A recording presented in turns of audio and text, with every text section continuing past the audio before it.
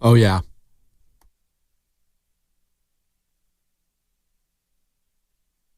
Where is Ja? Oh, he'll be here tonight, Dave. Ja Morant, Jaren Jackson Jr., Desmond Bain. Go to Chase Center. Take on Steph Curry, Jimmy Butler, Draymond Green, Jonathan Kaminga? Well, we'll see. Grizzlies-Warriors playing tonight, and we're talking about it all. Good morning, ladies and gentlemen, boys and girls. I'm fired up. Nothing gets me more fired up, Joe Shasky, than this song right here.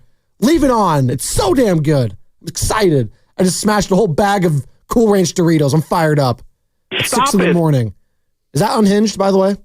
Cool Ranch? It's not unhinged. Okay, thank you. I mean, if we're being 100% frank, and he's going to kill me for saying this, unhinged is oatmeal with sausage in it, chopped up every single day with a dash of milk, and that's what Sam Lubman drinks every day. Don't you have an unseasoned avocado you should be eating right now? Avocado's good. I'll back like you a up on the Greek avocado. god, I'll eat an avocado plain. Yes. Wait, you put whole milk in your sausage oatmeal? Yeah, it's not whole milk. Yeah, it's milk. Okay. It's neither here nor there. All right. Great start. This is a good, tremendous start. I'm going to say it. I'm going to say it. I'm going to say it. Say it. I'm excited. I'm fired up. Let's go. Everyone's going to say, well, you can win Friday. No. I woke up this morning and I was thinking the same thing that I bet a vast majority of Warrior fans are feeling this morning, which is if you don't win tonight's game, there's not a chance in hell you're winning on Friday. Oh, stop. And let me lay this out. I remember when the Giants in 2002, they got to that game 6 scenario. And it was like, there's just no way this can go to game 7. If this goes to game 7, we are losing. We all felt the same thing. And they were winning. And obviously Dusty Baker and the flip heard around the world where he flipped the ball to Russ Ortiz. One Felix Hernandez pitch later, one Scott Spezio swing. And I didn't care who was starting game 7. It does not matter. I knew that team was going to lose. There are times in sports where you know your team better than whatever the gamblers do, better than whatever the unemotional fan who's watching from across the country has a grasp for. I understand where you're going. I hear you, Joe. Like, oh, you can win. If it comes to Friday, we are losing. This team has exerted so much energy just to get to this point. They have a 37-year-old, a 35-year-old, and a 35-year-old who are the top dogs on this team. And they got a lot of young players who we don't know what they're going to bring to the table. I don't know if Moses Moody's going to be great tonight or not. I don't know what Pajemski's going to look like. From possession to possession, these guys can be excellent. I'm talking about the others. Or they can be really bad and Let's show their... throw Guy Sanchez in there. And they could show some of their... Jonathan Kaminga. I don't even know if Kaminga plays tonight. Or Guy Sanchez. I don't even know if he should play tonight. Like, I have a million questions on that. We'll get to that. Trust me. We will get to that. You have to win tonight. And if it goes to Friday, I'm telling you, this thing is cooked. It is all or nothing tonight. This is the game of the season. And I'm going to know in the first 7 minutes how focused this team is by 2 statistics. Points in the paint for the Warriors and defensive rebounds. If they limit the amount of offensive rebounds for the Memphis Grizzlies, I will know exactly what they're doing. If they are chucking away from the three-point line early in this game, I have a very bad feeling about it. They have got to get in the paint. We know what's going on. Jalen Wells hurt his wrist. He started 73 of 79 games for him while he's playing. He only had 6 games off the bench. He is their best perimeter defender. He is out of this game. You have a perimeter defender advantage because he's not there. You should cook. You're looking at a couple of guys. This kid Williams, who most people have no idea is going to step up in his absence. You've got Scottie Pippen Jr. You know the name. You remember him from the last time. Maybe, just maybe, because of foul trouble, they go to some guy, Lamar Stevens. Again, these are names no one knows. Don't sleep on your boy Luke Kennard, all right? Might be a Luke Kennard game tonight at Chase Center, okay? He's not guarding anyone. He's a scorer. He's a facilitator. I know, okay, well, I'm just saying his names, all right? Santi Aldama, we know he's going to ball out against the Warriors because he always does. They're going to pare down their rotation.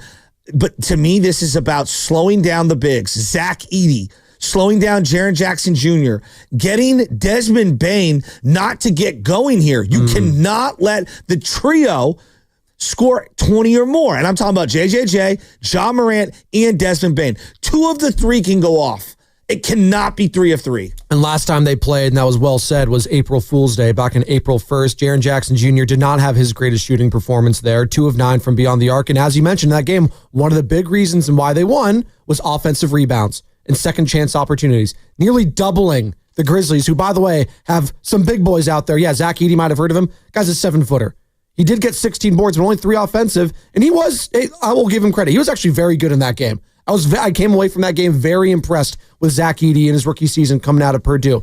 But he's no Ivica Zubac. No. He's not at all. And that's a credit to Zubac, just how long he's been in the league. He's more polished. And Zach Edey's not maybe even going to get to that close of a player. But that's just the drop-off we're going to see. And Draymond Green, I'm expecting him to step up big tonight. I'm expecting Jimmy Butler. Where's that quad at? Where is his fatigue level at? I mean, playoff Jimmy, play-in Jimmy. We know. He needs to be attacking the hoop all day long. If this team is settling for poor possessions, perimeter, passing, and just hoisting late in the shot clock, we're in trouble. This is a team, Memphis, that rebounds really well, which you've alluded to.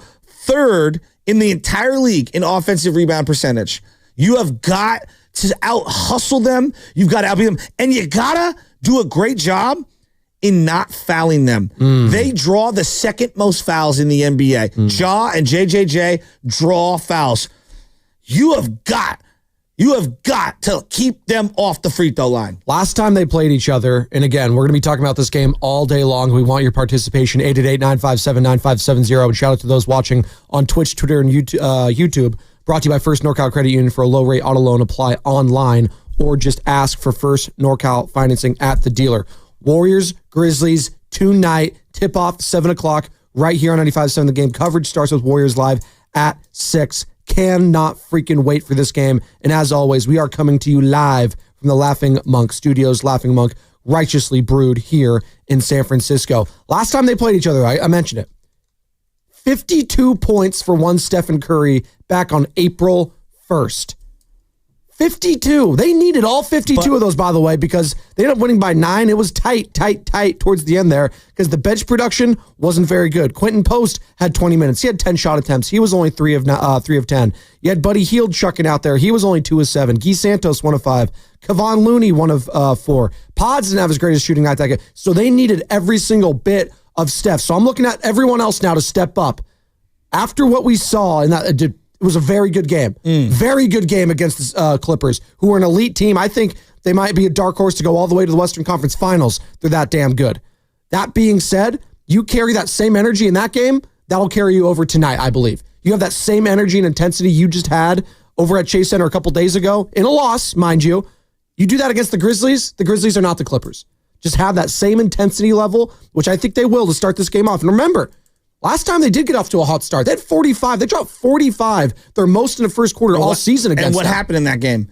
Jaren Jackson Jr. got 2 quick fouls. Which he will do. And he had to come off the floor. And then in the second quarter, he was a big part of what drove them back into that game. Yep. So he was chucking it from beyond the arc and missing. And they just let him do it. He was. And so you got to get him in foul trouble early, which why do I keep saying? You have to attack the paint. Yeah. They cannot settle for bombs. To me, like, attacking the paint can still mean a good kick out for a 3 that's wide open. They cannot take contested last tick downs of a shot clock 3s. The flow of this game is going to be dictated almost immediately. I'm glad you brought it. I didn't mean to cut you off.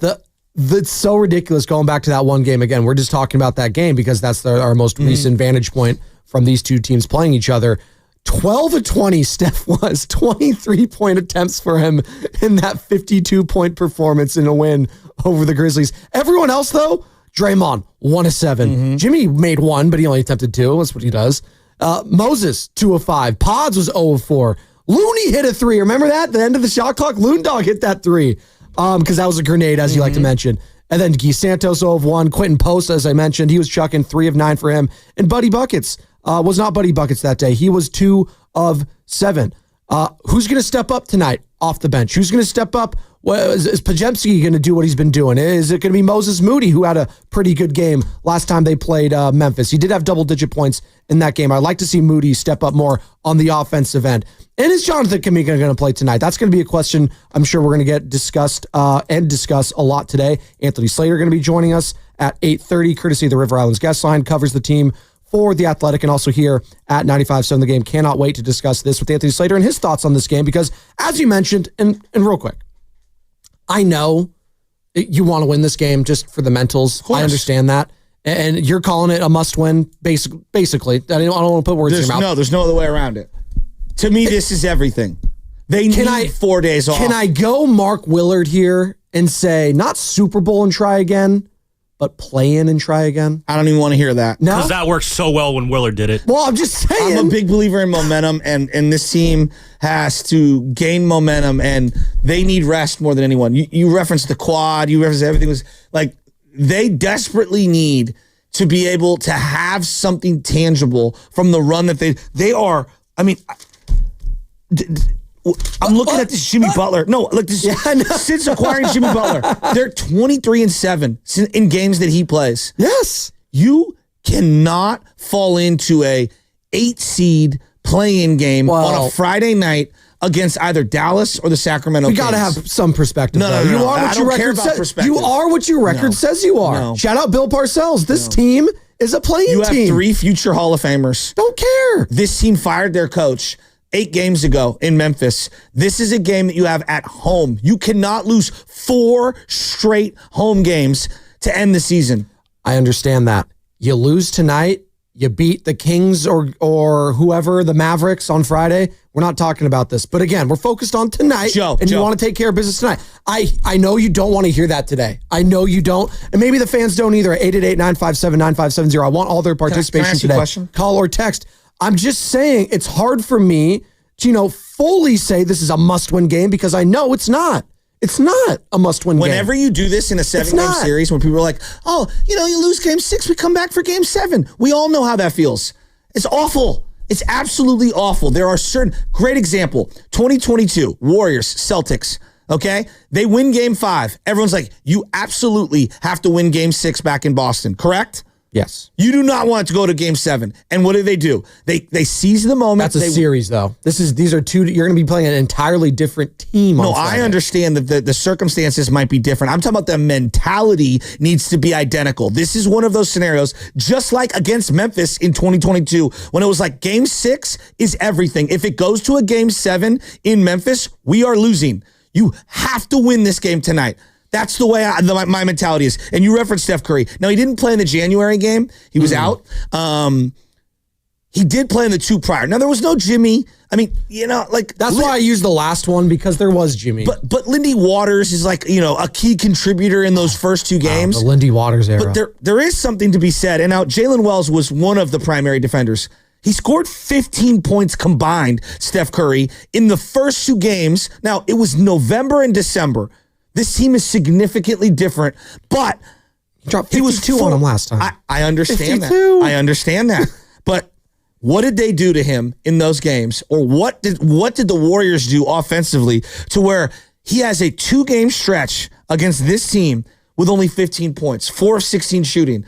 That's surprising. But that was Taylor Jenkins. I don't know. Even remember. Are their philosophies totally shifted now with their new coach, Coach Tomas? I go back to the Jalen Wells is their primary best wing defender. Their second best in terms of just doing the scouting report is Vince Williams Jr. And then they're going to throw Scottie Pippen Jr. on Curry. Those are the 2 guys. He showed some moments, but he also showed he's a young player, but he has some turnovers in him. And again, the turnovers are going to be another thing too.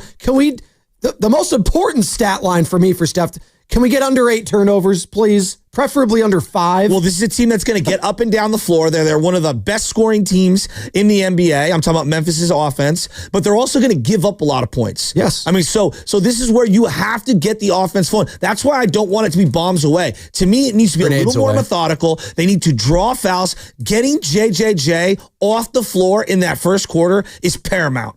888-957-9570. What are you looking for in tonight's matchup between the Warriors and Grizzlies? Again, is Jonathan Kaminga going to play? Do you want him to play? We'll get into that. Again, Anthony Slater going to be joining us at 8:30. This is a massive game. Shasky says you lose this game, don't even show up on Friday. That's how he's feeling going into tonight's Mentally, game. that's how I feel. Mentally, that's how he's feeling. Am I alone in this? See, I'm not that extreme with it. You lose tonight, it would suck. It'd be awful, but you'd have another opportunity, and you've put yourself in this opportunity to have multiple cracks on it. So that's why I say that, Joe, when you say, oh, this team, you had an opportunity to be a playoff team. But you also had an opportunity to be a play-in team multiple times, and they had opportunities to win, and they didn't. So this is a play-in team. This is not a playoff team. If they were, they'd be playing against the Nuggets or the Lakers or the Clippers, but they're not. They're playing against the Memphis Grizzlies and Ja Morant tonight, and how many grenade tosses are we going to see? I'm setting the over at 3.5. How many grenade tosses are going to be thrown at Chase Center? Hopefully not a lot. You're hoping. But that's, again, we didn't even bring up the guy, Ja Morant. I think you're assuming he's going to have his. He's a superstar. He usually does against the Warriors. How can you make it difficult on him? How could you make him, earn it a little bit extra? If he can exert a little bit more force and exhaustion, right? Moses Moody, I'm looking at whenever he picks him up. I saw a ferocious defense early in that first quarter against the Clippers that I want to see replicated again. Get off to another fast start like you did against Memphis the last time he played. You shot 45 on their ass in Memphis. In the first 45, Joe, and you knew early it was a Stephen Curry game in that one too. Well, against the Clippers, I didn't. It was different. There was no Steph. It was the non-Steph minutes, and they were making a run. And then Steph came back, and it was kind of wonky. Then he kind of found his ground and footing in the second half and fourth quarter. But I'm looking for the tone to be set early tonight in this one I at Chase Center. I want the crowd to be getting involved mightily in this one. Because I know there's not going to be any Grizzlies fans there because I've never met a Grizzlies fan in my entire life. Well, I mean, T. Morant might be there, but I'm telling you this right now. Like, this is a team. T. Morant, sorry. The dad? I just want you to just think about it as a Warrior fan, how much energy has been exerted by this team. And some of the older players, they played Tuesday last week. They played Wednesday. They played Friday. Off day Saturday. They played Sunday. Off day today or yesterday. They played today. That's 5 games in 8 days. So they might be sluggish, what you're telling me. Yeah, that's pretty lame. This team, more than any other team that's left in the playoffs, maybe the LeBron team because of him being that old, this team desperately needs the time off. They got a superstar, one of the greatest players of all time, whose hand is wrapped. They've got another guy who took a knee to the quad, and they have another guy who literally walked back to the bench and into the tunnel because his neck took a vicious shot and had to come back into the game. 35, 35, and 37 years old. 5 games in 8 days. 5 games in 8 days. If you think that they're going to pick themselves off the mat after playing 35-plus minutes, all those trio, again, and have a 6th game in about 9 or 10 days, oh my goodness. It's Holy Week. All these other teams got opportunities to rest. Oh, ye of little faith, Joe. Oh, ye of little faith. All right. Brought to you by Golden State, serving the Bay Area for 3 generations. When you succeed, we succeed. Visit goldenstatelumber.com. By the way, this is pretty fun. Make sure you are locked into the morning roast this morning, like you are right now, for a chance to score tickets to tonight's game against the Grizzlies. Yeah, Yay! Chase Center tonight. 2 tickets for you. What do you got to do? Listen between 7:30 and 8:30 today, and we're going to be playing Know the Show. So be listening between 7:30 and 8:30, and then at around 8:45, so a little bit after Slate's, well, after we get Slater off, we're going to ask a question about what happened on the show between 7:30 and 8:30, and if you be the, number 1, the first caller at that time, first caller, and we're not giving out the number yet, so don't call right now. Between 7:30 and 8:30, be listening for Know the Show, and then got to be the first caller around 8:45 when we give it out, and you will win tickets to tonight's game between the Grizzlies and the Warriors. And that's what's coming up in the game, brought to you by Chilton Auto Body.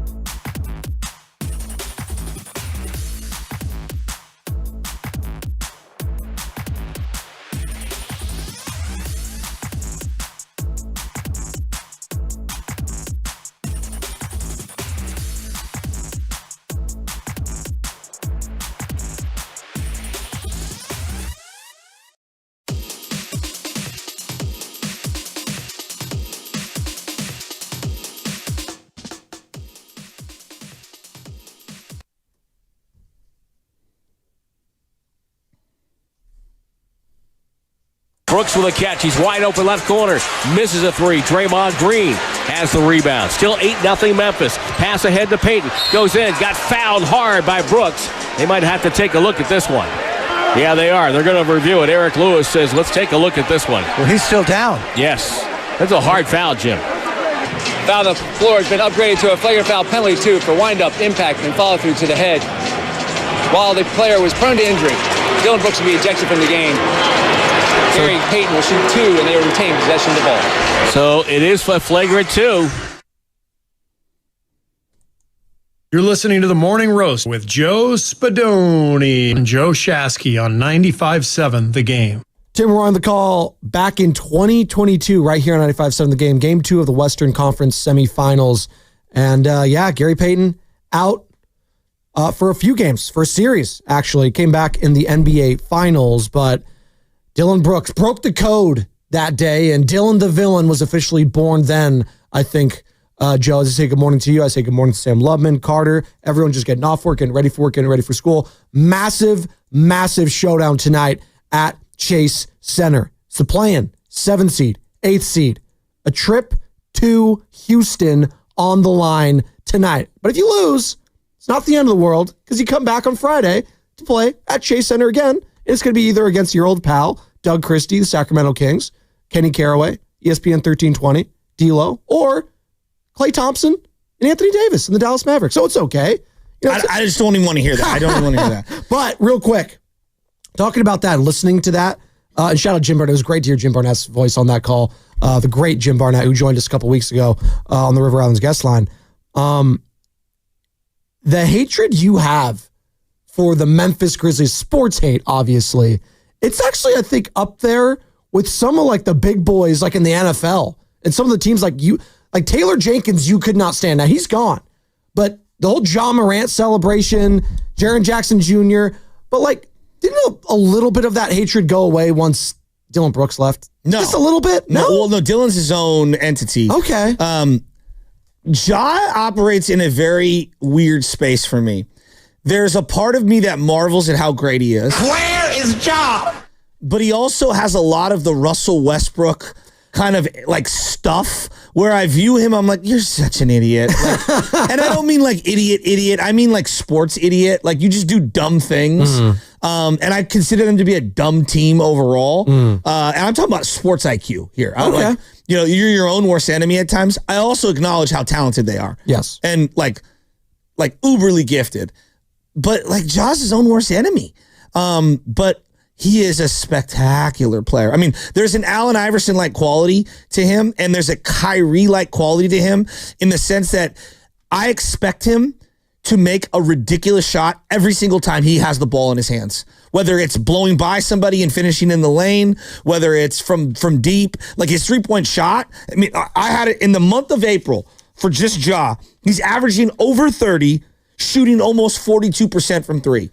In 13 games against the Warriors, Ja Morant's averaged 22, 7, and 4. 7 assists, 4 rebounds. I thought that would be even higher. But higher, but also that's still pretty damn good. No, it's really good. Against one team. If you told me it was 40, I would believe it, you know? No, it's a great point. And you look back to the last game they had, again, a couple weeks ago, he was getting his. It was Stephen Curry versus Ja Morant, but Steph was just all-time great that day, and he dropped 50. I think we forget in that game, too. We do. I do. Draymond Green had a triple-double. He was incredible that game on the defensive end. He wasn't shooting the ball very well, but he got 13 points. He got to the line 4 times, made all 4 of his attempts, 12 assists. It was Draymond Green, the ball distributor in that game. And Jimmy Butler, he had gotten to the line 12 times. So again, getting the opposite team in foul trouble, getting Jaren Jackson Jr. to do some dumb fouls, like, the Karl Anthony Towns of the world. I think I made that comp last time they played. They just do these dumb fouls early, and good. Force them to do it early. Well, their last big-time game, Anthony Edwards went wild. They really don't have a defender to guard someone on the perimeter. I'm talking about the Memphis' defense. Yeah. And Ja went off, right? And so who's going to guard Ja for the Warriors? The question is, who's going to guard him? Who do you want to? The answer is, for me, early on, Moses Moody. Moses, yeah. I would agree. And I'll get to this later. I think this is a game you bust out Jonathan Kaminga for a couple of minutes. Ooh. I'm not saying you got to play him for long stretches, but Jonathan Kaminga. I think against Ja, the key is no one can stop him. So what do? You use a variety of bodies and lift lengths and strength sizes against him. I would throw Moody on him. I would put Pods on him for a couple possessions, even though I know where that's going to go. I would put GP2 on him for possessions. And then, I would dust off Jonathan Kaminga, and I would put Jonathan Kaminga on Ja for a couple of possessions. I want to see that size and strength, and I would force him, I would be guarding him full court in this game. I actually don't hate that. I love giving different looks on a player of that caliber and just getting him uncomfortable. Exactly. Just get him uncomfortable. And that's what I saw Moses do to Luka Doncic a couple weeks ago against Los Angeles or, against the Denver Nuggets, right? You have to get up in these guys' grill. He was doing it against James Harden, and Kawhi were making some dumb plays in that first quarter too, putting pressure on these guys early to force them into mistakes, and it's particularly the fouls, and get that crowd going again. We're going to be giving out tickets. You got to be listening today. Morning Roast. We're giving out tickets today, people. Be listening 7:30 and 8:30 between those times. Know the show if you want to win tickets to tonight's game. And it's extremely important to me that we see what Jimmy Butler has in the tank. Let me just give you some stuff here. Oh, Jimmy's chilling. Remember this? Go home and play some dominoes, drink some coffee. That'll help it feel better. See, he's feeling better. My buddy was hitting me up, and it's he makes a really astute point. And I had written down some statistics regarding Jimmy Butler. He's like, hey, the Miami Heat pace versus the Golden State Warrior pace are just two different paces. And they just are. The Heat play a little more methodical. The Warriors want to get up and down and shoot quickly. And, there's a freneticness to our style of play. Since April 1st, now today is the 15th. It is. They've played 8 games. Jimmy Butler, I'm just going to give you the overall minutes played in terms of minutes per game. 38, 36, 35, 33, 20, 38, 29, 48 plus. He's averaging 35 minutes a game since the start of April 1st. 8 games. He's scoring 20 points a game. He's getting 5+ assists a game. The rebounds are down a little for his averages. He's shooting 93% from the free throw line. What version of playoff Jimmy are we getting in this game? Are his legs ready to go? He played so many minutes in that Clipper game and looked gassed at the end. The final 5 minutes, I rewatched it again and the overtime. He was exhausted. Games played for Jimmy Butler this season. Let's look it up right now because I got it in front of me. 55 games. 55 games. I just got 55 games he's played. Okay. He should be fine. He hasn't really had any major injuries with the Golden State. I know he got hit on the quad. He's fine. It's probably a little bit of a bruise. Probably it looks gross. It'll turn into black and yellow a little bit here soon. He'll be fine. All right. 55 games for Jimmy Butler this season. He should be ready to go. He knows all about the play-in, as you mentioned, with the Heat. But the pacing is something. It's a really good point. And it's also because he is a two-way player and he plays with such intensity on both ends of the floor. Some guys, let's call it what it is. Guys are coasting on defense a lot in today's game. Let's just call it what it is. A lot of guys coast on defense so they don't lose a lot on offense. Sure. And that's, for certain teams, that works. But those teams probably aren't going all the way and winning because that player is not playing specific defense. I'm looking at Luka Doncic, right? So it's all baked into the equation with Jimmy. What I want to see him is in the fourth quarter, because I did notice that momentum kind of wane a little bit. He was exhausted. The exhaustion. I started going back to that meme we were talking about yesterday, and he wasn't looking for his shot. Joe, tonight's the 9th game since April 1st. I know. 9th game. It's the 15th. I know. He's tired. So this is what this is a tall task. He coffee, though. He's good. Joe, this is a tall task. I got him on Bane tonight. Ooh, okay. I have to shut Bane's water faucet off. I got him on Bane tonight. Super chat, YouTube, SF Bay drummer, our boy, your boy. I actually don't hate that on Desmond Bane. $4.99. Spent $5 to say the Dubs will defeat G.I. Jaw and the Grizzlies. That's what he's calling them, the Grizzlies tonight. G.I. Jaw and the Grizzlies. I'm not mad at that. $5 to say that. Hey, SF Bay drummer. Thank you. We appreciate it. I am anticipating a over-the-top loud crowd tonight at Chase Center. Y'all better be bringing it. Good. And bringing it. And we're going to be bringing 2 tickets to go to that game tonight on the Morning Roast. Be listening again between 7:30 and 8:30. And tune in for Warriors Live tonight, 6 o'clock, presented by Xfinity. Stream sports from the best seat in the house with Xfinity. Bring on the good stuff. Mark and Berkeley, I see you. We'll get you on the other side. 888-957-9570 is the number. Big game tonight. It's not a must win. It's a gotta have it win. You gotta win if you want to get some rest because Joe's scared. Joe's frightened with Jimmy Butler's health right now and the age and the wear and tear and the old men on this team. You know what? I think the old guys are going to show out tonight against the young guns. Maybe I shouldn't have said guns. Of the Memphis Grizzlies. And that's what's coming up, brought to you by Fremont Bank. Here for you, here for good.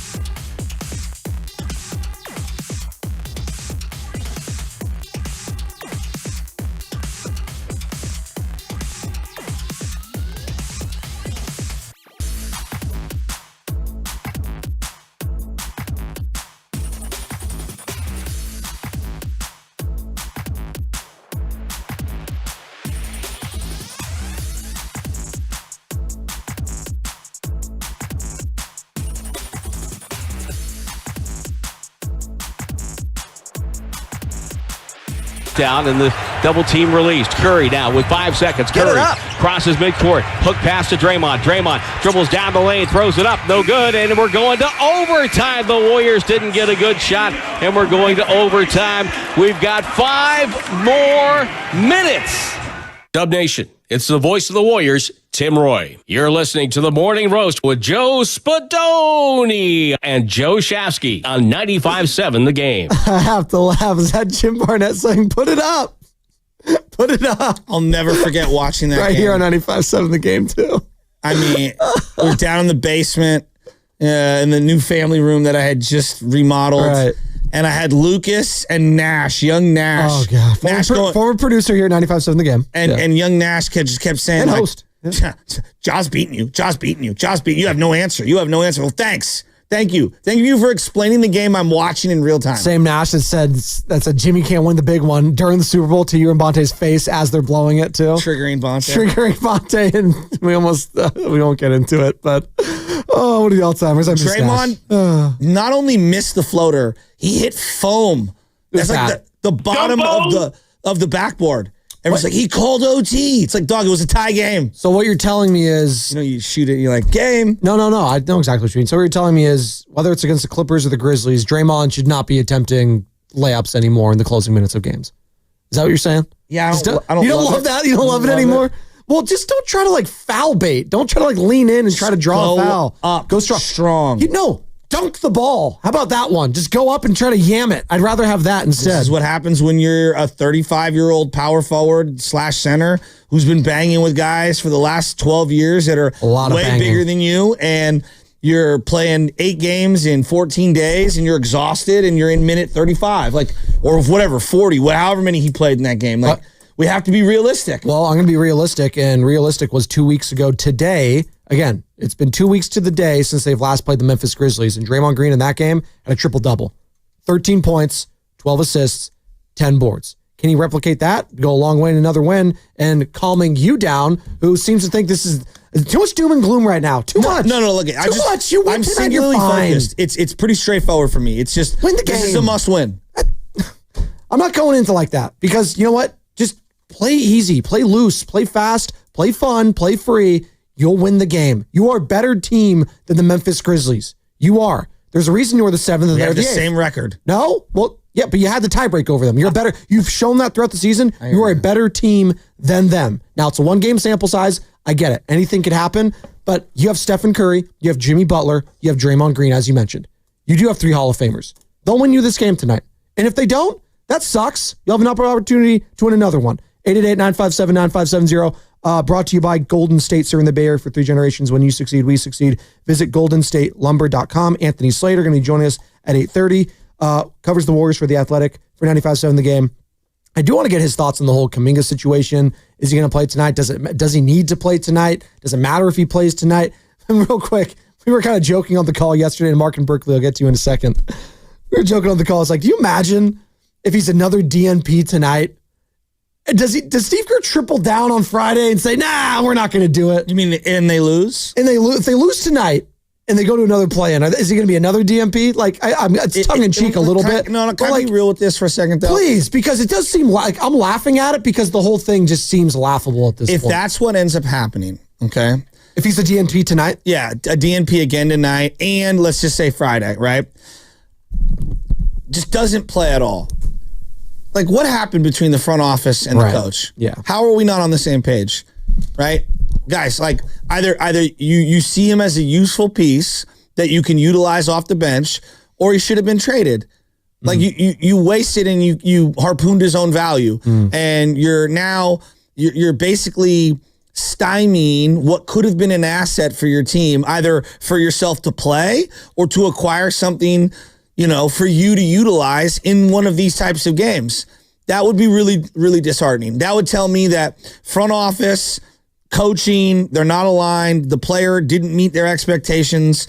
But on some level, you didn't have a feel for this, guys. I get hey, we made a trade for Jimmy and kind of want to see what it looks like. And now we kind of seen what it looks like and it doesn't look great. Well, I could say the same thing about some of these other combinations with, Kevon Looney, for example. It didn't look great at times with Draymond, Jimmy, and Kevon Looney. Like, I know we want to, hyper focus on what Jonathan Kaminga doesn't do well, and I'm not here to say that he's some spectacular player that should play no matter what. Talking about a bench probably. Yeah, exactly. Like, that's what we're talking about. But I just think the overarching theme is if you told me, Joe, they lose tonight, he doesn't play at all tonight, and they play on Friday, and he doesn't play at all in that game. Wow, those are three really different teams, and you couldn't find a minute for him. Why'd you keep him? Yeah, that would kind of be my question. Would you play Jonathan Kaminga tonight? 888-957-9570. Why or why not? 888-957-9570. Again, same number to call or text. Mark Berkeley wants to join in the conversation. Mark, how do you feel about tonight's game, man? Good morning. I'm excited to hear what Slater says about. I missed the game. I overslept after work. I was more shocked to find out Kaminga didn't play than that we lost. What's going on? And I wanted to say this about momentum. Ben Maller says there's no such thing as momentum in sports. Why does he say that? And he's serious. Because he's never played. And maybe. You guys are both great. I want to talk about some positives that we have that other teams don't have. We have a coach that can't be fired. We've got you guys. We've got Tim Roy. We've got the best player in the league. We've got Butler. We should win. Think about the positives. And we're getting to the free throw line now. Yeah. It's amazing. Yeah. A couple of years ago, it would be like 12 attempts, 6 misses. Now it's like 20. I can't believe it. Is it all Butler doing that for us? We should win these games. Well, it's funny you bring that up. Thanks, they were Mark. bottom of the league before Jimmy Butler got here. They finished the season. Real quick, he has Steve Kerr, you guys, and Tim Roy. We should win this game. Yeah, that was all time. I just glossed over that. The Warriors were Mark's one my of guy. the worst teams in the league in terms of getting their opponents to foul per game. They ended up finishing the season 19th, and that is strictly because of the Jimmy acquisition. Yeah. They would have finished bottom four, bottom five. You know what they did against the Grizzlies last time? 28 of 28 at the free throw line. Yeah. 28 of 28. And Jimmy was 12 of 12. Steph was 8 of 8. And I think we got into a little bit of argument about the foul calls the day after because they got a bunch of them. But Buddy Hield even knocked out a couple and Guy Santos off the bench. So again, do that, right? Do that. I'm just going to, Ben Maller doesn't believe in momentum. Well, Ben Maller, Fox Sports Radio, baby. We've been doing the same shtick for the last 20 years at 4 a.m. They're in the air everywhere. I'm just going to say this. If you don't think momentum is a real thing, like, I don't know what else to say. Depends on the sport. My dad always used to say in baseball, the momentum is only as good as your next starting pitcher. So, baseball's carrying different. over from game to game is different. I'm talking about within the flow of a game. Well, no, absolutely. Within the flow of it, 28-3 on line one, right? Yeah, exactly. Watch the overtime the other day when Harden hit that first three. It was like, oh, boom. Then he hit the second one. It was like they're winning off the turnover too. Yep. Exactly, they're winning this game. So I believe in it. I mean, that's just how I roll. And that's why I believe like a coach has a big influence on momentum. Popovich was excellent at it. You see Spoelstra do it. Calling a timeout when the other team is gathering offensive momentum, or when your team is starting to slip away, calling timeout and stabilizing things and slowing it down. Popovich was notorious doing that. Even if it was anything as a 5-0 run. Let's say his team had like a double-digit 15-point lead. Quick 5-0 run, boom. No, exactly. Let's come back. Yeah. What do you make of this stat? I'll tell you. Memphis is 0-8 this year against teams on the West Coast. So when they go to the West Coast. Yep. Interesting. I don't know what to make of that. Me neither, because if you look at the regular season, like were those back-to-backs, were that tells me honestly, like you can take that both ways. Oh, well, that's great for the Warriors, or the Grizzlies are due to win one there. Like it's right. It's one of the other. Sample size.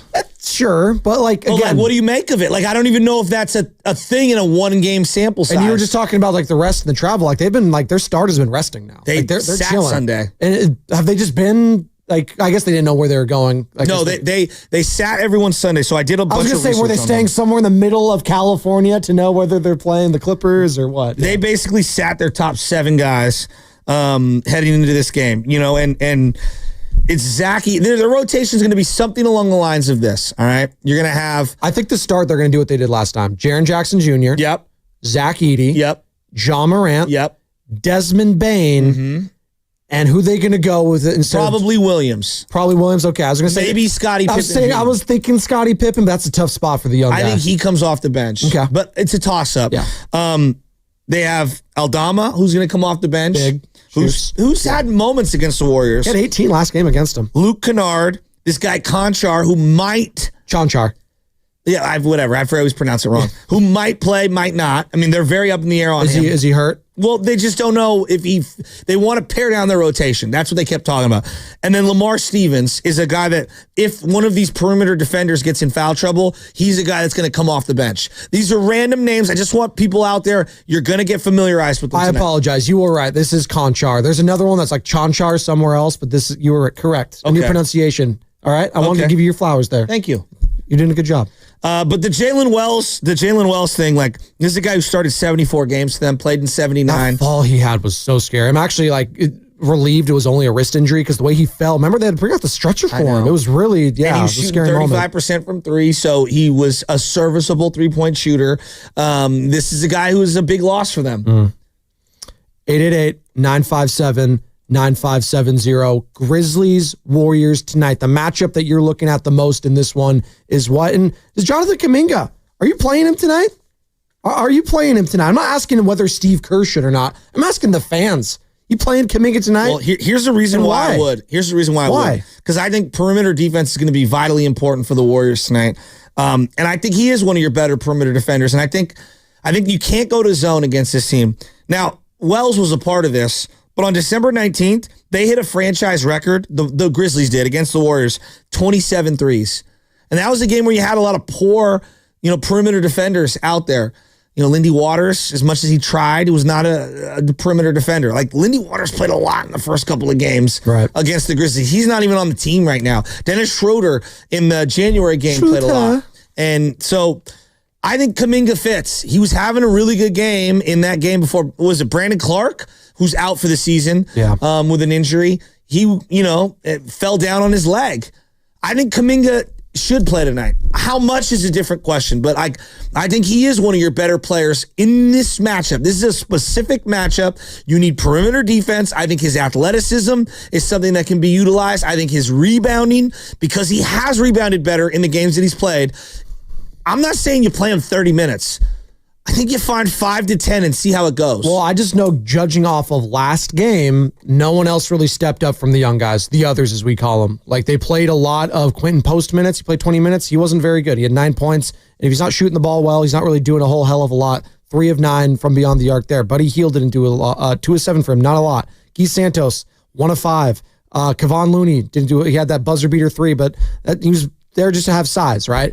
Pods didn't have his greatest shooting performance. Can he pick up what he just did against the Clippers? He had some turnovers, some bad ones, but he also was shooting the hell out of the ball, and he's not afraid of the moment, as we know. Moses Moody's the guy I'm looking at tonight.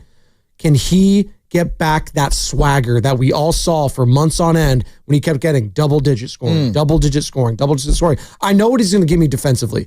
I want him to be aggressive tonight. I want him to get hit to his spot, knock down a couple threes, and everything's going to be all hunky-dory. He didn't have Gary Payton in their last matchup against the Grizzlies. How much action is he going to get tonight? And how important is it for him to get off to a hot start scoring? Because you just kept talking about yesterday, a lot of the show was, man, you got some open looks, Gary. You got to hit him. He just looked hesitant. He didn't, I heard Dibs yesterday talking about, he thought he looked scared. Like, he didn't want to shoot the ball. That's all I know. And he had opportunities to do so. So getting these guys involved early, shooting the ball, and that's where I'm looking at Steph, Jimmy, Draymond as ball distributors, getting the others involved early. I think he'll pay off later in that game. I agree with that. And I think what I'm expecting early is not a lot of motion. I'm actually expecting them to run a lot of pick and roll at Edie and John Morant. Make both of them be backup defenders, and then get JJJ. You can pick on Ja. You can pick on him. I agree, but get JJJ as a help defender and try to get some cheapo depot fouls on him early. You don't want to attack him in an ISO because he's so good at moving his feet. You want to get him coming over trying to block a shot late and drawing what I would call 50-50 fouls. Jaren Jackson's a very interesting player. He's a leaper, so he's going to want to leap. You look at the guy, and he's chiseled out of granite. Like, that looks. I've been to Rome. I've been to Venice. He could be a statue up there with David. He is that guy. He's a beast. But why does he play not to his size sometimes? I feel like he doesn't. Maybe that's a credit to Draymond Green being an elite defender on him. But and Draymond talked about it after the game last time, right? Like, he's he's too smart, or he's been in this league too long to have dumb fouls. Remember how we were playing some of the sound after? They play at a quick pace, though, offensively. And so I think he's the trailer in a lot of these plays, and he's going to get that wide open, top of the key trail three. And I think he just takes it all the time. But you look at Zach Edey and Jaren Jackson Jr., and you look at the size of the Warriors in that starting lineup, which I'm assuming is going to be the same starting lineup they had against the Clippers: Draymond, Jimmy, Steph, Moody, and Podziemski. The Warriors out-rebounded them in that game, 49-43. And I talked about it. They doubled their offensive rebounds, the Warriors. They doubled up on the Grizzlies in offensive rebounds. That's insane to me. That's insane. Jay was off the floor for the first whatever when they had the 44 points. Santos had 4 of them. Is he going to get another DNP? I hope not. He had a great game against them last time, just being that hustle guy. I think it's all hands on deck tonight. As much as they because the Clipper matchup was very specific. They had just a very specific team. I think this one is more like, I think you need the energy and the effort of all. And especially because you're at home. Sorry, I didn't mean to cut you off there. You're listening to 95.7 The Game, KGMZ, FM, and HD1 San Francisco, and Odyssey Sports Station, always live in the free Odyssey app, and now broadcasting live from the Laughing Monk Studios. By the way, be sure you're locked in today. You're already locked in the Morning Roast if you're listening right now. But between the 7:30 and 8:30 segments, so 7:30 and 8:30, you got to be listening to both those segments, 7:30, 8:30, we're playing Know the Show. We're giving out tickets, Grizzlies, Warriors, tonight. You got to be listening between those times, because around 8:45, we're going to ask a question about what happened on the show between those times. You call in, be the first caller. We'll give out the contest line then, and you will be going to tonight's game between the Warriors and Grizzlies. Talk about star power. Talk about fun. Like we were talking about the Clippers, obviously Kawhi, James Harden, but Draymond, Jimmy, Steph, Ja, where Ja's been in all the headlines for all the wrong reasons. It's for some of the right. I'm not going to say wrong, because you know what? He's been playing his ass off lately. I get it. Everyone wants to talk about like the gun celebration and the grenade throws. And, you know, we poke fun of it. I know you take it a little more seriously. The grenade throw, for me, I think it's a cool celebration. It's fun. I get it with his history in the past.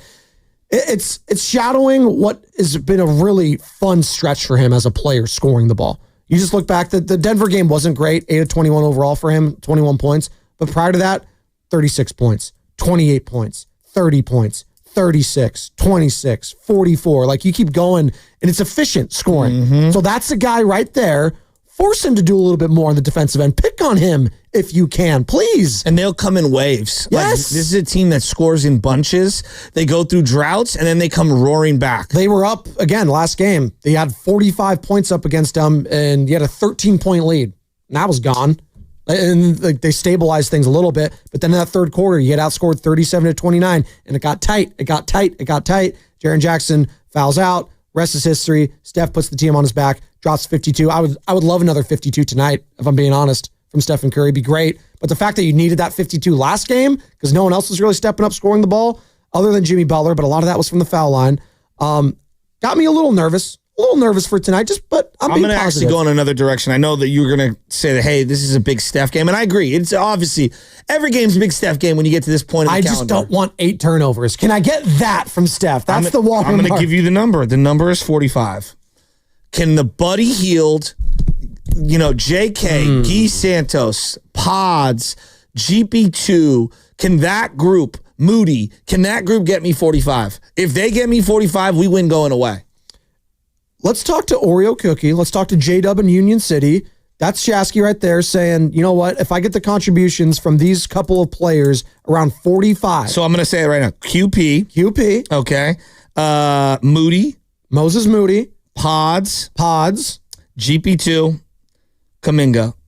Oh, you're adding Kaminga in there. I am going to add Kaminga in there. Okay. 1, 2, 3, 4, 5. I got 45 from those guys. If I can get 45 or more, that I think we're going to be really sitting pretty. You're looking at the bench last time they played the Grizzlies, and again, no Gary Payton in that game or Kaminga. We'll see if both of those players play tonight.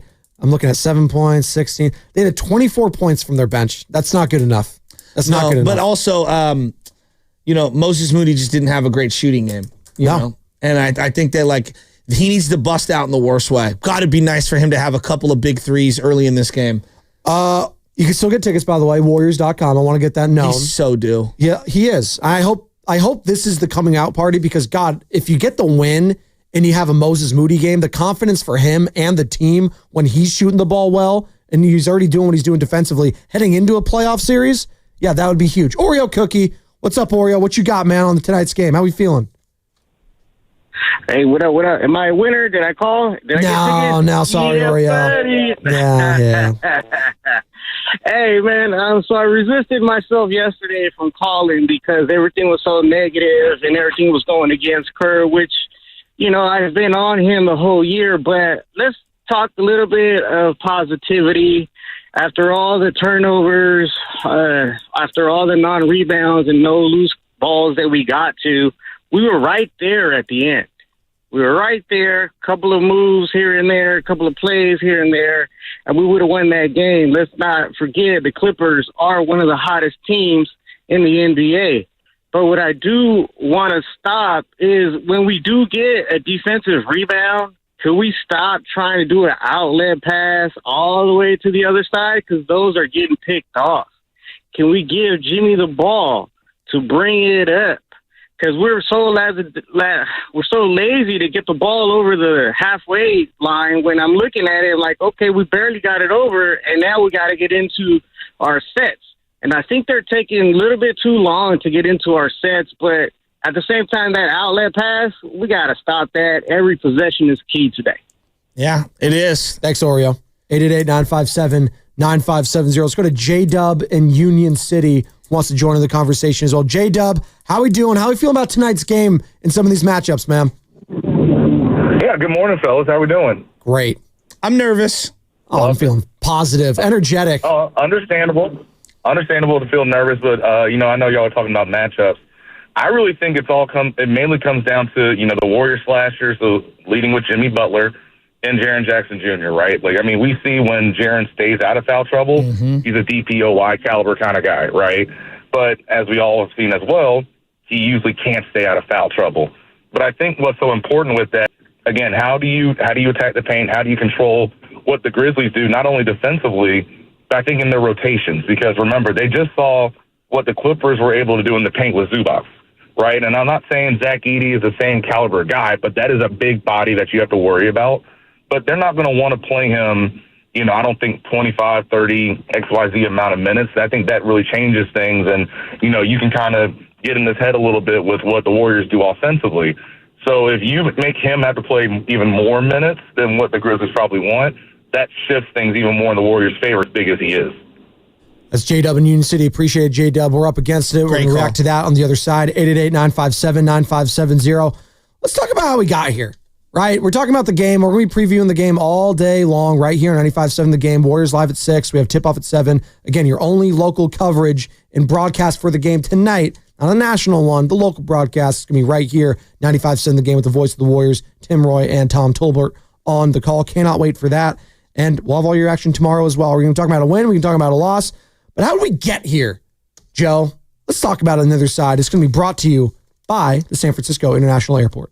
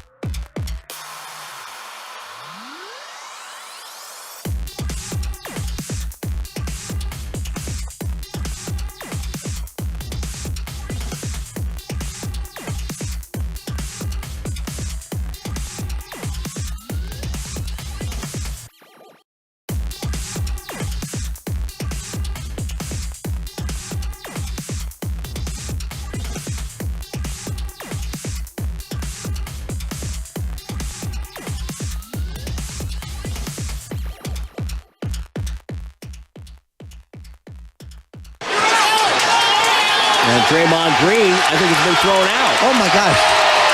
Or maybe not. No, what he did was Draymond Green just jogged over to the tunnel to get everybody fired up and then went back over to the bench. Oh. What was he? They could call a technical on this. Maybe he's going back. Oh, no, now he's going to the tunnel again. Maybe he did get thrown out. Steve Kerr is talking with James Williams. Wow. Here we go. Well, that changes everything. Now back to the Morning Roast with Joe Spadoni. You're weak, you're out of control, and you become an embarrassment to yourself and everybody else. And Joe Shasky on 95.7 The Game. Oh, I love revisiting these old games. Championship run memories right there. Game 1, Western Conference semis at the Grindhouse in Memphis.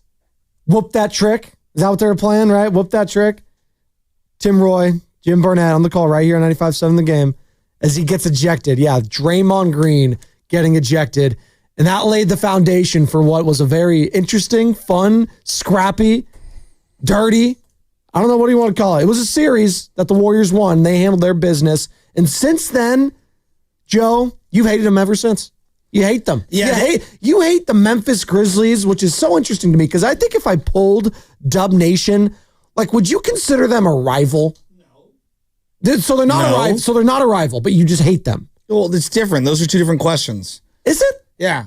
I never considered Russell Westbrook a rival. Can't stand him. Really? Yeah. You didn't consider him a rival at all? Not a rival. Given the history, like you the Oklahoma beat City. Us first, dog. Okay, I hear you. A rivalry goes back and forth. Okay. So, like, Russell Westbrook, Are the Blazers a rival? Are the Blazers a rival? No. Not even close. No, I wouldn't consider them a rival. But you know who I can't stand? CJ McCollum. Okay, but you cannot stand him. The Cavaliers and the Warriors. Was that a rivalry? Yeah. They won once. Yeah. They won once. But they also beat us on Christmas Day. You know, like there's a variety of back and forths. Yes. Okay, right. And the way they mocked us, absolutely. I think that was more of Steph and LeBron. Now, like, Ja Morant is his own guy. Let me stop you. I hated Della Vadova. I hated Tristan Thompson. Couldn't stand Kyrie. Like, no. I'm not letting you have love Kyrie now, though. No, you don't like LeBron. Della Vadova, I mean, come on. You don't hate Della Vadova now, though. No, I always hated Della Vadova. Really? Going back to St. Mary's? Yes. Oh, come on. Yes, the Australian pipeline. I couldn't stand it. They ate way too much pasta. Bennett. Put St. Mary's on the exemption list. No, Wait, you ate too much pasta? That was like the joke. They did like a recruiting trip and like a bunch of guys ate too much pasta. Was he Michael Scott? Or whatever it was. They treated him to a dinner that they weren't allowed to. You know, the classic line of, you know, the NCAA was so mad at North Carolina, they put St. Mary's on tournament exemption. What was that? Jim Harbaugh buying the recruit like a cheeseburger or something? Remember that? It's the stupidest thing. Pre-NIL era. Stupid. It is dumb. Like there weren't fistfuls of cash being thrown around. So you think there's a distinction between just pure sports hatred and then a rivalry? Yeah. Okay. That's absolutely. Fine. Then you just hate them. I don't consider Scott Hairston a rival. Well, I'm just Jerry Hairston a rival, but I hate their guts. So you don't like Ja then? Right? Is that really? I don't like Dylan Brooks isn't there anymore. Taylor Jenkins isn't there anymore. I just don't like the whole Memphis, the whoop that you know what and all that. Just the whole can say trick. aura. It's fine. You can say whoop that trick. Yeah, I think the whole thing they're small time. Exactly. They're so small time they don't have a blip on the radar. At least the Blazers played you in a conference finals. Never feared I actually fear Memphis more than the Blazers. Never feared the Blazers. Which is funny because didn't the Blazers, because they got swept in that series, what was that, back in 2019? They played them a zillion times. No. And the only time they played them in the Western Conference Finals, that time. They had the Blazers had double-digit leads at halftime, I think, in every single one of those games. All I think about with the Blazers is Curry. I'm back game where, you know, he was injured and then he came back and went absolutely nuclear in overtime and in the fourth quarter. It's just, I mean, come on. No. But CJ McCollum was also part of the players union that basically negotiated the difficulties in the CBA. And so he has no one to blame but himself. And then Dame Lillard, look, I know he's a local guy, but the way Dame took shots at the assembly of the team, it was just ridiculous. Would you consider the Rockets a rival during that time?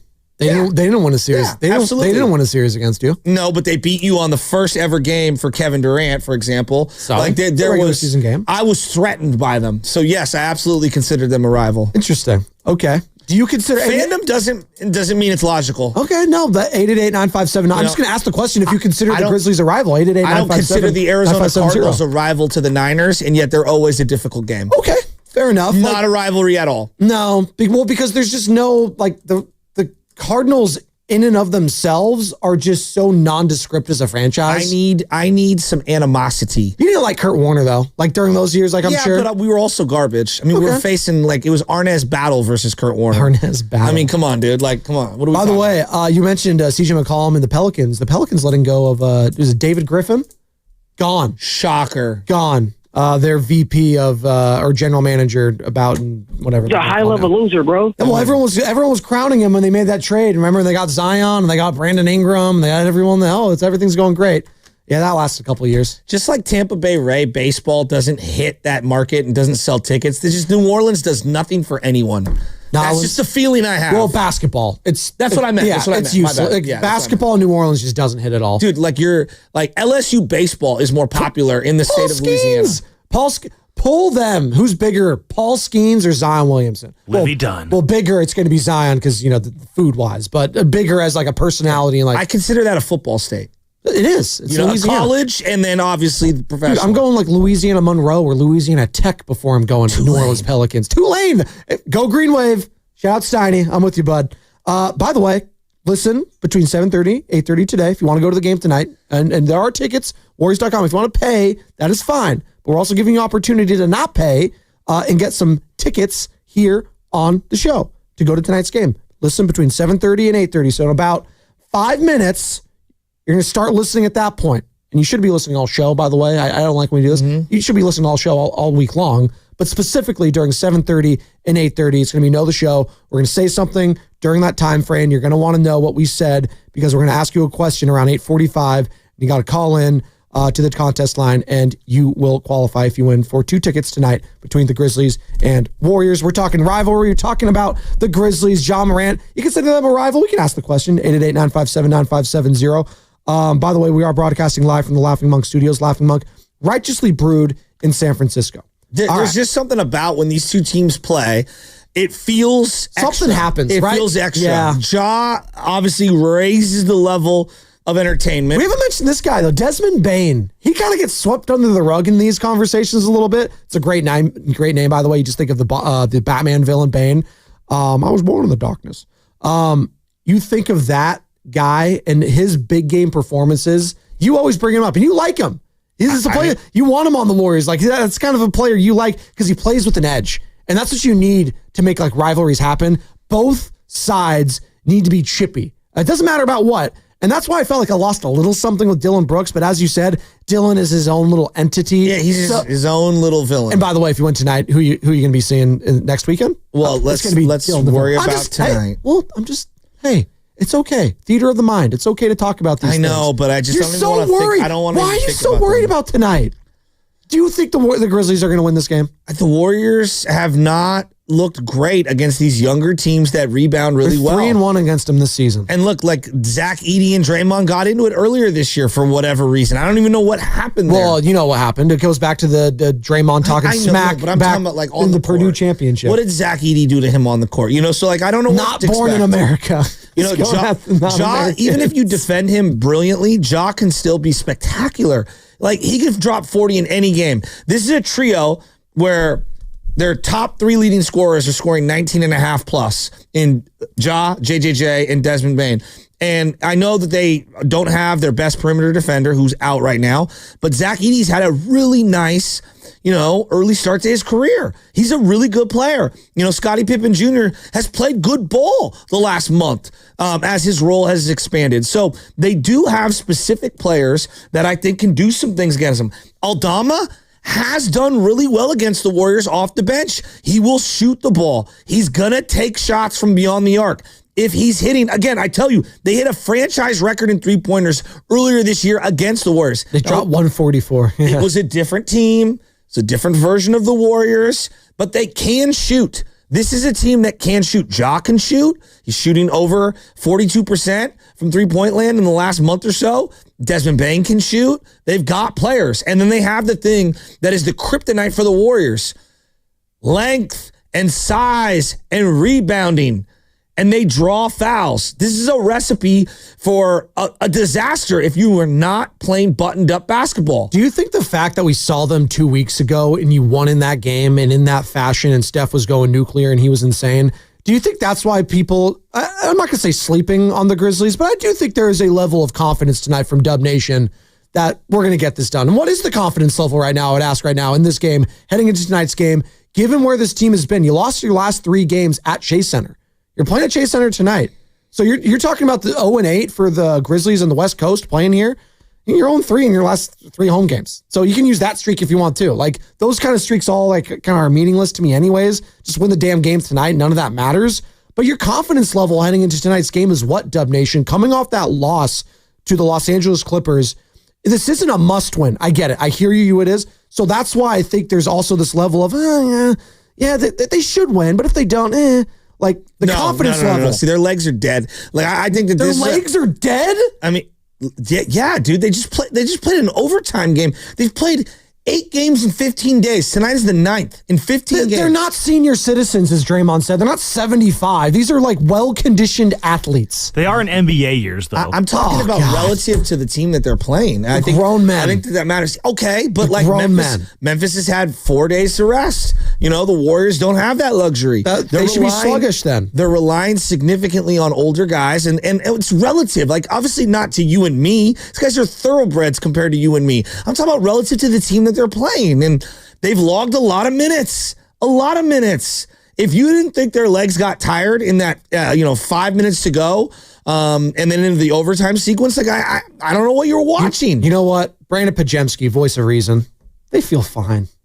Oh, we feel fine. After the game the other night in Portland, we essentially have 3 home games to win 1, and we didn't get it done the first try, so we got 2 more cracks at it. Look at that. If at first you don't succeed, try again. You whiffed on the first opportunity. Now you got another, then you got another. That's okay. That's life. That is such loser talk. What do you mean loser talk? Pods also doesn't have 50 million hours of NBA mileage on his legs like the other 3 guys. Exactly. Show some respect to Brandon Pajemski. This guy's been playing some high-level ball. 6.5 minutes. He's been playing high-level ball, excuse me, sir, on the NBA select team, going up against Hall of Famers left and right. He's been balling for the last calendar year, all right? The whole calendar year? None. Uh-huh. All right? Whole calendar year? That's right. No days off. None. You're smiling as you say that because you know how not true that is. Smiling because you're smiling because you know just how not true it is. It's truth reality. I keep coming back to, like, what are the combinations of guys that they're going to end up playing today? I don't think this is a great Looney matchup, quite frankly. Well, he didn't play well last game either. He played like 10 minutes against them. I'm talking about the Grizzlies, sorry. Yeah, I don't love the Looney matchup tonight. GP2, it's odd. Like, there are times where I expect him to do nothing and he goes out and he plays really well. I think you have to see what you have with GP2 first. I think he gets first crack off the bench in terms of my perimeter defenders. Honestly, like, because I know you said Moody on Ja, I would love to see the look that GP2 does give Ja, though. Like, that's a guy that a matchup. But again, Ja's quicker than him. Well, by a lot. Sure, but again, I want to see the look. You're talking about getting him multiple looks. Yes. That's part of it. That's why I want to go size on Ja. You're saying JK. Yeah, well, I think Moody and JK. I think Moody and JK, and then maybe you throw Butler on him for a little bit. Like, where's Butler at in terms of foul trouble? But this goes back to the legs. The lateral quickness to a Jimmy. You're talking about Gary Payne. You're maybe a little concerned. Might be a little concerned about Ja. There's no guy on their team that matches his speed. Let's just call it what it is, right? So you're going to have to throw a variety of guys at him. I don't want to see them double him. Okay. And the reason I don't want to see him double him is because I think Zach Edey can be a load down low. And I think that they saw the blueprint from the Clippers and they're like, oh, we're going to put either JJJ or Zach in the dunker spot. And we're going to try to get the ball into the paint. And we're going to work the size advantage. The Warriors don't have an answer for that. We are starting Know the Show right now. Know the Show the next hour. You're going to want to be listening. And then at 8:45, we'll ask a question about what happened over this hour. And if you're the first caller and you get the question right, you will score tickets to tonight's Warriors-Grizzlies game. So be listening to the next hour starting right meow. Confidence level heading into tonight's game is what, Dub Nation? I want to hear from the people. I got a lot of calls yesterday, a lot of scared energy Are we still feeling scared about this matchup tonight? 888-957-9570. I'm not. The last time that they played each other, if memory serves, they started the game out with the lineup of Moody, Pods, Steph, Jimmy, and Dre. What's been working, yeah. Okay, and at the beginning of the game, I'm closing my eyes here, but at the beginning of the game, it was Dre on Edie, Jimmy on JJJ. I believe it was Moody on Ja. Correct. Pods on Bane, Steph on Jalen Wells. Correct. Jalen Wells obviously isn't going to play in this one. So, would you go with that same kind of matchup? They got JJJ in foul trouble, so he only played I think it was 3 minutes, and then boom, came right off the floor. Is this the starting lineup? They're just going to, I get it, they were in a historical pace. Are they going to change it at all? I would go with that again. You just, just continuing going forward. Right now, I think it's game to game. I mean, they've lost. I say that because they've lost the last 3 straight at home, and they've lost 3 of their last 4 games. Well, they had a 12-point lead at the beginning of the Clipper game, so starting off well, it hasn't been that big of an issue. And they started off well against the Grizzlies a couple weeks. They had 45. They had a 13-point lead, but the adjustment that was going on in that game clearly, and again, give Memphis credit. And that's what's going to happen in this game. We got a lot of calls yesterday with Steve Kerr and his adjustments. And what are the adjustments in this one? You're saying not a Kevon Looney game. Maybe get Quentin Post. I hate to say it wasn't a Quentin Post game last time. Does it need to be a Quentin Post game this time? The guy that no one's going to bring up today. If Buddy Hield hits a couple of threes, it really comes down to that. I know. It's a big if. It is. And I know, but I really think that Kerr's going to play him. All right, guys, everyone. Kerr's going to play Buddy Hield. Buddy's got to hit some shots. He has to. Has to. Rick, San Francisco. How we feel about tonight's game tonight, Rick? 888-957-9570. Good morning. I'm feeling very confident today, man. I feel like we let one slide, last game, but it's okay. I feel like today is the day that, we get into playoffs. We take care of the Rockets, probably in 6. But it's going to be fine. Curry's going to do his thing today. Draymond is going to be pivotal today, locking up those guys. And I don't know, but I have a feeling Kaminga is going to show up and show out. Do you think he needs to play tonight, Rick? Jonathan Kaminga? I don't think he needs to play tonight. I don't. That's why I said maybe. I think they stick to the same lineup that they've been having. Pods. Probably could be good for at least 20, 22. You get a nice little decent 25, 26 from Jimmy. And then Curry does his thing. So, doesn't need to play tonight. Maybe if he does play, though, it could change up things, slow things down a bit. But we'll see, man. You never know what Curry's going to do out there. My thinking is he won't play. If I had to put money on it, I think he won't play. So... Thanks, Rick. I do think he's going to play Guy in this one. I think this is actually a good matchup for Guy. Right. With the athleticism, spacing the floor, size. Getting some second chance opportunities. He had 6 boards last game against him. Yeah. 4 offensive. Remember that. Yeah. All right. I actually think he's going to play Guy and Kaminga. I don't think he's going to play Looney that much. I'd be shocked if Quentin Post plays in this one. Well, he might be the DMP. He had 20 minutes last time against him, but again, he had 10 opportunities to score, and he was only shooting 3 of them. He made 3 of 9 overall. You're trying to suck them out of the paint. Correct. I get why they would want to play him. Dre got really mad at him. You were really high on Quentin Post for a long time too. So for you to say maybe not a big QP game. Well, again, this is where the playoffs are different. It's matchups. Yeah.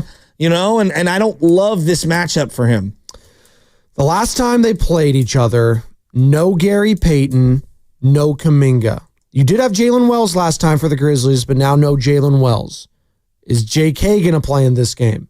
Is Gary Payton? What's his motivation in this game level to score the ball? Can he be a motivated scorer early on if he gets some minutes? Confidence is really the key. That's for all these young guys. That's what I want to come out of this game. If they do win, it's because a lot of the young guys. That would give me confidence heading to any series, but specifically against the Rockets, because that's what I came away with in that loss to the Clippers. Outside of Potts, and that was I'm not sleeping on that. Potts had a really big-time performance in that game, but I look up and down the list. Quentin Post, 10 minutes, 0 for 1. Buddy Hield, 3 of 7. He's not a younger guy, obviously, but relative to playoff experience, he's pretty young when it comes to that. He really hasn't had a whole hell of a lot of playoff experience. He did have the series last year. I don't know how many minutes he played for the Sixers, right? In that first round matchup. He had like a moment. He had that quarter. Yeah, he had a quarter. Thank you. You said it right there. I watched it, and I was like, wow. Gary Payton has had high-level moments in high-level games and high-level situations, but scoring is not his forte. 1 of 4 for him is not going to cut it. Moses Moody, you're playing 30 minutes again tonight. You can't shoot 4 times. Sorry, you just can't. Yeah, I need you to be a scorer and take the load off everyone else. Like Steph and Jimmy showed up scoring the ball 2 days ago. Like, I can't bake that into the equation again. I would like to. I would like to think that they can score 30 every single time, but I can't bank on that. So someone else is going to need to step up tonight. And who does that someone need to be for you, Dub Nation? 888-957-9570. For me, I think Moses is the guy. I'm looking at Moody. There's no doubt Moody's going to have to contribute. And I think defensively is where he's going to hang his hat. And he did a great job, I thought, in the Clipper game. They kind of went away from him. The guy that I keep coming back to, who I'm very pumped up for in this one, I feel like Pajemski did some things down the stretch. He hit a floater. He hit a big 3. He wasn't scared of the moment. And I think that was one of my big takeaways in that play-in. Basically what was a play-in game against the Clippers. Look, he had things he wants back. I'm not saying that he played a perfect game down the stretch.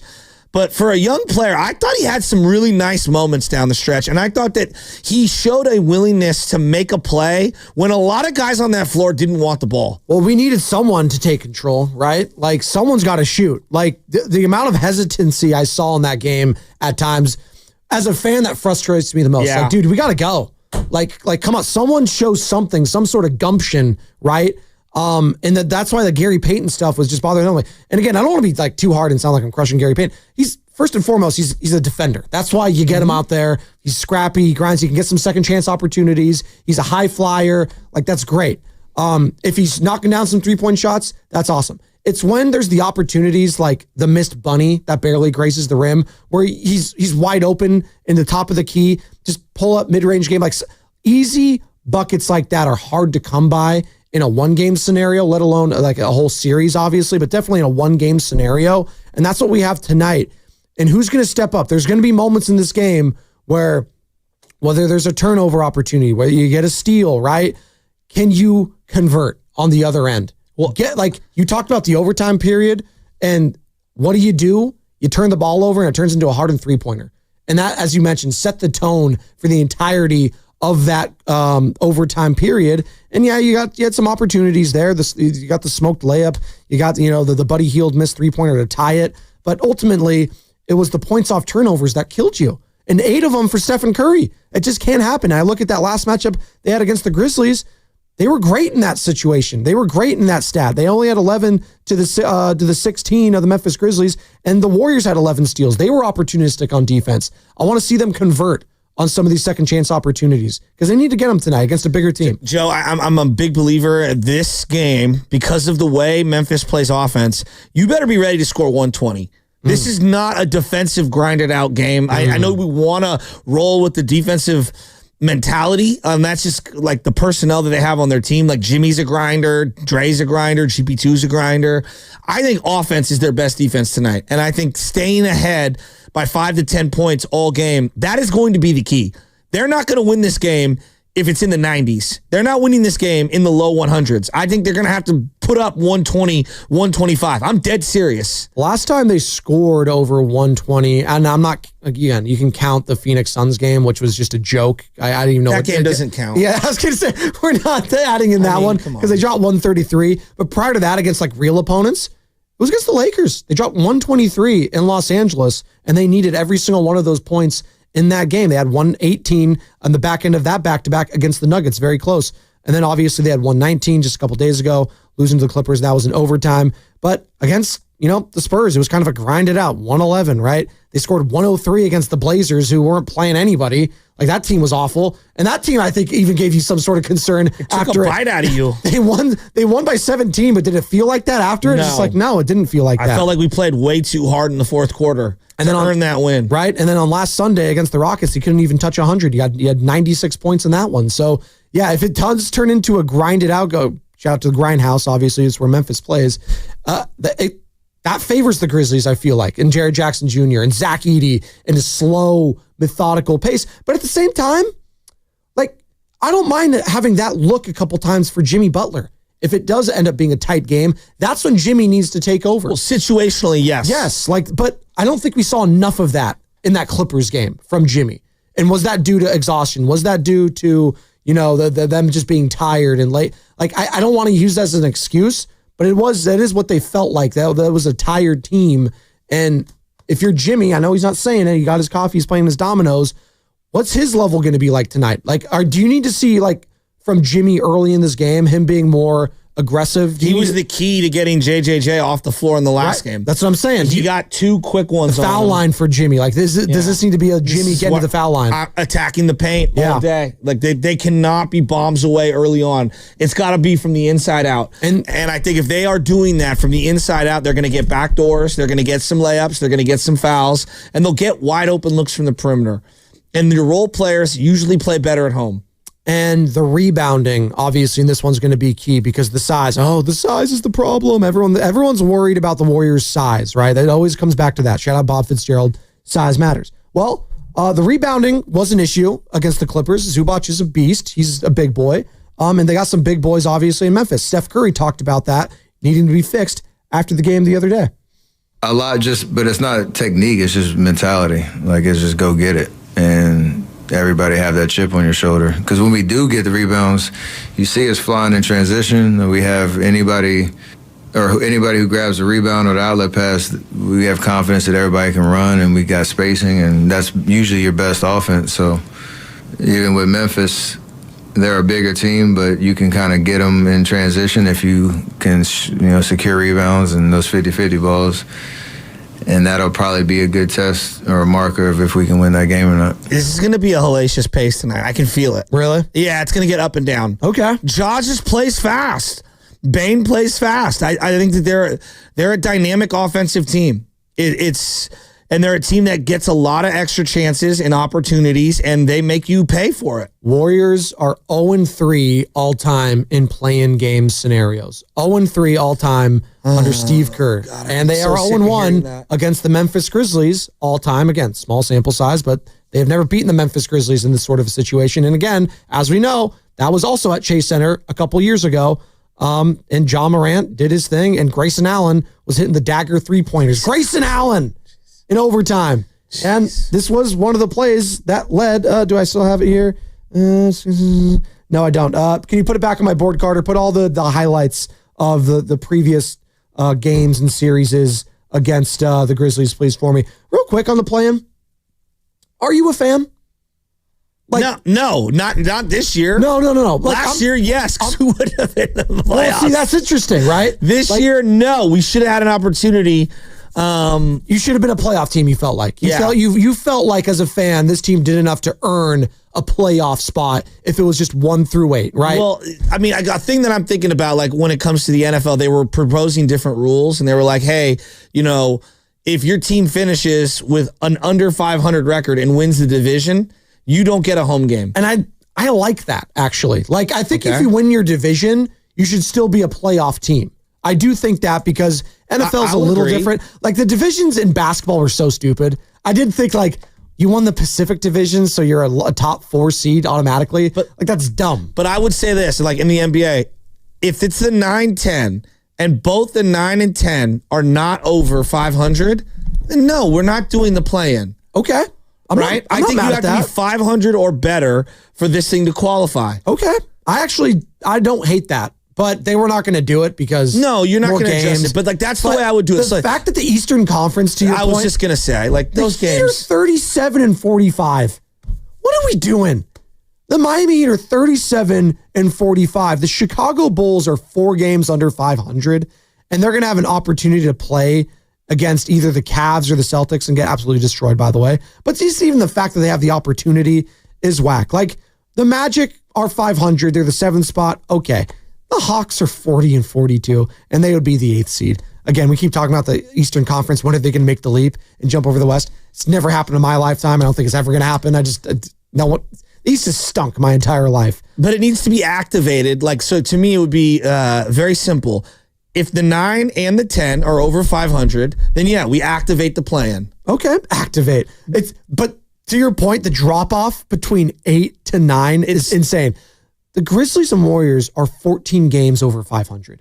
That's a good team. They are a good team. Now look, let me play both sides of this. The Kings are 2 games under. If the Warriors they can knock one of these teams out on Friday. If the Warriors were in the Kings' position, I would be thrilled because it's a lifeline, right? So I admit I'm being biased, but it does feel criminally unfair that it's absolutely unfair. Your point about 14 games being over, like it's kind of crazy. When you talk about it like that, and I get it, we're in this, and we're not making excuses. Because I'm certainly not. No, it's the plight they've put themselves in. The Warriors are playing bad games. Correct. The Warriors, they could have handled their own business, and they didn't. And this is the price you pay for that.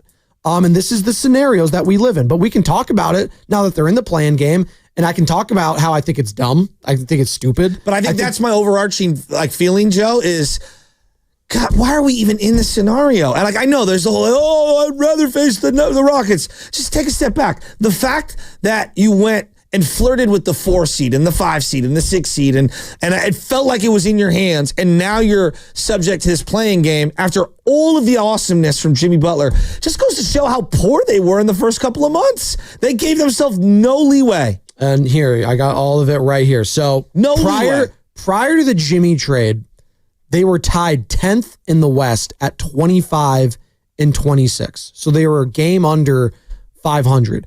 Something tells me if they kept that pace and didn't get Jimmy Butler, I still think they would have eked in over the Mavericks, although I don't know that for sure. I mean, but again, it would have been the same scenario as last year. He'd be going to Sacramento in a 9-10 spot, which is crazy, right? It goes to show how bad they were for however many months. Right, so they were 25 and 26 prior to getting Jimmy. Since Jimmy, 22 and 8, the third best record in the NBA. And last Tuesday, they were tied for the 4th in the Western Conference. Tied for 4th in the Western Conference. Last Tuesday. Even more notably, to put some perspective on that, they started 12 and 3. 12 and 3. Remember that? Felt like forever ago. Were they for that? There's stretches. They were awful. I was so close to saying I think they could go on a deep run. Oh, hold on. Don't worry. You guys did it last year around this time. I have it somewhere. You don't have to play it. No, we have to. I got it. It's right here. It's worth saying out loud, Shasky and I, that we both believe this team can make a deep run to the playoffs. Absolutely. Screw that. Wait, is that Steve Kerr saying screw that? Screw that. Hey, wait, real quick, as we're just playing some funny drops, Sam was out when we did this, and I don't think we ever played it for him again, and I just want to play it right now. Sam, did you hear Fillmore Mike's impression of you? Oh, yeah, I've heard that a lot of times. Oh, you have? Yes. Hey, I'm Ludman. I'm going to be at Freeman's Appliances this Saturday with Mark Grandy. I mean, he wasn't wrong. I was at Freeman's that Saturday with Mark Grandy. And you guys did a hell of a job for the red tag clearance sale. So good job, Sam. I do these podcasts with Sam and Garlic Fries and Baseball guy. Hey. Not yesterday, though. He had to have a risotto fill in. Well, real quick. Oh, shout out Steven Risotto. Yeah, my mouth was killing me yesterday because of the dental work. I made it very clear that time. Yeah, very clear. 10-4 Giants. Willie Adamas? Cool. Willie Adamas? But you know what, Sam? Tyler on the season? You know how Sam starts every episode? Well, hello there. No, he doesn't. Just hello there. There's no well. He goes Obi-Wan Kenobi? Well, hello there. Oh, my God. It's just hello. There's no well. It's like a 1980s VHS porn.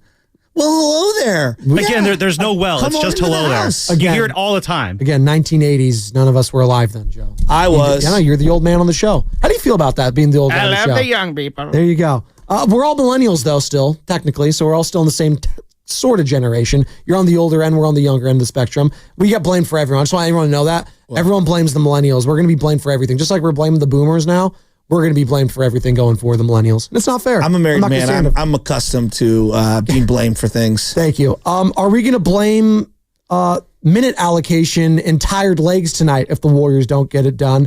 Here is Jimmy talking about playing so many minutes the other day. I mean, I would like to hope so. Whatever it takes to win at this point for everybody. If 48's needed, 50's needed, then you got to be able to do it.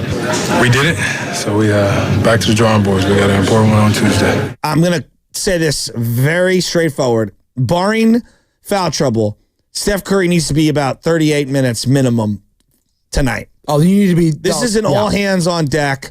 all hands on deck, and I'm playing my top dogs close to 40, if not more. Well, because I know Ja and Jaren Jackson Jr. are playing 40-plus minutes tonight. That's a fact. They have all the rest. There's no Desmond Bane. All those guys are playing 40-plus minutes, albeit you would hope Jaren Jackson doesn't reach that because it means probably got into foul trouble. And again, attack these guys early and force them to do dumb things. Draymond Green admonishing Jaren Jackson after the last game they played against each other. Obviously, Michigan State, the ties there. They both played there. Just saying he just does dumb fouls, and he's been in the league too long to do dumb fouls. We'll make him look dumb tonight again. Well, and Draymond just needs to keep his composure. Last game. He needs to keep his composure tonight. Zach Edey, JJJ, just worry about yourself tonight. Of all the nights that we don't need shenanigans and wild things, tonight is the night. We need a very, the best, most optimal version of Draymond Green. We don't need him arguing with referees all night. Draymond Green, if he has another moment tonight against Zach Edey and against that these games team, come down to free throws, and you give a couple of possessions because of a technical and some free throws. Yeah, it could come down to that. Well, I don't mind him sending an early message early into this game. Being tough, being physical on the boards, just doing a little elbow here or there. Nothing malicious. But sending a message, I wouldn't be mad at in this game. We already know the message. What's the message then? The message is play good basketball and win. Wow, that's going to help. The message, play good basketball, guys. You don't need to send a message to a team like this. You already know where you guys stand. The message is make buckets. Let your play do the talking. I don't think you need to do the extras. Do you think they need to get off to a hot start in this game? If they get off to a slow start, do you think they're cooked? I think the arena's going to get tight because you're at home. And you think you'll feel the players will feel it? Yeah, and a lot of these guys, right now, Buddy's not shooting well. GB2's not shooting well. Moody has not been shooting well for 15 straight games. There are a lot of guys that could really use the confidence boost of the crowd and the energy and the momentum right now. Who needs to have a big game tonight and why? I'm going outside the big I wouldn't even throw Draymond in there. I would like to see Draymond, even though he has shot well from three-point land, I would like to see a more comprehensive, three-level scoring from Draymond Green. And the floater, blowing by people with both hands, because he does a really good job in transition against this team. And it's the situations, right, for me, because we just saw what happened in the Clippers game. It felt situationally, they just weren't up to snuff. It just, whether it was the foul calls, whether it was the shot selection, can they clean that stuff up? Which is easier said than done. And that's the differences between winning and losing series sometimes, is those little things, right? And you'd like to think Draymond probably learned his mistake. Guy's won 4 titles. So I'm not here to say that he doesn't know how to win in big moments and big situations and do great things. He's done that. Jimmy Butler has done that. Stephen Curry has done that. It's those other guys that have not been a part of these big-time situations and big-time moments. And if it's a tight game and it's close and it's single digits, the guy on the other side lives for that stuff. I do know that. Ja lives for those type of games. Is there going to be someone else that steps up? Moses Moody. Pods. I know Pods has lived for those moments the last couple weeks. Hey, none bigger than in Los Angeles and La La Land doing it half court and, flexing and stunting on them. What's the defensive strategy tonight? Is it double Ja? I don't love that. No, is it zone? You don't need to do that. No. I think it's you throw the kitchen sink at him in terms of personnel. Can Ja be a three-point shooter? I know he was 5 of 8. 42% for the last month. But you know what? I'll live with that. Like Kawhi for you were living with him shooting the ball, and it's true. He made him pay. He did. But you know what? I'd rather him do that than get to the paint. Well, I don't want him doing the alleys. No. But if he's getting to the paint, he's probably going to be getting you in foul trouble. Yeah, that's true. And I don't want that. Yeah. The last thing I need is Draymond Green in foul trouble, because then you're going to have to play your boy Looney more, probably. Or do you go post in that situation? I don't know. I think their best defense tonight is a potent offense. Okay. They desperately need the offense to be flowing. I desperately need the injury report. I'll tell you that.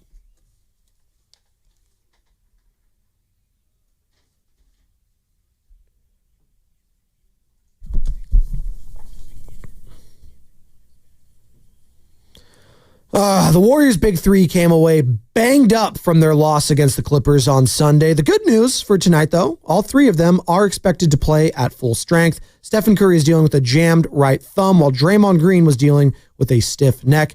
And Jimmy Butler was dealing with a leg bruise after colliding with Kawhi Leonard, though that injury is not expected to slow Jimmy at all tonight. The injury report was brought to you by Boxer & Gerson, Northern California's premier workers' compensation law firm, helping injured workers get their lives back for over 40 years. What's coming up in the game is brought to you by Fremont Bank, here for you, here for good. We'll get to G-Man, we'll get to Robert Lathrop, all you on the other side, 888-957-9570. Halfway home on a Tuesday, massive matchup tonight. It's a play-in people. Grizzlies, Warriors, Chase Center. Your opportunity to go to the game coming up next hour. We're talking to Anthony Slater in the next hour. Warriors Insider here at 95.7 The Game at 8:30. Can't wait for that. Your confidence level heading into tonight's game is what? And is Jonathan Kaminga really going to be a DNP in back-to-back games? That would be fascinating. It's Spadoni, it's Jasky, it's the Morning Roast on 95.7 The Game.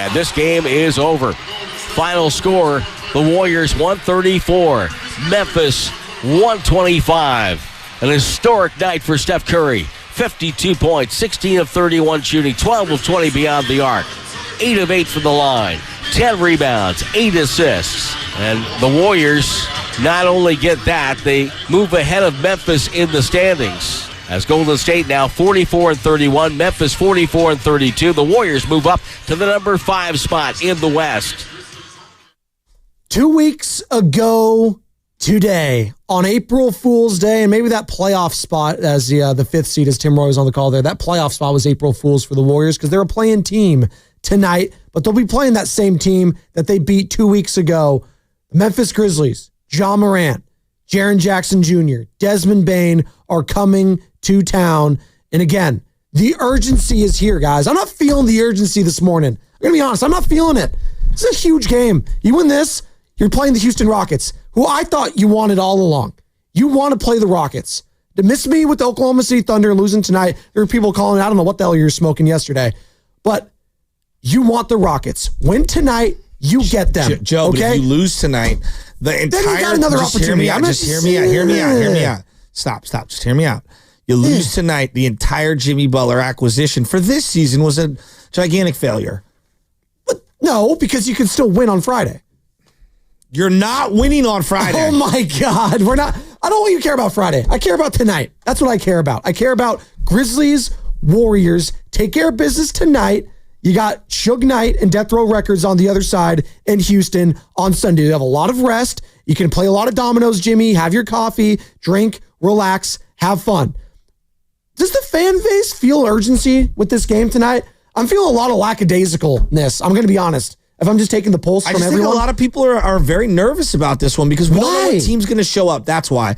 Because this team could beat anyone. Do you honestly fear the Memphis Grizzlies? No, I just don't know what to expect. Then why are we scared? Because this team has played up. This team has played up and down to their opponents. They were a different team 5, 6, 7 games ago, and it feels like they've kind of hit a wall here, whether it's tired, form. There could be a variety of things. Chemistry, it hasn't looked as easy since that Denver game. That Denver Friday night game, the Denver game, everything since then has been way more difficult. Why? I don't know. I think that they're older. No, I'm not using that as an excuse. Do you think they let I think that that's true. No, I think they started smelling their own you-know-what. They beat the Grizzlies, they beat the Lakers, and they beat the Nuggets. They went 3-1, and then you had the Rockets, and you went 3-1 in that gauntlet, and everyone was like, okay, yeah, you lost to the Rockets, but it turns out that Rocket loss was actually more of an indictment of how this team has actually been playing overall, I feel like, at home. I think you beat the one against the Suns. From that game on, they've been very tired.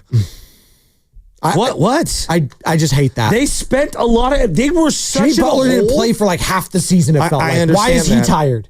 Because he's 35. Oh, my God. Well, then why are we talking about championship with this team? Why were we talking about deep run? Because they needed to recalibrate. You talked about championship. I did, because this team, I thought, could get out of the play-in, and have a full week of rest. And then, then they can get on schedule. Joe, this is their 9th game in 15 days. So you're underselling how important that week off would have been for this team. When you have a team that's this old, you have a team that's this old.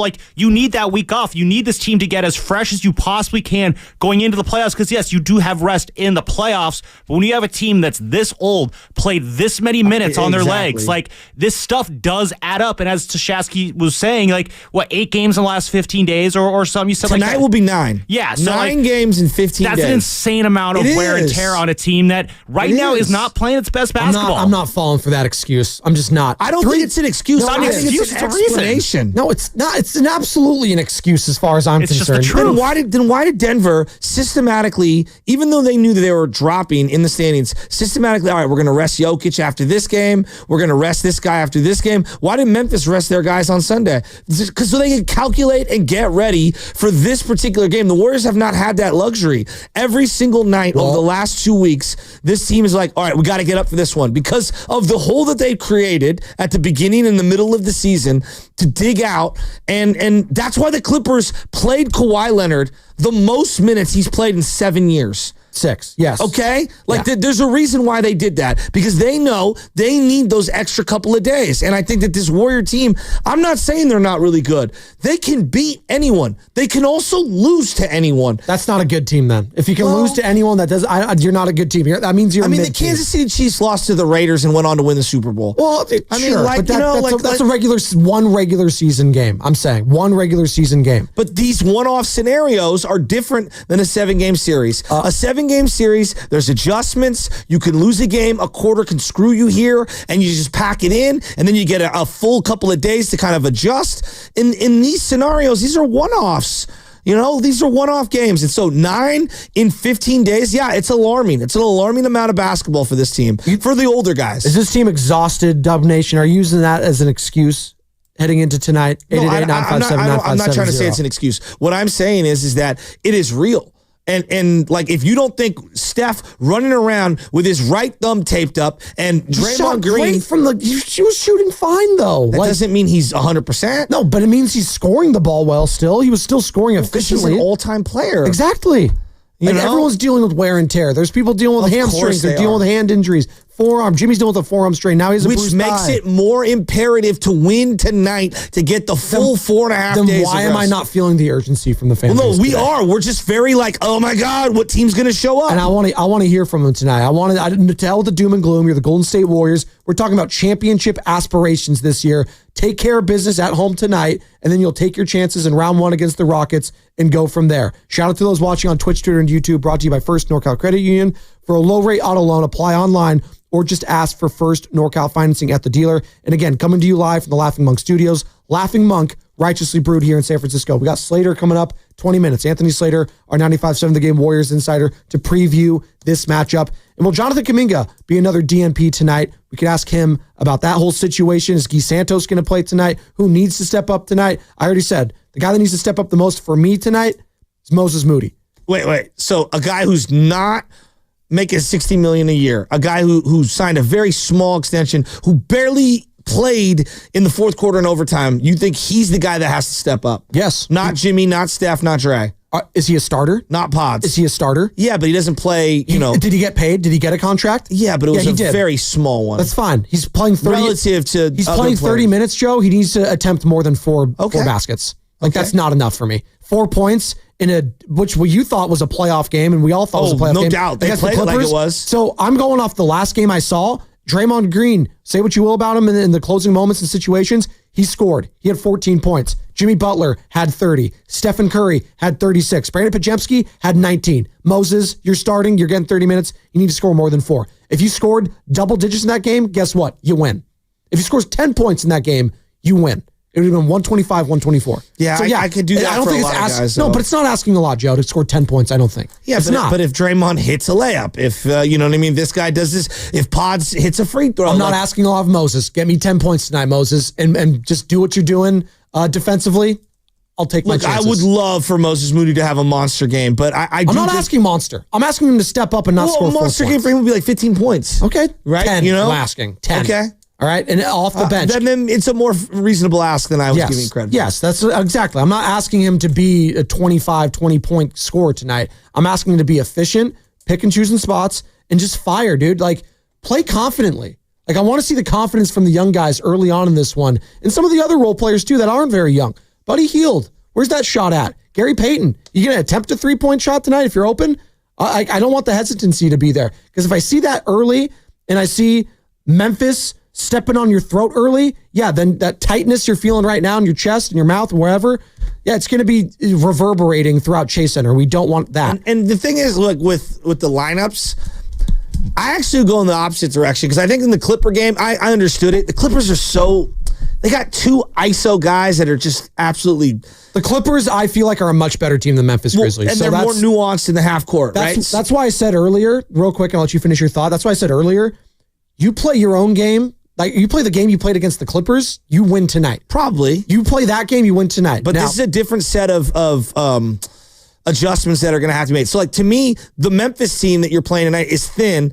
I actually think you can play a bigger rotation of guys tonight, whereas against the Clippers, because of how nuanced Kawhi is, you need sophisticated defenders on him. You can't just throw anybody on James Harden. He is going to, any little hand that you stick out, he's going to circle underneath and bait you into a foul, and it just mucks everything up. So I think the way that you go against the Clippers is not the way you go up against Memphis. I think you can play Gee tonight. I think you can play a little JK tonight.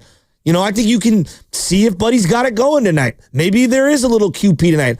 I don't love Looney, but I think he'll play him. GP2's going to get a lot of playing time. I wouldn't be surprised if you see 10 guys play tonight. Trace Jackson Davis? Would you throw him out there? Maybe. I don't know. G-Man is in Oakland, wants to join the conversation. G-Man, good morning. How are we feeling about tonight's game? Do you feel the urgency? Like, are you feeling nervous at all? Are you feeling confident, G-Man?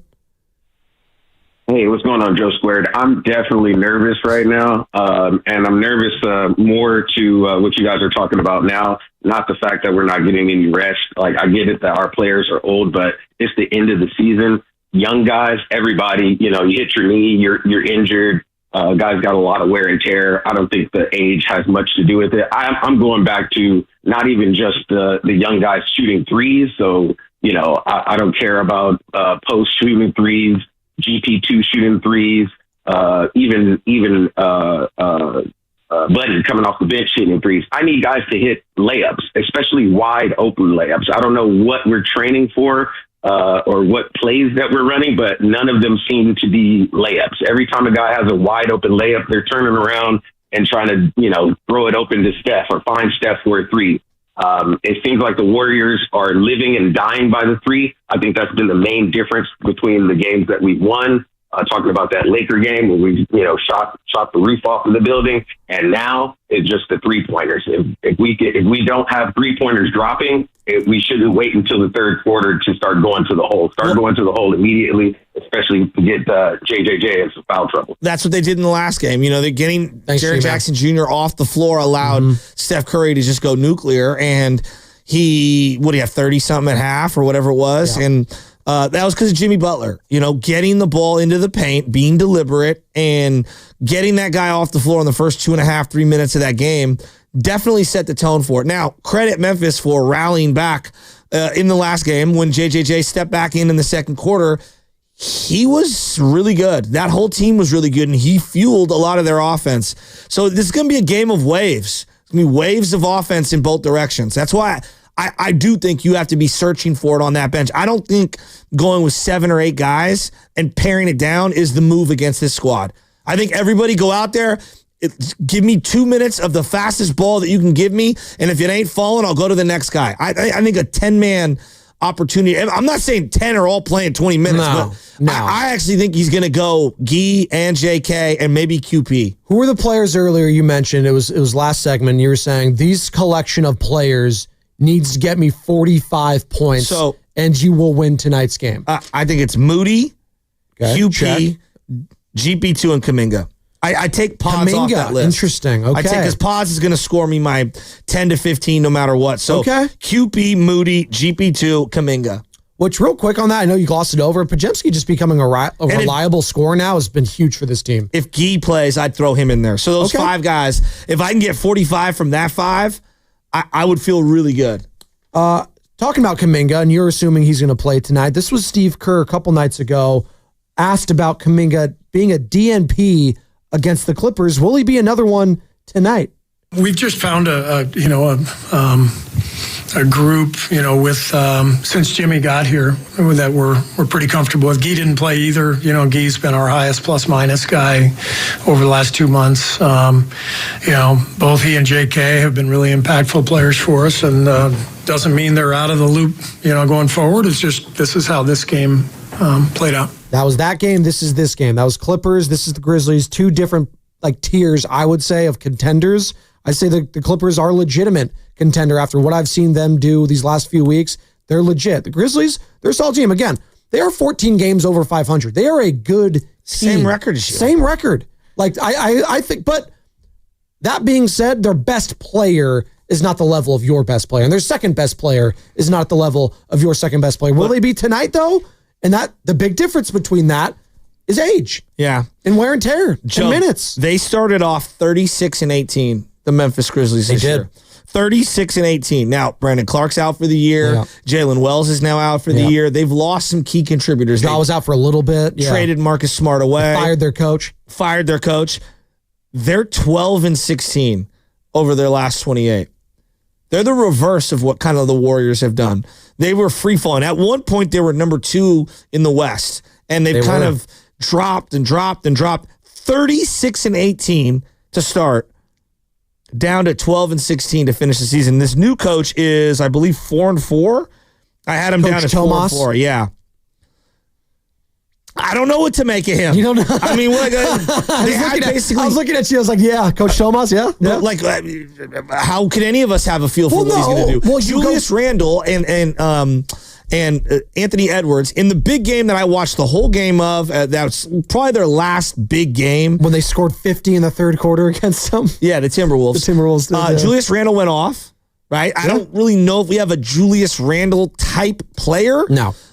Though I think Jimmy can do some of the stuff that he can do. Not as big as him. It was Anthony Edwards. And I think that the absence of a perimeter defender obviously really crushed them. Right. And could Steph have a Anthony Edwards type of performance? Obviously, that would be huge tonight. He scored again 2 weeks ago today. He scored 50 out in Memphis. Now you're at home. I don't think you need 50. Hopefully you don't need 50 tonight. But if you do, it'd be nice to get it from Steph. And Steph, just cut the turnovers down, because he only had 2 when he had 50 against the Grizzlies. He had 8 against the Clippers a couple days ago. And you got Ja averaging 30 from almost 42% from 3, 30 points a game since April. And then Bane is a guy who's going to take 6 to 7 threes a game, averaging 20 points basically. This is a really good team. It is. And Aldama off the bench, Luke Kennard off the bench. Any one of those guys can hit shots. And last time it was Scottie Pippen Jr. who was hitting some buckets, but he was making some mistakes late. Again, he made some bad fouls. Situational basketball, if it comes down to that, I like my chances if I'm the Warriors, even if it is a tight game, because I know the Grizzlies are going to make mistakes. All right. They got a young interim head coach. They got young superstars. I know they've been in big games, but they're more prone to mistakes than this Golden State Warriors team.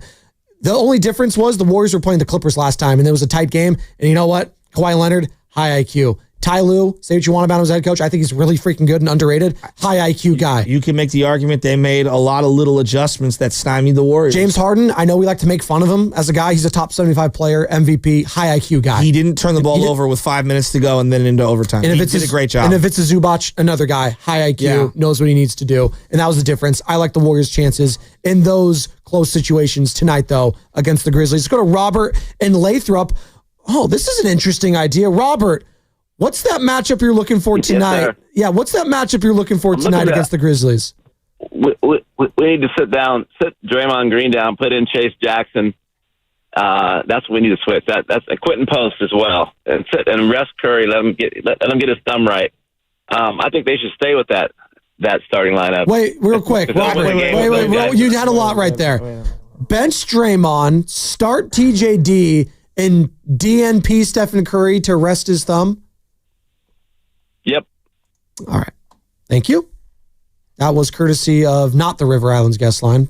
Anthony Slater going to be joining us here in about 8 minutes. Should we ask Slater about that? TJD minutes? No, I think the big question, though, is Slate's. Can we all admit we're not, I was trying to move past that as fast as possible. Steve Kerr is not going to bench Draymond. No.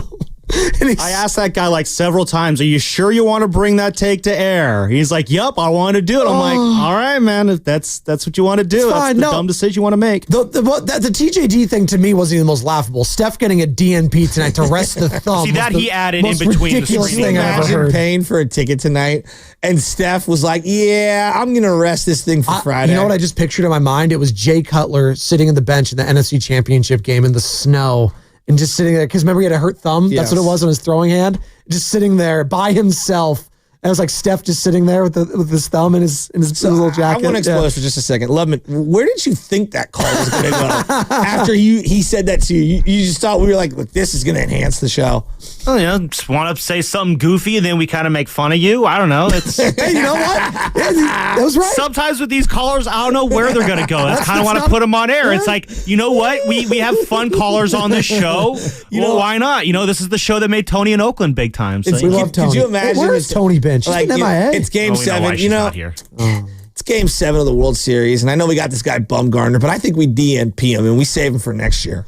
You know what we got coming up next? Maybe we'll ask Anthony Slater about funny. It. That was good. Brought to you by Safeway. Let's not waste a question on that. You sure? I'm pretty positive. Okay. What's coming up next? Brought to you by Safeway.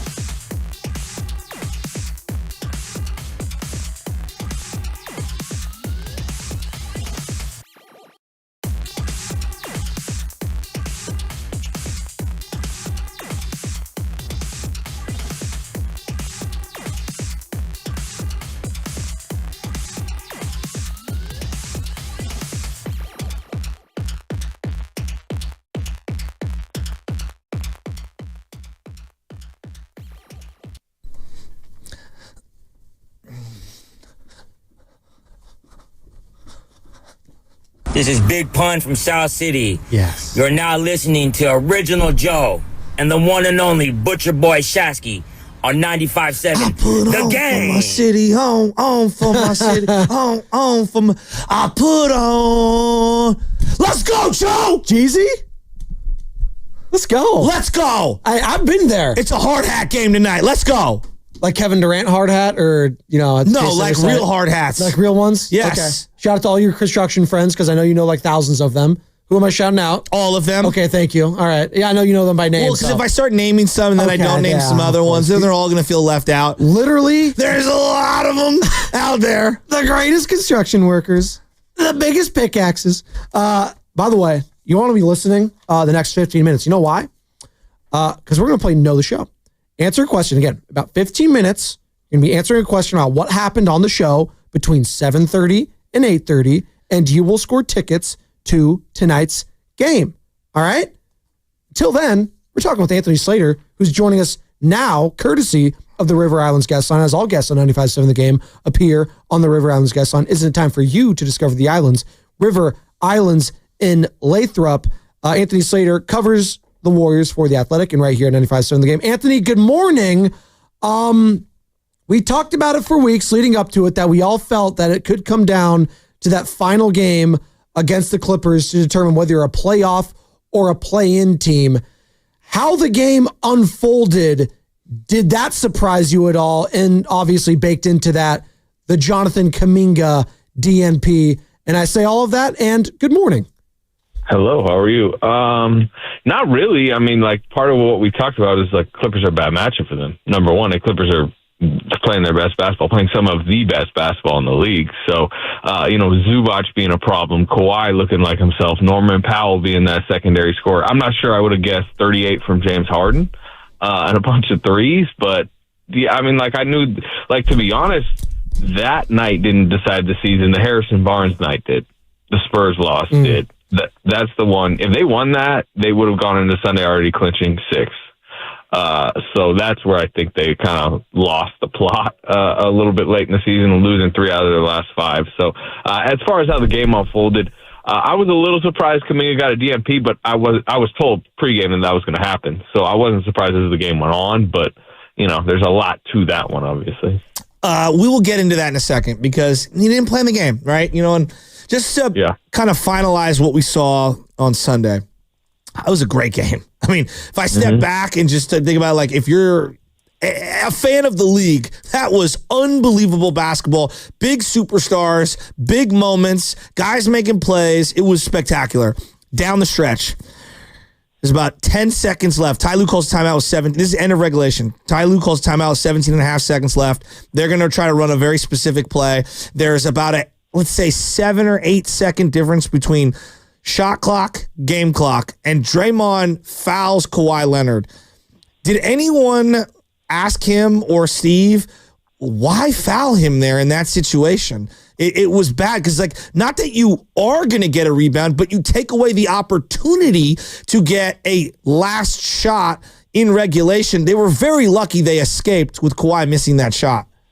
Yeah, Steve seemed like he liked all of their decisions down the stretch, including, I asked him, it felt like they fouled really late in OT, remember? Yeah. Yes. That one, too. So I kind of, like, comboed that question, and he was fine with how, they operated down the stretch. As far as Draymond, he was not asked directly in his presser about that, but after the game, he was talking about how Kawhi kind of got a step on him. I mean, if you rewatch the play, like, the strategy wasn't to foul. I think Draymond just felt like Kawhi had him beat a little bit on a crossover. And yeah, he was going right to left. Yeah, and I just feel like Draymond in that moment calculated, if Kawhi has a step on me, he's probably going to score. I do have a foul to give. It's better to give the foul here, make them reset it. Yes, it takes away your chance at a desperation shot at the buzzer if you do get a rebound, but I think he felt better kind of resetting the possession and getting Kawhi in front of him, and he did get the stop. No doubt, he did. I mean, I just didn't love that. When you have Steph, when you have Steph Curry, and he obviously had been subbed out, they went with their defensive lineup. You're hoping, and you had all of the other 4 defenders staring at Kawhi, kind of waiting. They were in like a box formation because of where everyone else was spread out on the floor. Look, it's not the only reason why that game went to overtime. There's a lot of them. How tired are they, though? I mean, this is going to be your 9th game since April 1st, all right? And I was just looking at the minute logs for all of these guys, Jimmy Butler included. The pace the Warriors play at is not the pace that the Heat play at in terms of getting up and down the floor. This is an old team. They didn't play a lot of guys on Sunday. I think the rotation should be a little bigger tonight. I would be open to playing Gee and Kaminga, even if it's just for a minute or two. How tired are they, and how does that affect rotations? Yeah, it's tough because you're not, they're not going to admit to you how tired they are. But you're right. Jimmy Butler played 48 minutes. You saw at times of the game he was, hands on his knees, exhausted. That Kawhi Leonard knee to the thigh was painful. You could tell. I mean, he was grimacing while he was moving around post game in the locker room. And I'm not just talking about limping. I'm talking about basically getting dressed, my thigh, that type of stuff. But again, he's not on the injury report. He's playing tonight. Steph Curry, thumb injury. I think this is one of the worst versions of the thumb sprain that he's kind of repetitively had this year. It's a really big pad and wrap that he's wearing right now, but he's playing. The shot seems fine. I mean, he did have 8 turnovers. Maybe it's leading to a little bit of trouble, ball security wise. But we've talked about the age all year. We've talked about if that's going to be an issue. It's part of why tonight is so massive to win this game and not play Friday night. I honestly think this is the biggest night of basketball for them since Game 6, 2023 against the Lakers. The result of tonight, to me, dictates whether they have a realistic playoff path, playoff life ahead of them, or if they're kind of dead on arrival. So really? Yeah. Oh, yeah. Wow. Because expand on that. Yeah, please. Because listen, I posed this question, I think 2 weeks to you go, Slates, when you're on here, is one of my throwaway ones. I was like, well, can I talk you into being in this situation and winning this? And then you got the Rockets, and then you don't have to play the Lakers in round 1, and then you don't have to deal with that mess. And then all of a sudden you get that bracket, then you got the Wolves and Lakers taking care of each other. And then, it's obviously if you beat the Rockets, which I think would be a more favorable matchup. I don't know if you agree with that. But even if they lose tonight, I think a lot of fans feel, at least we talked to some yesterday, fans that feel if you lose tonight, hey, well, you could upset the Oklahoma City Thunder in the first round because of how you played against them in the regular season these last few years. Do you think that's kind of ridiculous and kind of pie in the sky? Well, I think you got to also contextualize how you're going to be going into facing the Thunder. Exactly. You're going to be with your limping superstars, older superstars right now. You're going to add, an extra 80-something minutes played this week, right? High-intensity minutes because you're talking about 2 elimination games. You're putting yourself in danger, by the way, of not even getting to the Thunder if you have a Friday night against Klay Thompson or the Kings in Chase Center, and if you don't win that. But let's say you do win that. 38 hours later, you're going to be playing the Thunder probably on ABC Saturday or Sunday afternoon, Game 1 in Oklahoma City, a team that not only won 68 games, but rested some of their stars down the stretch, has this entire week to prep and rest and practice in Oklahoma City, probably just going to punt away Game 1. Game 2 would be your chance to kind of spice up the series. Sure, maybe. I mean, you'll get some extended breaks within that series, but that is not how you want to be going into facing the Oklahoma City Thunder. So, yes, I think tonight dictates whether you have a realistic, path to contention or not. I'm 100% with you. I said to Joe, I was like, look, momentum, age, there's so many things, psyche, the crowd, you have 9 games, and tonight would be the 9th game in 15 days. You'd play again on Friday. That's 10 and 18. And then Sunday, 11 and 20. Yeah, gosh. I could say very fresh, riled up fan base. Exactly. And team that's young, and what do? They turn the ball over like no other team in history. They're just pit bulls on the perimeter. That is a very dangerous Game 1, Game 2 to walk into. I totally agree with you. I got all my marbles in this one. That being said, I think that they need to throw a variety of people on Ja. I don't want to see them go zone anymore. I want to go, maybe GP2 at times, Moody to start the game. Maybe I'm throwing Jimmy on him for a second. He's faster than all these guys. So they're all at a disadvantage lateral quickness-wise. I would even try JK, even if it's a small stint. Would you, not is he, because I don't know what Steve Kerr is going to do, but would you try Jonathan Kaminga in this game? Yeah, I mean, I would have tried him in the last game too. I would have given him a first quarter stint. See, I think it's more reasonable to throw him out there and see what version of him you get. I would say this with a lot of players around the league. See what version on any given night, because if you get the right version, they're very impactful. If you get the wrong version, sure, you can maybe kind of pivot away from it quickly. But yeah, I mean, maybe I don't think you're leaving anybody on an island with Ja. You're kind of shading help over. Sure. You're probably going to have to live with some threes at times. You're just hoping you're funneling it to the right, players. And then, you're probably backing off Ja a little bit too. You don't want to give him the full runway, but I think he went 5 of 8 from 3 against them in the last game, 14 of 22 overall. I think you just got to hope if he takes 8 to 12 threes, he's just not having a hot night from 3, because he's not that great of a 3-point shooter, but you just don't want to give him some of the easy stuff. So you're right. I will say the last Memphis game when Ja did have a really good game, Gary Payton was out and Kaminga was out. So I agree with you. Those are your two best kind of athletes. I think they'll both get cracks in them. Maybe actually I shouldn't say that. I don't know if Kaminga is going to get a crack at all, but Gary definitely will get a crack at him. How does that land with the paring down? I know it's a one-game thing, but obviously Gee didn't play. TJD was kind of obvious, probably wasn't going to play. JK doesn't play. And just kind of a quick hook on some of these guys. Moody doesn't really go back into the game until specific defensive situations late in it. How has the rotation landed in the locker room? Is it just, hey, we're all here to win? Or is there some frustration, especially when you don't win that game on Sunday?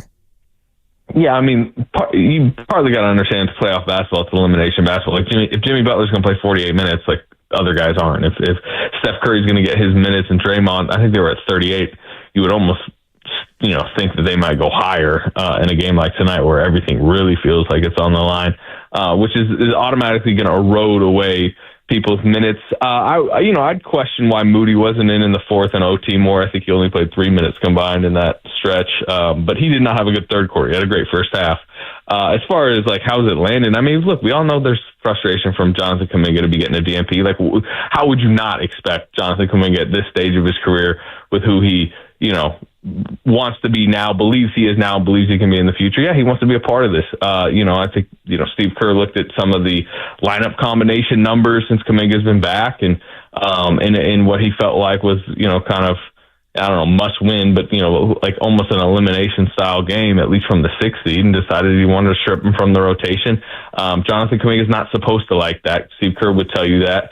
Their hope, and I know there's a lot of people behind the scenes trying to keep Jonathan Kaminga, including himself, Jonathan Kaminga, trying to keep him ready for what a lot of people still think is going to be moments in these playoffs where he's inserted at key times. I think in a Houston series, if they do win tonight, he makes a lot of sense to try early in that series. He's had games of 33 points, 20 points, 23 points against the Rockets this year. His athleticism typically plays up against them. And when you are in a game 1 and game 2, it is more experimental. Let's say they come out of tonight, you don't have to go Jimmy Butler 45 minutes in game 1, Steph Curry 42. You don't have to do that in a game 1 in Houston. So that to me is where you can widen out the rotation, and I think try Kaminga, against the Rockets. Talking with Anthony Slater here on the River Islands guest line on Morning Roast, Spadoni and Shasky. And Anthony, the biggest matchup in tonight's game that we're not talking about enough is what between the Warriors and Grizzlies? Jaren Jackson's internal battle with foul trouble, right? Just remember that game? I mean, he ran into Moody with 8 minutes to go in the first quarter for a second foul, just completely unnecessary, just knees Moody to the ground, gets pulled out of the game. It's 11-10 Memphis at that point. By the time he comes back in, they're down 14. To me, that changed the game in the first quarter. And then y'all probably remember that little Butler pump fake that got him out of the game for the final 2 minutes. Jaren Jackson, in my opinion, is their best player. He's their rim protector, which is always a problem for the Warriors. He can hit threes. He was posting up Draymond with some success in that game. Draymond knows how good he is. They're kind of Michigan State. Yeah, he kind of Draymond admonished him a little bit after the game. Remember that? He's he's been in the league for too long to do these dumb fouls. He said, he got his fifth. So Jaren Jackson got his fifth when he misses a corner three and he's frustrated about it. And Quentin Post is just going to get the easy rebound. And for some reason, he just grabs Post's arm and yanks it. In frustration. And Draymond said he went over to the Memphis bench and was telling Desmond Bane, what's your guy doing? He can't be doing this type of stuff because he wants Jaren Jackson to kind of hit the next stage of his career. But I think the Warriors don't want him to hit that next stage tonight. I think his foul trouble, like if he has limited minutes and if it's Santi Aldama and Zach Edey trying to hold down the fort, Santi Aldama, who's a minus 26 in that Warriors game, then that's very good for the Warriors. So I think Jaren Jackson's ability to stay out of foul trouble is massive tonight. Yeah, I would agree. And them, I think, attacking the hoop early and not just settling. So many late possession, either shot clock violations, bad shots. I call them grenades. You throw a guy a grenade with like 2 seconds. Hey, make a play. You know what I mean? Like, hey, dude, I have no room to operate. That was where Pods got that travel call. What if I said this to you? All right, and I'm going to go slowly so that you know the names. I don't know who's going to play, so that's why I'm going to lump them all together. QP, Moody, GP2, Kaminga, Gee. 45 points. If I can get 45 points from Quinton Post, Moody, GP2, Kaminga, and Gee, they're going to win this game. What do you think of that in terms of others contributing? Yeah, I mean, that's a lot of points because if you're talking about Gee and Kaminga, like, how many minutes combined are you getting exactly there? Post, I mean, maybe he can hit some threes, but he's like, that was kind of an underrated story of that Clippers game, and maybe it's just kind of a bad matchup. But should I throw Buddy in there then as well? I think you should, because he's the type of guy, he's probably going to play more than even at times fans would like, but he's going to get threes up. So yeah, I would probably loop him in. Okay. I mean, it's not like you couldn't win with like a Steph Curry. Steph Curry at 52 against the Grizzlies, in their last game. Like, let's say he just explodes. Jimmy has a nice 25-point night. Like, you could putter across the finish line other ways, but I mean, you're generally right. I mean, you need something from your role guys, and you just named about 5 or 6 of them. So well, and I just don't know who's going to be playing. And look, your point about Steph in the last. Jimmy changes the equation on all these things. But you go back to the first 2 games this season, because he didn't play in the January one, he had a combined 15 points. And now they're out Jalen Wells, right? Like, they're out Brandon Clark right now. So they're out some of their guys. Their defense is melted down. It's why they're in the 8th seed. By the way, I mean, that's a 2 steps back. Like, it's kind of absurd the Grizzlies are the 8th seed, right? They started 36-18, Anthony, and that 12-16 to finish the season. Well, part of that is as a defensive meltdown that cost Taylor Jenkins his job. And Steph hit 12 threes in that game, and go back and watch. I mean, they're just complete mental collapses like 5 times. Guys running from Steph Curry and then realizing, oh, wait, no, that's not the assignment. I need to get back to him. And that's too late. Zach Edey was just getting dragged into a ton of action. Ja Morant makes, mistakes defensively a ton, gets back cut, that type of stuff. So that would be the Warriors' biggest advantage tonight. Is like Memphis, beyond Jaren Jackson, is a bad defensive team. They are. And, you mentioned that Jalen Wells, who they at least was a nice, young, decent perimeter defender. I wouldn't call him, shut down at any point. He's not a Men Thompson, but he would have helped, and he's not there. Anthony, who wins tonight and why? I mean, I think the Warriors do. I think the Warriors are a better team. They play better basketball. We saw them in Memphis without Gary Payton and Kaminga 2 weeks ago, and basically, that felt like their biggest regular season game, remember, going into that night. So, there was a lot of intensity and focus from both sides, and just Warriors looked like the better team in Memphis. So, I think, what are they, 7.5-point favorites? Yeah. That's pretty substantial for a big, NBA game. I'm not saying they cannot lose. Sure, Desmond Bain gets hot from 3. Jaren Jackson has a big night. Ja's getting going. Like, Steph is turnover prone. Stuff can happen. This is no lock, but I think the Warriors understandably are pretty substantial favorites tonight. Josh Tiven, Bill Kennedy, Nick, is it Buchert on the call for the officials. So there you go. Bill Kennedy. I love me some Bill Kennedy action whenever he goes to the replay. Oh, in or out real quick, Anthony. I got bad news for you, though. I think he's not the lead official tonight. He's not. I know. So he's not going to be going. He's not. Yeah. You're right. That's Josh Tiven. In or out on the grenade throw celebration from Ja. I'm all in on it. I think it's great. I mean, sure. Why not? Yeah. I mean, I don't know why Ja's antagonizing the league, but it's what it is. Anthony, 2 quick points here. It does feel like Chase Center is coming around in terms of liveliness. I thought that the atmosphere was seeping through the television. You're there, so I don't know. You could speak to that. And just my feeling, they lose tonight, and I don't care what happens. They win on Friday. They lose on Friday. To me, season's over, and it's a giant, giant disappointment given what would have, could have, should have happened had they handled some business in a couple of these games. I can identify 5 or 6 of them down the stretch. Do you agree with me on that? Yeah, I mean, the season will be a huge disappointment if they either get eliminated in the play-in or like get handled in the first round with ease. Especially because we understand what these next two playoff runs are about. It's like the end of the Steph Curry, core era. They put all their money in, not all of their resources, but substantial amount, particularly financially, in this like Jimmy Butler trade and the extension. So this is to make some type of run, and I think year one of this is to at least look like you can contend around these three, and maybe you add around the edges this summer, but it's got to look like you're heading towards something bigger. And if the season ends in April, typically those teams don't look like they're heading towards something bigger. Hey, Anthony, good stuff, man. We really appreciate it. Good luck at the game tonight covering it, and we'll be reading your stuff and talking to you again soon. All right, fellas. There he goes, Anthony Slater, courtesy of the River Islands Guest Line, obviously covers the Warriors for The Athletic and also here on 95.7 The Game. And it's time to give away a pair of tickets to tonight's Warriors-Grizzlies game. Yay! Be the first caller to call in and answer the following question, and you will be going to Chase Center for tonight's play-in game. Here's the question. The guy that Spadoni needs to step up the most for him tonight is who? So who do I need to step up the most in tonight's game? 888. Oh, check that. Be the first caller with the call. I almost said the wrong one. I almost butchered it. Be the first caller with the answer. Call the contest line at 415-523-4652. Again, 415-523-4652. First caller, 415-523-4652. All right. Anthony Slater just joined us. Takeaways from that. He's with you. The age and the wear and tear and the scared. I feel validated on 50 levels from Slates. Just two mensches who understand the game at a philosophical level, at a whiteboard level, at a at a competitive level. You guys, stop. You can lose tonight and still take care of business, and then you'll talk yourself into it on Friday if you win. You know what? Punt game one. You have all the rest for game two. You take that. Everything's all hunky-dory. He thinks this is the biggest game. Which is crazy. Yeah. Since Game 6, 2022. Well, I mean, maybe it's not that crazy because the play-in game last year, I think we all kind of saw the writing on the wall of that season. It's just they just weren't good enough last year.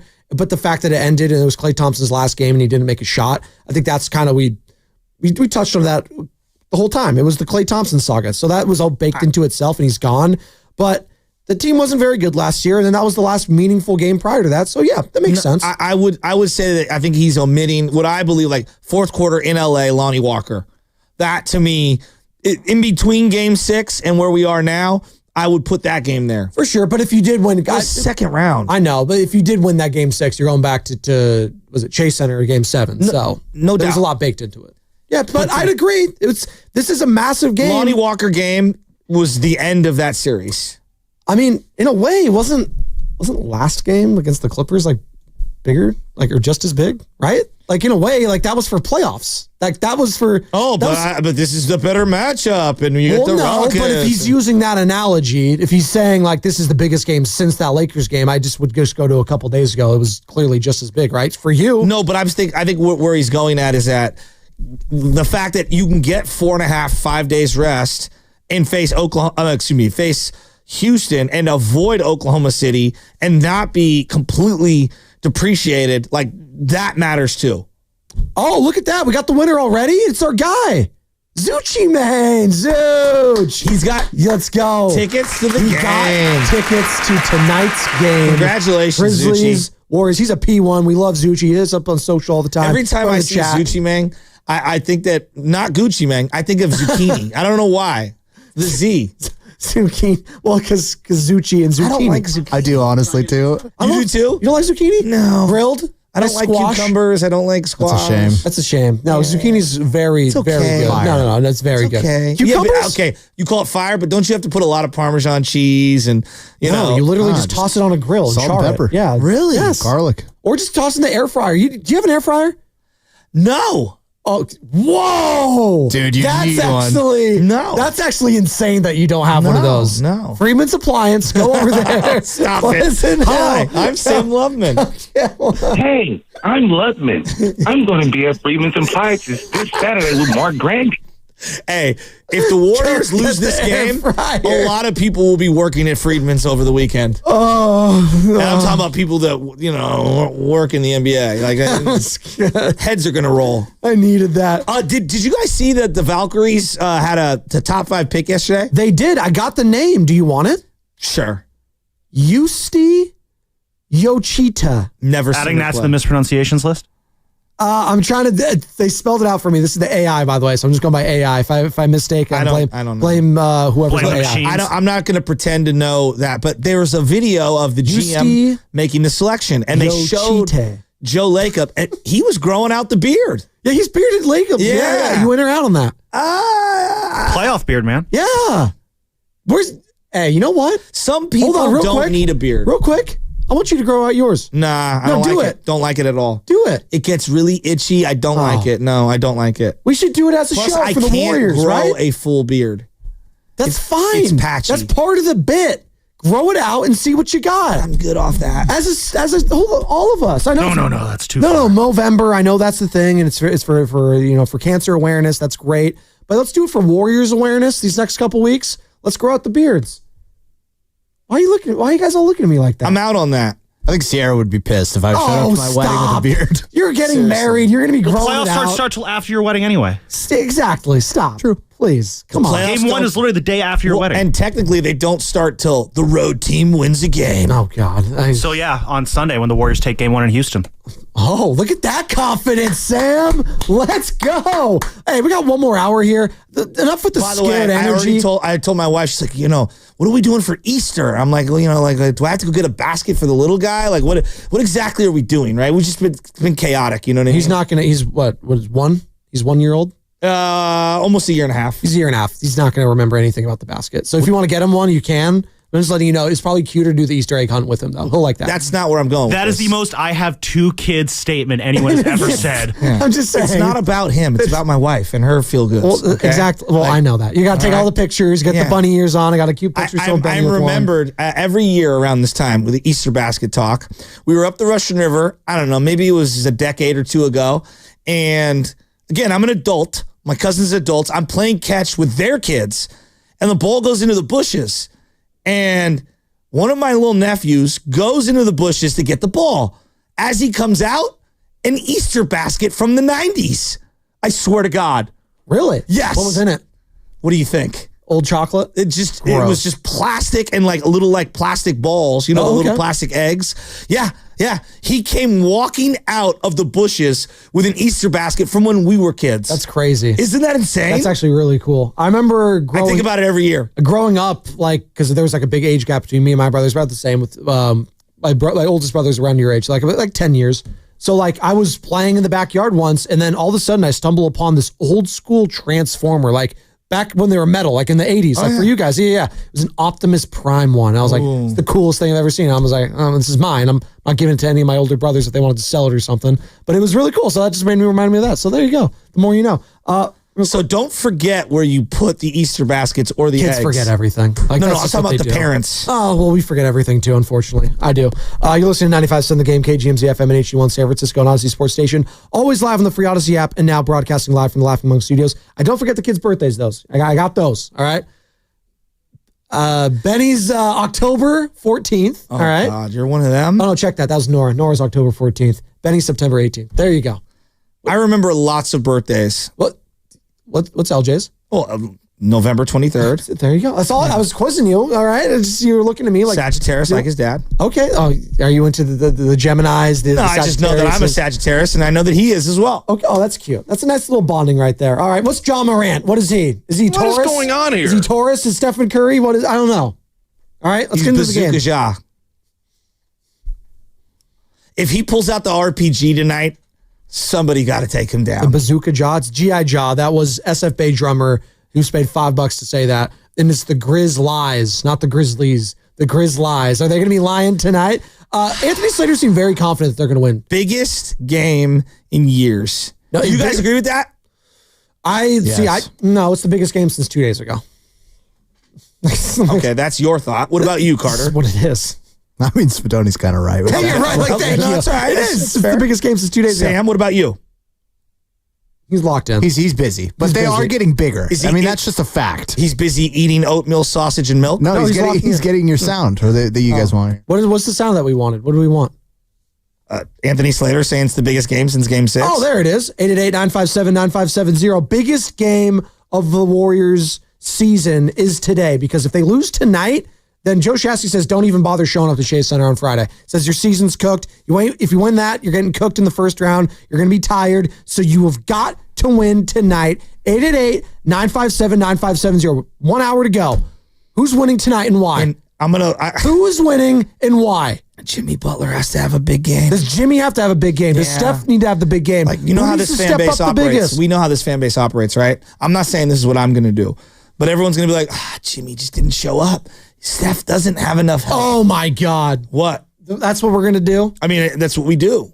I'm not saying me. I'm saying that's what fan bases do. And then Jimmy's going to say something like this, and people are going to get mad. Go home and play some dominoes, drink some coffee. That'll help it feel better. If he says that again tonight and they lose, would you feel some type of way? I'm going to wear all black in my living room for Friday night's game if that's what happens. Are you serious? I'm dead serious. I'll be like Mark Jackson. I'm fighting for my life. Oh my God. They control their own fate. We're great. We're great. We're right where we want to be. We still got an opportunity and we control our own fate. We're going to be just fine. They're going to be just fine. 888-957. That sounds like me explaining to my wife, like, we're going to be fine. Everything's fine. Everything's fine. Yeah, in my head, I'm like, it's not fine. It is not good. I'm listening to him say that, and I was like, it is not good. Do you believe that, Jimmy? Well, in fairness to Jimmy, he's been here. Be safe. He's been here a couple months. So, like, I get it. He's all in. He's a Warrior, all of that. But, like, for him, he's just, this is regular for him. He's gone to the play-in multiple times. Like, it's nothing new. And by the way, the Chicago Bulls and Miami Heat are playing, I think, for the third time in a row in the play-in game. Like, that matchup, that tells you all you need to know about the play-in game. I'm getting Chicago Bulls in the play-in game 3 years in a row against the Miami Heat. What I don't want tonight, I hate the little things, the omens. I want no premature shimmies, no premature nights. Let's. I don't think he has done a premature night. Has he? I don't think so. I don't think he's ever done one of those. I just don't want any. I want, like, if we're gonna do, that kind of stuff. He could do the shimmy. Like if Jaw's doing the grenade throw, as that a boy. Oh God, these just broke the microphone. No, I lifted it up. It's worth good. If Jaw's gonna do the grenade at one point today, I want Steph or Draymond to also do one. I don't want any night at all. No, do you want to feel me? No, do you want a grenade throw though from Steph? Sure, right? but we could be up 40 in the fourth quarter, and I want none of it. Oh, no! Until the last buzzer sounds. Come on, you can have fun. It's Chase Center. Come on. No, they're having fun. They're going to win tonight. They're going to win tonight. You're going to come in tomorrow, and you know what the energy is going to be? Thank God we won that. Now we're going to take care of business. So we're going to win round one. So you have all this scared energy. You're going to win tonight. You'll come in tomorrow, say, see, this is what we wanted all along. You didn't want the Lakers in round one. You didn't want the Nuggets. You wanted the Rockets all along. Could you imagine, though? Let's just suspend reality for a second. Okay. You do win tonight. Yes. Then you go on and you beat Houston in 6. You go through Ime Udoka and Dylan Brooks. And then what's the And then you go level? through the Lakers. Or you're sleeping on the T-Wolves that easily? Yes. And then go, the referees. Wow. Just sleeping on Anthony Edwards, Julius Randle. Because they're going up against Luka, LeBron, and the refs. So three mega max superstars. Oh, my God. First ballot Hall of Famers. By the way, the referee assignment tonight, I did mention it during the Anthony Slater. So we got Josh Tiven, your boy. Yeah. Bill Kennedy. Bill Kennedy is the worst. Why? He's terrible. And Nick Buchert. There you go. Not Rick Bucher, Nick Buchert. There you go. The alternate is Rick Bucher, the worst Warriors sideline reporter of all time. Why are we just throwing shade? Former host here at 95.7. Come on, we protect our own. He was always like confused and stuttering, and it's a mess. He was a hot mess. So you guys like to you and Bonte. Being real. You and Bonte used to do better this. on ESPN. You want some fun facts about the lead official tonight, for Josh Tiven? He wears number 58. This is his 15th season from Connecticut. His favorite TV show is Seinfeld. His favorite movie is Minority Report. It's a great one. You remember that one? Tom Cruise? Of course. Favorite musician? Dermot Kennedy? That's not a real person. Favorite meal? Chicken parm with vodka sauce. There you go. And he likes to go on Instagram. So you go through the Lakers, okay, in the second round, and then you get Oklahoma City. You go through them, all right? Then you get to the finals, and then I'm bring on the Celtics again.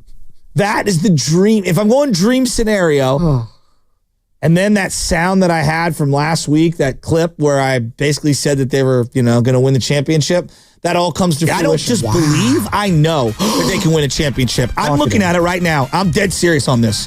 I honestly think that the Warriors are going to win the championship. I'm dead serious on this. I really do. Like I'm not even. This isn't like hyperbole. I'm not trying to get clipped online. I'm being dead serious. You still feel that way right now today?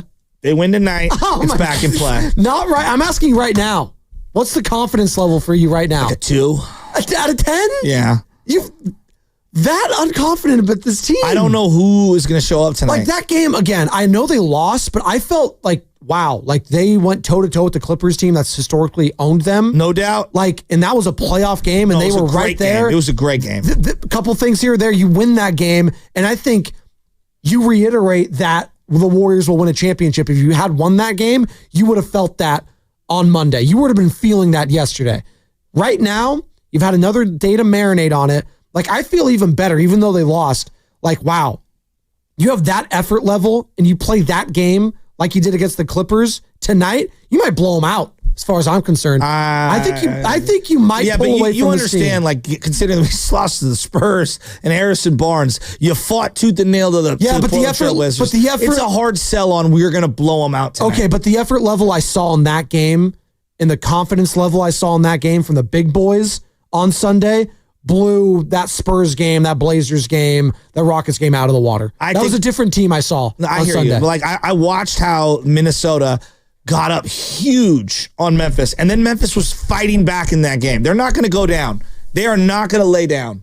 They're not going to lay down, but I do think you can punch them in the mouth early and then don't allow them to get back in the game in the second quarter and make a run, and you could be sitting pretty and be flexing on this team and throwing grenades all over the place like John Morant likes to do everywhere else. I'm just saying, like, I know you're worried about the shimmies, but I want some swagger in the building tonight. I want some swagger with Stephen Curry. I want some swagger from the young guys, from Pods early, from not from Ja, but from Moses Moody early, from if Gary Payton can hit a 3-pointer early, if he's going to be open, like, hit those things, man. And is Jonathan Kaminga going to play in this game? I think the energy level of a guy like that, what he could bring with a big dunk or a block or something like that, I think that could feed into the team, right? Coming off a DMP. Guy Santos, you like the hustle from him. Quentin Post, when's the last time we felt like Quentin Post 3, a big one, right?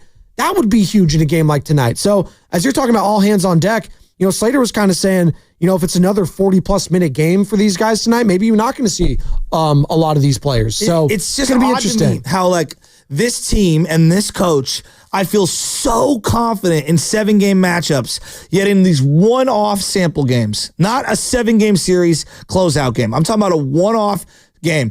I have very little confidence. It is the most bizarre thing in the world, and I can't really put my finger on it. Other than the record kind of speaks for itself. Well, it's just, again, is it too early to say small sample? Like, they've played it 3 times, but they are 0-3.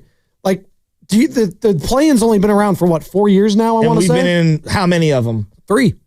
Or no, 2. Because it was 2021. It was 2 because last year, and then they played 2 in one play-in scenario. Yeah, they lost to the Lakers and the Grizzlies. Correct.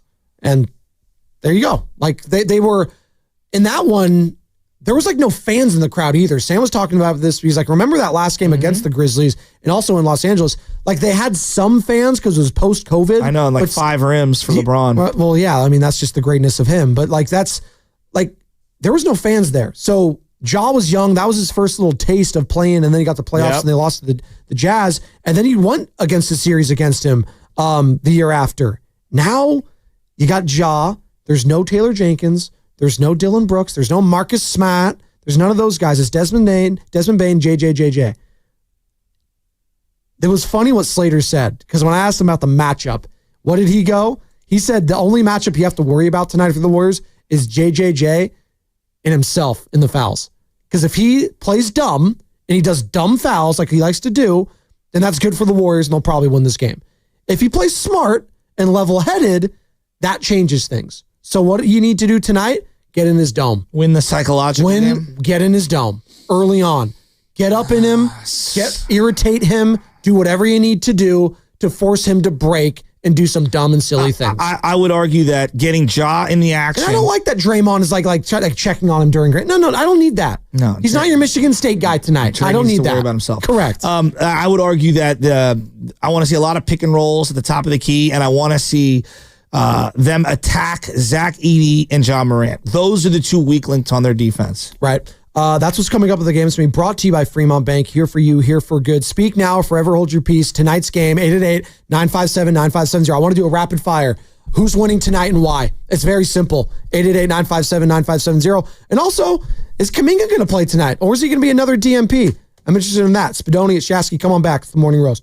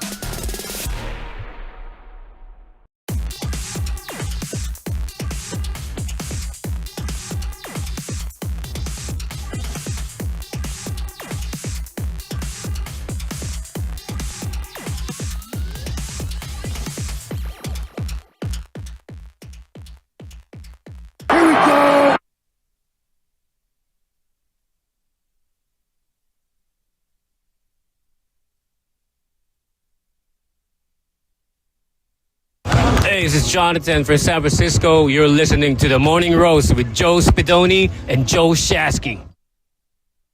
Let's go. This is the music I need, Carter. What is it? What did Tim Tebow like to say? We got 50 minutes, 60 minutes for the rest of our lives. We got 30 minutes for the rest of our lives till Fast Five. 30 minutes, Joe. 30. Grizzlies, Warriors. I don't know why I'm trying to cry. I'm excited though. Like, there's star power in this one. It's not like I know we tried to like promote it last year with Kings, Warriors, but really, like we both knew those teams weren't doing anything, right? Right? Although in hindsight, we did get calls last year. Hey, I think we beat the Kings. We beat the Lakers or the Pelicans. I like our chances against the Thunder. I think we're going to go on a deep run. There's people still saying that last year. They thought they could go on a deep run. No. You win tonight. You win this game. You could go on a deep run. But Joe Shasky's here to tell you, if you lose tonight, there ain't no deep run. It could be over. They need the rest. They need to be able to take their time, game plan for the next opponent. And look, you got a thumb, you got a neck with Draymond, thumb for Steph, neck for Draymond. You got the quad for Jimmy. This team needs a couple of down days of relaxation. And if they do lose tonight, and maybe they lose in the first round or, in another play-in, well, you're going to be subscribing to Garlic Fries and Baseball Guys podcast because you're going to be shifting to Giants talk. Sam Lubman and Joe Shasky, and occasionally Steven Risotto filling in, have the best Giants talk in the world. The world! Catch the latest episode and hear all about Jung-Hoo Lee's big weekend in the Bronx, as well as how big a statement the Giants can make in Philly this week. They made a big statement yesterday. Willie Adames getting his first jack as a San Francisco Giant. They are a lot of fun right now, and I can't wait to have some more Giants talk. You know what? I would like to have some more Giants talk, so that means the Warriors should win tonight so we can talk about them more because, they're being selfish right now and causing all these fans heart attacks and losing to the Clippers the way they've done. We can't even talk about the Giants right now, but I promise we will. And go subscribe to Garlic Fries and Baseball Guys if you're missing any of that Giants itch. So doing a deep dive on the Memphis Grizzlies, do it. One of the things that they have been struggling to do is get Ja Morant playing great at the same time as Jaren Jackson Jr. And they didn't when they played the Warriors 2 weeks ago. It was a Ja Morant show, but JJJ was being a knucklehead. And then, when you mix in Desmond Bane and all three of them are playing well, they're unbeatable. Yeah. They just are. And so this is a team that started off hot. And as Slater brought up their defense, well, they're out their best perimeter player in Jalen Wells. He started 73 games for them. He was their perimeter stopper, if you will. Not that he is Dillon Brooks, but fills a void like Dillon Brooks out on the perimeter. So you're going to get this guy, Vince Williams Jr. tonight and Scottie Pippen Jr. All right? The two juniors, if you will. Junior. Those are the two guys that they're going to try to throw on Curry. I don't know who's going to start. I'm leaning. They're saying Williams, and then Scottie would come off the bench. They're 0-8 on the West Coast this year at those arenas. West Coast arenas, they're 0-8. Vince Williams, last game, I get it, was against the Mavericks. I don't think the Mavericks really played anybody. He had double-double, 12 points, 11 boards. So I'm just saying. Saying. Now, the Warriors are 19th in the league in opponents' fouls per game, meaning the amount of fouls you draw. Memphis is number 2. So defending without fouling is going to be significantly important for the Warriors especially today. Against Ja, which is why you want to force him to be a three-point shooter tonight. Don't allow the dribble drive penetrations in the paint because he will finish and you will reach and you'll be doing something dumb. And now we're making fun of JJJ, but you also don't want to do the same thing that he likes to do, dumb fouls. Now, the Warriors have been really scrappy. They have the 4th best offensive rebounding percentage, meaning the opportunities and how many of those do you actually get. Well, Memphis is slightly better. They're 3rd. So this is a team you have to keep off the glass. And right now, the Golden State Warriors, if you're looking at the matchup, they're up 3-1 this year. They're a totally different team now with Jimmy Butler. If you look at the 3 games before Butler, Steph didn't play in one, and you're playing Lindy Waters heavy minutes. TJD was playing heavy minutes in one of the games. That's just not the case for the Warriors currently. But in the December 19th game, what really struck me was that Memphis nailed 27 threes. That was a franchise record. You cannot let this team play inside out. Anthony Slater, who joined us last segment, Joe, and if you missed any of that interview, Anthony Slater covers the team for The Athletic, 95.7 The Game. Find it on YouTube, the free Odyssey app. Again, find them all there.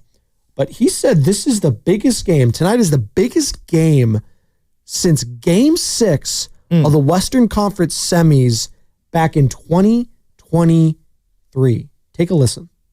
part of why tonight is so massive to win this game and not play Friday night.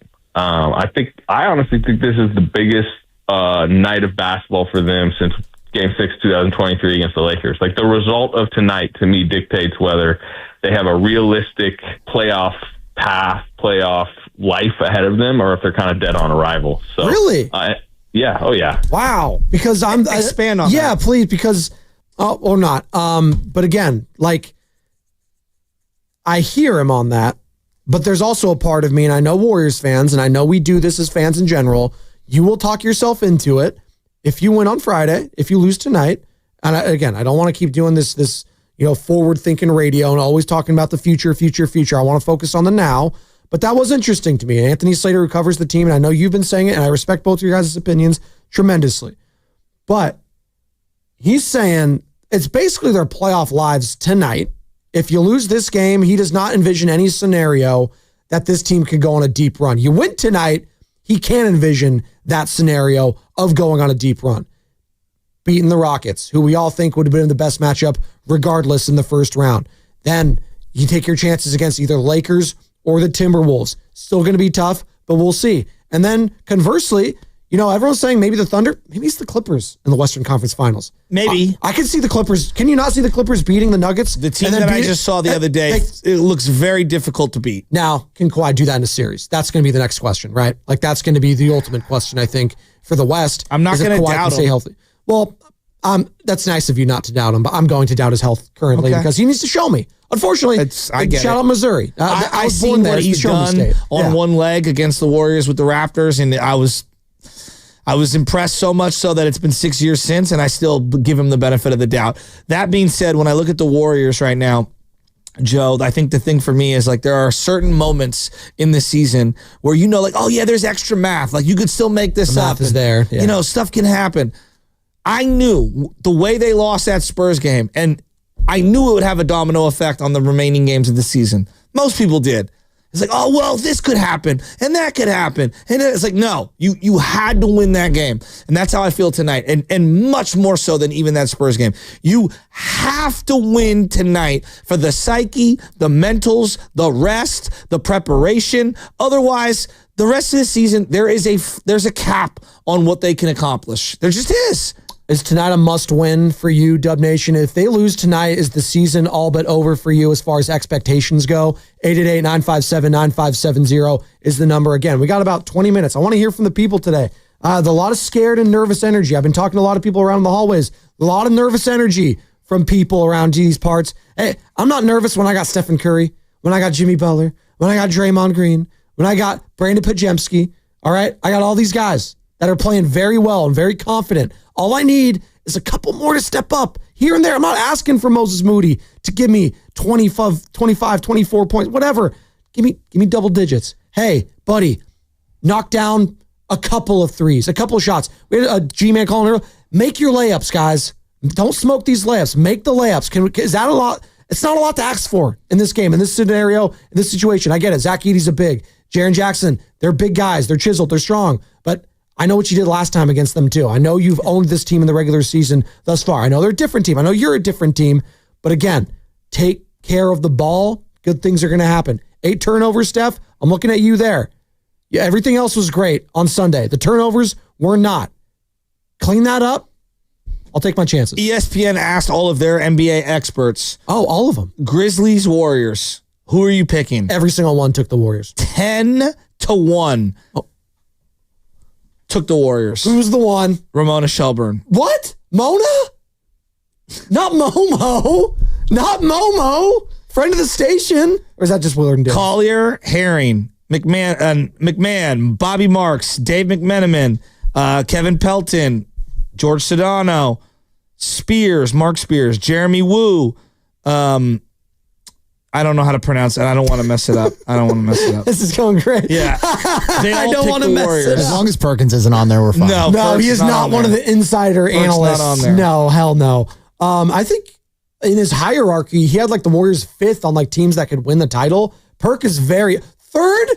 Yeah, it tells you Perk is big time Warriors fan. Yeah, huge. That's your boy, dude. That's your boy. Talking about he has done more damage to the NBA brand than anyone. Really? In the last 50 years. Wow. Yes.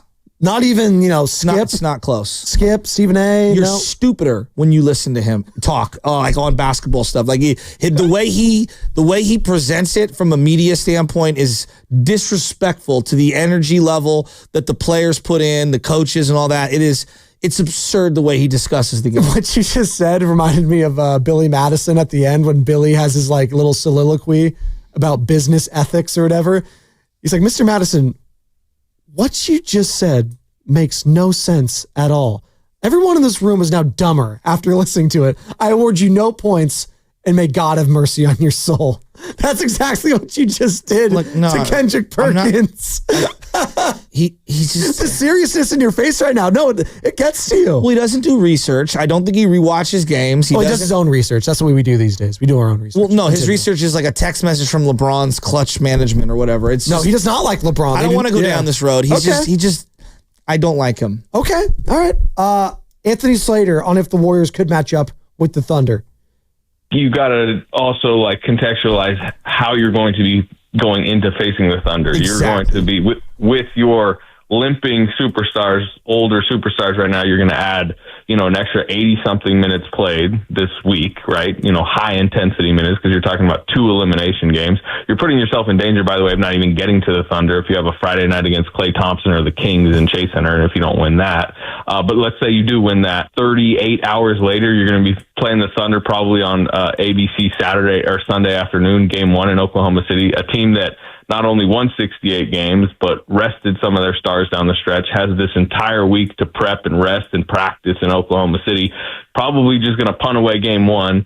Game 2 would be your chance to kind of spice up the series. Sure, maybe. I mean, you'll get some extended breaks within that series, but that is not how you want to be going into facing the Oklahoma City Thunder. So, yes, I think tonight dictates whether you have a realistic path to contention or not. Listen, the path to through the West and to the finals, it's going to be brutal no matter what. I think we can all agree on that. Like, this is the deepest. We were talking about it for weeks. This is the deepest I've ever seen the West, in a West that the Warriors are going to try to contend through. Like, during any of their runs, I don't remember, outside of maybe when the Rockets were the Rockets with Daryl Morey, with James Harden, like when they were doing their thing, like that was a tough matchup for them. Sure. Outside of that, though, I didn't really, nothing else was scaring me in the West. Well, and they're all so unique in the West. Like, think about the way that the Lakers are going to try to attack you. Think about the way the Nuggets would try to attack you. The Timberwolves. Yeah. Everyone's so Clippers. different. OKC is completely different from all those teams. Right. Houston is different. Like, they're a old school. They're probably more of a 90s team. Right. Like, than they are a current team in terms of defensively. Like, they really want to get up underneath your skin. They want to play that New York Knicks brand of basketball from the 90s, Pat Ewing? and the old Miami Heats. Yes, absolutely. Even let's say an early 00s Piston style. Okay. But rugged. Yeah, rugged. But they don't have the guy like Rip. But and point withstands. There are a lot of different teams and specific matchups, and that's why you just got to win this one. So you get to everyone take a deep breath. The whole psyche of the team feels good, and we can recalibrate. Come Friday, Saturday, figure out what the best strategy is against a team that you do have familiarity with in Houston. You just played them. Everyone, take a deep breath. Woosah, chill. Jimmy Butler's got this, all right? We're great. We're great. We're right where we want to be. We still got an opportunity and we control our own fate. We're going to be just fine. Win tonight. You'll be just fine. Well, if you do win tonight, you are right where you want to be. There you go. Then I will buy back Then on. you will buy Absolutely. back in. Okay, we get that. Absolutely. If they win tonight, we'll get this back. I don't just believe, I know that they can win a championship. I'm looking at it right now. I'm dead serious on this. I love how I said they can.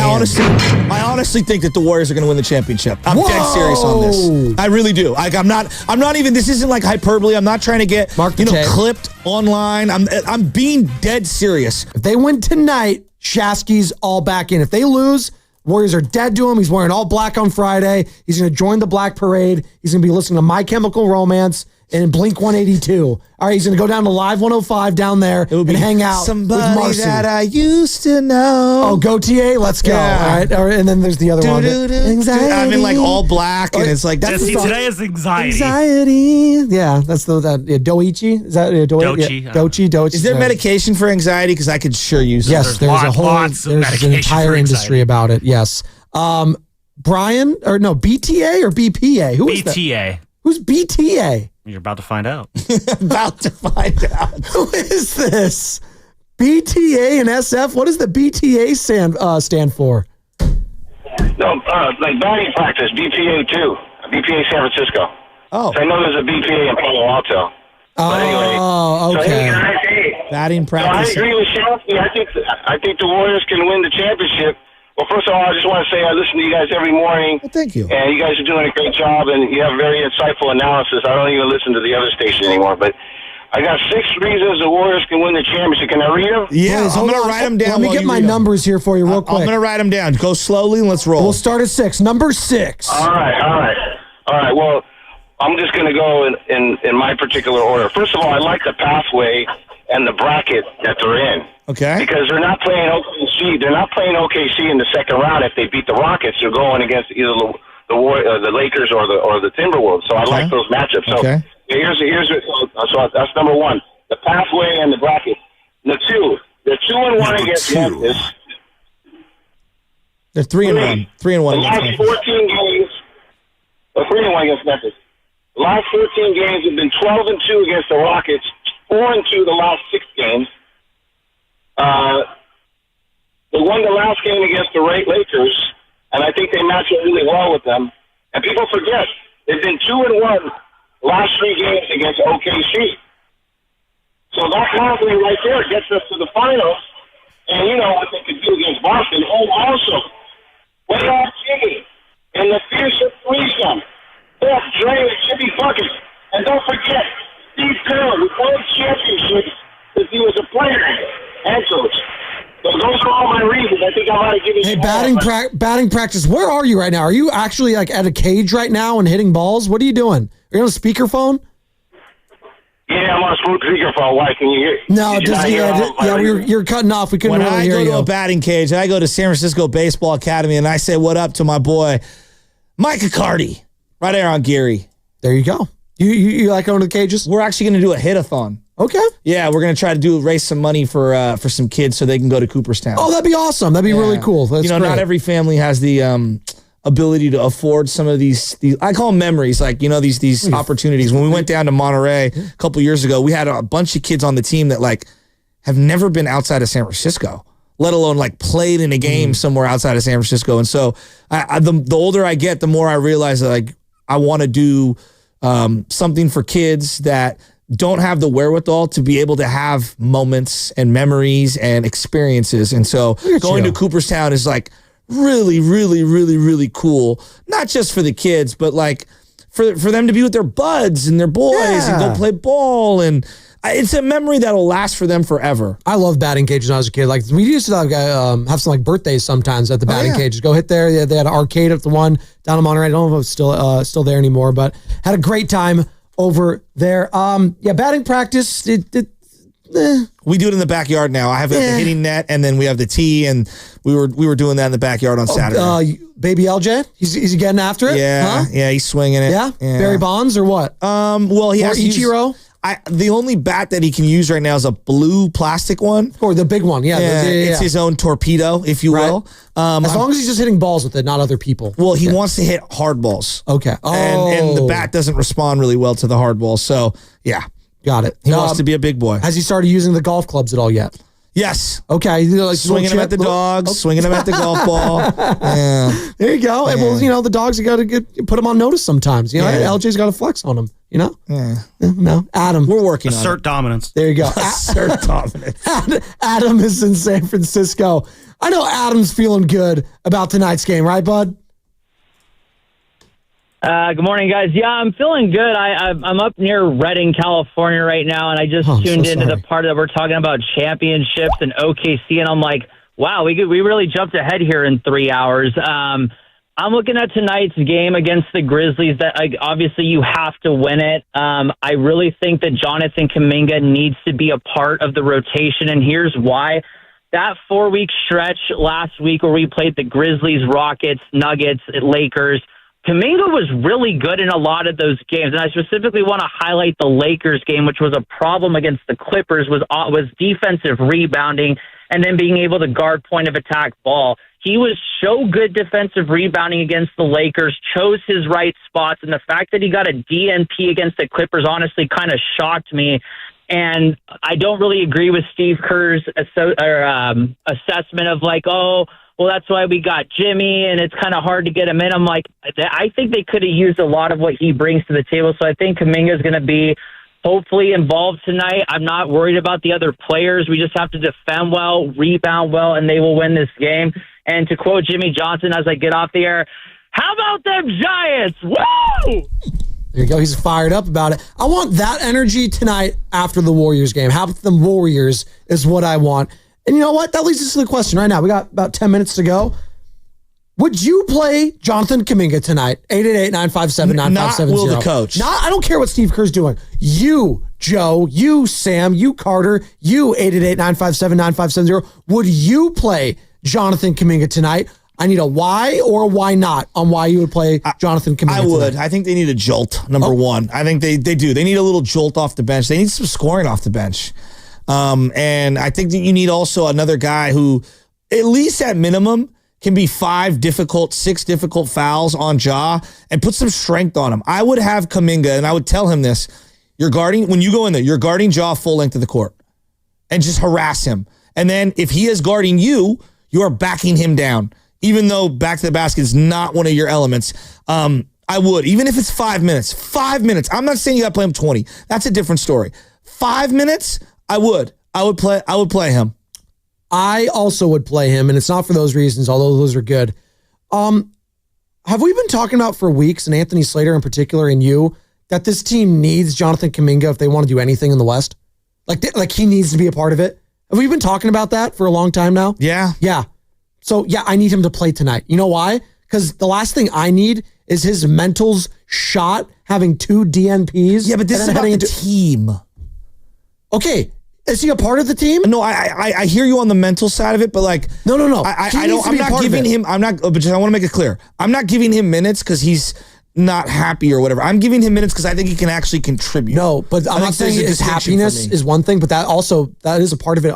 As you're a head coach, like you do need to juggle the mentals of some of these players that it might be a little more fragile, that might be a little bit, teetering, if you will. And I do think it's incumbent on the head coach to instill confidence in a young player that needs it, especially if it's a young player that you are going to need in a given series against maybe the Lakers and especially against the Rockets, who you would play after today, or a T-Wolves or whoever in the West. We just talked about it. The West is a gauntlet. And he needs to be a part of it. You're talking about the old legs. Wouldn't it be nice to rely on some fresh legs like Jonathan Kaminga, Joe? Wouldn't that be very nice to be able to rely on that guy having 25, 30 minutes and playing him in all these series and tight games? If I'm being honest, I wish he never got hurt and he'd be farther along. Correct. And he did get hurt. And but we're not. And so I understand the severity of where they're at in the season, and I understand that we're asking, a lot of him. Would you play Jonathan Kaminga tonight? 888-957-9570. Why or why not? Ryan and Martinez. Ryan, are you playing JK tonight? Good morning. Good morning, guys. Absolutely. I think that Jonathan Kaminga, the caller before, was right on point. He picks his spots to get those rebounds, those critical rebounds, and offensive and defensively, his physicality, his athleticism really pairs well against Memphis. And I think that Steve has that in his. I think he has that in his mind, and I think this is a matchup that he chooses to put Kaminga on the floor. I don't think he gets a ton of minutes, but I think 10 to 12 minutes of good basketball. Hopefully, 5 to 7 rebounds in that time frame. I like it. That's Ryan and Martinez. And then from Eddie in Oakland, I agree with you 100%. They could have used Kaminga against the Clippers just to try to slow down Harden or Kawhi at least. They're so unique in the half court and the way that they can use their shoulder to lean in and get fouls and whatnot. I like him better against this Memphis team. I also don't think Memphis has a body to slow him down on offense, meaning when Kaminga's on offense. Correct. They don't have the players and the experience on their team like the Clippers do. Let's just call it what it is. They also don't have the head coaching experience on this team. God love Coach Tomas. He's not Ty Lue, who's one of, I don't know his last name. I'm just calling him Coach Tomas because that's his first name. All right. That's what I'm calling him. All right, Coach. Trevor San Carlos. Oh, boy. Are you playing JK tonight, Trev? Hey, good morning, guys. And I think maybe even start him and give him that 20 to 25 minutes. Let him be aggressive, get Triple J or Bane, somebody in foul trouble. And then if he doesn't do that in the first quarter and a half, then, maybe not play him as much in the second. I'd be bold. He needs to get aggressive from the get-go. So from DNP to starting would be insane. I don't think they're going to do that. They're not doing that, but because I appreciate then it would be Jimmy. Appreciate the call. It would be Jimmy, Dre, and JK, and they've acknowledged, yes, probably rightfully, that combo doesn't really work. Right, and again, if you're just joining us, just like I wouldn't want to start Looney with those guys. No. And if you're just joining us, Steve Kerr had a DNP for Kaminga, Guy Santos as well, both DNPs on Sunday's loss against the Clippers, and this was his rationale about Kaminga not playing in that game. Will he play tonight? We'll see. We've just found a group, with since Jimmy got here that we're pretty comfortable with. Guy didn't play either. Guy's been our highest plus-minus guy over the last 2 months. Both he and JK have been really impactful players for us, and doesn't mean they're out of the loop, going forward. It's just this is how this game played out. I would give Guy a couple minutes too. Yes. Guy's a guy that against them last time got you a bunch of extra possessions through hustle, tips, bats. This team needs that. More from this, and not from Steve Kerr, but from the leader of the team, Steph Curry, right? Like that's who I go to when it comes to leadership and getting my mentals right. If I need to lean on someone, and their words mean a lot to me. If I'm JK, it's probably Steph. And this is what Steph had to say to the media, but about JK and him getting a DNP. Just to be ready. It's the test of a young player in this league, and especially with our team. You never know when your moment will be there at the brightest and highest of moments. So it wasn't his time tonight. And, against Memphis, it could be a game where he makes his presence felt. So don't let noise outside of the locker room, the attention that might come from it, distract you from your ability to make an impact when your number is called. So we saw this summer, DNPs are all over the place. You got to be able to be ready. Okay, he is correct, and there's a lot of truth to what he's saying.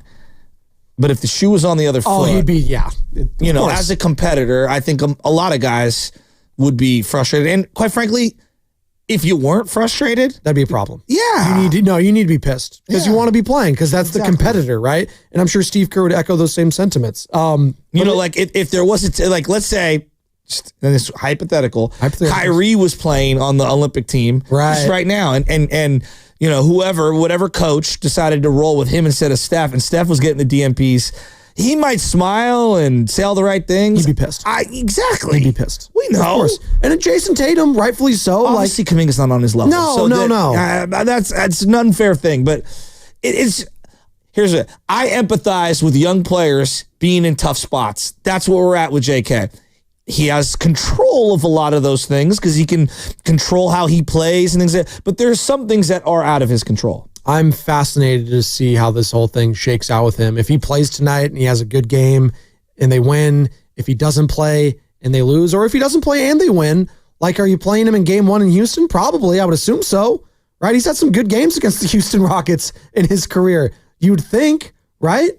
How's he going to react to this? It's very curious, but again, they're going to need his athleticism if they can get in against the Rockets. Correct. They're going to need his athleticism. That team is just all a bunch of young athletes. Well, I'm talking about the health of these guys, the old guys, Steph and Jimmy in particular, the thumb, the quad, how they feeling. Anthony Slater told us they should be good to go, but definitely something to monitor. They're not going to admit to you how tired they are, but you're right. Jimmy Butler played 48 minutes. You saw at times of the game he was, hands on his knees, exhausted. That Kawhi Leonard knee to the thigh was painful. You could tell. He was grimacing while he was moving around post game in the locker room. And I'm not just talking about limping. I'm talking about basically getting dressed my thigh, that type of stuff. But again, he's not on the injury report. He's playing tonight. Steph Curry, thumb injury. I think this is one of the worst versions of the thumb sprain that he's kind of repetitively had this year. It's a really big pad and wrap that he's wearing right now. He's playing. The shot seems fine. He did have 8 turnovers. Maybe it's leading to a little bit of trouble, ball security wise, but we've talked about the age all year. We've talked about if that's going to be an issue. All right. No, he's. Were you surprised at how pessimistic Anthony was regarding if they lose? A little bit, because I do think there is a path still, even if they lose tonight, you're punting game one no matter what. You're just going to get clobbered in that game. I don't even know if you play the players a lot in that game. No, I'm serious. You laugh. You're going to play, guys. You're going to play them, but you're not playing maybe 30 plus 40 minutes in that game if you're getting blown out. I mean, we don't know. We don't know. But if you're down 25 points late in the third quarter, you wrap it up. That's what I'm saying. Okay, in that scenario, yes. You wrap it up. After that, though, you lose game one, and you've played Friday, so you'd have Saturday off. You'd basically have Sunday. I mean, you played a little bit, but then you're probably not playing till Wednesday. You're the Warriors, probably. We'll see how it shakes out, but you're probably not playing again until Wednesday. So that's almost 4 days off in between that. I don't hate it. And if you win game two, all of a sudden, you got faith and you got belief heading back to Chase Center. So that's why I'm not going to poo-poo it totally, but I hear the argument of the momentum, the health, the psyche. Sure. I hear it. One thing I don't want tonight is fourth quarter, it gets tense and it gets really quiet in that arena. Well, those home games, those play-ins, it can get really tight when you get down a couple buckets and you're having some poor possessions. They got to give this team, the team has got to give the fans something to cheer for early on in this game and make it a crazy environment. And I think they will. I think the Warriors get it done tonight, and I think we could all give our picks here in Fast Five.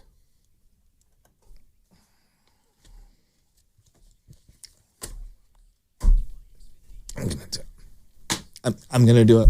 I'm going to do it. Do it. You won't. I'm going to do it. I'm going to do it. Do it. X Factor wild card player of the game. Who? Buddy Hield. Oh. I can't believe I'm going to do it. I'm going to do it. He's going to hit a couple of threes. Big ones. Late in the third quarter, early fourth quarter. The non-Curry minutes. I think Buddy Hield is going to have some moments in this game. And the season came down to Buddy Hield. Hey, hopefully he's right. It's terrifying, isn't it? Oh, my God. It's terrifying. I can't believe I did This is a certified hood classic. There you go. I cannot believe I just did that. Carter, your final thought. My final thought is about the Jonathan Kaminga saga. There's a disconnect here with the Warriors, quite obviously. The disconnect is the Warriors want him to be the guy who's scrappy like GP2, do all that stuff, because he has the length and athleticism to do so. But Jonathan Kaminga wants to be the scorer of this team. It's not what they need. And if he wants to stay on the floor, he's got to do that stuff. And I think he would have helped against the Clippers in those areas, because GP2 could not stay in front of Harden in that game. I also just think it comes back to what his role has been, and I don't even know who he is as a player still. And I do think maybe that's partly on the player, but partly on the organization, the coaching staff too. Just not realizing what you have with the guy. But some guys are wired to be scrappy and some guys aren't. Sure. Pods is always good. Pods is going to play this way either until a big injury or just for the rest of his career. Sure. Like some guys just play this way. Some guys don't. Some guys don't. So maybe it's not a scrap thing. Maybe it's just a grit thing. Why do some guys have a knack for rebounding, right? Some guys love boxing out and it's just in them. It's second nature. Other guys have to work at it, and become better at it. It's just, I don't know, man. I think certain players have certain tendencies. And until he dedicates that part of the game to add to his repertoire, it's going to be a hole. It is. Bingo. Feels like we are reaching the end of the Jonathan Kaminga run here in Golden State, doesn't it? It's feeling like it's going to be a wrap. Look, I thought Jimmy Garoppolo was done 50 times. Oh, I hear you on that, but I don't think Jonathan Kaminga is going to get the money he wants from this Warriors team. Where's the money elsewhere, though? Like, who's tripping over? There's always a sucker somewhere. Okay, who's tripping over themselves? Like, got to give that guy $30 million. No, we'll find out in the summer. Yeah, the Brooklyn Nets. There you go. Exactly. Really? A team like that. The Wizards, the Hawks. Do you really think that they're like, that's the guy for $30 million a year? They might. They might. Him and Cam Johnson. Look out. Good luck. Sam, what you got? My fall thought it's a twofer. Part one is I do think you're going to need Jonathan Kaminga on the floor tonight, so let's play him. And then shout out to Logan Couture, who is announcing his retirement later today due to an injury. He's been dealing with a deep groin injury for the last year and a half that he has not been able to get back on the ice for. And he's announcing today that he's going to have to hang up the skates. He can't keep going anymore. So just shout out to Logan for a great career, 933 games, all with the Sharks, and represented the organization well. A great hockey player, was a big part of that 2016 Stanley Cup run, that 2019 run to the West Finals. It's unfortunate to see the career end like that, but congratulations on a very great Sharks career, Logan Couture. Number 44? No, he was number 39. 39. Close. Vlasic was 44. Vlasic Pickles, I do enjoy. Not bad. I always kind of feel bad for the Sharks in that one run. It was sandwiched right with the Warriors and Cavs and the whole 3-1 thing. They did get, was it swept or lost in 5 games? They lost in 6. Lost in 6 to the Pittsburgh Penguins. Listen, they had one of the greatest players of all time. Obviously, Sidney Crosby. You got Evgeny Malkin, Chris Letang, Phil Kessel, obviously, in that run, Sam. I just keep going on random Pittsburgh Penguins. That was a really good Penguins team, but that Sharks team was also very, very good. Obviously, you had Couture, Joe Thornton, Patrick Marleau, Joe Pavelski, Vlasic, Brent Burns there, too. Martin Jones, hell of a run in between this pipe. So came down to speed in that one. And the speed of the Penguins was just too much for the Sharks to overcome. Logan Couture, along with Logan Webb, two of the quietest talkers post-game you will ever hear. Two of the most famous Logans. And two big-time Logans here in Bay Area sports as well. And Wolverine, probably the third, right? Mount Logan more. Real quick, rat-a-tat-tat. Who wins tonight? Who wins tonight? Who? Warriors. Warriors? I'm not saying. Oh, God. Did you know? He's got too much action. Oh, my God. Did you know that the Pittsburgh Penguins, for a small period of time, were owned by the DeBartolo family? I did know that. Mario Lemieux. Who's winning? Jaromir Jagr. Yeah. Who's winning? Number 66 and 99. We are. The fan. We're entertained. No, the Warriors win. Let's go, baby. Let's go. Because if we lose, we're done. Warriors win tonight. Big win over the Memphis Grizzlies. Now it's Fast 5 brought to you by Xfinity at home or on the go. You got the fastest internet to all your devices. Steiny and Goo are next, and they're going to be brought to you by Fremont Bank. Here for you, here for good.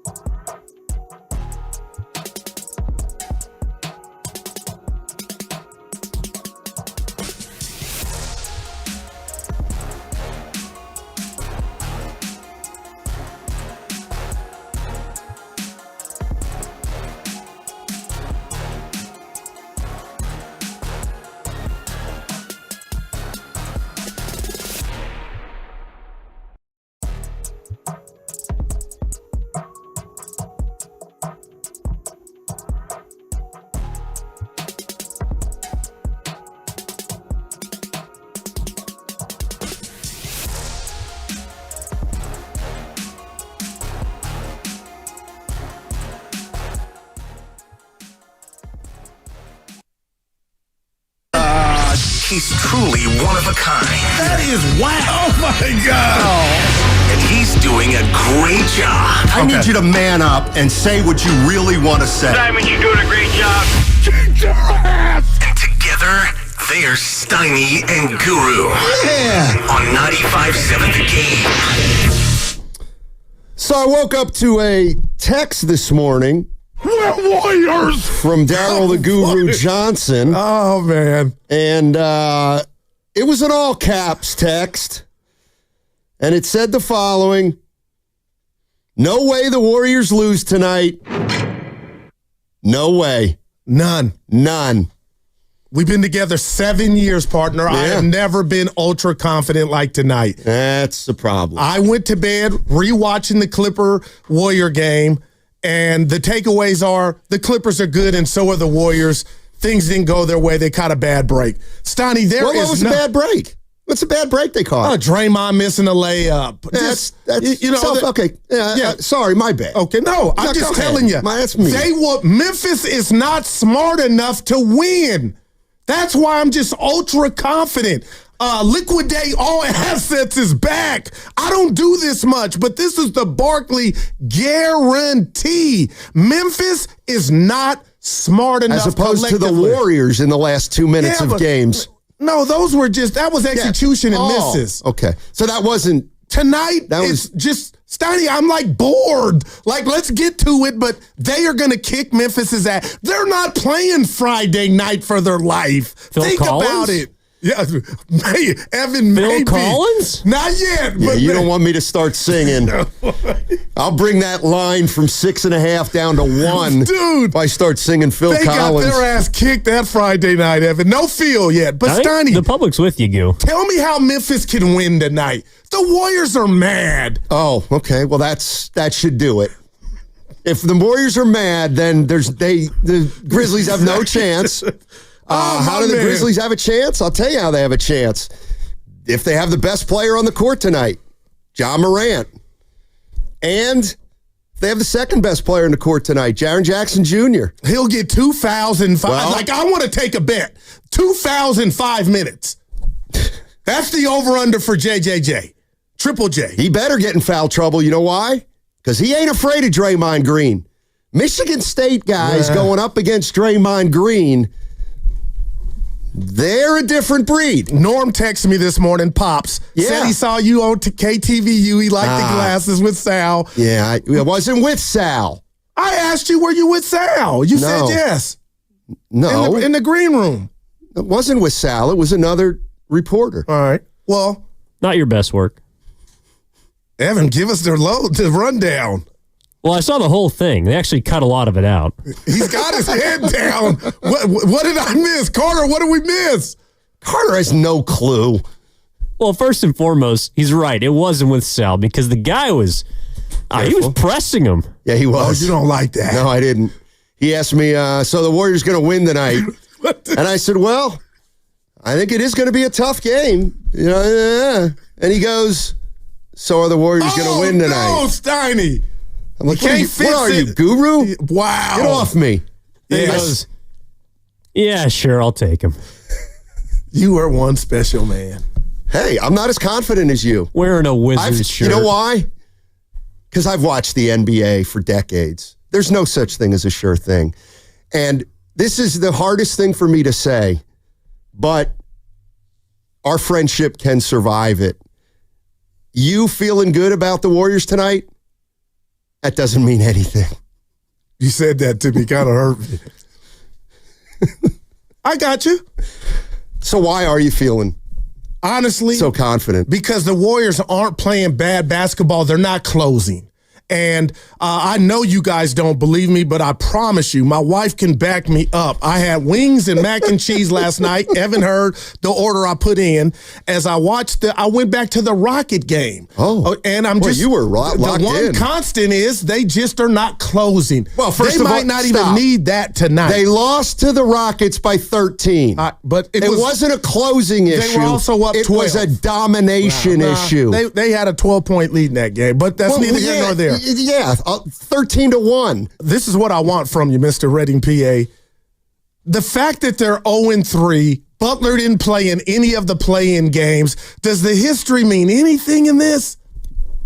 Apparently it doesn't, because you're very confident. That's why I'm asking you. Oh, about it doesn't their history. today. 0-3. Wait, now today you don't think it matters? They got Jimmy Butler. Okay. Now that's a change. For the better. Well, it's just a change from the last year. He has a play-in loss, by the way. Yeah.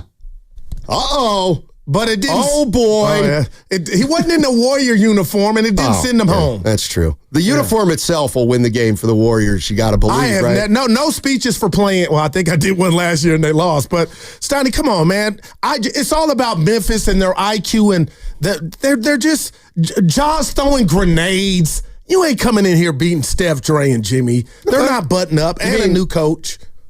It just helped me a minute. I'm trying to remember. Isn't Ja in the Warriors season in a play-in game a few years back? That was pre-gun Ja. Yeah, that was pre-drama Ja. So that was pre-drama. The drama is going to weigh him down tonight?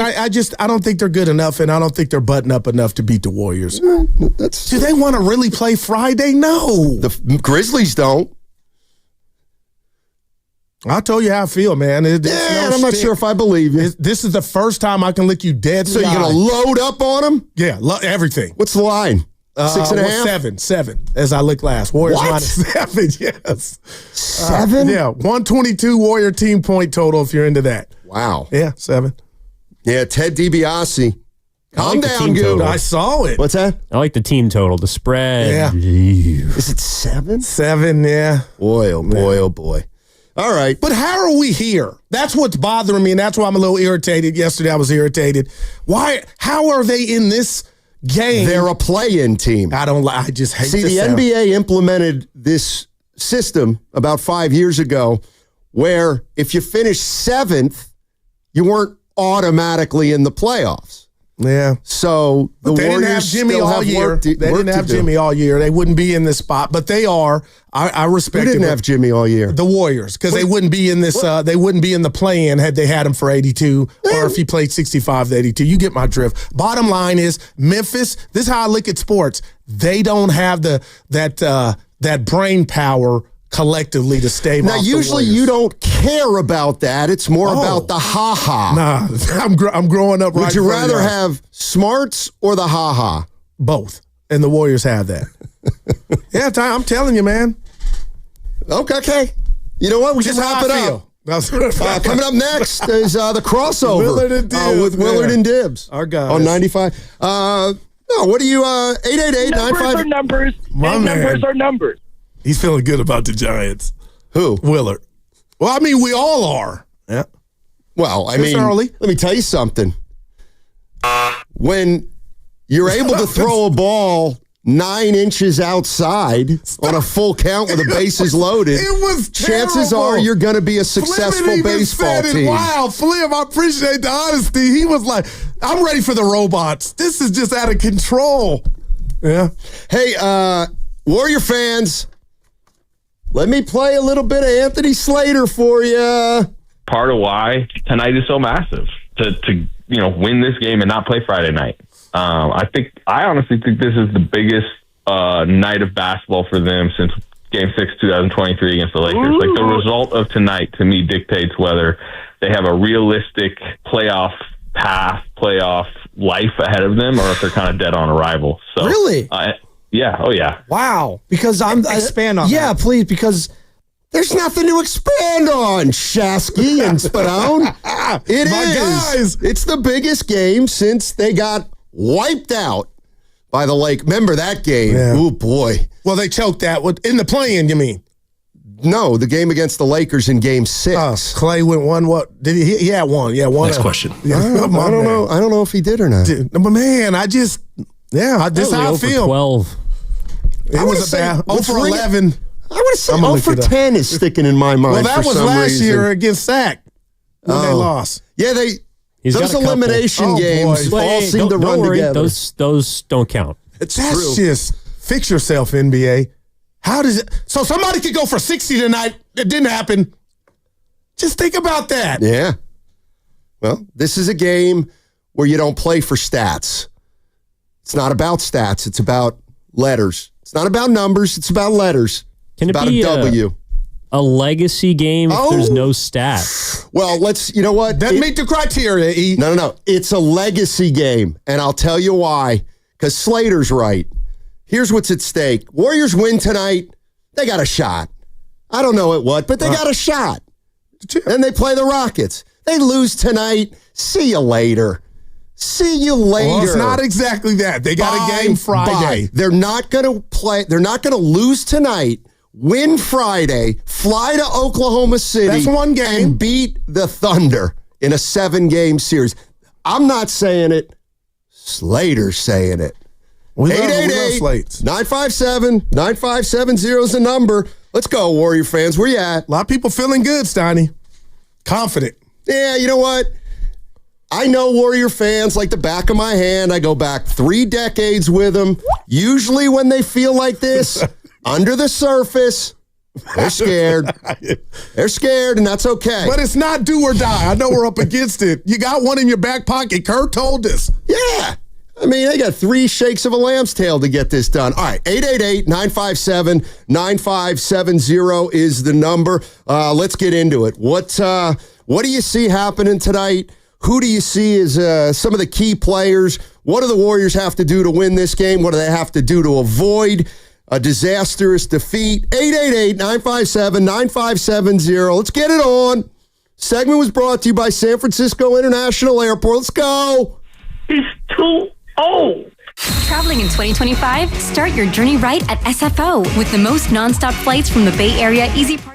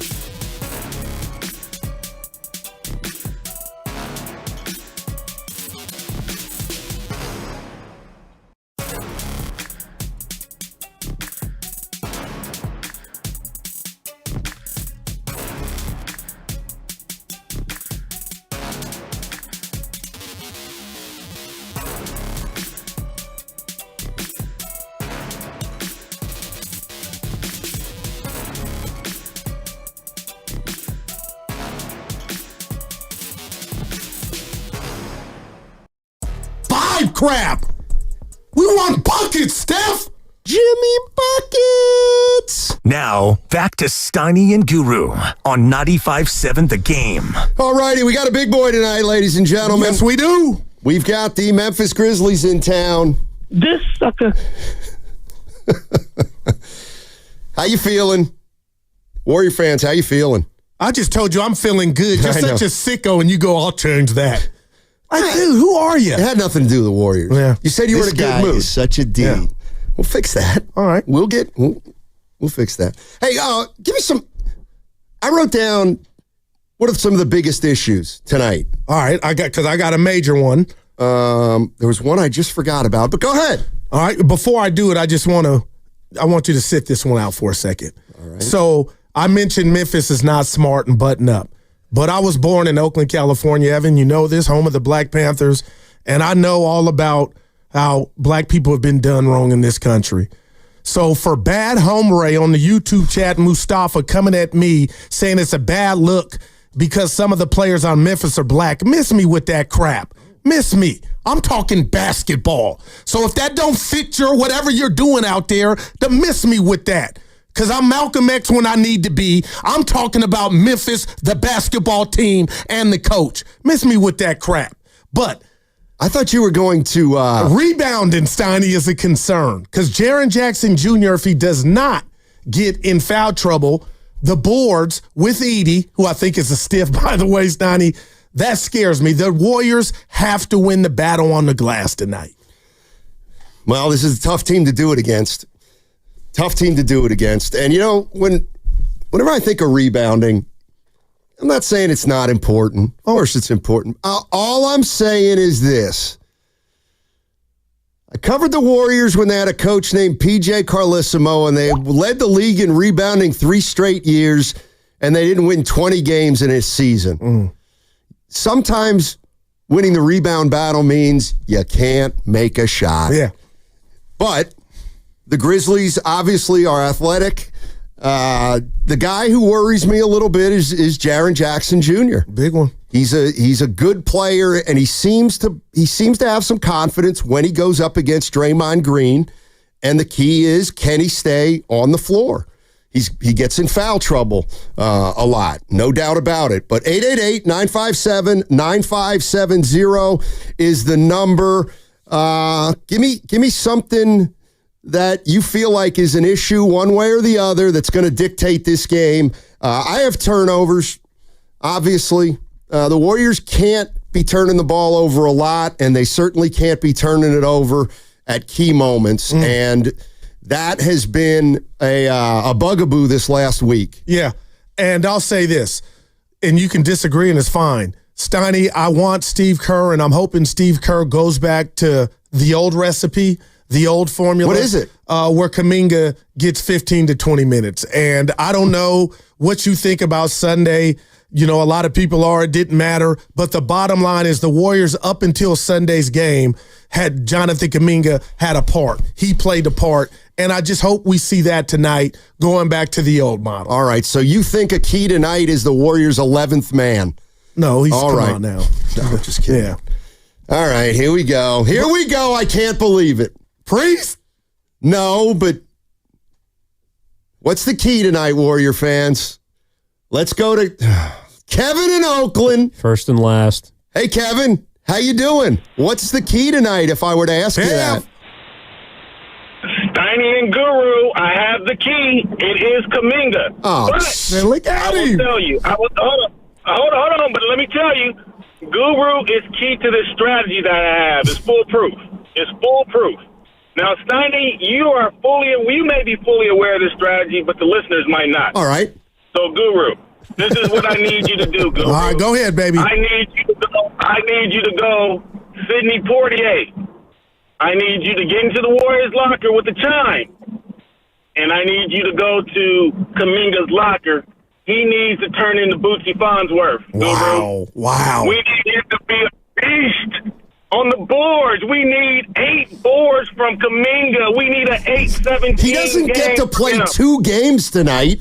How's he getting 8 rebounds? He needs to play 2 games. He needs a doubleheader. Hypnotize him with the chime. Yeah, Jimmy Walker. He's going to go Boosie Farnsworth on it. That's what's going to happen. There it is. All right, I like it. I feel it. Hey, and I had Kaminga on my list. Of course. That's right. Let's go, Kaminga. You guys have a great day. Yeah. Thanks, man. Appreciate it, Kevin. You know what? Maybe I'll, all right. You know what?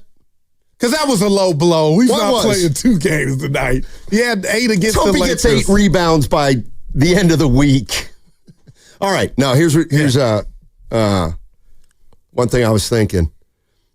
Now I forget what it was. Something important, though. Something about rebounding. Kaminga. No, well, it wasn't about that. It wasn't about that. John Moran obviously is somebody who's got to be stopped. But 888-957-9570. I look at this game, and this is a game that's going to determine whether the Warriors have any realistic hope at making a run. That's the way I feel. I just think it's asking way too much to lose tonight, then win a game Friday, and then head to Oklahoma City. That to me is a recipe for disaster. So that's why they got to get tonight. And you're right, Goo. They're 0-3 in these games, but how much does it really matter at this point? I don't know. Let me ask you this. I made a list of 12 Warrior players. And I kind of broke it up into veterans and young players. So who does he lean on tonight, meaning Steve Kerr? Curry, Butler, Green, Looney, Payton, Hield, or Curry, Butler, Green, Pods, Moody, Kaminga, Post?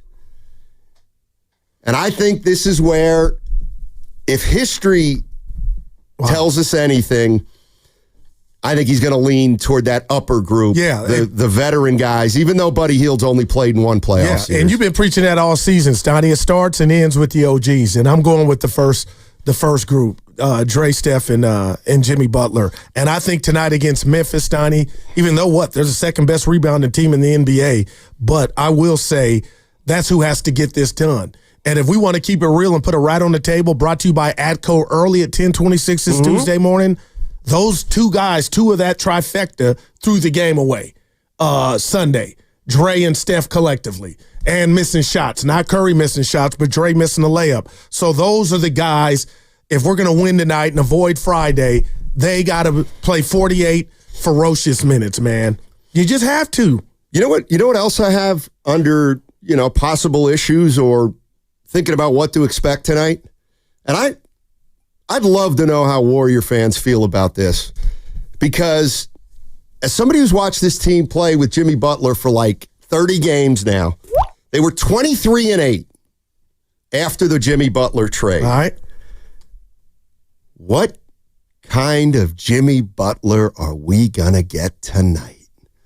And I know it's easy to say, we're going to get the aggressive. Are we? What we saw Sunday. Okay. That's what you think. Yeah. I don't know. Well, what time do you need to win this game against this team? Do you think it's 20 shots? Not necessarily. I don't know. But what I'm getting at is this is a big game. Obviously, the stakes are really high. So what's Butler going to do today? Is Butler going to come out and be a different kind of player early? Or is Jimmy Butler going to do what he's done most of the time here, which is facilitate, and then if he needs to go, he goes. But he doesn't tend to go unless they really need him to go. And so I've always thought, that's a tricky game to play where, let's say you get behind, you're down 5 or 6, and now you're in the second half, and you're like, Jimmy, when? And I guess we got to wait to find out that answer. But I believe, to me, Butler is a wild card. And I think that's... I'm sorry. What I mean by wild card is, he's going to be solid, but what are we getting? Are we getting 8-shot Jimmy, or are we getting 18-shot Jimmy? I would bet the 18-shot Jimmy, and I know this because he said it. He knows what time it is on the watch. the basketball watch in regard to him being aggressive. He kind of alluded to it early on, but I know this is not a playoff game. It is to me, Steiny, and I know they know what time it is. And the fact that they have to have urgency in regard to avoid what you just talked about, a game Friday, getting on a bird, and then starting off with OKC. Who saw that? So that's why I feel like we'll get ultra aggressive Jimmy.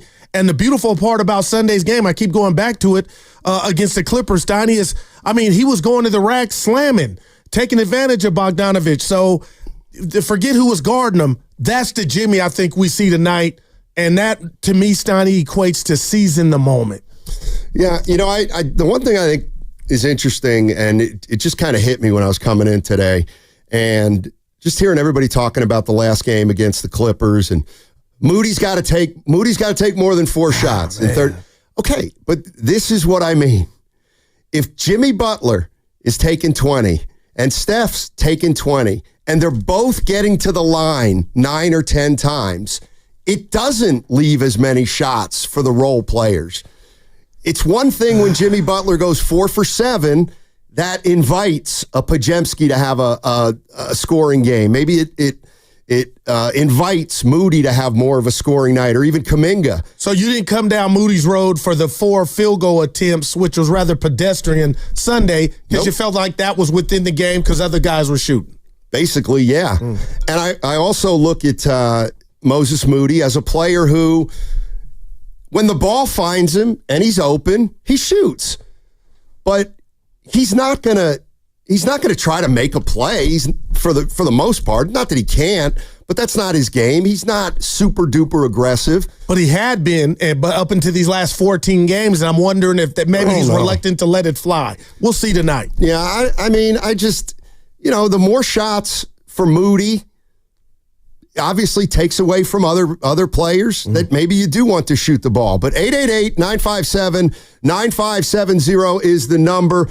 Warrior fans, I wrote down some of my biggest themes tonight, the issues that the Warriors are going to have to be taken care of, whether it's rebounding, turnovers, whatever it is. 888-957-9570. Let's go to David in Concord. Hey, David, how you doing? Good, guys. Hey, great show as always. Oh, thanks. Hey, I'm probably going to get hammered for this, but I think sometimes the rebounding is kind of overrated, especially when it comes to stats. If you really watch a game closely, I bet you 75% of the time the ball bounces right at somebody. And I get it. You want a big guy that can fight for those other 10, 15, 20%, but I just don't see it. I don't see the big deal about stats, especially with rebounding. So that's all I got. Good luck to your Warrior guys, and I'll let you guys off the air. I appreciate it. Now, why do you think because I disagree, he would get hammered. And I appreciate him saying that. Steiny, a rebound can cost you a game. Second chance points are everything, and I think it's often overlooked. So I would tell that caller, listen to what Kerr, Dre, Jimmy, and who else said the 50-50 balls were where we lost it. To me, it's crucial. And sometimes it's symbolic of heart. Like, leave it all out on the floor. When you hear that term, go, break a knuckle trying to get a rebound. Like, they're important. I know what the callers mean. I know what the caller means. Listen, if you make enough shots and you shoot the ball well, then you're not going to have as many opportunities for offensive rebounding. But obviously you don't want to lose the rebounding battle if because they lost it to the Clippers, and that, don't tell me that didn't have any bearing on the game. No, it had bearing on the game, but it wouldn't have had as much bearing on the game had the Warriors taken care of business and taken care of the ball down the stretch. It's funny. Kaminga's name has already come up, and will he have a role tonight? Won't he have a role tonight? What would you say to Kaminga if you walked up to his locker? I'm being real. About a half hour before the game. I would tell him exactly what Steph Curry said after the game. What? This is your time. When you get in, just be you. Forget what happened last game, and take advantage of it. Because all it takes is one showing in one burst for Kerr to be like, you know what? Make me not take you out the game. So Don't force it, JK. If you tell Kaminga, this is your time, he would look at you and say, well, I thought Sunday was my time. Well, I would retort, it wasn't. Okay, it wasn't. Yeah. It was a coach's decision, but yes, Donnie is 2 words, Jonathan. Just stay ready. That's it. Just stay ready. That's it? Yes. I'm not big on motivational talk. I'm saying that's it. Count the bucket. You might not play, but stay ready. I think he will play. I think he'll play like he usually has been played before the game on Sunday. And we'll see what he does. He can't get back-to-back DMP seasons, exactly. Right? Evan, your words yesterday. I'm with you. You can't not play him. Right. Now, had they won, then I'm thinking, oh, boy, not that was an indictment on you, but you'd be looking around like we won. But, Evan, your word, was it drastic? Did you use drastic yet? That stayed with me. Like, Kerr, that was a hell of a time to use that card. You used it, but I just don't see that happening tonight. Okay. And that's just a part of it. And then how do you expect him to play? If he plays. I think a message. A lot of pressure to be on him. I think a message was sent, and I think when he steps out here, I'm hoping we see the best version of himself. If he's right, if he's in the right place mentally and he processed what went down, and maybe he's just like, I can't wait to see the floor. I finally got the message. 888-957-9570. What's going to determine the outcome of tonight's game? Slater was on with the morning show, and he was talking about the task at hand. Take a listen. You got to also contextualize how you're going to be going into facing the Thunder. Exactly. You're going to be with your limping superstars, older superstars right now. You're going to add, an extra 80-something minutes played this week, right? High-intensity minutes because you're talking about 2 elimination games. You're putting yourself in danger, by the way, of not even getting to the Thunder if you have a Friday night against Klay Thompson or the Kings in Chase Center, and if you don't win that. But let's say you do win that. 38 hours later, you're going to be playing the Thunder probably on ABC Saturday or Sunday afternoon, Game 1 in Oklahoma City, a team that not only won 68 games, but rested some of their stars down the stretch, has this entire week to prep and rest and practice in Oklahoma City, probably just going to punt away Game 1. Game 2 would be your chance to kind of spice up the series. Sure, maybe. I mean, you'll get some extended breaks within that series, but that is not how you want to be going into facing the Oklahoma City Thunder. So, yes, I think tonight dictates whether you have a realistic path to contention or not. I'm with him. Man. I'm absolutely with him. You win tonight, you get 4 days off, and you play the Rockets. You lose tonight, win Friday, you get 1 day off and play the Thunder. And you got to deal with the noise. It's a very, very simple thing as far as I'm concerned. And I agree with Slater. You don't win tonight, and you have to play Friday. It's really hard to envision a run. And under that situation, it's hard for me to imagine the Warriors beating the Oklahoma City Thunder. So it sounds like you're going back to when, Steph, they needed 50 in Game 7 against Sac a couple years ago, and then went to the Lakers and played them Sunday, and you were like, Goo, even though I disagree, you were like, from a structural standpoint, you were like, it was over before it started. Well, I mean, if you remember the details of that, the Warriors played on Friday. Curry had 50. Gave a speech Saturday. That was the game where, he said, don't get on the bus. Yes, Evan. Was it a Saturday? Oh, yeah. But Monday was, that's right. Even if you somehow beat the Thunder, which you can't necessarily write off, it's probably going to be a deep series, 6 or 7. And then you're rewarded by playing the 2 teams that you've struggled against the most, the Nuggets or the Clippers. It's just... Right. Even if you won a first round series, it'd be really hard. I love you for saying that, the teams that you struggle with, because since the inception of Jimmy Butler, guys, the teams that have kind of owned the Warriors have had their number. With Jimmy Butler, they told Denver, hey, look. They told the Lakers, hey, look. But against the Clippers Sunday, they had that opportunity, and there was no hey, look. It was still par for the course. And they lost 4. They got swept out of Clippers this season. So when Evan says that, I thought a lot of Sunday was about that, just to remind the Clippers, we're different now. But damn, they couldn't get it done. And had they, again, I'm stating the obvious, Donnie, they would be home in bed getting rest right now or doing whatever. Well, here's a recipe for Jonathan Kaminga to be a factor tonight. Okay. Warriors win 122-90. He'll get some time in that game. Yeah, but he wouldn't be a factor because it would be a blowout. Well, maybe he was the reason they got up big. Now, I had, is it estimated eyes, bad hungry? I have no idea, Gil. On the chat, our place, our friends. Somebody said, Guru, your coworkers probably think your IQ is low. I can't speak to that. I took an IQ test on it. I got a 143. So I'll just leave that there. 140. Why are you laughing? No, you didn't. Why would I come up with that's 140? Like Mensa. I got a 143. That's like you're a genius. Right. That's like you're Stephen Hawking. Okay. Dude, 143. Out of what? They just told me 143. I love you. When did you take it? About 5 years, about 6 years ago. Why? I wanted to see where I was at. Evan, I don't know what to make of this one. Somebody on the chat said, Goo, your coworkers probably think your IQ is low. I took a test, Lucas, and scored 143. Out of? They just gave me 143. That's what I got. But if it's like out of 300, that's not very good. I'm just telling you, I got 143. The lady said okay, all right. The lady said it was pretty high. If it's on an IQ test, that actually is very high. Yeah, that's what Stephen Hawking. Dude. Like, you think I'm lying. I don't know why you would take it. Why would I pull 143? How do I know if I'm just telling you what it was? I've seen you reach into the mystery grab bag and pull out all kinds of stuff. You talk about my corporate acronym, so... a normal IQ is between 80 and 89. Okay.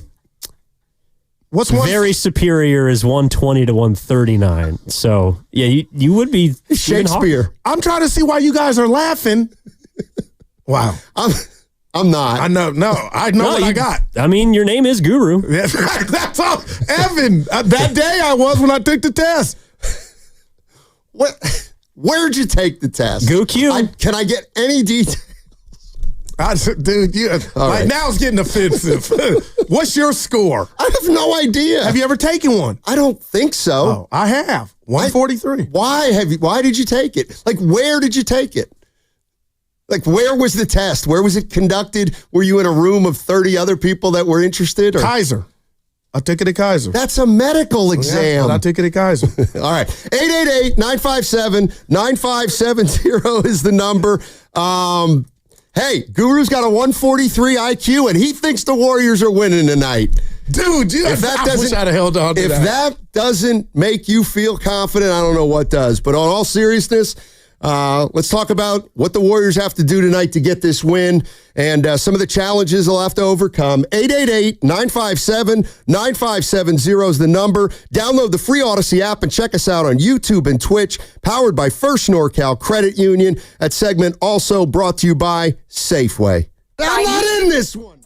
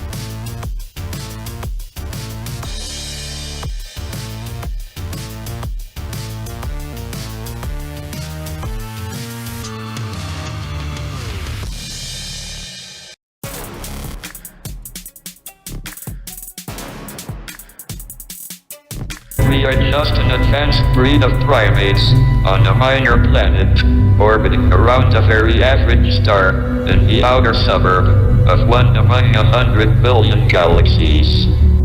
We are all different. However bad life may seem, there is always something you can do and succeed at. While there is life, there is hope. Back to Steiny and Guru on 95.7 The Game. Goodness. All right, that's the great Stephen Hawking.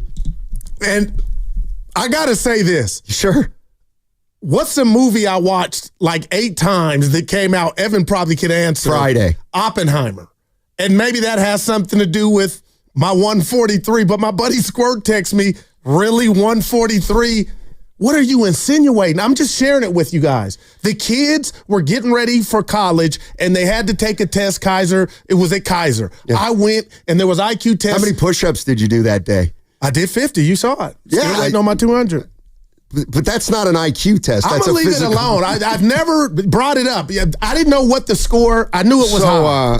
Thank you, Evan, for the, Goo Newton.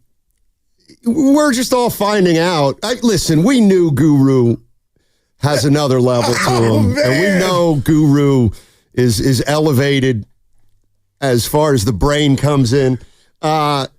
Guru said he IQ test. He had an IQ test. 90 minutes. 6 years ago? Yeah, the kids were entering college, it'd be about 6 years ago. Okay, 6 years ago, and he scored a 143. I'm gonna have me a call. And I think the best part about this is the one-liners we're getting on the text lines. And this is a good one. Oh, Evan, stop. If your IQ is 143, yeah, you may be the world's biggest underachiever. hey, I got you as a partner, smart dude. Yeah, but dude, why didn't you cure cancer? That's the question. God had this as why my are plan. you so fixated on Kaminga's minutes with an IQ of 143 when you could be doing some great in this world? I'm going to get the missus to call. Yeah. I just shared it. Let's just move on. You should have known about Ben Simmons. Actually played okay Sunday. He had to play the game on Sunday. Now, God. One of them. Yeah, I'm with you. Hey. Still scared to shoot. That offensive rebound away from Steph and just like he had eyes in the back of his head. Hit a cutting, who was the guy who threw down a vicious dunk? Oh, my Derrick Jones, which we hadn't talked about. Someone said you took the Wonderlick. Somebody's saying, are you sure you didn't mix that up with your heart rate? Boy, just stop. Like, this is why I know you believe me. Why would I pull that number? Because I know you. No. I just went to you do this a lot. The lady told me it was high. I left it alone. Are you sure you weren't high? All right. Yeah. What do the Warriors have to do to win this game, Warrior fans? And you know what? Let me tell you something. And you guys know me. I've been around the block a few times. And sometimes I feel like when there's not a lot of interaction with Guru and myself and the listeners, I know what it means. Nerves? Yes. Wow. Absolutely. So where are you now? You feel that right now? Listen, if you want to ask me about tonight's game, I don't think this is going to be easy at all. I don't see it being a blowout. I see Memphis playing very, very hard. You're right. They're not the smartest team in the league. And sometimes they get in their own self-inflict. way. Yeah, exactly. But they're going to play hard, I got to believe. And they're a young team still, and they're hungry. And I'll tell you what, and I'm going to say it, they win this game tonight,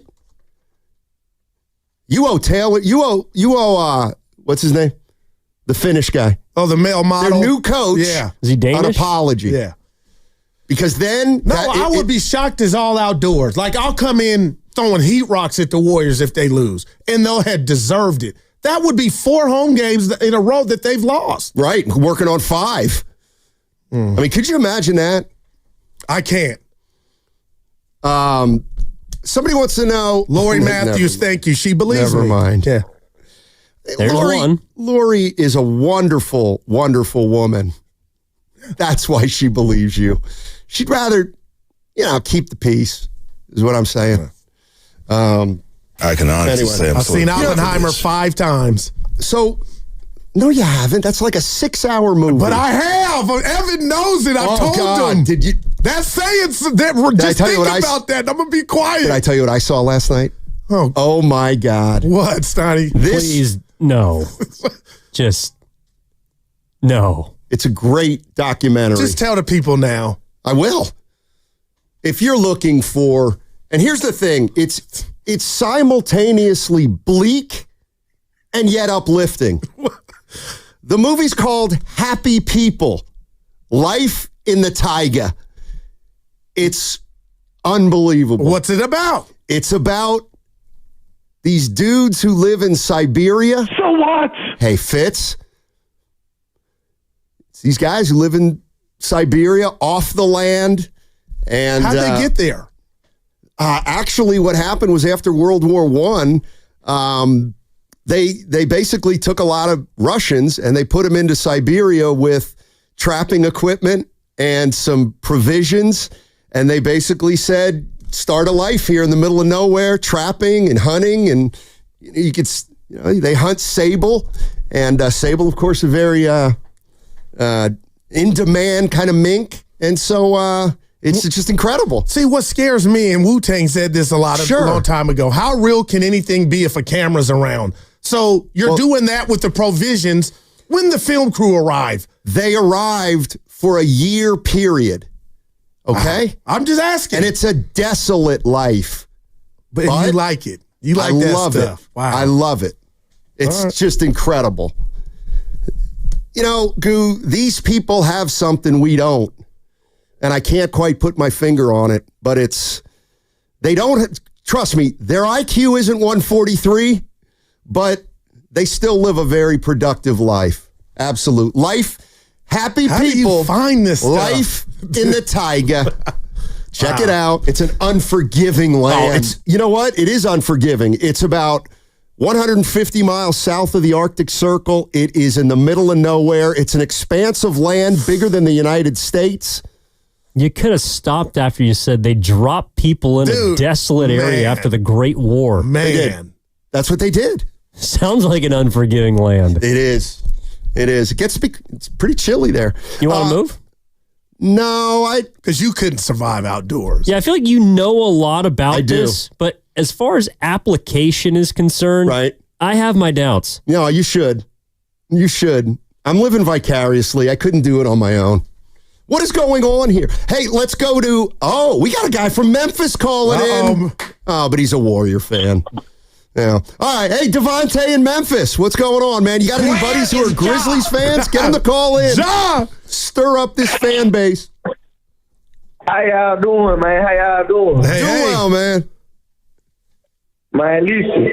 First off, I'm going to say that I do agree with Warriors going to win tonight, and we going to the playoffs. I agree with that, man. All right. But what I want to ask y'all is, even though the thing going on with JK, I'm a JK fan, and I feel like even though Jimmy Butler got his 30 points with his 40-some minutes, if at least 20 was took out the top and gave to JK, I feel like we would have came out with that game.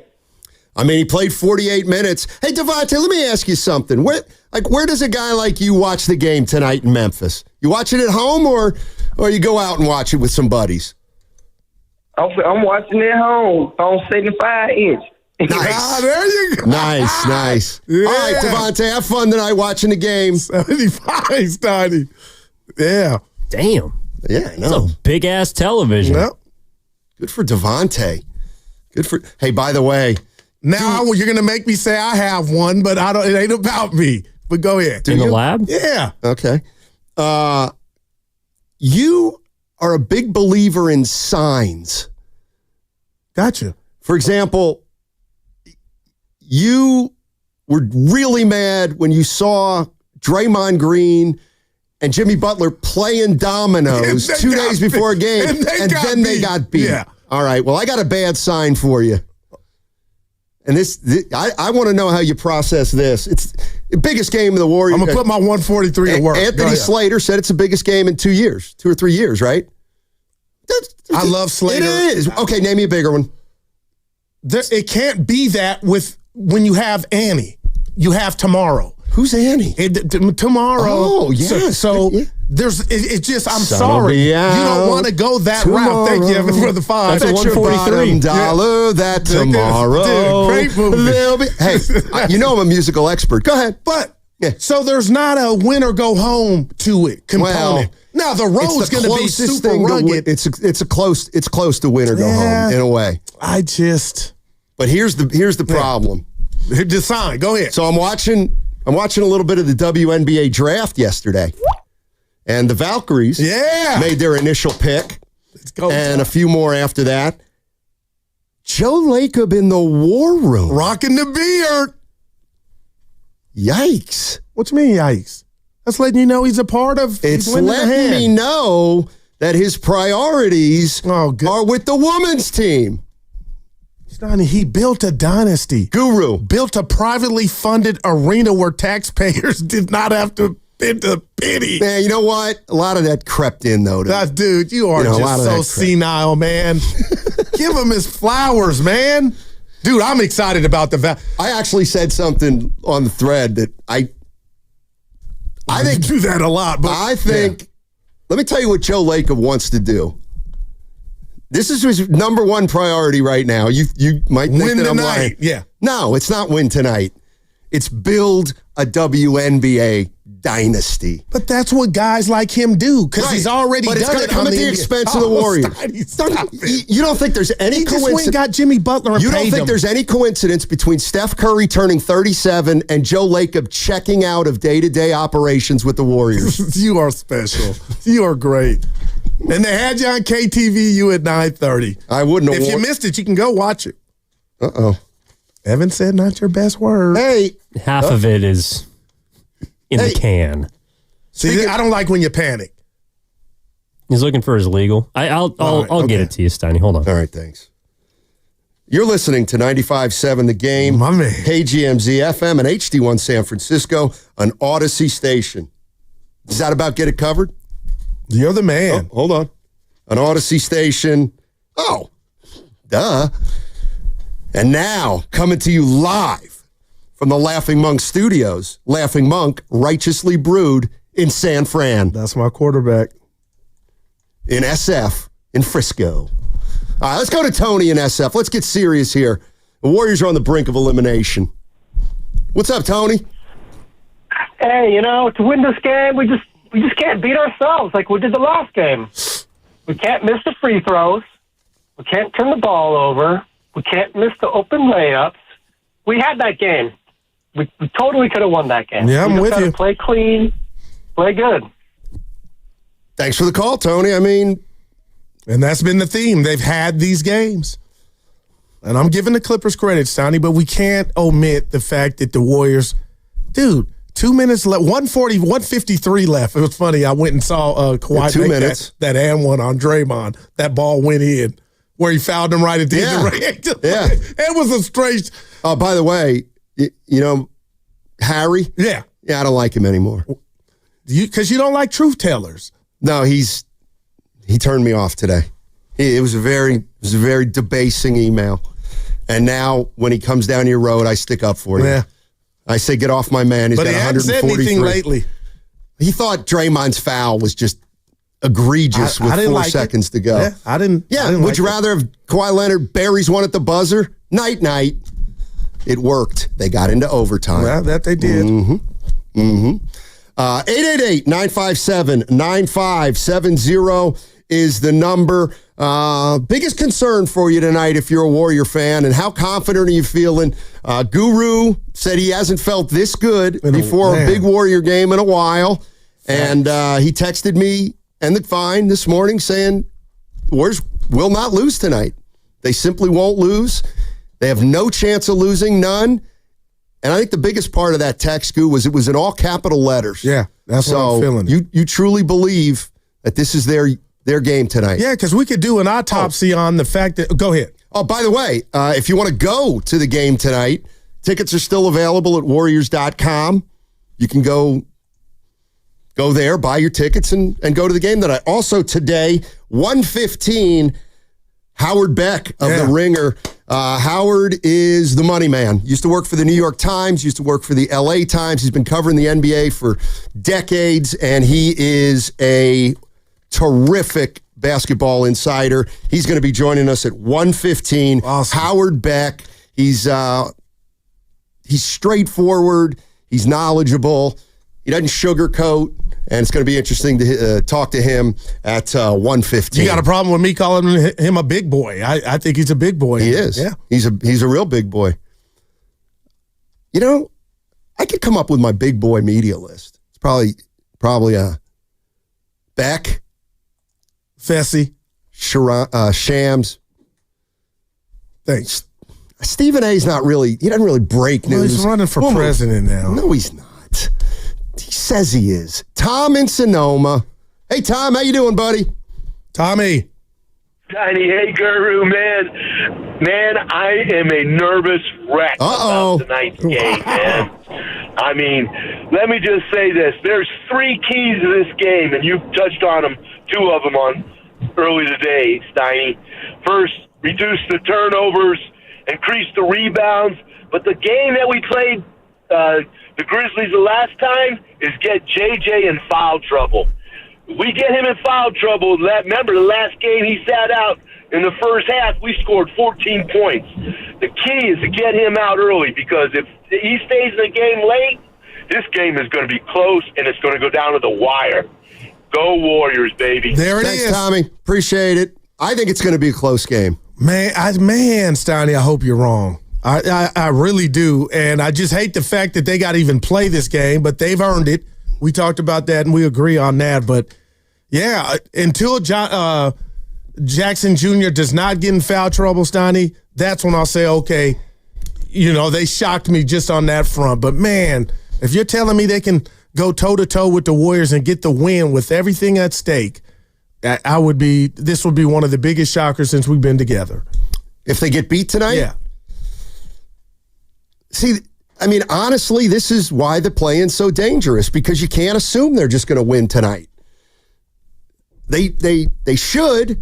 They certainly can, and they've had success against Memphis, but Memphis has some players. They do. I'll tell you the guy I'm interested in watching tonight and seeing how much he plays and if he can be effective at all, and that's Zach Edey. Santi? Wow, I thought that's where he was going. No, he worries me. I don't trust him. But he's disappointed you, too. You were kind of high on him early. Yeah, guys like Edey and Aldama, that's why I think the Warriors have the advantage. Yeah. It's asking an awful lot for a rookie Zach Edey to rebound? Because that's all. He's got a rebound. He's huge. Right, and Curry uses him like a bar of soap on that pick and roll, because he just can't. Yeah, he's not. He's worse than Gobert in that situation, quite frankly. Uncle Looney on the chat says he thinks Sandy is a X factor for Memphis. Salty, Salty Aldama, Sandy, help me out. Yeah, we'll see. Dibs is saying take the over, 227. A lot of points scored. 227. Yeah, I hope that's not. 114, 113. Because Memphis can score. I'll give them that. A lot of sweaty palms in the building tonight. Lemon booty. And if Curry hears this, he knows we love him. The station loves him. The Bay loves him. But I'm telling you, moving forward, if I was the coach, the male model for Memphis, I can't remember his name right now, I would instruct everybody to go watch me at the whiteboard and chop at that hand all night long until the tape comes off. Richie. Hey, Lionel looking good still these days. Is he still alive? Yeah. Yes, looking good. Got a TV show. It's kind of like American Idol, but it's the music version. I forget the name. But with that said, Steiny, chop at that hand all night long, man. The Pistons would do it back in the 80s. Come on. The Warriors veterans, Curry's got a thumb. Butler's got a thigh, and Draymond Green's got a neck, apparently. So we didn't even talk much about that neck. That dude, he avoided disaster with that one, Steiny. So we'll see. We'll see how all those three guys look tonight. Let's go to Coach Kevin in Oakland. Hey, Coach Kevin, how you doing? Hey, how you doing? Doing well, man. Thanks. Thank you guys for taking my call. I just wanted to say for tonight's game, man, Yeah. you just got to bring that guru 143 IQ. You know, Oh, boy. you got to bring that guru IQ. Yep. We got to lock down on defense, take care of the ball and rebound. You know, and I feel like we're not in the best position, but we're in the position that we're in, and we got to take care of business tonight. Let's go, Warriors. Thank you, guys. Yes, sir. Thank you, Coach Kevin in Oakland. A lot of fans in the chat, Steiny, saying Kerr has to play Curry 35 plus. I hope that game is obviously, but I hope that they're icing their knees or on the bench, in the fourth with 8 minutes left. You said you were confident, so you should be expecting that. Yeah. You should be expecting that. Because the Rockets, what I'm talking about, slapping on that hand with Dylan Brooks and Udoka, who got into it with Curry, they're coming dirty. The one thing about the Warriors in the play-in, and this is the way I look at the 0-3 record in the play-in, I don't believe in jinxes. I don't believe that their 3 losses have anything to do with tonight. But what 0-3 tells you is you never know what's going to happen. Like, you just can't count on a win. Man. And that's why, by the way, how are we liking the play-in right now? Because it didn't help the Warriors. Now, it's been around for 5 years now, probably something like that. But, I mean, this is one of those seasons where the Warriors would just be heading to Houston with a week off if we were under the old rules. And Sunday's Warrior-Clipper game wouldn't have had the same meaning, right? Because you know what? They still would have maybe tried to win to get. That's a good there question. Wouldn't have been a play-in for it. You know what I mean? No, that's a good question. I loved it. I'll bet they might not have tried to win. No doubt. And maybe that's what they ended up doing anyway. But 888-957-9570 is the number. We're talking about the Memphis Grizzlies who are in town tonight. And the Warriors, they win tonight. They head to Houston for a game on Sunday. They lose tonight. They wait to see who they play between Dallas and Sacramento. They play tomorrow night, and the winner plays on Friday against either Memphis or the Golden State Warriors. So we are finding out a lot of things about this team right now. 888-957-9570 is the number. And if I'm asking you, Warrior fans, what the key is tonight to beating the Memphis Grizzlies, what's your answer? Or is there a concern you have that they have to take care of in order to get this win? And yeah, I'm asking you how confident you feel. Guru said he's feeling quite confident. I think I wouldn't bet against the Warriors, but I've also watched enough basketball to know in a one and done, and they're not technically done, but in one game, we all know anything can happen. So how we feel in Dub Nation? 888-957-9570 is the number. Howard Beck of The Ringer joining us at 1:15 today. NBA expert. He's been covering the NBA for decades. Looking forward to talking to him at 1:15. 888-957-9570 is the number. What's coming up on the game? Brought to you by Fremont Bank. Here for you. Here for good. I've been watching a show called Below Zero. It's about life in the bush. At IHOP, you can get a satisfying...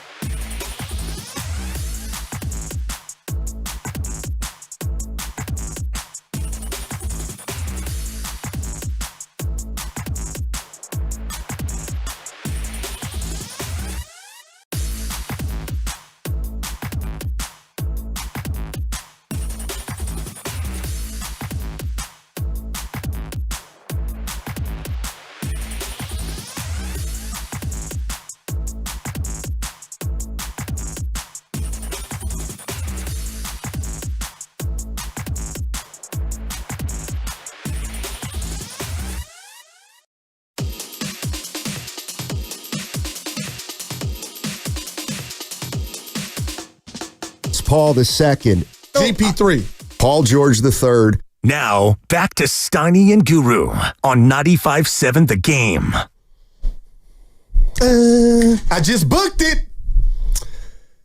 Sal texts me, KTVU tomorrow at 9:30. That's a slap. I don't think. No, Sally didn't want to do Drake back to back. He just hit me. I booked it. Wait. So Sal doesn't work on Tuesdays. Oh, boy. Hey. But he wants Goo for his I day. shouldn't have did that. That's funny because I just got a text from him at 10:50. Can you join me tomorrow at 9:35 for a live hit? And then you must have not responded. So I said, sure. And then he said, thank you. So you probably got one from Jason Dumas or somebody like that. No, he's gone. A second tier guy. It says. Yeah. Oh, I read it. I need my readers. We have Steiny on tomorrow at 9:30 on KTVU, Mr. 143. So he was listening. Wow. I thought I was on. That's, man, Evan, that boy. Nah, it's a big game. Yeah. Hey. Sonny, usually you don't work back-to-back days. Usually not. Usually not. I'm like Curry. I don't play back-to-backs for the most part. Oh, he played him. Stop. How about the boss coming in here and putting you on notice? Yeah, getting out of hand. I'll bring lunch if you prove you got a 143. Yeah. Dude, I don't know if you're going to be able to prove this. Oh, Mia's on it. Kaiser has the record. I'll get it. And the hospitals don't do. I took an IQ test, got 143. You do with that what you will. We have. I said what I said. And so have our listeners. Dude. But the Oppenheimer 5 times watching, just put it together, Evan. Do what you want with that. If you can seriously prove that you have a 143 IQ, the boss better do a whole lot more than just bring lunch. Well, you're right, but be careful, Evan. What are you guys thinking? If you're a 143 IQ, what have you done with like the 50 points? Why are you still working with Steiny? Well, I did mortgage before I came to you. Help people with their most important investment. What's 5 times 19? Come on, Steiny, stop. See? Steiny, stop. And those things are timed. That's just, come on, man. That hurts, Evan. Yeah. Brilliance manifests itself in many forms.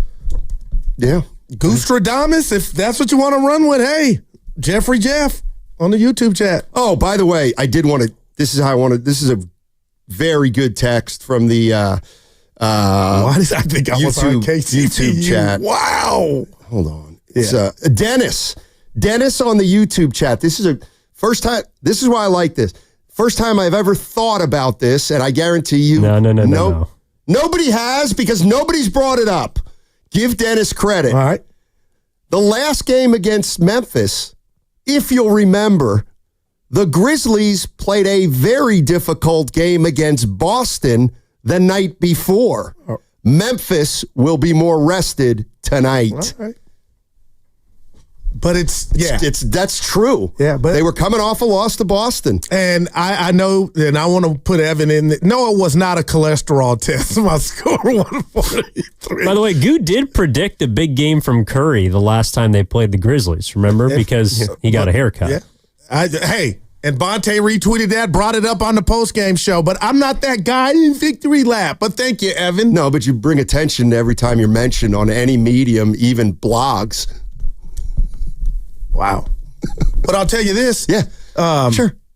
No, go ahead. They fired their coach. Let's just say it's not Memphis. But they did. It happened. I just don't think they have the moxie, the pedigree, the wherewithal to come in here and kind of shock the world, because that's what it's not shocking the world. Well, 7-point under. I get 7-point dogs and they got talent. I'm not omitting that. I'm going to be mad at the Warriors if somehow they lose this game, because they shouldn't even be in it. What are you not? Okay, let's keep it real. What are you talking about? You lost to the Spurs. You win that game, you're probably not. You lost to the Spurs. But you shouldn't have lost it, is what I'm saying. And you shouldn't have won other games earlier in the year that you ended up winning. They went 23-8 after the Butler trade. Well, it wasn't that enough. That was sitting on 2 for a long while, up until lost at home. Come on now. Miami game, dominoes, and then you don't back it up? Like, I'm just telling you. I know what you're saying. Sports, anybody can win. I just don't like the fact they're even in this thing. Well, then I don't have a jersey. They didn't make the playoffs. Yeah. Well, their record over 82 games was the 7th best in the West. They have to play the Memphis Grizzlies tonight. Yeah. They got exactly what they deserved. They made a run after Jimmy Butler. Then Houston beat them handily. The Spurs came in here. You were on a back-to-back. They beat you. You had a chance to rectify it against the Clippers. You didn't do it. And you lost to Denver's JV team. Exactly. But I'm thinking this is the difference between you. Here. This is like the difference between you and me. Like, you're saying, well, we have all these losses and we shouldn't have lost. It's like, what do you mean? They didn't deserve to win against Houston. They did not deserve to win against the Spurs. And the Clippers game was just a real good game. They came out on the short end of the stick. But, and again, I'm just fighting you on this premise. They were up 111-107 with 2 minutes left at home. If you're going to, how are they in clutch games this year? They got better with Butler, but basically, they were what, 28 and 21, something like that? But they finished 9-3. Yeah. That's good. Like, you don't go 12-0 in clutch games. You eventually lose some. So, I don't know. Reggie's in Vallejo. Hey, Reggie, how you doing? Reggie. Hey, what's up, guys? How are you, buddy? So good. Hey. Pretty good. For tonight's game, they've got to be buttoned up right out the gate. They got to be on their P's and Q's, like Guru would say. I think they definitely have to make sure that their role players don't look like stars. They're down a perimeter defender. I think he broke his hand. What was his name? Jalen Wells. Jalen Wells. Good point. So he was guarding Curry. I don't know who's going to guard Steph on Memphis, because they're not like how they were built a few years ago. They've lost Dylan Brooks. They lost a lot of pretty good perimeter defenders. So I think that is an area that the Warriors can attack. They're going to have to rely a lot on Ja and Desmond Bane. I think Jaren Jackson Jr. doesn't really play that well against Draymond because he's so smart and knows how to get him into foul trouble. And Jimmy as well. He knows how to bait guys. I think the last game he took 12 free throws. So that's a big thing that they can get into. And one last thing. You know who didn't play the last time we played Memphis, right? Tell me. Jonathan Kaminga did not play. Was he still hurt at that point? He must have been, right? I think he might have been hurt, but he didn't play, and Guy Santos logged in 19 minutes. So maybe he gets to go at it tonight, but I think right out the gate the Warriors just need to start off strong. I'm expecting hopefully a dub tonight. But I think the Grizzlies are coming in wounded because, like what Gu was saying, they don't have their coach. Even though that was a month ago, they got to depend a lot on Ja. So thanks, guys. Yes, sir. Thank you, Reggie. Appreciate the call. Well, he didn't play Sunday either. Yeah. No, Memphis basically rested everybody on Sunday. So did the Warriors. Well, actually, now that now that you mentioned it, yeah. So the last time the Warriors played the Grizzlies were on a back-to-back. Now they're playing the Grizzlies, and Jimmy Butler played 48 minutes Sunday. Curry played 38. Draymond played 38. And while that was all happening, Memphis was resting their guys. Yeah. Does that concern you at all if you're a Warrior fan? 888-957-9570. You said something to me, and I promise you guys, I got in the caddy and thought about it, and we were talking about the others. And I don't want to diminish GP2 because he's a big part of this team. But, Steiny, I'm not going to sit here and lie to anybody about the godsend he's been in regard to on-ball defense, hitting a corner three, shooting a shot when it's there, finishing. He's been great at it.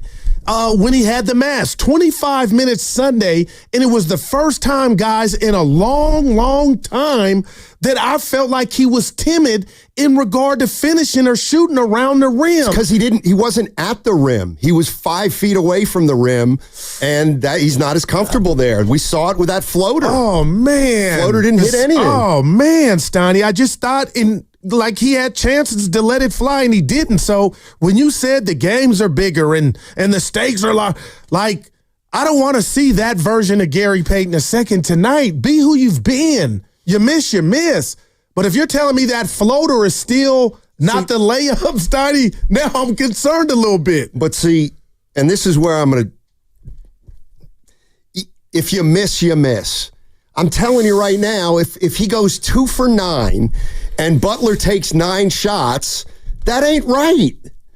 Like they've got to be more judicious than that. Do you think he or any player not named Butler, guys off the bench, or even Moody are thinking that? Thinking what? Now, if I shoot a little bit, they're not going to the other guy. Like I don't ever want Gary Payton II to think his shot he's taking it from. It should be coming from somebody else. I want him to take an open three and not early in the clock. And you know what? No threes from straight away or on those elbows extended. Man, he's been hitting them. It's got to be in the corner or it's got to be just outside the corner. This from the 510. I don't even know what to say about this. Steiny, Kaiser only provides IQ tests with a referral from primary care when it's deemed a medical necessity, such as funding for a special needs student. Okay, my kids, they offer scholarship and educational programs. Right. As they were getting into college, my kids were a part of it. Shout out to the missus. And I went with them to do these tests that they were giving the kids. And the lady asked what I did. I told her what I did, what I do for a living, and if I wanted to take an IQ test because I had never taken one. So I took the IQ test, Donnie, and I got a 143. If you guys don't believe me, that's fine. So it sounds to me like though it was the children's IQ test. All right, I'm done. Dude. And it hurts. It really does. My boy Squirt. What hurts? That we're onto your lie or you actually believe yourself? No, the fact that who would concoct something? I've been with you 8 years. And today is the day I come in and say, I'm going to slip in. Oh, by the way, that's why Evan is lightweight. Like, dude, you're not that dude. I wouldn't lie to you. Well, why did the boss walk in? I'm not the guy that went on a date with the gal when we were young and said, oh, yeah, I got a kiss when nothing happened. I'm not that guy. But those people exist. Do you understand how smart you are then? I don't like to brag. But what happened? I'm different. I know I'm different. But how did you end up here? You know, you said, Steiny, how are the Warriors even here? Well, to be honest, Guru, I don't want to make this about me. How are you even here? Maybe it's why I won the contest. That wasn't easy. The wherewithal to leave your regular job to chase radio dreams. Dude, you barely beat out Matthew Bassett. Shout out Bassett.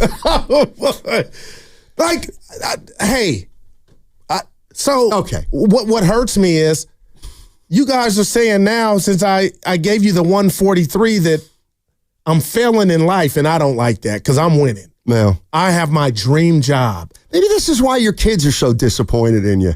Both in college. No, they've done well. Where'd they get it from? Mom. Hey, I'm done. Let's move on. I'm going to provide that test. Okay. We can find if it's it's going to be test. There used to be a show a long time ago. Welcome Back, Cotter. One of my favorites. You know what we're going to get? Remember when Epstein always missed class, but he brought a note and it was written by a student? Oh, boy.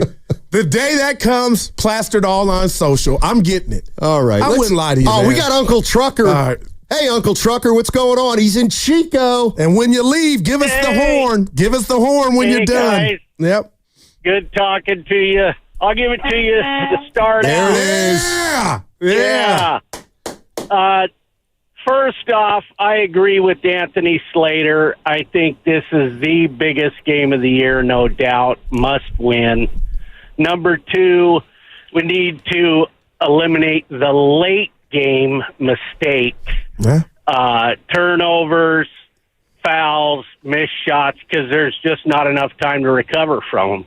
They can get away with it early in the game, but not late. Number three, for the team to get to where they want to go, they got to be, the young guys need to be more consistent, as well as the others, Buddy Hield, GP, and Looney. You know Kerr's going to lean on Looney a lot.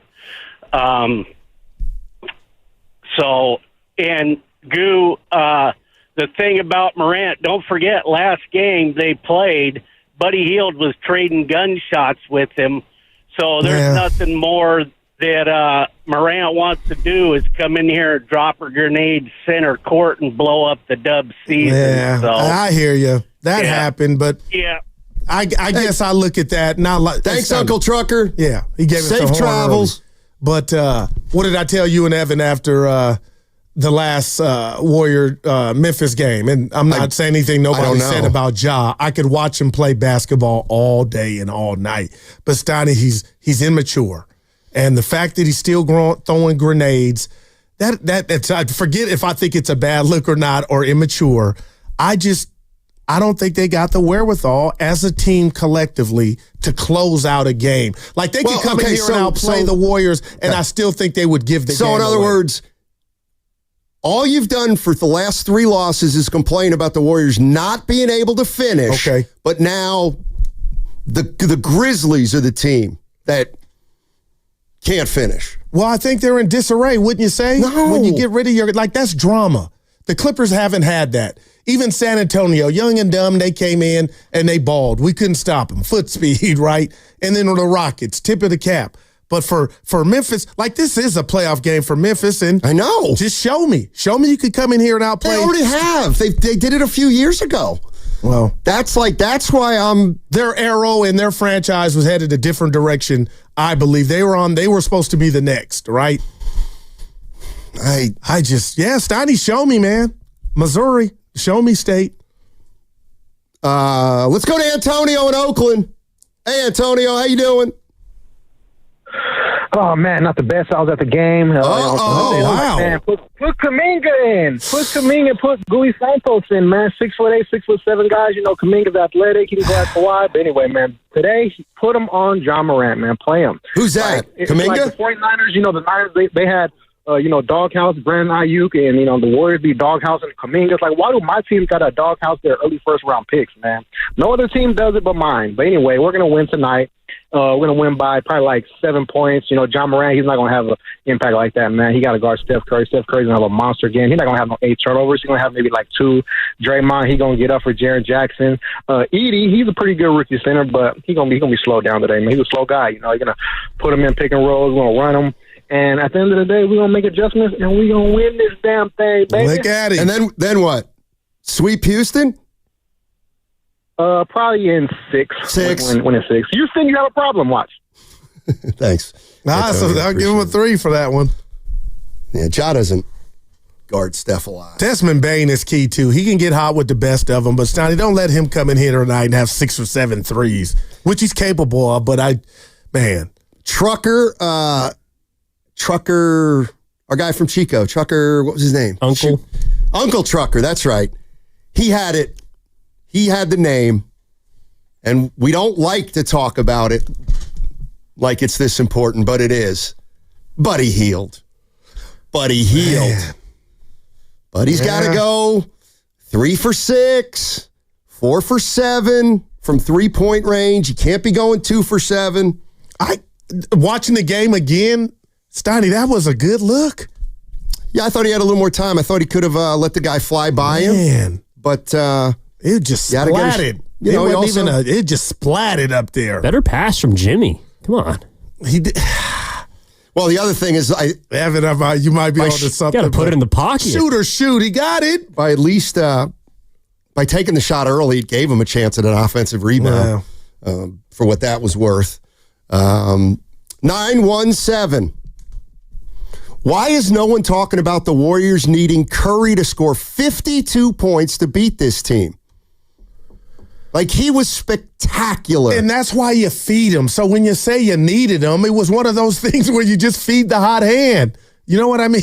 Right, but are you expecting 52 from Steph tonight? I would hope he hadn't even. I hope 24 would suffice. Well, but this is where home court does matter. How so? Pods and Moody. Oh, yeah, man. And the role players. They all shoot better, significantly so, at Chase Center. Curry needed 52 because nobody else could hit a shot. However, the last 3 games at home, I agree. The role players are more likely to play well at home than on the road. But Moody took 4 shots However, playing at home doesn't guarantee they're going to play well. And, but yes, Pods is going to be big tonight. And Post was big against Memphis last time. So I'm going to ask you this. I know he only played 10 minutes. He got 1 shot. Do you credit that with the Clippers defense? Quentin Post Sunday. Because you're out there to let him go. I mean, he's a rookie who's played half the year. And there might be a role for him tonight, but I got to believe. 3 rebounds. Yeah. I got to believe a guy like Post and unfortunately Kaminga, they're going to have short leashes. Well, according to the injury report, there's been a late addition for the Warriors. Don't rhyme with Cutler. No. Oh, okay. Shout out Jay. Moses Moody is now questionable for the Warriors tonight with back spasms. I've never had those. Wow. Evan, former pitcher, have you ever had back spasms? Yeah, all the time. But that was more of an individual thing than Jimmy had back problems. Yeah, Jimmy missed the game because of back spasms, didn't he? Yeah. You ever had them? Yeah, they stink. They tend to go away in a couple days, but wow. All right. So who do you insert if he can? Well, I'm going drastic. But that's certainly not bad news for Kaminga. Who do we put in, or who does Kerr put in? All right, I'll go you two first individually. Who would you put in if Moody couldn't go tonight? GP3. He'll start Peyton. That's what I think. GP3. Yeah, Gary Payton. I think that's what I would say too. Because I don't think he's going to start Kaminga. Because what if he did though? Well, that would be now that's where I think. That would be that lineup that the caller was hoping to see yesterday. Right, but it would also be the lineup that Steve Kerr said he doesn't like. Well, so then you say, if you didn't like it, why did you start with it? I hear you. And I think it's a fair question if that were to happen. GP2 also wasn't available the last time they played Memphis, which is something that Kerr referenced when asked about why John Morant had damn near 40. Yep. Yeah. Well said. All right. 888-957-9570 is the number. Warriors, Memphis Grizzlies tonight. You can hear all the action right here on 95.7 The Game. 7 o'clock tip. Grandy and Evan Giddings. Warriors live at 6 o'clock. Dibley and Willard are going to take you all the way up there from 2 to 6, so you don't want to be anywhere but 95.7 The Game, and we all know what's at stake. The Golden State Warriors win tonight. They're going to be playing the Houston Rockets in Houston on Sunday, game 1 of the NBA playoffs. If the Warriors lose tonight, they play the winner of Dallas-Sacramento. That'll also be at Chase Center on Friday night. But if the Warriors then win that, which obviously would be better than a loss, it means they have to get on a flight to Oklahoma City after the game, fly all night to Oklahoma City, and then play. And that's the part I didn't realize. Slater was talking as though that could be a noon game, Oklahoma City time. Yeah. Wow. That would matter. I mean, that really would be a disadvantage for the Golden State Warriors if it comes down to that. All right, 888-957-9570 is the number. Biggest game of the year? No doubt about it. Biggest game in a couple years? I think we can all agree on that.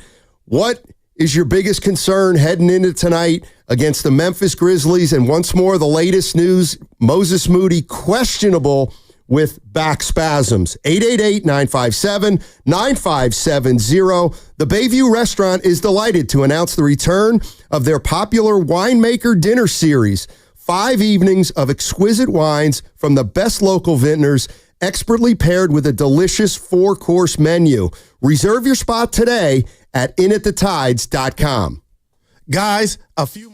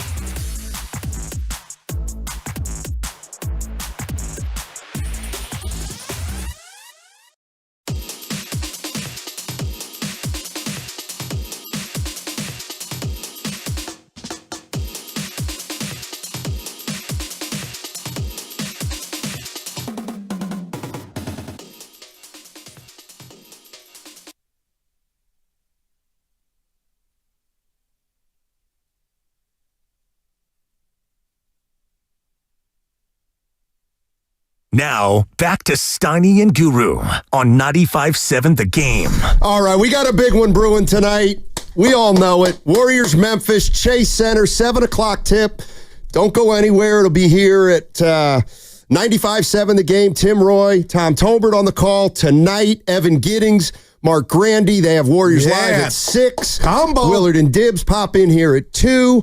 And, of course, Guru and I are in the house right now. You so going? It's all day. Where you watching? That's a great question. You always say it. You know. You don't know. I don't know. I'm not sure. I was thinking of going, but I think I'm going to go to Friday's game. Stop. This dude. You're ready for Cobbs, man. Real quick, the 143, a lot of. Oh, boy. Listen, I expected from you all, right, the text line, right. Some backing me up, some believe me, because why would I just pick 143 on your text thread? That's I love you. But also, too, Steiny, the chat is going in, but when it starts filtering over to my friends, sure, my phone's blowing up. Silk Basie, you met him at Norm's party. You didn't get no 143. Kaiser helps and has programs for students that want to attend college. All right. It wasn't in a doctor's office. It was one of their executive locales. I went supporting because I'm a supporting dad with the kids. Right. And the lady said, sir, would you like to do, Mr. Johnson, would you like to do? I said, yeah, see where I'm at. So 143 was my number. So if you guys don't believe me, I'm not on this campaign trying to make you believe me. But you said you got a text from somebody. Yeah, I did. I got a text from somebody. Just say their name. It's okay. I'll do it at the end. Okay. So if your IQ is 143, according to my source, who is someone renowned, this score would place you at the 99.8th percentile, meaning you scored higher than 99.8% of the population on the IQ test. That means 1 in 482 people in a typical age group, approximately only 1 in 482 individuals would achieve an IQ score of 143. Now, okay. There's some more. All right. High cognitive abilities. Individuals with an IQ of 143 typically exhibit, get the checklist out, very strong cognitive abilities, including excellent reasoning. I hear it every day problem for 4 solving hours. And abstract thinking skills. A high IQ like 143 can also often be an indicator of potential for success in academic and professional pursuits, especially in the fields requiring strong analytical and critical thinking. Mensa membership. An IQ of 143 is more than sufficient to qualify for Mensa, an organization for individuals with high IQs. Then there's a smiley face. Bob Myers. That's my guy. Yeah, he doesn't. Not today. Yeah, he doesn't believe you. I didn't take that as an answer. But hey, what if you told me about my mechanism that I have about my person in corporate environments? Just have you said, Goo, it's uncanny? What would you say? I think you are wonderful at reading the room in professional settings. I got absolutely incredible. That question's not on the test. I got 2 kids in college. One got an academic scholarship, Santa Clara, Evan. I'm just saying, Bob. Hey, some scientists have disputed the value of IQ as a measure of intelligence. Well, now they certainly have. Now it's going too far. That's a low blow. But generally, it does measure your propensity in the academic realm. Okay, and this is my last. And I've seen Oppenheimer 5 times. You need to stop going to that. But why do you think I was attracted to it, Evan? Because it was the best picture of 2023. Wow, man. That's it. Because people with money don't go around. Look how much money I have in the bank. We'll determine that. Today just revealed 143. And Bob's my guy. Let's go to Mystic in San Francisco. Hey, Mystic, how you doing? Fellas, I'm not doing well. I'm highly upset. Highly upset. I gotta tell you. All right. I think if Steve Kerr doesn't make some changes, we're gonna have an early exit if we make the playoffs. Here's the issue I have with Steve Kerr. It relates to your guy, your favorite Steiny, Jonathan Kaminga. Yeah, he's great. Here's the thing.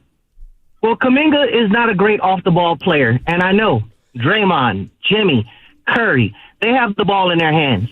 But when Kaminga flourished, what they did was he stopped his motion triangle, and he started running a basic triangle, putting the ball in Kaminga's hand on the wing and letting him make decisions and score different ways he can score. And he flourished. When Jimmy Butler came, it's almost like they said, well, Kaminga, thanks a lot. We don't need you to do that anymore. Now we want you to play Gary Payton II. We want you to run and slash and every now and again wait in the corner. And that's not his game. So for me, if you're looking at two things, if you're looking at him, the offense with Curry and Draymond, they get tired. They start kicking the ball all over the court. Well, you could spell them a little bit, even while they're in the game, by diversifying your offense and going to that basic triangle with Kaminga running it sometime. That's what I would do. It would allow Kaminga to cement his niche, find his confidence, and contribute to winning, and it would spell the old guys. But the other problem I had was watching when you're playing wing-dominant teams like the Clippers, the Rockets, and you're watching a slow, overweight James Harden blow by Pajinski and Buddy Hield and Draymond trying to futilely stand in front of Kawhi Leonard and he can't do it anymore. Why don't you take your 6'7" person who has athleticism and say, hey, man, get in front of those people and don't let them score at the basket? I mean, that's basic math. I just think Steve Kerr is a little too beholden to his system. He's a little bit like Mike Shanahan. He's stuck with his system, and if you don't fit the system, you can't play because he won't change his system. That's a problem now that you have aging superstars that can't sustain it over 48 minutes. Mystic. All fair. All fair. I mean, Kaminga has been asked to do a lot of different things over the years. Not Sunday. And here's again where I'm at with Kaminga. It's not that I think he's great or stinks or should play or shouldn't play. Yes, I think in a perfect world, Jonathan Kaminga would be a part of this rotation, and he would be somebody that on a night like tonight, we knew would get 20 minutes, 25 minutes, and we knew that if he contributed, he could be a real impact player in a win. I just am looking at the reality and how Kaminga has been used since he's returned from injury and where they are in the season right now, which is they've got to win one out of the next two games, and then they're into the postseason. I just think whether it's fair or not at this point, the reality is I don't know what Kerr's going to do with Kaminga. And that's a problem. If we're to this point, and Sunday, regardless, I totally disagreed with the decision, but it's Kerr. He made it.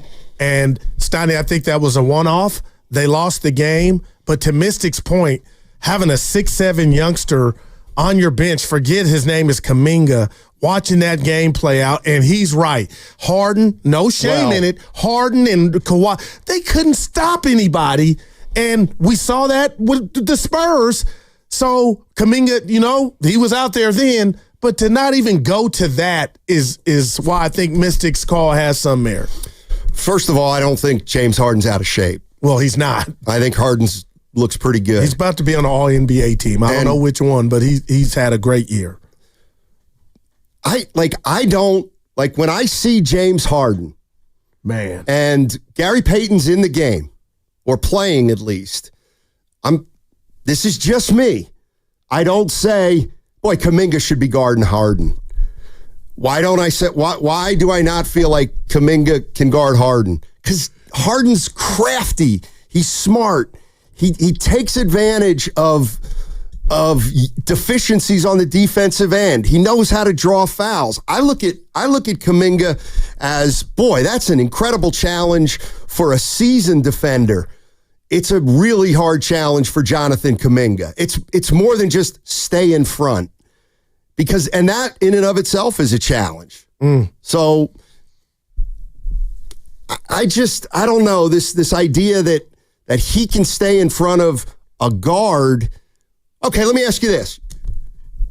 Is he going to guard Ja Morant at all tonight? If he plays, Jonathan Kaminga, and can he? Yeah, to the latter point, hell yes. I don't think he can, but go ahead. But when you get beat by these guys that you're mentioning, Harden, guys that are going to one day be in Springfield, it's no shade, but can you just make it difficult? And what's the one kryptonite when you try to guard a stellar dude that has the Fred Astaire? Athleticism versus athleticism. So that's why I just thought Sunday when you were, Steiny, we were slow foot. They were it just kept happening. And that's why I would have been like, can we at least get 5 or 3 minutes of him seeing if just on the defensive side of the ball could he do it? And but this is well, go ahead, finish. No, and Myers was on the call along with what was it, Pesh or I'm messing his name up. Everybody was shocked at that decision, Stoney. That's all. And I don't want to. This tonight, you're playing for not to play Friday. I don't want to make it the Kaminga show, but I bet my last $1 he plays tonight. Because I guess when it's all said and done, Stoney, can you actually say that it worked? What? Kaminga not playing. When? Sunday. Okay. What about 23-8? I get it. They lost their game the other day when he didn't play. But Steve Kerr's rationale, Steve Kerr's is we found something with Butler, Draymond Green, and who's the other one? Moody. Yeah. And he just, the other thing is, here's where I kind of disagree with you. Let's say I don't think Kaminga is this great defender, because I don't. I think he's got athleticism. I think he can shadow a guy up the court. Right. But it's not like, oh my God, Harden's going for 30, and we have a defensive stopper on the bench that we're not using. It's like when you say, well, he should put Kaminga in, see what he can do. I guarantee you Steve Kerr says, I know what he can do. And it's not that. So why would, I can't put a guy into the game to do something that he's kind of never really done or never done consistently. Yeah. I am trying to talk about this from Steve Kerr's point of view, because yes, ideally, there should be a role for Kaminga on this team. You're listening to 95.7 The Game, KGMZ FM and HD1 San Francisco, always live on the free Odyssey app, and now broadcasting from the Laughing Monk Studios. Laughing Monk, righteously brewed in San Francisco. Now, when you ask me, and the people ask me what's the difference about tonight in regard to the 0-3, because it does bother me. And it bothers me from this standpoint. You have Steph Curry. You have Draymond Green. You had Klay Thompson for those 3 playing games, and you couldn't win one. So now you got Jimmy Butler. And that, to me, is the deciding factor, Stotty, going into a game. And I know he might be a bit compromised, and most likely maybe not. But the bottom line is that's why I'm so fat-mouthing and confident and woke up and sent you guys that text and tweet. I believe it. I just don't see, forget who they're playing, what's on the line, and what Slater talked about, how it can get Amityville horror for the Warriors if they got to play a Friday game and get on a bird and play a Sunday, most likely afternoon game. All that said, Steiny, no way Memphis can win this game. Okay. Keep telling yourself that. This game is not a lock. It's not a lock. Couple texts here, Goo. Yeah.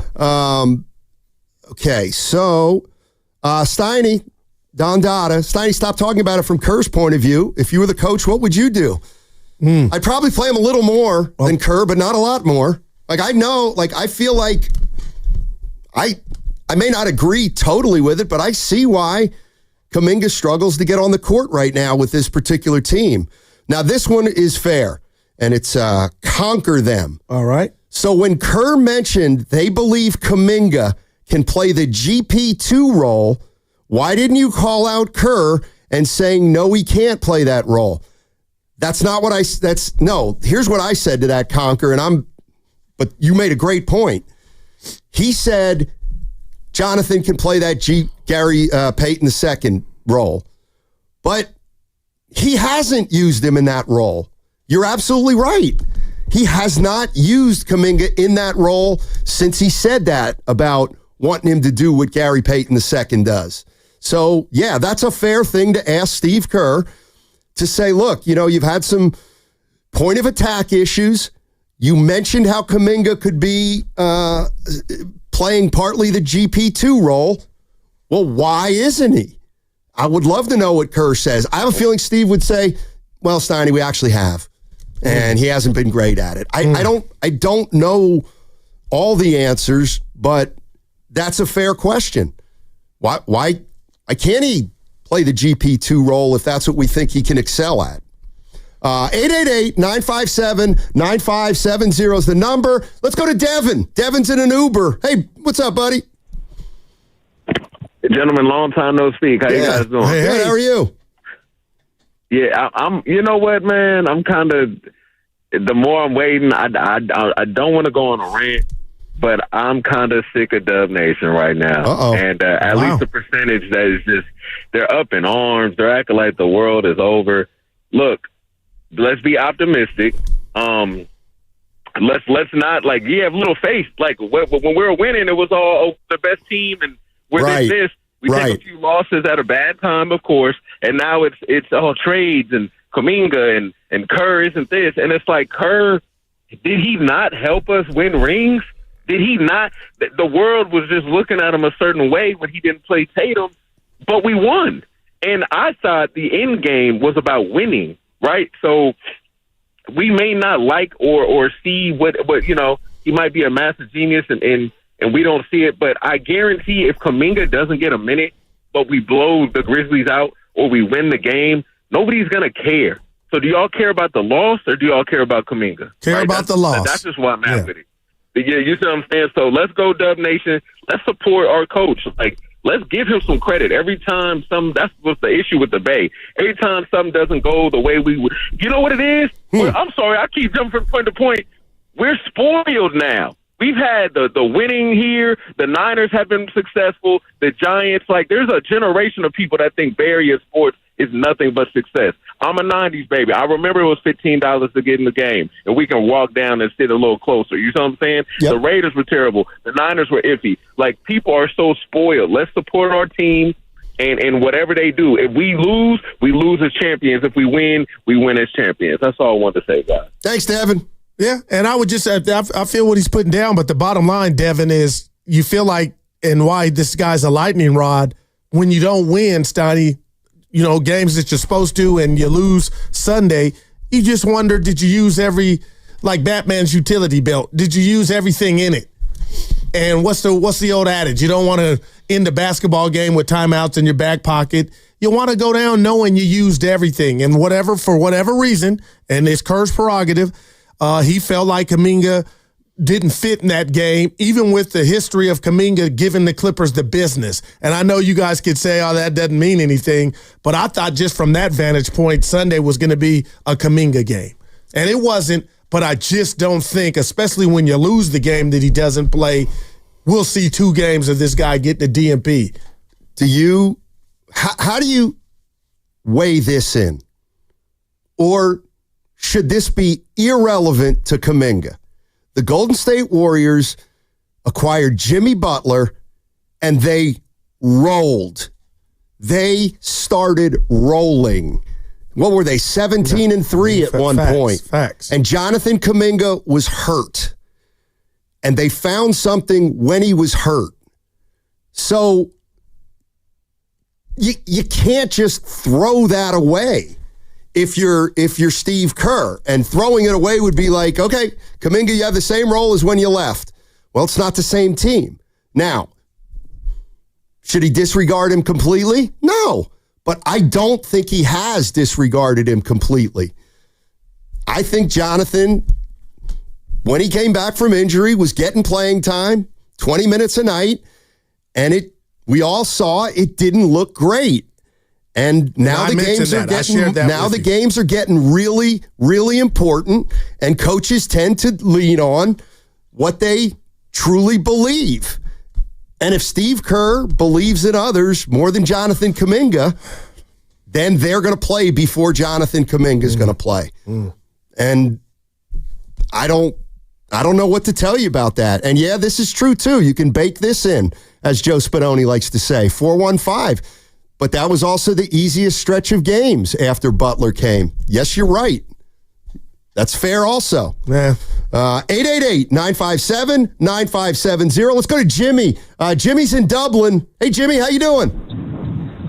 I'm good. How you guys doing? Hey. Well, thank you.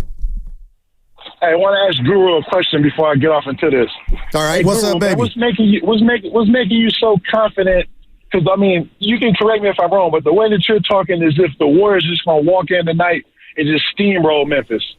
All right, I'm gonna do it quick. That's what I'm gathering from it. Yep, go ahead. So Yep. it's name recognition, one, and it's two, they know that they need the rest. I really believe the Warrior players. Now, for as far as Memphis, they have cut me so much in regard to not being buttoned up and not having to grown up on the floor. And Jaren Jackson Jr. time and time again, even against Minnesota, getting in early foul trouble. I think that will rear its head, and the Dubs and I'm going three. Jimmy, Steph, and Draymond know that they don't want to play Friday, and from that standpoint alone, they're going to run away with this game because they know that they don't want to put themselves in that position Friday. I just got to believe that, Jimmy. Yeah. Okay, let me say this. They didn't want to put themselves in a position to be in the position that they're in right now. Right. True. I mean, that Clipper game, I would say was just as bigger as this game because you win that Clipper game, you have a guaranteed 4 games. But so you lost the Clippers are better. Yeah, the Clippers are better than Memphis, though. I feel like Harden and Kawhi and that team with Lou are more buttoned up than Memphis. You know what I mean? Than the Clippers. Yeah. I get that, but at the same time, how you said Memphis isn't, wrapped around the edges, and close out games. The Warriors have showed us over and over this season that they can't close out games either. I mean, and this is coming not from the bottom of the bench. This is coming from your Hall of Fame, best shooter of all time. And these turnovers has been going on with him at the end of games for years, but they overlook it because of his stature, in the game and what he does. But and one more thing, if Kaminga doesn't play tonight and they lose. How the previous caller said, it's not going to be a big deal. But if they win, and they don't play him, and then they need him coming up in the playoffs, and then you just throw him out there, I think that's going to throw him off. You guys have a good rest of your day. I'm listening to the rest of on air. Thanks, Jimmy. Appreciate the call. We got to take a quick break, but I do have a lot to say about what Jimmy just said. What's coming up on the game is brought to you by Fremont Bank. Here for you, here for good. This is Cindy Faulkner with Valley Heating, Cooling, Electrical, and Solar.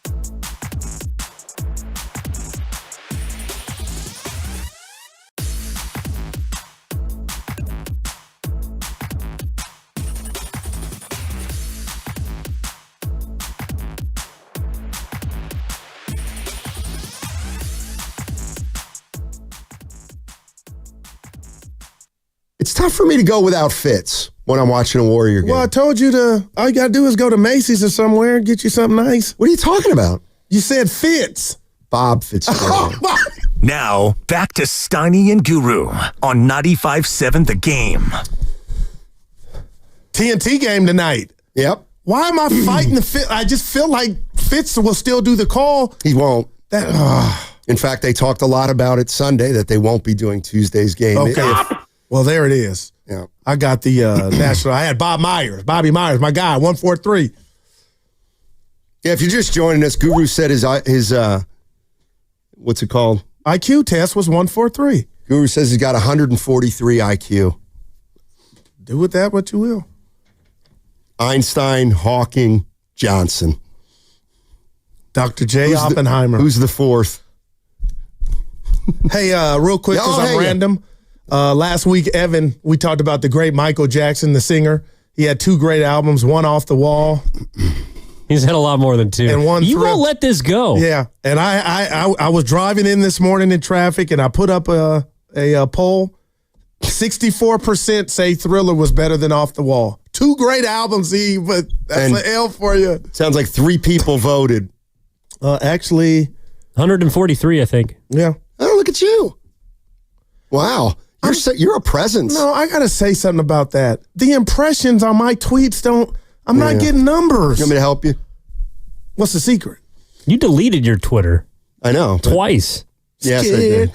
They too mean. I love it. They come in for me. I love it. I have never been happier. But you're my dad on Facebook. He doesn't have a Facebook, but he's on it. So he's sneaking. No, I'm on Facebook. I don't mind Facebook. But on Twitter, you say you're done, but you still go back and look. I can't even get on the site anymore.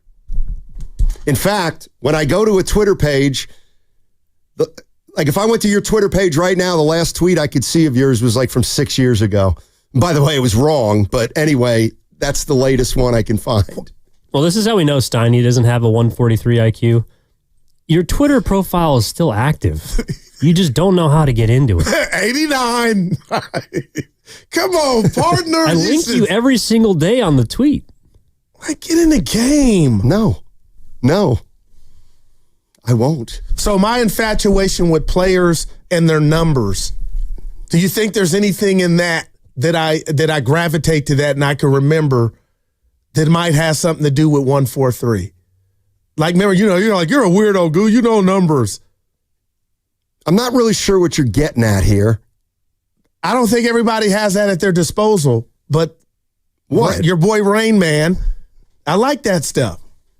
Reggie Jackson, 44. Oh, by the way, Drew Don't Care paid he's $1.99. He said rain goo. No. Why? Yeah. 8 years and it all of a sudden came out today. Just think about that. Exactly. It's something you would have been touting for a long time if it didn't cross your mind. Hey, real quick, you got to respond to Jimmy. He called in and said about I agree with him. And this is a text that follows up on it from the 415. The Warriors are an inconsistent team. There's no guarantees they can beat anybody. They burn their star players and refuse to use their young talent. Like, that is the one, like, well, Pods and Moody you're still giving them playing. Yeah, I am. What? Pods, Moody are in the starting lineup when you talk about young players. Moody's questionable. Okay, but for the most part, he's earned that spot, solidified it, and Kerr has trusted him. So when you say Kerr doesn't trust the young guys... Well, I'm reading a text. Oh, okay. So, but I do agree, and I get it. They're 4-time champions. Yeah, but you guys all keep thinking, not y'all, but you, that a title in 2022 means they are going to be great down the stretch. That's not the way I think. I look at a team that's had turnover issues, and now they're older, and now the young opponents they face have athleticism. Well, they're Butler's not experience. turning over the ball. We got to put respect. It's Dre and Steph. You're two stewards. Right. And how's Jimmy Butler going to play tonight? Admit it. We don't know. We don't know. But if you had to bet... I wouldn't bet on him taking 20 shots. No. He's taken 20 shots in like 3 of 31 games. Okay, well, let's say he takes what he did in Memphis. I think he took 11 shots last time they played, got 17 free throws. Well, that's different. That's different. But we don't know what we're getting out of Butler tonight. 12 free throws last game. Last time they played Memphis. Let's go to Matt's in Seattle. Championship coming soon. Yeah. See, and you fall for that. Evan, one more What's time. What's up, Matt? How you doing? Oh, but we got Matt. Championship coming soon. Doing good. Happy National Play-In Day. Yeah. I just wanted to kind of, after recovering from, Sunday and the game with the Spurs, it kind of hit me when I was watching the Masters and I saw Rory McIlroy's caddy tell Rory after that 18th missed putt, we would have taken this on Monday morning. Yep. And it just brings me back to the beginning of the season when if you told me we would be in the play-in at home about a 7-point favorite against Memphis with Houston waiting for us and the Lakers and Timberwolves on the other side of the bracket, I personally take that and feel good about it, good about our place in the position and hopefully make a run.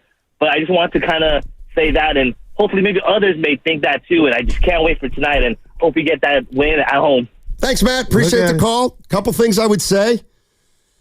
At 12-3, nobody would have taken it.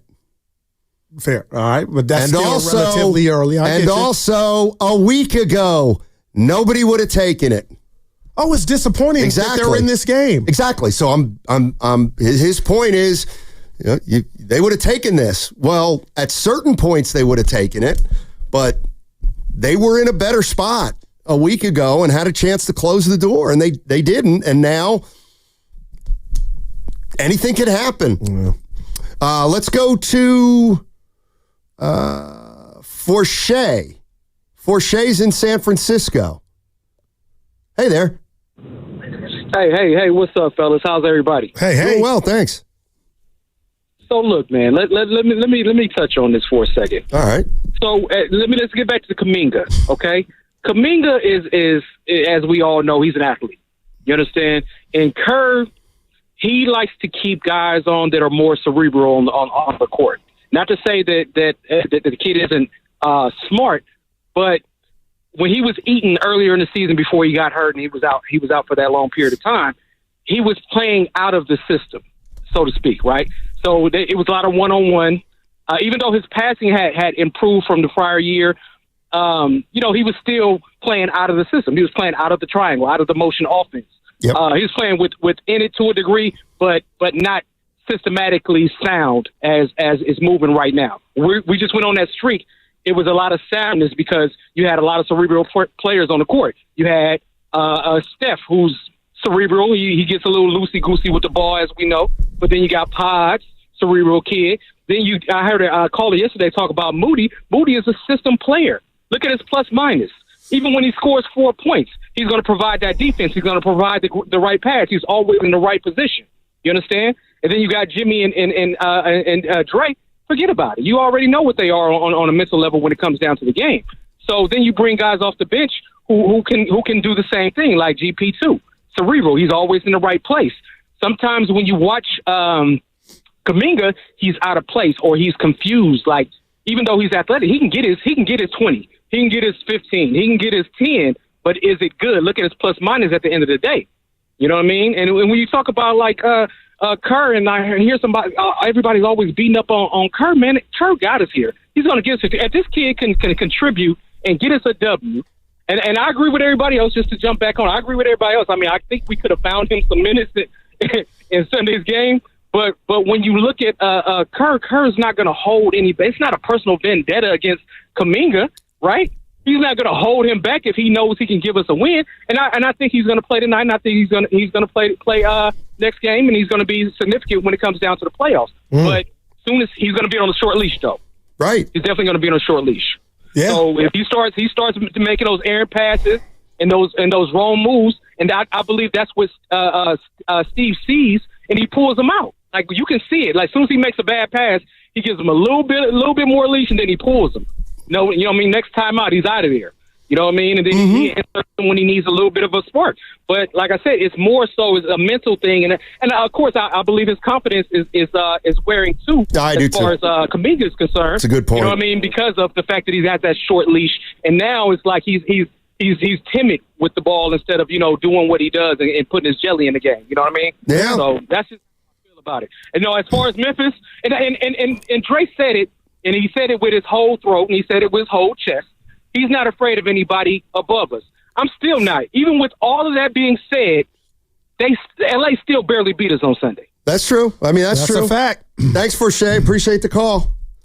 And the Clippers are, that's what I told you. One of my takeaways was, you know what? They had the game, but you're right. They didn't close it. Blown save. Same with San Antonio. Same with Houston ran them down, and you said it one-handedly. But at the end of the day, Stoney, I still got this team getting into a 7-game series where they really, really can open the bottle of pedigree, get rest, no back-to-backs, but they got to earn that.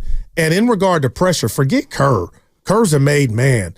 If Jonathan Kaminga did what Steph Curry said, blocked out the noise, and is just going to go be the best version of himself tonight, he can be a big part of this rotation and team moving forward. Right. Like, I don't think that bus has left the station yet. No, but I'll take it the other way. If Kaminga plays tonight and plays well, it doesn't mean he's going to play 30 minutes a night from this point on. It just means he'll get a crack at the next game, and he better play as well again, or Kerr won't play him as many minutes as he would if he's playing well. I got to get on the record with something. Uh-oh. And I want to be careful Put here. it in the cappy. But when we're talking high IQ, and I'll say it, IQ, smart, heady, smart plays down the stretch, great decision-making, I don't think Podziemski belongs in that group. I don't. Well, I'm shocked because I don't Steve think Kerr made him a starter to run this team. That's because Podziemski does enough things that Kerr likes that he's willing to live with Podziemski's heat checks more than he should take heat checks. There's a difference between, he's a really smart player and he takes charges. Great. He takes charges. But he's running the team and initiating the offense. Danny, I watched it last night. I don't think it's high IQ. I'm just telling you that. I saw him yesterday. He knew it was time to get Curry the ball, was maneuvering in and out of traffic, getting the ball back, knowing when to go get it back, knowing he had to deliver the golden goose, which was the basketball to Steph on a platter. And I'm not saying he's excellent at it, but I feel like Kerr I think he would check the box of cerebral. No, he's not. He's not. Who takes more heat checks? But that's a different conversation. No, it isn't. Sometimes here lately, it's been by default. A bad shot is IQ. I'm not saying I'm not arguing on that one. But Steiny, well, it's he's not. I guess elite. I'm saying this. He's earned the heat checks here lately with this offense, especially when Jimmy's not shooting, and we saw what it's blossomed into when he's on. How many players would you say on the Warriors are high IQ players? Draymond, Butler, Steph. See, I would, but Steph it being Steph, I wouldn't put Steph up there with Draymond. I wouldn't. Well, I wouldn't. I'm not saying he's not smart. He's a smart player, but he makes a lot of mistakes. I would not put Moody on that list. I wouldn't either. Pods? No. I do not. No. Wow, man. I don't. That's interesting. Well, that's just my point. Is I actually don't think they have a ton of high IQ players, and that's why the few that they do have, Kerr prioritizes. Yeah, I agree. I mean, I'm not saying Steph doesn't have a high IQ, but he does. But he also is the same player who makes critical turnovers in critical times. You can't just ignore that. All right. But to you and Evan and everybody listening, let's just go back to pods. Steiny, are you guys really saying you got to? I'm not saying he's a perfect or non-flawed player, but he is your point guard for a team that is so demanding that guys that will scream and clown you in front of the world, Draymond Green, I think more often than not, that's one of my biggest surprises is, and he messes up, makes some bad decisions, but and so does Dre and Steph. But for the most part, for him to take this role and solidify himself and then get his flowers in regard to some roses in regard to his offense coming along. And then you're saying, well, taking charges is not part of it. Nah, that comes with it. It's not the whole thing.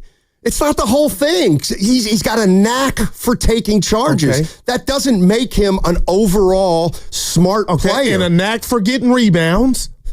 That's instinct. That's not IQ. That's instinct to me.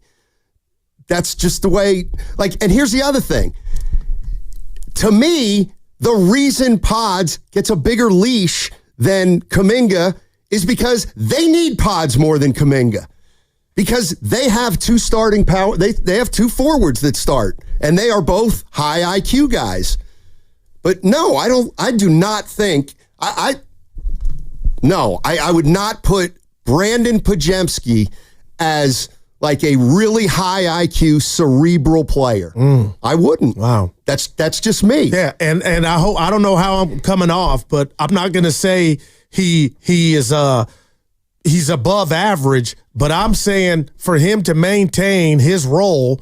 Well, I thought playing with Curry and Draymond's the easiest basketball anybody's ever played. True. Okay. But then you don't have to be smart. But that doesn't work for Kaminga right now or the last 4 years. That's because they have more depth and their best players reside at the forward position. And they've only got one really great guard, and that's Steph Curry, and they need two guards. But Pod's benefits outweighs the mistakes. I think, according to Steve Kerr. And I think that's in any job in the world. You want that to be the case. But Kaminga doesn't get it. Yeah, why? Well, yeah. There's a variety of reasons why. Let's go to Ronnie in Burlingame. Hey, Ronnie, how you doing? Hey, what's up, fellows? Hey. Hey, hope all is well. How you doing? Hey. Doing well. All right, man. So I don't agree, man. I agree. What I think is we need Kaminga. And I'll tell you, man, we need him for his 5 fouls. We need him to lock down the biggest player on defense. This is why Draymond Green is tired at the end of the games. We're putting too much pressure on these guys on defense, and this is where he'll relieve us. And you know what? Curry's a great coach. He's just trying to get him to be more of an attacking guy, and this is the message he's trying to send out to him because he doesn't want him to rely on the threes because he knows we got all the three-pointer shooters around him. So we don't need him to shoot threes. And I don't think that he wants to destroy his confidence. It's to say, hey, Kaminga, I don't want you to stop shooting threes, and I want you to attack. He doesn't want to do it like that because he knows a kid you could kind of destroy their whole mentality. So he kind of does this thing, and I think he needs to play him. And if we want to go far, he needs to be part of the playoffs run. At least a 6-man. No, I agree. I agree with you there. Thanks, Ronnie. Appreciate the call. And Draymond, speaking of him being tired, I mean, it kind of, I know it's the end of the season, Steiny. Everybody's got a story, but you're going up against Zubac, and you got other bigs that you're going up to with Jaren Jackson Jr. tonight. So he's chopping trees every night. So I get him being a little fatigued, but he played 38 gruesome minutes Sunday dealing with that size. Here's the other thing I was thinking about. We know Kerr likes the veterans, right? Yep. All right. And I believe, and you can tell me if you believe it, I believe that Kerr's the kind of coach that right now with this team probably has the most dialogue with Curry, Draymond, probably Jimmy Butler now. No doubt. And I think Looney's in there. No doubt. Okay. And he's got a high. How do they feel about Jonathan Kaminga? Because I got to believe that if those four believed that Kaminga and the Warriors were leaving some of his game on the table, I'll give you that all day. They would be saying, Steve, we got to go with this guy. Yeah. We got to live with it a little bit because the upside down the road will be significantly higher, and he will then become that player we need. I'll give you that. I wonder how much advocating Curry, Draymond, and Butler do for Jonathan Kaminga. I got to say a whole hell of a lot. I don't think so. And if I'm Kaminga, I'm telling you, I'm giving you the bucket, but that's why that decision for me not to play hurt more, because it wasn't just Steve. It had to be a collective. It had to be, exactly what you just said. If I'm right, or if that's the case, now we got the 3 veterans and the head coach who are a little worried about playing Kaminga in big games. And this could have just been an experiment, Steiny, and a one-off. But I didn't tell you guys this, Evan, and I've been holding on to it because I thought it was nothing, and it's just funny. Friday night in Portland, there was a play. Curry was open on the 3, weak side, open. Kaminga got the ball at the top of the key, didn't even look Curry's way, and Steiny, I'm telling you, I believe Curry looked over to the bench way down yonder as if, give me the damn ball, but my man Kaminga didn't even look his way, hoisted up a shot, and it didn't go in. But I thought to myself, Curry wasn't clowning him, but you could say there was nothing there, but Curry's look over to the bench for his whole team to look, and the coaching. Right. I found that when we found out Kaminga wasn't playing, that was just 48 hours before. I said, Curry didn't throw a tantrum, but Kaminga didn't even see Curry look back at the bench like, damn, swing it. And it wasn't swung. And then the next game, he's a DMP. But if you're right, Steiny, and I believe you are in the sense that those guys would have caused hell with Kerr behind closed doors if they thought that was a death knell by J.K. not getting on the court against the Clippers. I just really got to give that to you. I mean, Steve Kerr begs the veterans to give input. He begs them. And here's one thing that I don't associate. People are saying, well, Steiny, Draymond went to the bench so Kaminga could start. Okay, that's fine. But do you really believe the big 3, if you're saying Butler, like they are they're knocking on Steve Kerr's door and saying, Steve, what are you doing? Yeah, right. What are you doing? This guy can help us. Maybe that's not there. It's just a thought I had. All right, 888-957-9570 is the number. Warriors, Memphis Grizzlies tonight. If the Warriors win, they go to Houston on Sunday. Coming up at 1:15, we've got Howard Beck of The Ringer, formerly of the New York Times. One of the best in the business, quite frankly, when it comes to NBA knowledge and NBA expertise. Howard Beck joining us at 1:15 today. Memphis, Golden State, play-in tonight, 7 o'clock tip. Warriors Live at 6. And Willard and Dibbs will take you up to Warriors Live. That segment brought to you by Chilton Auto Body. Have you been in a car accident? Chilton Auto.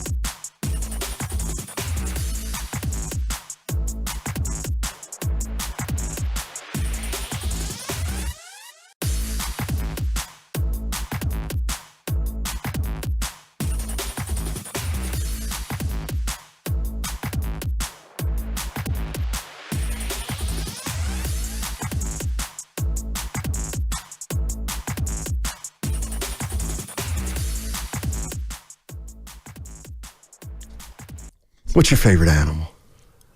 Deer. That's really important. Now, back to Steiny and Guru on 95.7 The Game. There's something I just gotta... You just know there's a big game tonight. You know what I mean? Well, you can just kind of, as Spadoni would say, it's just kind of baked in. It's just kind of baked in. I'm going to watch tomorrow, Toots. Oh, man. Has she called back? I don't even remember who that was. Well, you know what? Real quick, you started the show off. I was in a great mood. You go, I'll change that. You just did. Thank you. So I go to the break room, and in the break room here at Odyssey, they have the... Is that what we're calling it now? The break room. That's what I called it, the kitchen. And they got a plastered on one of the cupboards. It's anniversaries. How long you been here? Ken goes, Goo, it's your anniversary. I go, what anniversary? Your work anniversary. 13 big ones I've been with the station. I come in here gleaming head to toe, Evan, April 12th, 2012. And he goes, no, it's not 13. You were part-time. The company says it's 13. Evan is 13. But leave it up to my guy to say, no, it's not. You can't steal my joy. Yeah, go ahead. There is some gray space. Listen, man. Saturday and Sunday, 12 to 4. Sunday, 11 p.m. to midnight, 1-hour shifts after you won your contest. Technically, they don't count. But they didn't send That me was home. under the table money anyway. Oh, boy. Well, then I say, yeah, it's been coming up on, I don't know, I guess 4 years now for me. And Goo goes, wow, I've known you for 4 years. Yeah. And I said, well, no, you haven't, because we've only worked together for 2.5. Oh, boy. 13. Well, 2018, if we're going by your thing. So, since I've been with you. Well, at least you never got fired. Well, that, knock on wood. Yeah, I mean, your run has been consecutive. They told you to go home, huh? Called you in before the show or after the show? Right after a show. That's terrible. 12:02. Tell me before, Evan. Don't use me. You want to know before? Yeah, I'll go home. Yeah, that's why we did the show. That's why they don't tell you. Steiny, so you're like Memphis Grizzlies legend Andre Iguodala. Wow. You know, you're with the station for a while, then left for a while, and then came back and just kind of keep hanging on. It's about right. It's about right. Yeah, and he didn't like that. Been fired. How many times you been fired? Well, there was one wrongful termination I won. Counts. Right, twice. Count the bucket. I got some bread from it. Let me see. I got fired from here. I Be honest. Technically did not get fired from Comcast Sports Bay Area. I lied. What happened? I just let my contract run out. Well, then that's not that doesn't. Yeah, you're right. That's not a firing. Did you go into work and they said, it's, you got 2 weeks left. Just take them off. Somebody with a laptop in the room before you get there. Well, it wasn't technically a firing, but it was a mutual understanding. It was a long time ago. But hey, Star Wars. My guy Joe Lacob was just asking people, like, why do we have... No, he didn't. How come we have Matt Steinmetz as our sideline reporter? Move on, Joe. Is this a true story? Did. Yeah, it is a true story. And look at you now. He texts you during the show. You guys are pals. That was nothing personal. He just didn't like when they'd cut to me late first quarter and I'd be Fitz. They stink. I mean, they flat out stink. And nothing's happened since this Lacob guy's bought the team. He talked about it. He points to the banners. Well, to be honest, they don't have that role anymore. That should make you feel better. No, Kareth does that once in a while. No, not on the sidelines like you and Roz and Bucher. Rick doing TV with Acho. Let's go to Josh in the city. Howard Beck coming up at 1:15. And we got a gripe of too, the Steiny. Ringer. Howard Beck. Hey, Josh, how you doing? Hey, you guys. Love you, Steiny. Love you, Goo. Love the show. Thank you. Last time I called in, we were 12-3. So what a roller coaster of a season it's been. Oh, my is right. I'm trying to inject some optimism into you, Goo, as if you ever need it. But the Grizzlies have only beaten a winning team about once since the All-Star break. Keep going. So, it's all good. It's all good. Also, I had a dream last night. I was talking to Podsy. He told me he's going to play his game, but also, not kidding, Steiny, said he's going to play his game. He's going to hustle like always, get some rebounds, but he's also going to be selfless, throw some assists in there. So as for Kaminga, Lord knows what happens. Every game is a new adventure for him, or not, as it was against the Clippers. But love you guys. Love you guys. Love the Dubs. We're going to get a win tonight. Podsy, big game for him. And the big three, let's just not miss any layups. Am I right, Draymond? Wow. But let's go. Go Dubs. Thanks, Josh. 7. Yeah, Josh. That's a good call. No, that was. And not what you actually want to dream about. Mine's are a little different. But all right. What? I'm looking at the Grizzlies, their wins. Okay. Going. You don't want to play this game. Well, no, I want to see with their last quality win. All right. I'm going back to front. Okay. Dallas. I mean, they were 9th. Thank you, Evan. Charlotte. They beat the Pistons on April 5th. I'll give you that. They beat played? the Heat. And for who? The Pistons. I have no idea. Miami. Utah. Miami. Utah. There it is. Phoenix. Stop. Pelicans. Mavericks. Phoenix. Orlando. I'll give you Orlando. Phoenix. Toronto. San Antonio. Here it is. February 2nd. They beat the Bucks. Okay, thank God. They beat the Bucks, and actually they beat and that's a little Houston sketchy. And then the Bucks. Houston's the one. Wow. I mean, nobody's going to... Man. Hey, remember that great game I came up with Friday? You kind of messed it up when we were talking about the former Blazer players. Yeah. Want to revisit and do Grizzly players? Okay. You ready? Sure. Marc Gasol.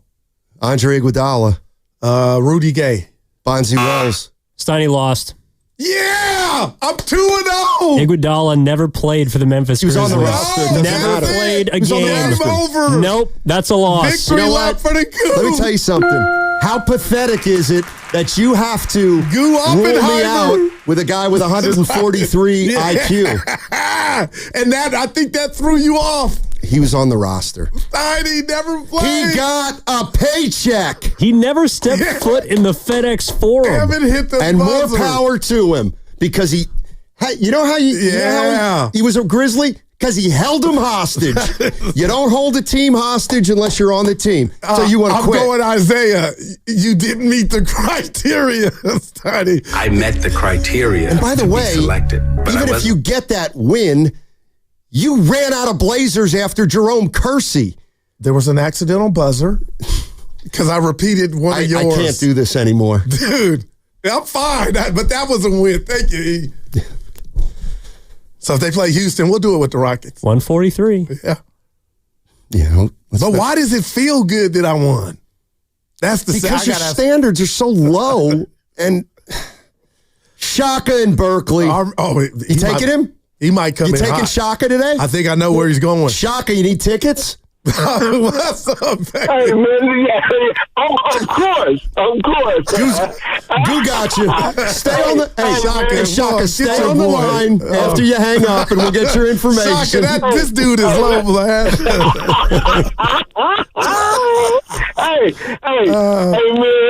Hey, we need to take a collective whistle, man. Everybody calm down. We got a great matchup today. We know we can get past these guys, and we got a good matchup against Houston coming up after this. We just need to stop putting all these players against each other. If this one don't play, let's just finish strong, man.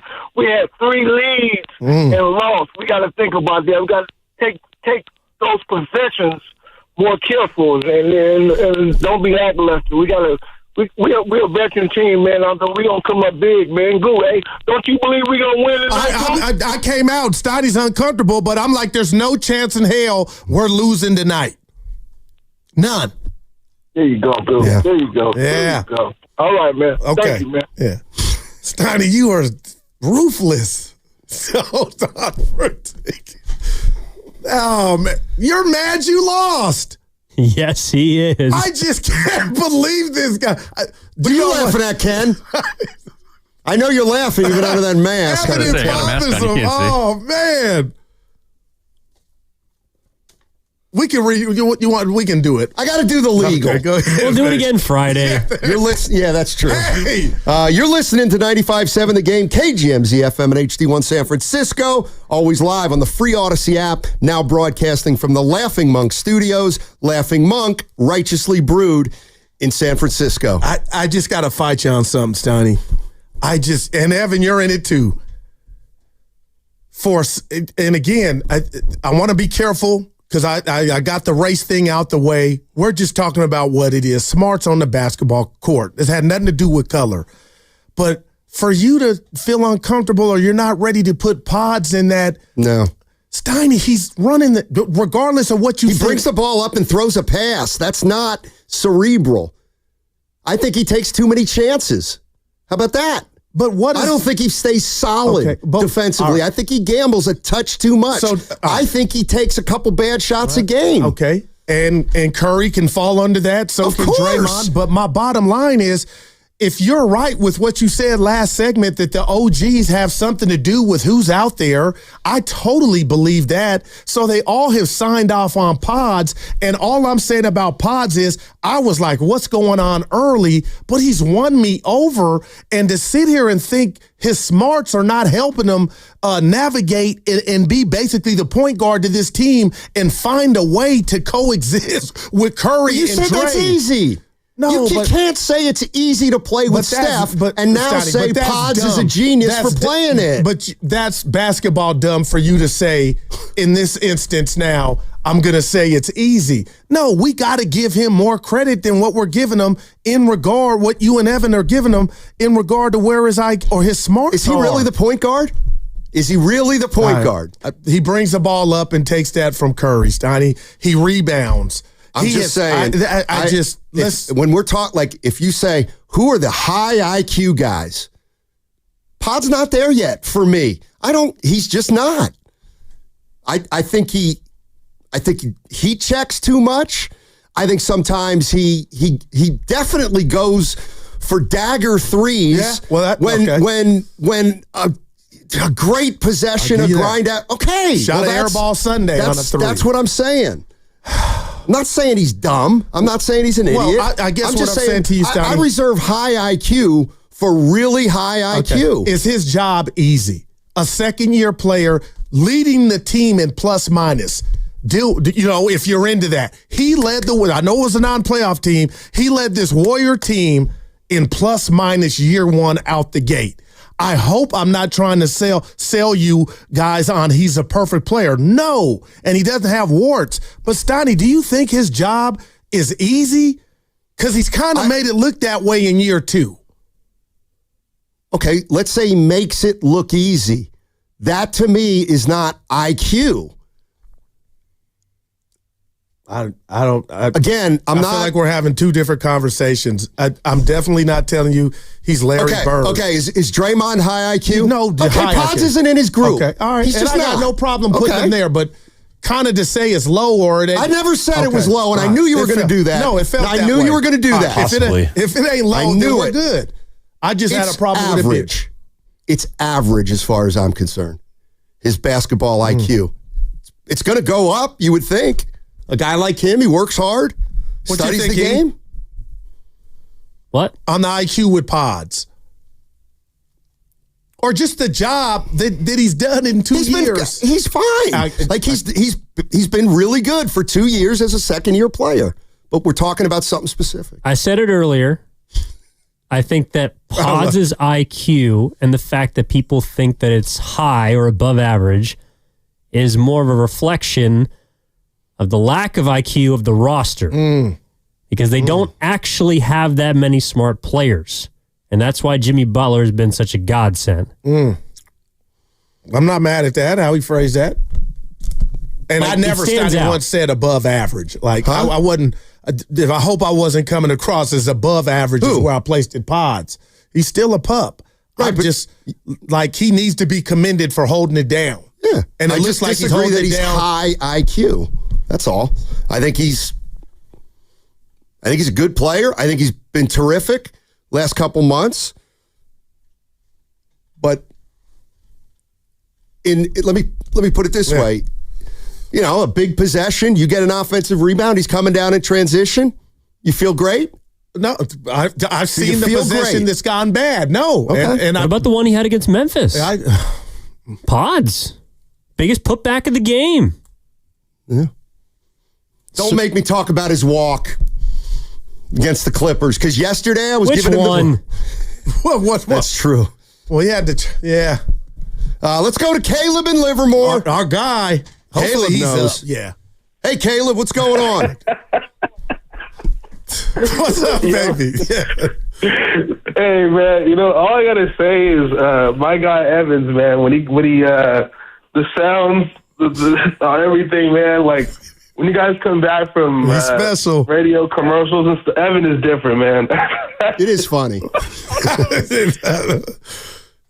Hey, but Guru, quick question, man. Yes, sir. What's your IQ again? 143. Say it, 143? Yeah, 143. Okay. Look, let's episode 350, right? Starring Jonathan Kaminga. Let's do it. Hey, JK, my guy. Okay, forget JK. And you would know, Caleb, you would know low basketball IQ as an AAU player. Right. Okay. Hey, also Newark Memorial standout. Don't forget about that. I'm sorry. Product as well. Don't lead the witness, Donnie. Go ahead. Pods. Brandon Pajemski, high IQ or he's fine. First of all, I'm not the biggest fan of high IQ. I mean, like I said, you were an AAU product. Caleb, he got you. Yeah. Hey, you know what? I knew Steiny was going to say something crazy. Look, Brandon Pajemski plays. He's a solid player. He hits open shots. He playmakes. He sets charges. Yeah. He hustles. He's a good player. But yeah. But back to my episode 350. Yeah. Yes, episode 350. Kaminga's definitely going to get some burn tonight. You know why? Because the Grizzlies are an athletic, up-and-down team. They want to play fast. This, for me, I think it suits Jonathan Kaminga and his play style. He'll get his burn, but 143 IQ, Goo. All right. No, it's real. Hey, and I'll tap into that Caleb. With this. This is all that I'm trying to say, Evan. And Evan, not Steiny, I want a letter grade from you on this take about Pods. And this is how I think and look at it and did not know how to say it. The fact that he is where he is in the NBA and what he's doing, his role with what the basketball gods have not given him athletically. We can dunk. Is my biggest compliment to him in regard to IQ. The fact that you can be on the floor, rebound, take charges, be the point guard on a team with Dre, Steph, and Jimmy Butler, and even be in the league for that matter, that is the IQ I guess I'm talking about, Evan. It could be a D or F, but a letter grade on that he's carved out a niche in the league and led the Dubs in plus minus in year one. Oh, in year one? Oh, yeah, B. I mean, I think that's a pretty big accomplishment. No, yeah, that's an accomplishment. Okay, that's not what we're talking about. But see, and I was looking at the whole thing. Well, but when you're smart, when you say IQ, that's not the whole thing. I hate that. I hate it. I actually think he's a pretty good athlete. Well, you didn't call him athletic. That's where the Pods can dunk came from. Everybody can dunk. That doesn't mean you're athletic or not in the NBA. I think he's pretty athletic. Do you think? I mean, I don't. But he's average in the NBA, I think. What about Moody? Can we get back to Moody? He's average. He's average, been dunking athletic. Over cats left and right. Yeah. You know what? Go watch the Rockets. Watch their 22-year-olds, and you tell me if Moody is in the same league. Yeah, but see, I know how to give. Everybody can get some love. But don't act like Moody got cinder blocks in his shoes. That dude will bap on you, and he's been doing it. He's had 3 dunks in the last 2 months. Oh, God. You know what? I'll tell you what. I would love to be a player on the team that Guru roots for. You make one play a week, and you're a hell of a player. So what? Oh, Fitzy. Hey, by the way, you know who's not winning Defensive Player of the Year? Draymond Green. Why you say that? I don't think he's gonna. Mobley? I saw a story from John Hollinger in The Athletic, and I think we've got a flavor of the month. Because Dre was just that. Amin Thompson. He should get it just on loan what he did to Steph a couple Sundays Do you listen to Saturdays, Steiny? Pardon me? Do you listen to our Saturday show? Infrequently. So you must have missed this last Saturday. I'm a P1. What'd you say? I heard you. P1, they don't register on the weekends. Go ahead. That's true. We're all over Amin. He's a good player. Yeah, he's the DPOY. Well, and you know what?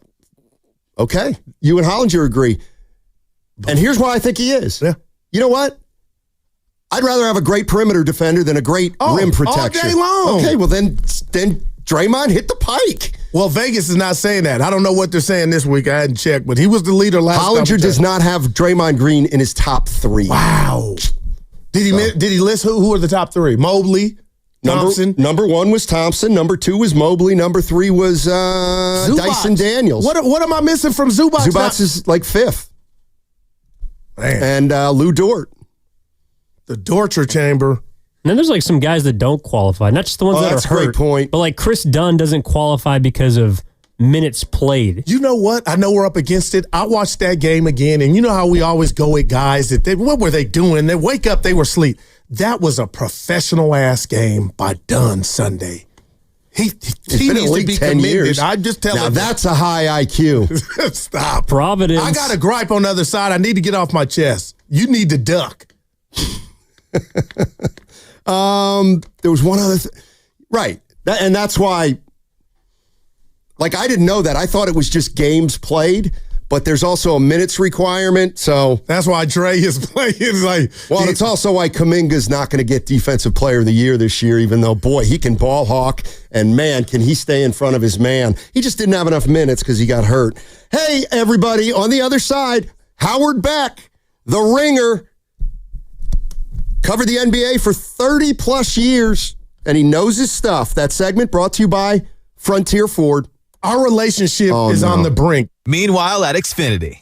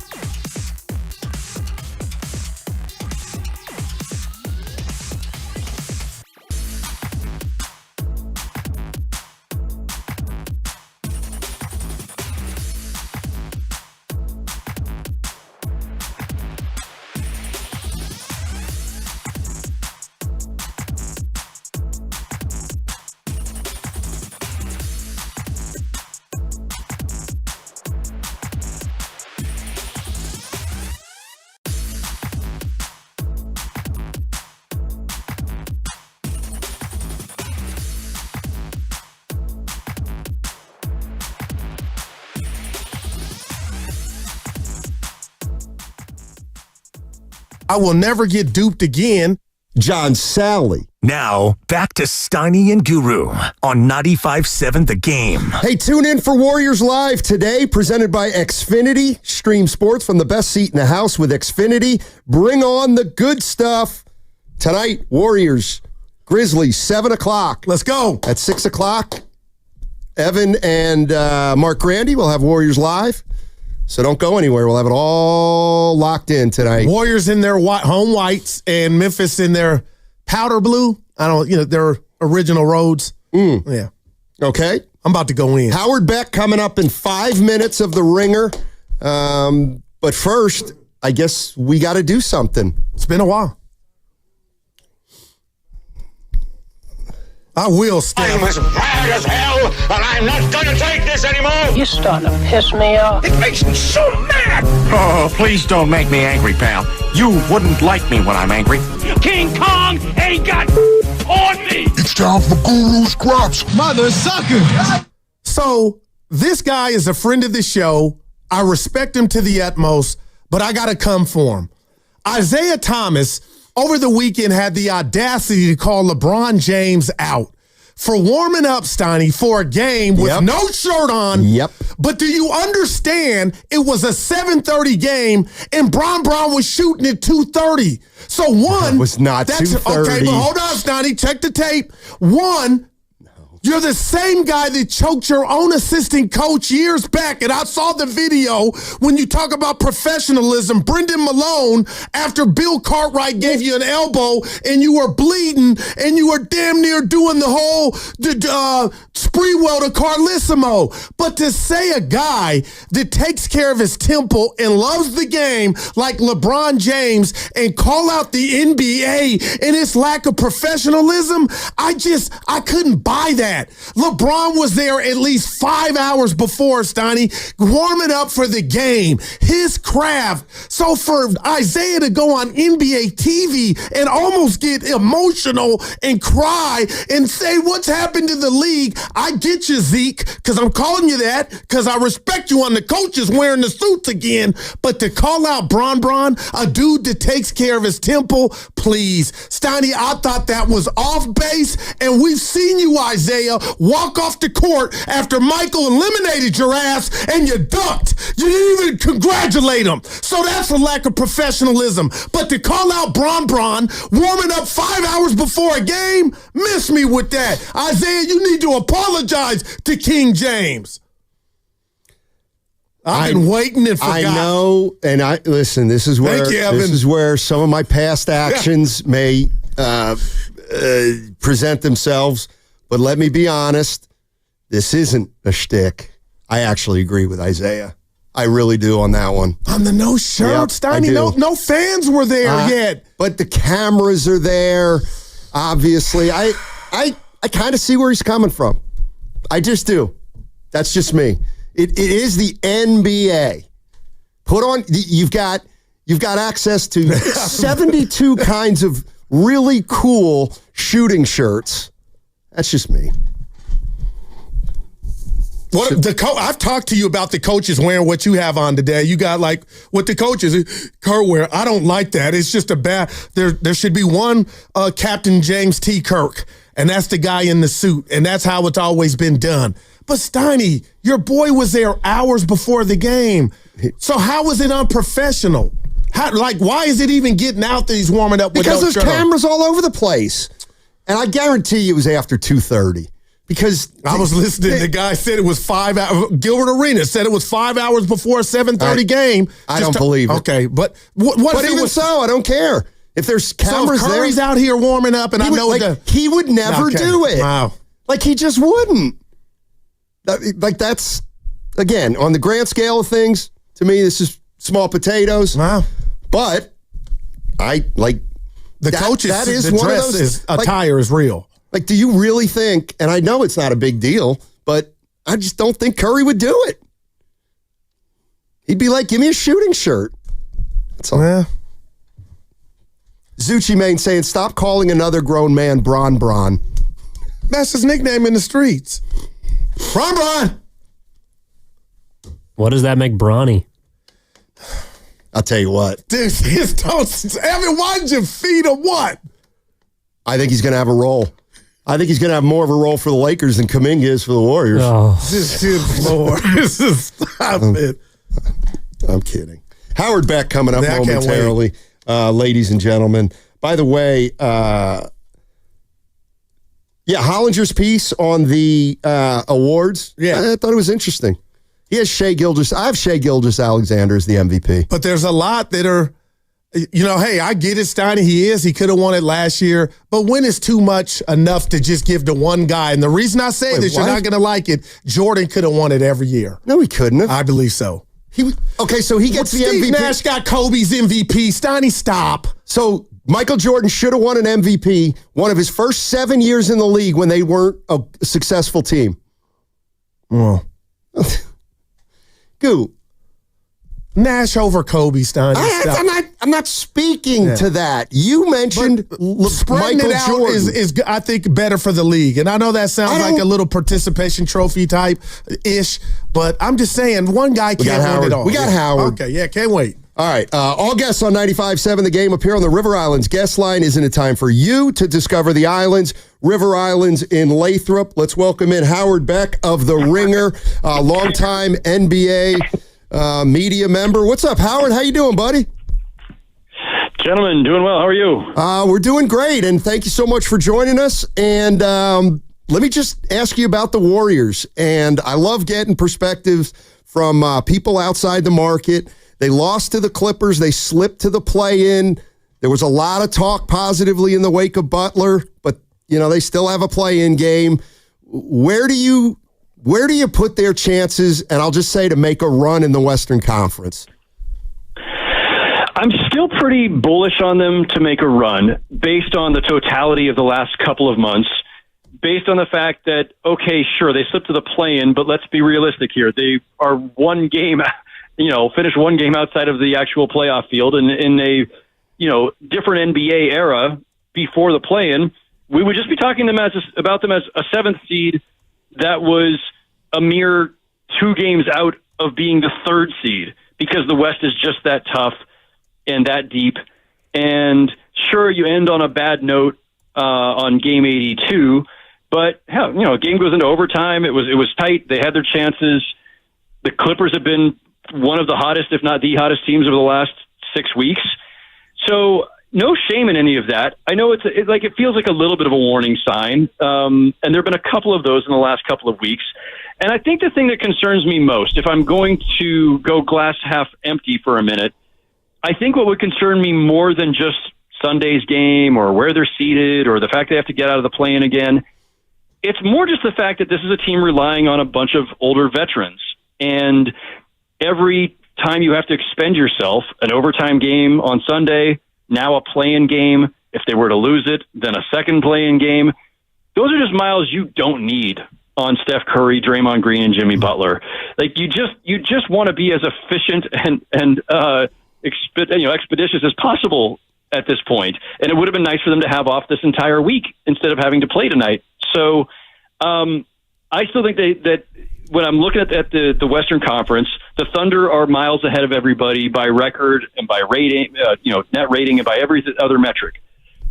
But the 2 through 7, and I'm going to cut it off at 7 because I'm not counting the Grizzlies. Sorry, Memphis. 2 through 7, any one of those teams ends up in the conference finals would not shock me. And I'll even put Houston in there now. Like, I was skeptical about them for much of the season. I think we need to stop being skeptical about the Rockets. There are still some knocks on them that I think are legit. But point being, the Western Conference is legitimately 7 deep of teams that could make the conference finals. Yeah, I agree with you, Howard. Just a few minutes ago, my partner asked me, and it took me a little second, about the play-in. And unfortunately, the Warriors, this is their third time in the last 5 years. Has it been a success? If I were to ask you that, Howard, how would you answer that? Has the play-in been a success for the league? Yes, but there's 2 pieces of it to evaluate.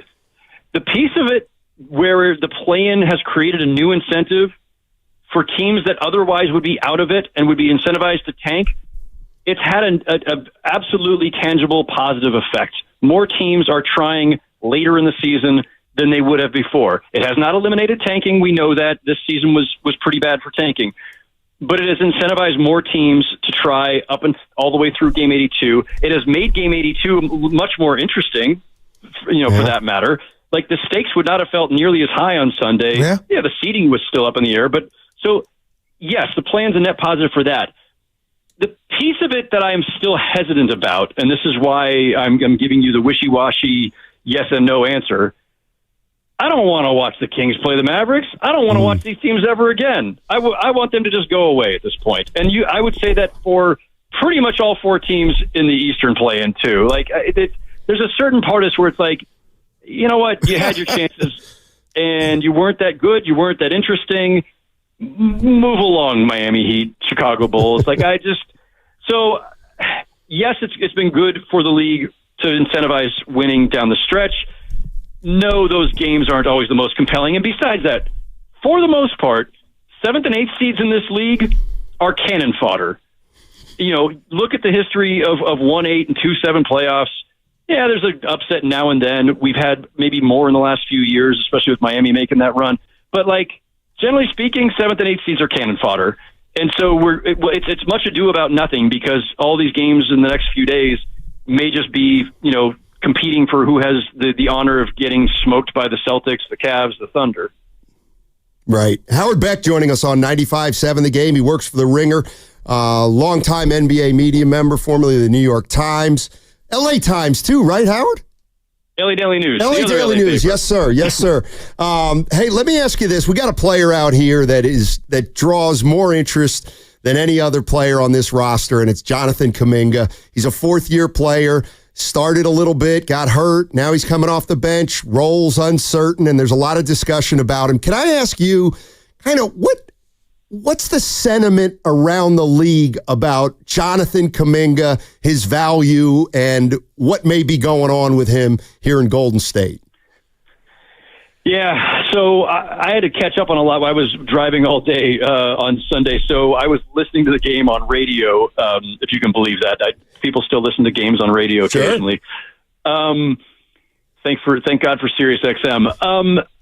But the fact that Kaminga was basically like a non-entity again, like it's kind of hard to figure out what Steve Kerr's approach to him is, right? It's been all over the map. And, I think it was, I'm trying to remember which podcast, it might have been Zach Lowe and Simmons talking about this on Zach's pod yesterday, where it was, the concern about, losing Kaminga maybe at a critical time. Like, you're always worried about that when you bench a guy, a young player who's been in and out of the rotation, who sometimes it seems like he's a big piece of the future. Sometimes it seems like he's an afterthought or just isn't trusted enough.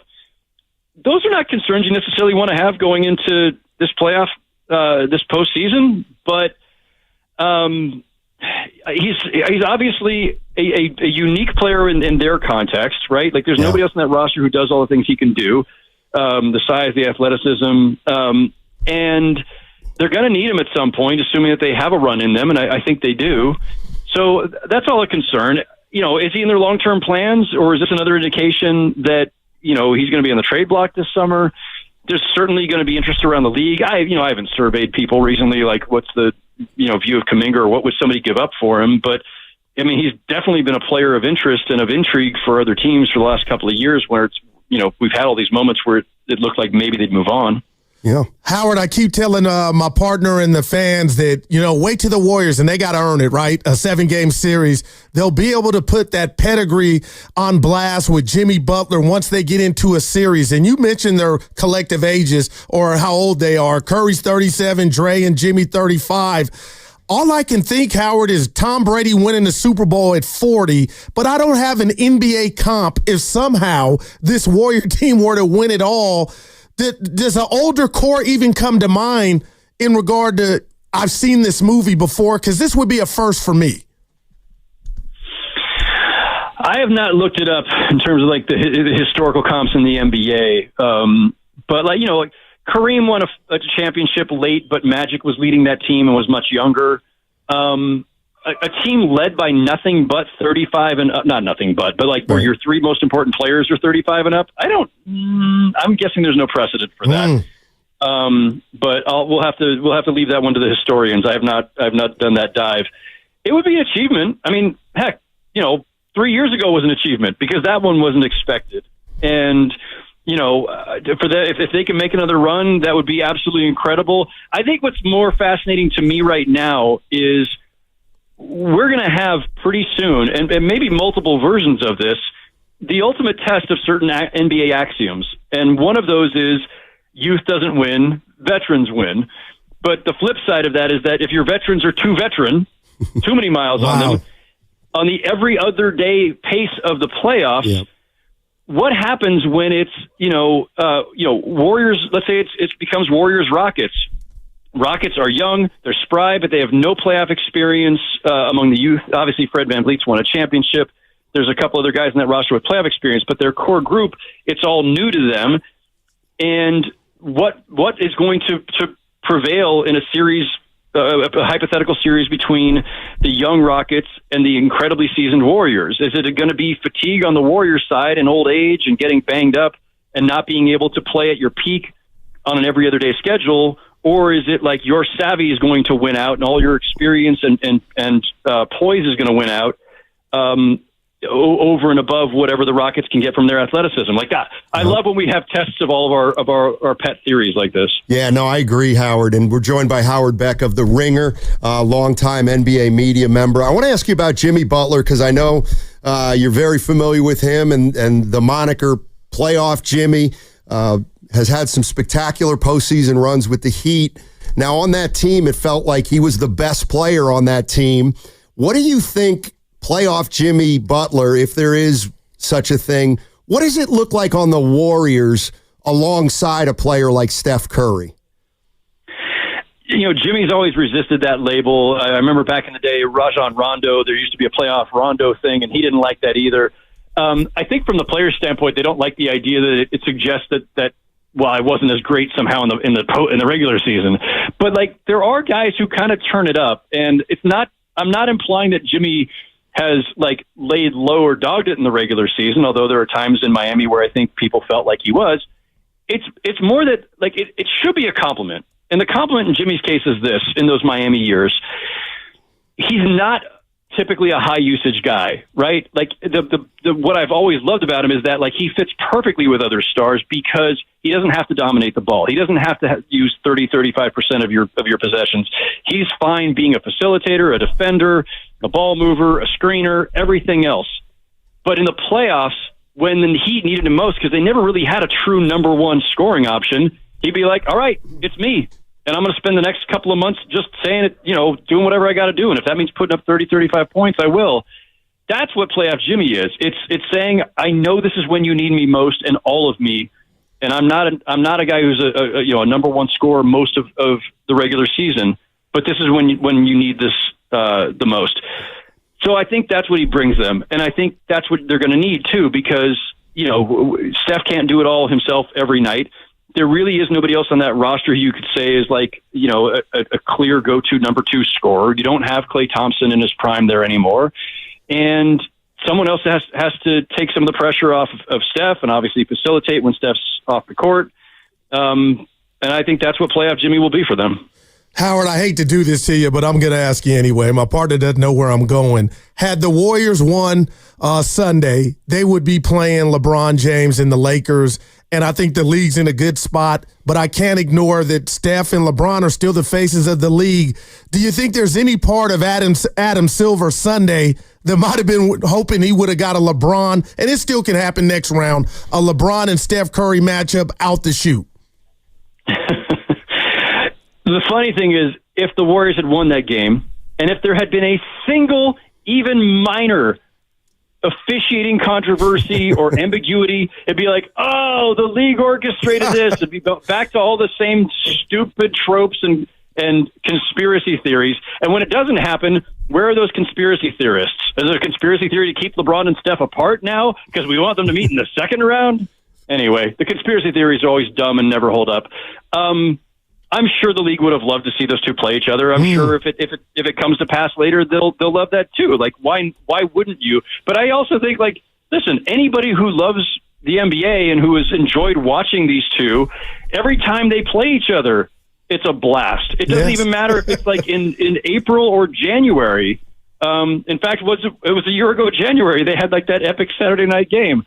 Right. It's fun watching these two go at each other, and especially at this stage of their careers when we know that each time could be, it might be the last, or it's going to be among the last. Right. So we all benefit from that if they play each other. Howard Beck, thank you so much for joining us, man. Really appreciate it, and enjoy the playoffs. Appreciate it, fellas. You too. All right. Howard Beck of The Ringer joining us on 95.7 The Game. I should have said enjoy the postseason first. And then we'll get tonight, huh? And then we'll get to the playoffs. Yeah, the playoffs are not tonight. That's just Warriors right now are not a playoff team. So, do you think the NBA, is it fair to criticize them that when they put this play-in together, the fact that they don't know where the stats go, they botched it? No, Stoney, come on. How can you? You are a historian. The numbers are the numbers are the numbers. They don't just go away. Somebody could drop 50 tonight. Yeah, you can find it somewhere. Well, we can find where? I don't know. You can find it. Raymond Ritter, we talked about it it's like Hoffa. We can't find it. Well, I think he's under MetLife Stadium, but the stats themselves gone. Yeah, it bothers me. I mean, Curry could go 2 for 28 tonight. Gone. Yeah. Oh, so Clay's 0 for 10 last year don't count. No, he didn't choke. Next question. Well, he did, but yeah. What was I going to say? It was very poignant. It was about, if that bothers you, why doesn't it bother you? Who won the play-in this year? They start tonight. No, I'm sorry. The Dubai Cup. Oh, the Emirates? Yes. Oh, who won that cockamamie thing? Wasn't it the Bucks? Yeah, Milwaukee. Okay. Yeah, so it doesn't bother you that the Bucks played 83 games this year? Yeah, it does bother me. There you go. That should have just been one of 82.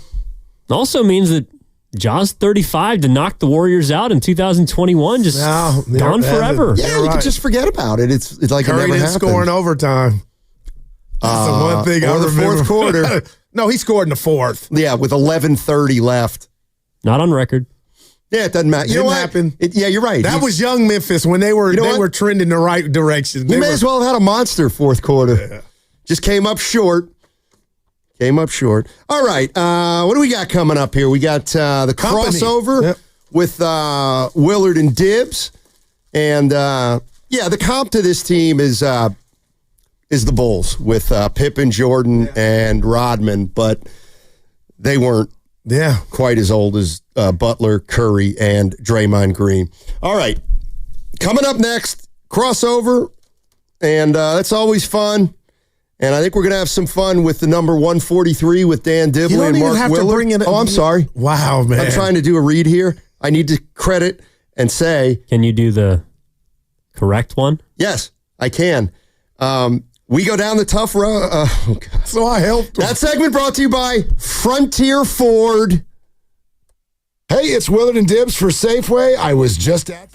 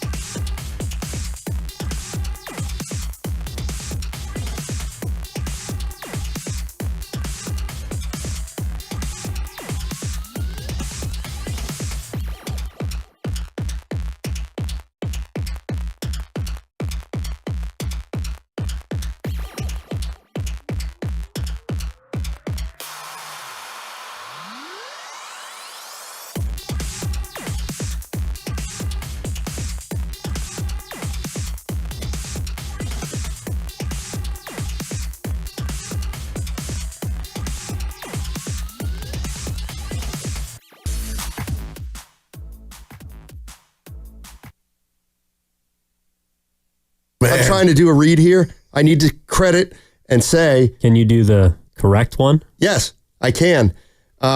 We go down the tough road. Oh, God. We go down the tough road, Stoney. Toyota Tundra. Now, back to Steiny and Guru on 95.7 The Game. The crossover. That's right. It's brought to you by Abundant Life Weight Loss. They know the secret of losing up to 1 pound of fat every day. Go to AbundantLifeWeightLoss.com. Mark Willard, Dan Dibley. Gentlemen, we got a big one tonight. It's a big one, all right. Yeah, it's big. And I'm confident. I am pretty confident myself, but then again, you get into it and you see how things can go when you play a team like Memphis. A lot of possessions, and they can get super hot on you, and you could be in a world of hurt. But I'm going with Willard. If you said they lose this game yesterday the same time, then you're not out, but you felt like I'm done. That's where I'm at. They're not going to lose tonight. They better not. Balloon pops if they do. But not technically. Balloon pops. That's right. That's the only one I got. But they got a game Friday. They would. Yes. They don't turn their badges in. They don't give their uniforms back to the head coach. Security doesn't come to escort them out yet. No exit interviews. That happens, but their chances fly right out the door. It becomes tough, and I was doing a little bit of a deep dive on teams who win 67 games, and we know that I believe 4 of them have not won the NBA title. Only 1 of them lost in the first round, and that, of course, was the Avery Johnson-led Dallas Mavericks that lost to the Warriors. And so I looked at that team this morning and thought, how could a team that wins 67 games lose in that fashion? And I looked at their year. They started out 0-4, Dallas did. So they went on to go. Really? They went 67-11 the rest of the way. I didn't know that. I didn't either. Yeah. And so I'm looking at their losses. Of their 15 losses in the regular year, 3 of them were to the Golden State Warriors. Yep. So that they accounted for 20% of the losses. And then I started looking at the numbers. Numbers are numbers, but they are. These numbers stood out because their point differential led them to have an expected win total of 61 wins. So they were 6 wins better than what their metrics would indicate, which leads me to this year, Oklahoma City, 68 wins. Best point differential in NBA history in the regular year, and their expected win total this year is 68 wins. Do you spend your morning doing this now? That's good stuff. It is good stuff. Right, I noticed this. There's something that got ramped up this year, and I don't know if you're trying to avoid a feeding Mila or what. Like what happens in the morning where you turn into the Bobby Marks of Warriors and 49ers numbers? I love math. I know you love math. And the way my days go now, she gets dropped off about 9:15. Like what's 28 times 61? Go. That would be 30 times 60 would be 1,800, and then you'd take you'd have to do a little bit more math than that. 28 times 61. That would be. I wanted to just see if you were Rain Man. Like, how quick can you do that? Dustin Hoffman. Yeah, I'll tell you. 1769 would be my guess, but I'm just ballparking it. Wait, I'd have to really. What did I say? 28. It's hard to do it while you're also talking. I know, by the way, but it gives you some time. Yeah, it 1708. Anyway, go ahead. Yeah. Well, so let me tell you what it is. Let me tell you what the answer isn't. 143. Yeah, well, we can get to that. Yeah, no, we can do that. No, I can't say that hurts because I love you. You are my mentor. You don't know. I love you. You don't know where I come down on your number. And these are my numbers. Numbers are numbers, right? And I want your numbers. So you have a IQ of 143. Why are you laughing? Did you go to 23andMe to get where do you? I don't even know where you get this. He went to 143 is me. Where do you? Where he went. I'm a loving father. Thank you. I've never heard Matt Steinmetz belly laugh before. We've been together 7 years. Okay, and if this was shtick, it would have came out 7 years ago. So on this random Tuesday, I come in.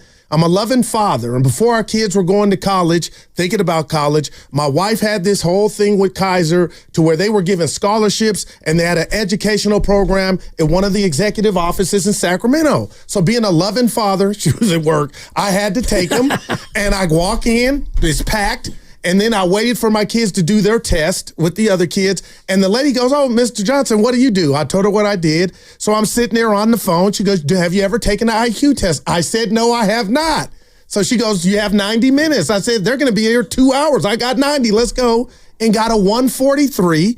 And I just what happened do they do? They just attach a gizmo to your head, or what do they do? I just did the test and answered the questions, and 143 was my number. Okay. So Nahegan comes in. If you could prove that, I'll buy lunch. Just hurt my feelings, and then my phone's blown up from people I love that I thought loved me. They think I'm making this up, and I have watched Oppenheimer 5 times. It's a great movie, but if you watch the movie and know what the subject matter is, I think that's part of the 143 that attracts me to that. But you took the test before you saw any Oppenheimer. And I don't get the connection. I don't Maybe either. it's because I'm only at 142. No, Oppenheimer, they're geniuses. Dr. J. Oppenheimer was a genius. You also took this test before you became a sports radio host. Yeah. No, this was 5 years ago. Oh, I it was was only already 5 years ago, because this does make you dumber. Oh, why? I don't know. That's what everyone this tells job. us. Because Yeah, they need to play Kaminga. That's right. But with a real quick, Steiny, they think I'm like, why would I pick? Why not 183? I have the actual scale in front of me. Did y'all pull up the scale? Bob Myers sent the scale in. Thank you, Bob. So Bob and I are of like mind. Hey, Bob. Do you know where you fall? Like, do you know what the label is? She told me above average, but I never flaunted that. Like, it is above average. It's actually even above average. Yes, it is. Okay? That was my number. You are, and numbers are numbers. You are on the very top end of moderately gifted. Not highly gifted. Yeah. Almost. I'll take it. 145, and you're highly gifted. Whoa. But you're below that. Yeah. So you're moderately gifted. But you're on the high end of moderately gifted. Willard, Dibs, I hope you believe and look at your boy. I'm not lying. Who wrote Death of a Salesman? I'm going to find it. Arthur Miller. I'm going to bring I just went up to 122. I get a point just for I don't. No, that's a negative point. I would love to see it. I don't need to see it. We're going to find. The wife's already on it. Okay. I believe you. That's why Willard. I went to a Super Bowl party. That's right. I believe that, man. And honestly, if we're talking about IQ, you went to the wrong house in trying to find a Super Bowl party. I got you at 142. Yeah, but did you know that book smart people sometimes don't do so well on them streets? Yeah. I'm not saying that's about you. Yeah, no. But some of the smartest people I know could not grocery shop for themselves. That's fair. They're like, where's the fruit? Like, have you been outside before? Some of the smartest people are like, I've never gotten a B in my life. I'm like, you can't find next door. Great. My buddies are just telling me I'm lying. Tell me the difference between an isosceles triangle and a scalene triangle. Oh, scalene. Now listen. Scalene. Listen, I'm being real scalene. I don't like pressure. I'm down to 118. And that's why when you look at my history on Jockpardy, it's bad. So this IQ test wasn't under a time constraint. You had all day. I had 90 minutes. No, they're always under a time constraint. I had 90 minutes. And I think he lightweight believes me. Willard, thank you. And Dibs, have you taken that test? Right now we have a hung jury as to whether or not I believe you. I've taken the test. So my buddy Scott Bissey, we all were in college, and I won Scott Bissey in a Burger King bathroom. And that's a oh my God. No, that's what we used to say. That did not. I was going to say that was not extemporaneous. One of the greatest lines ever. You know what the word extemporaneous means? Wow. It means off the top of your head. I'm up to 119. You're rising. His now wife, then girlfriend, was a psychology major at UCLA, so she put us all through the test. Okay. And she sat there taking notes. And the test is comprised of puzzles and like words. Yeah. I mean, it's just the Scott Busy thing just hit me again. I'm sorry. That was a great one. Double up. Because that song came out when we all were in college in the late 80s. I'm with you. It just hit me again. I'm all sorry. of like the word math portion of the IQ test, I'm just killing it. And then we got to the puzzles where you had to actually put these puzzle pieces and make shapes, and your boy flipped the desk, and she's over there just writing down notes at my tantrums because I can't do those puzzles. Yeah, an isosceles triangle is all the equal sides, right? I don't know. I was asking Goo. I think if anyone would know in the room, it would be 143. I think it is, though. But see, I might be 152. I'm not going to redo the test, and you guys aren't asking me. Isn't that but right? Yeah, I get pressure. Triangle. Let's get the equal sides. I want to say yes to that. Yeah.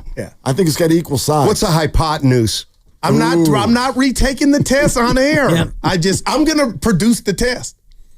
I love it. You will not produce the test. The boss said he'll bring in produce lunch, some kind of result. Don't let me eyeball this test. If it's just a piece of paper that says 143 on it, he wants it to be certified. Yeah. I'm like, Dibs, I can't win. Isosceles is two sides. You're thinking equilateral, which is all three. Isosceles triangle, It has two sides. Two sides that are equal. Not 3. 3 I would didn't say be 3. equilateral. I just said I think that's equal Scalene is sides. none of them are equal. There you go. Yeah. So I now like the it. graphic team is replaced by Wilt Chamberlain's face with the 100, with mine with the With your brain. 143. Yeah. Perfect. Shout out RC.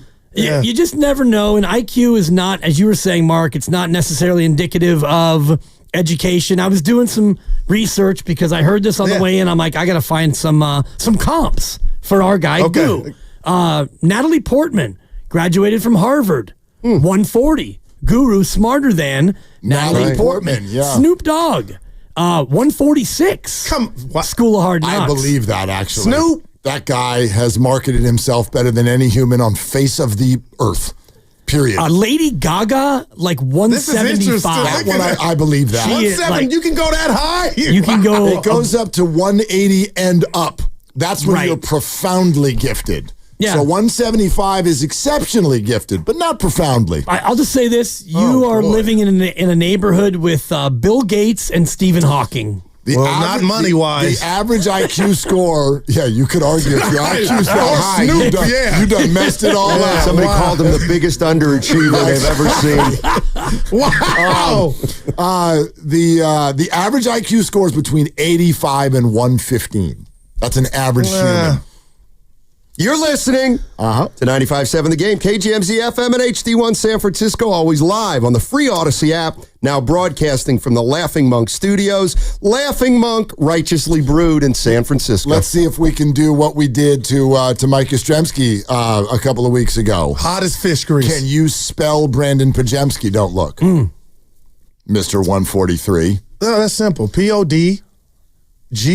P-O-D-G-E-M-S-K-I. I mean, just an absolute hot mess of a guess. There is no spelling on the G. IQ test. Yeah, just so you know. But that was Johnny. I don't think I can do it. That I'm felt not sure I could do it. Give it to me.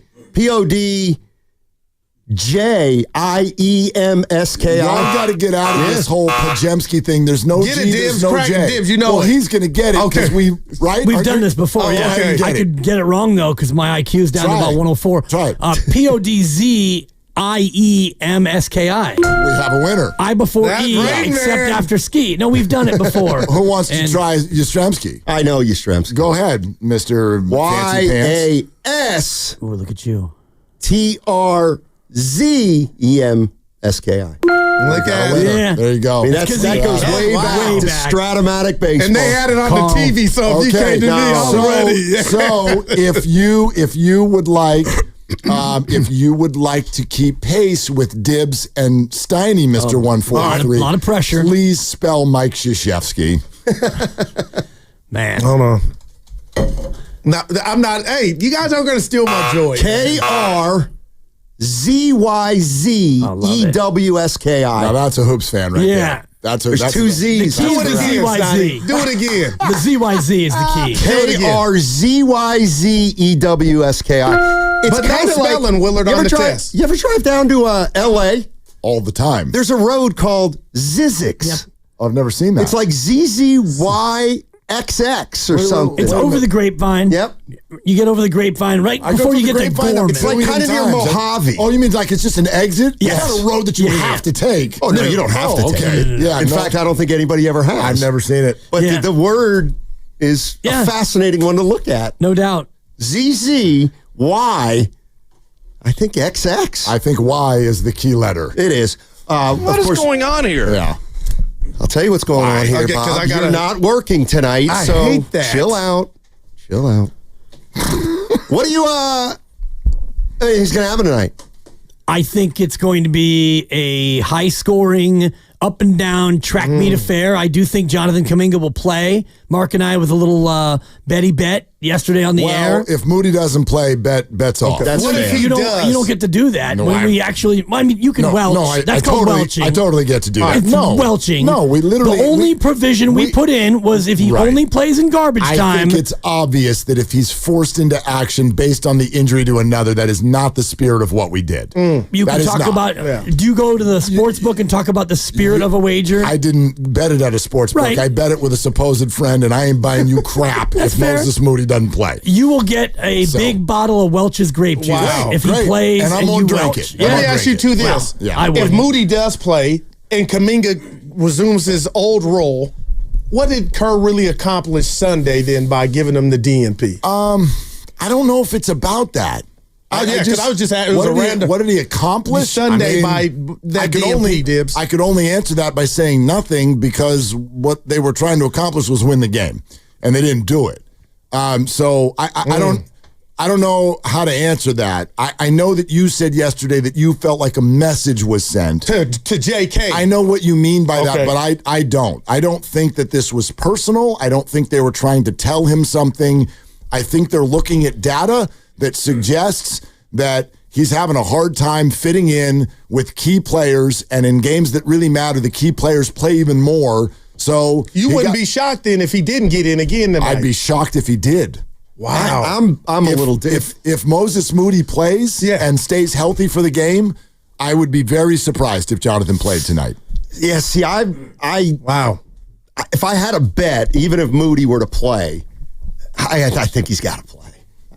Even if it's JK or Moody? Yeah, JK. So then what did they accomplish by not playing him Sunday if they're going to go back to just I think how that it they was? Thought they were going to go with their best team against the Clippers, and the Clippers play slower, and they play in a way that defensively they're going to make a guy like Jonathan Kaminga have to pass and move the ball a lot, and that's not his strength. Wow. Memphis, for me, is an opponent where they're going to be flying up and down, and if you have a player like JK who thrives more in that environment, he's a much better fit to play against Memphis than he is the Clippers. I know that, Steve, you could hear it one of two ways, the comments that he made after the game. You can hear it in a way of, no, that's what we just did for this game. All right.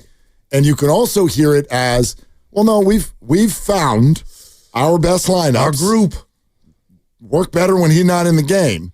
So you can hear it whichever way you want to hear it. I don't know Steve Kerr to be someone who's it's been very rare, if ever, that he's done that, where he's like, I'm going to make a change to my rotation and I'm going to stick with it solely for tonight. I'm going to fit my team.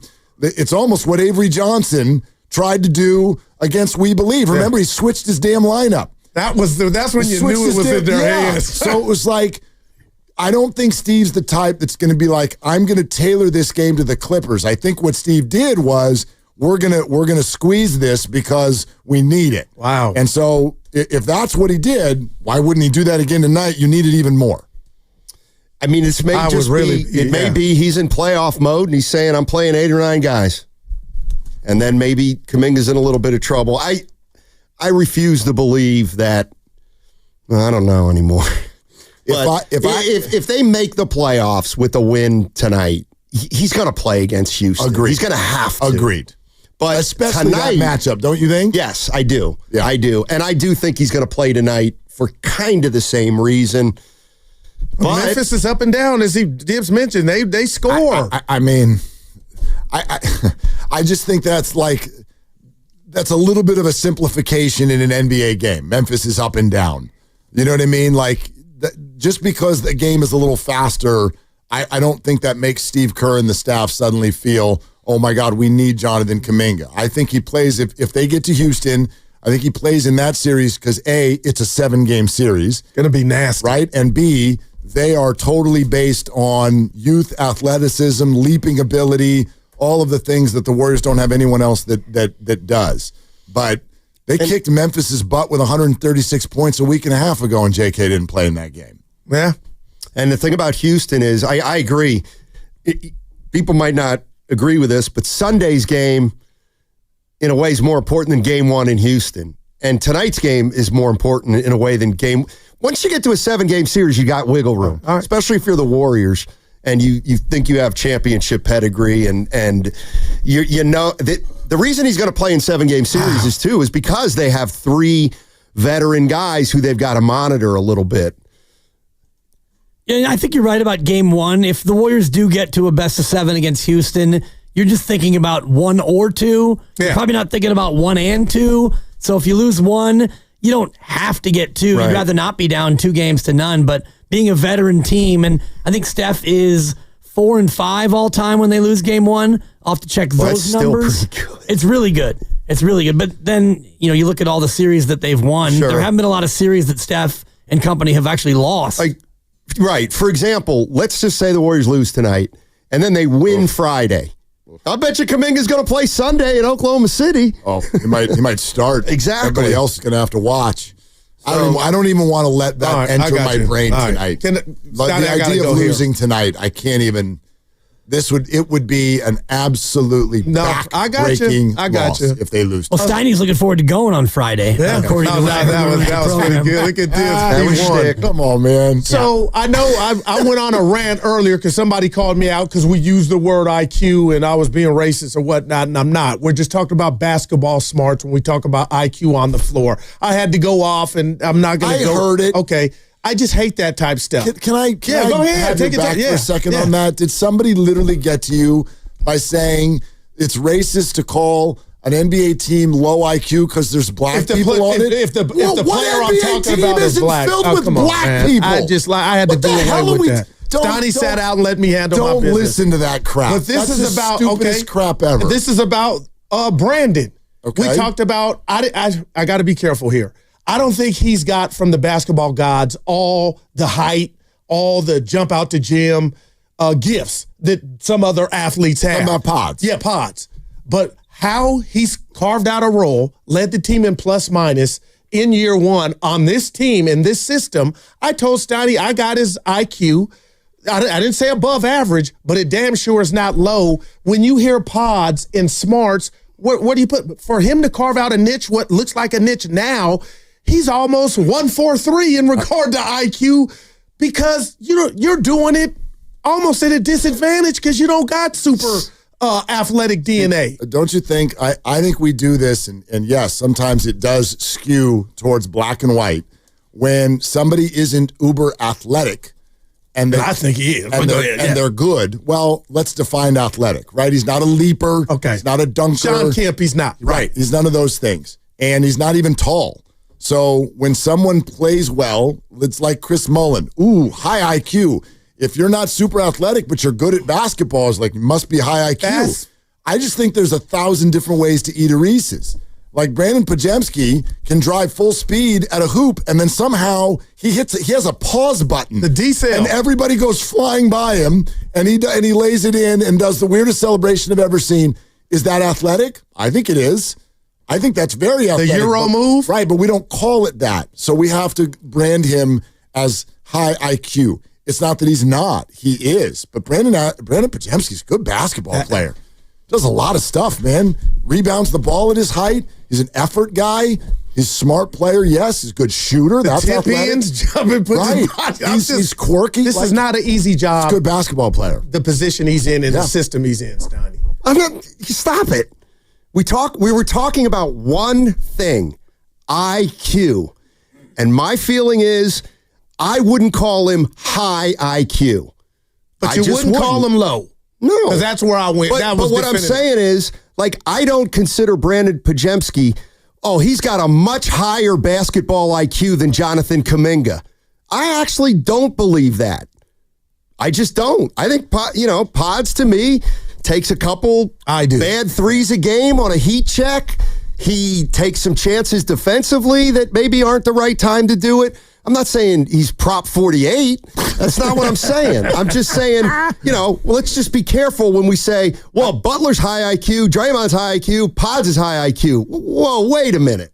But for a second-year player, Dibbs, to run this system and do what he did, and I know they didn't make the playoffs in year one, I'm giving you some flowers for that because it's set up for you to fail if you don't have your wherewithal upstairs. Yeah, I think for me, it's more about his confidence than it is about his IQ. And I was telling Mark this yesterday. You watch him on Sunday, and he brings the ball up the left side, and he's pointing at Hall of Famers. He's saying, "You over there, you there," and it's like, who does this guy think he is? And he thinks that he is the best player on the floor. And that's half the battle. And that is awesome. But having an outsized opinion of your role on the team, that's not smart.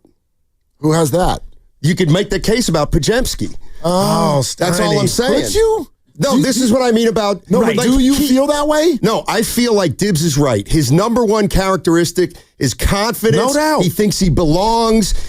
he's the guy who said, I lost this game, and they're like, relax, dude. You're not. You're the seventh man. I got you. Okay, so that's my point. That irrational confidence at times translates to not the smartest player and I'm not the saying NBA. he's a perfect player, but it can become a problem. I'll agree with that. You want to know who boy, this will talk about throwing a grenade right before you guys leave. Yeah. Well, you just described Jordan Poole. You just described Jordan Poole. But he's not as bad as Poole at the end. No, he's not as bad as Poole, period, end of sentence. Because he knows when Curry wants ball, he'll deliver it on a platter. If I got to go take it from Dibs, get it here so I can give it to. That's unbelievably smart. I believe that on under the covers, that is part of what led to the entire Jordan Poole situation. Is that the big three were like, dude, just tap it down You're getting too big, Goldie. Like, I'm Steph Curry, I'll shoot the technical free throws. Funny guy. Wow. I know you're leading the league in percentage. I'm Steph Curry. It's not funny. Chill. And that could rub some guys the wrong way. And I think at times it did. Absolutely. But Jimmy Butler and Draymond Green are the highest IQ Warriors. Oh my gosh, it's 214. We did it. You sweating? We did it. Go 5 more. That's all right. I don't play overtime. Yeah. Hey, going to be a fun show today.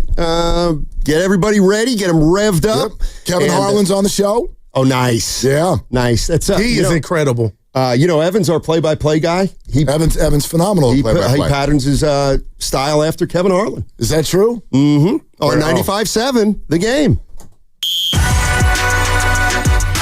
Are they the smartest show in the Bay Area? You guys are an intellectual feast for the smart sports fan in the Bay Area. Wow. You're pretty much the smartest guys on the radio. I agree. Good Lord, how big is your ego? Are they the funniest show in the Bay Area? Give it a laugh. Come on. You're a funny guy. Come on. Give me a laugh. You are funny, dude. Hit that S again. Are they the coolest show in the Bay Area? And no white boys. They cool. That's what people are saying. You guys are phenomenal. This is one of the most perfect ways that I could end my day, getting a chance to talk to Mr. Mark and Dan, you know? We'll let you be the judge. Oh. All I know is it's a couple of Bay Area boys talking sports. I know nothing. Thanks. It's Willard and Dibs on 95.7 The Game. Hey, Okay. You ready? I don't think so. No. I don't think I'm ready for this jelly. Right. And when you get to the tip time, the ball is tipped. Like, where will you be on the nerve-ometer? Like all the way up. Yeah. All the way up. I buy what Anthony Slater said. Here, let's just start with it right away. Which one is it, Grandy? Where is it? Here it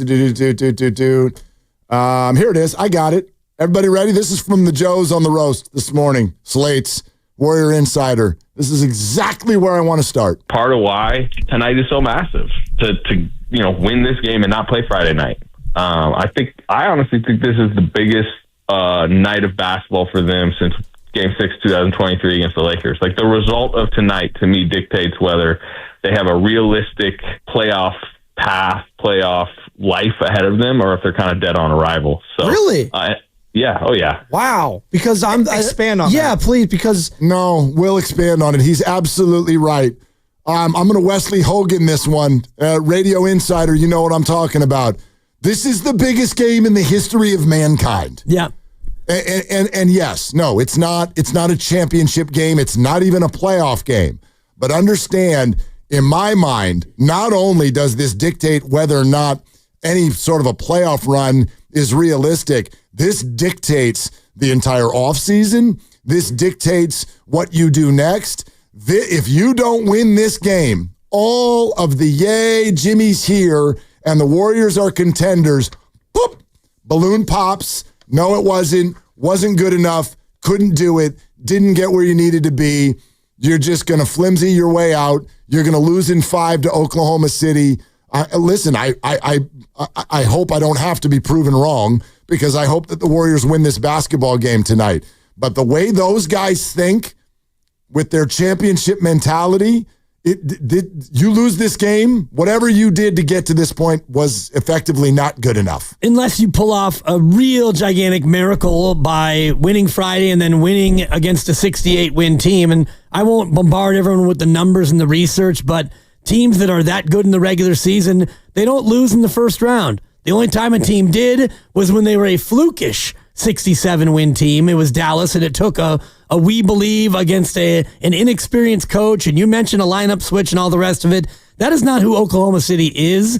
They were dominant. They're now healthy. They are deep, talented, long, and good. So that's a team you want to avoid, which means you win tonight. You get Houston. No guarantee you beat the Rockets. Not at all. Their path to continuing this journey is much, much easier by winning tonight. And it's like, I'm with you with everything you said, but I actually think the idea of playing Friday, it goes even further than that. Yeah. I think it's threefold. Number one, Oklahoma City's awesome.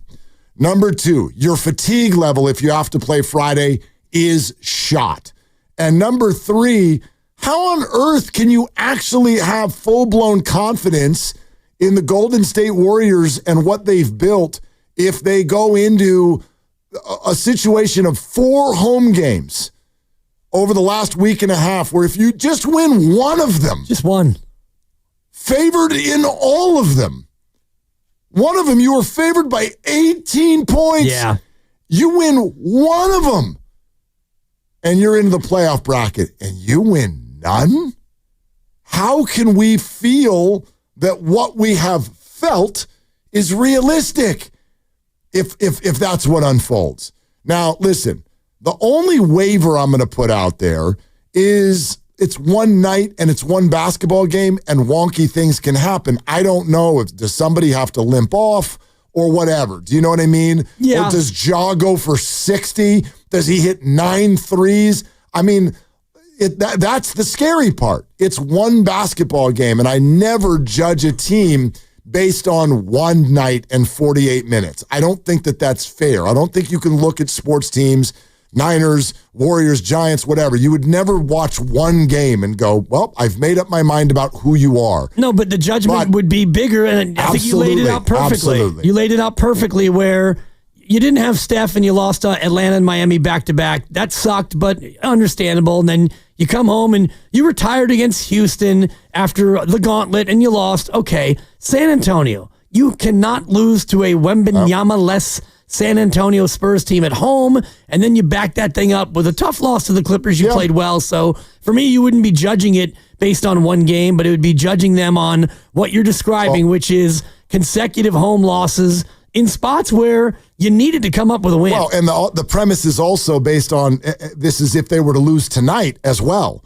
Well, then again, on Friday. Right. If you lose on Friday as well. Yeah, if you let Friday, forget Friday. If you lose on Friday, the whole thing is just an abject failure and an embarrassment. But again, like Houston, okay, there's the fatigue setting in, and Houston is good. The Clippers, man, that's a great basketball team. I thought the Warriors played really well. And you lost. You lost in overtime. Okay, I can wrap my head around that. The Spurs one for me remains the loss of the year. Very, very disappointing and frustrating. But now you're here tonight. You're here tonight, and I firmly believe that the spectrum based on tonight could not be wider. And here's what I mean by that. If you win the basketball game tonight, I think you can waltz to work tomorrow morning as confident as can be. I think that the path ended up exactly like you would want it to be. Yep. You're out of Oklahoma City's bracket, and you're playing a team that apparently doesn't have anybody over the age of 22. I mean, I know Dylan Brooks, but you get what I'm saying. Yeah. 0 playoff experience and a bunch of pups. So that's what you would get first, and you'd get rest. Not as much rest as you could have had, but still rest. 4 games, 4 days off before you play in Houston on Sunday. To me, that's peacock time. That's, hey, all right, we're in. The path is good. Let's rest. Let's take a break. And let's see if we can make some music now.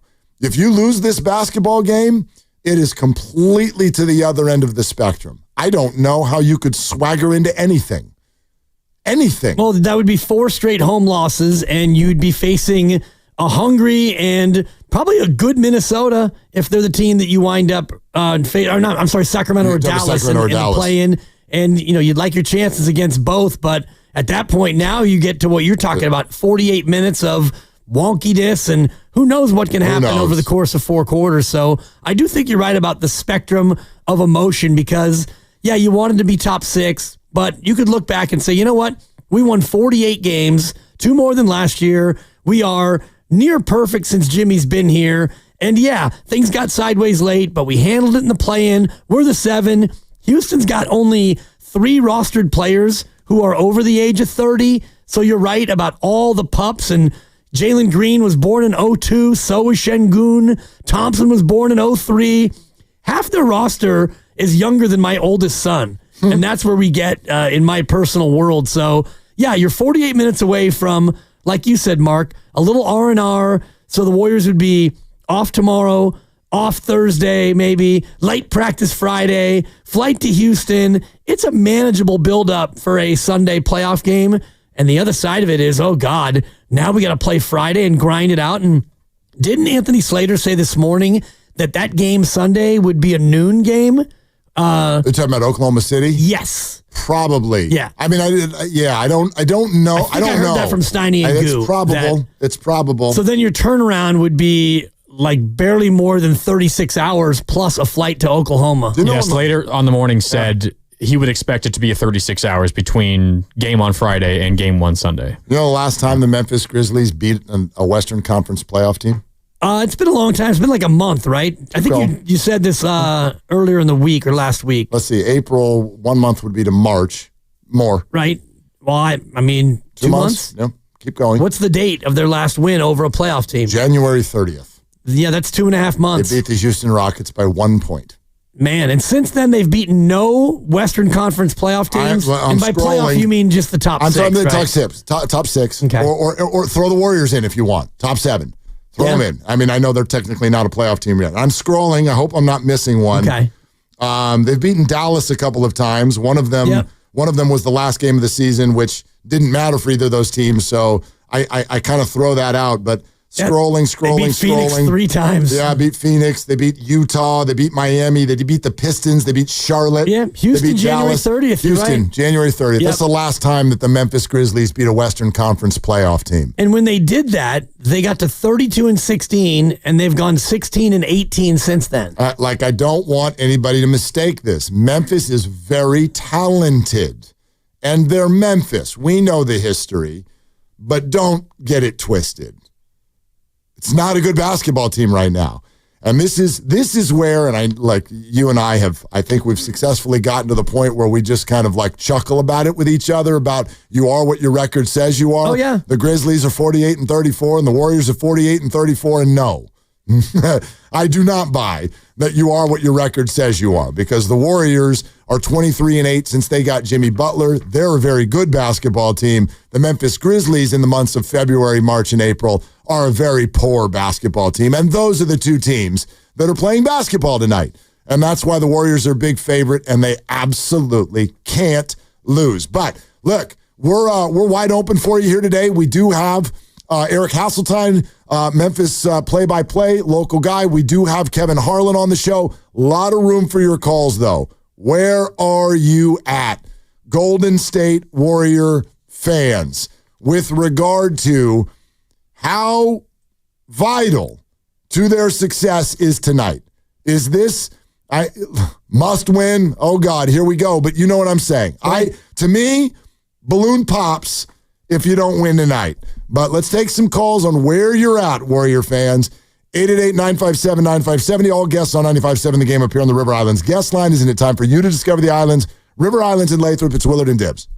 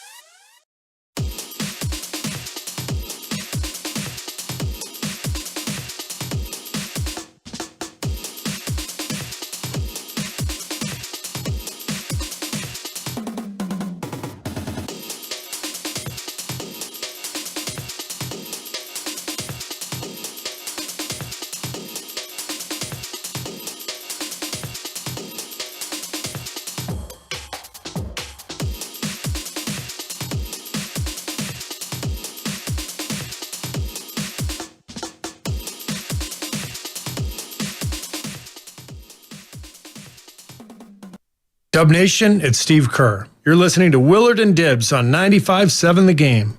Steve Kerr tomorrow on the show. That ought to be interesting, no matter what the hell happens tonight. And what you just suggested on YouTube is about to happen tonight. Better not happen tonight. Oh, because I said a 6-point game. The spread's 6.5. I'm not betting this game. That's like, no. Nor am I, but the score prediction that I put out there, 125-119 Warriors, is indicative of what the spread is at 6.5. So yes, it is, but that's too close for me. Well, then don't watch it. Because I'm going to watch it. Think that they're going to win by 38? I don't think they're going to win by 38. Can I sit here and tell you that will feel that's too close for comfort unless the Warriors are up 125-111 with a minute and a half to go, and then Pat Spencer comes in, and the Grizzlies go on a pointless run with a 3 at the buzzer to make it a 6-point loss. That's fine, but I don't. Gamblers would hate that. Yeah, they would. That would suck. I mean, that'd be a bad beat. Scott Van Pelt. I do not. I do not want this to be a clutch game. I don't want this to be a clutch game. I don't think that it should be a clutch game. Well, the majority of the games the Warriors play are clutch games. I know. Come hell or high water, and that's just the way this team, I think, has been built. And, we don't know officially about Moses Moody. Hopefully we'll know before the end of the show. He's questionable with back spasms. I don't know if that's a warm up and give it a go kind of an injury. Yeah. We may or may not know before we're out of here. Yeah. We'll see. But I'm glad you brought that up. Yeah, Moses Moody was not questionable yesterday, and he is today.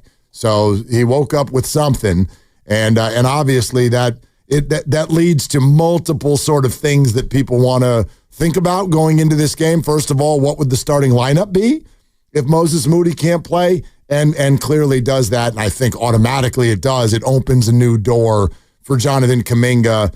Whether Kaminga is in the plans tonight or not, I think if Moses Moody is out, just for sheer bodies and for what he offers defensively on that end, you would be forced to give Jonathan Kaminga a pretty decent sized role. You would think, unless he just went to Gee. If he went straight Gee, if that's the way that went, and you don't have Moses, and he starts GP2. Steiny threw that out. I think he's right. You probably start Gary. Probably. And then if you go to Gee to get the minutes that Kaminga used to get, and Kaminga gets a DNP / Gee, did not play. Gee. Not CD, but Gee. If that happens, well then, my God. I don't think that's crazy. I mean, because again, this does come down to what you think is at the core of it. I know what's popular out in the streets. It's because Steve hates Jonathan. All right, fine. If you want to go there, you can. But think about what you're saying and think about what Steve told us last week. The concern is Jonathan when Draymond and Jimmy are both on the floor, and that group causes problems, becomes too easy to guard. And so that causes problems. And if that's the case, I can totally see Steve doing what you just suggested, because I got news for you. This is a monster game, and Draymond and Jimmy are going to be on the floor for most of it. Well, Jimmy might be on the floor for all of it. Exactly. He played 48 of 53, and if you look at the quarter-by-quarter breakdown of Jimmy Butler, he sat for 90 seconds one quarter, a minute in the other. It was like a catch your breath, Jimmy, and you're going right back in there kind of a vibe. And so I would expect Jimmy to be north of, if it's a close game, he's going to be north of 44 minutes. Draymond's going to probably play 37. Steph the same. So how many does that leave? How many does that even leave, Jonathan, if your goal is I don't want him on the floor when both Draymond and Jimmy are? Well, and there's 240 in a game. So if you're looking at right there 125 of the minutes, Pods is going to get at least 30. And then you got to have GP2 out there a bunch. And so you're starting to really get a small sliver of the pie for Kaminga anyway. No doubt. But let's go with your numbers, even though we don't know. But let's say Jimmy did play 44 minutes, right? And you said Draymond would be what, at about 38? Somewhere in there, yeah. Okay, so mathematically, if you've only got 4 minutes when Jimmy's not on the floor, and you've only got 12 minutes or so when Draymond's not on the floor, this is a great word problem. What is the possible number of minutes that Jonathan could play if you never want him to play when both of them are on the floor? Well, it would be 12 because, Jimmy's a small number. It's very small. And I do think that the problem is bigger than that when you think about other lineups that you want to have out there.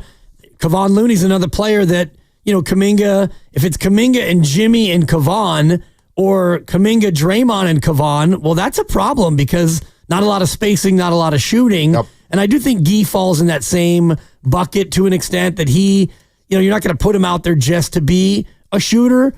Although I do look at this game and I think tempo-wise, Memphis is going to push it. They're one of the best offensive teams in basketball. So I see this one being a little bit more of an up-tempo, freewheeling kind of ball game. I'm trying to think, what was Guy's role when the Warriors played Memphis a couple of weeks ago and won by 9? Yep, 134-125. Right. And he had 19 minutes, had 4 points, 6 rebounds, and an assist. That was before Kaminga, or that was during the Kaminga was hurt. The bruise. That was the tailbone bruise. Yeah, the pelvic contusion. Right. So Guy stepped in and had those minutes, and Quentin Post played 20 minutes and was out there doing what he does and shooting the three. And no GP2 in that game also, by the way. Right. He was hurt also. So that maybe leads to why Guy was out there. But I look at that game, and the Warriors took 99 shots. Memphis took 92.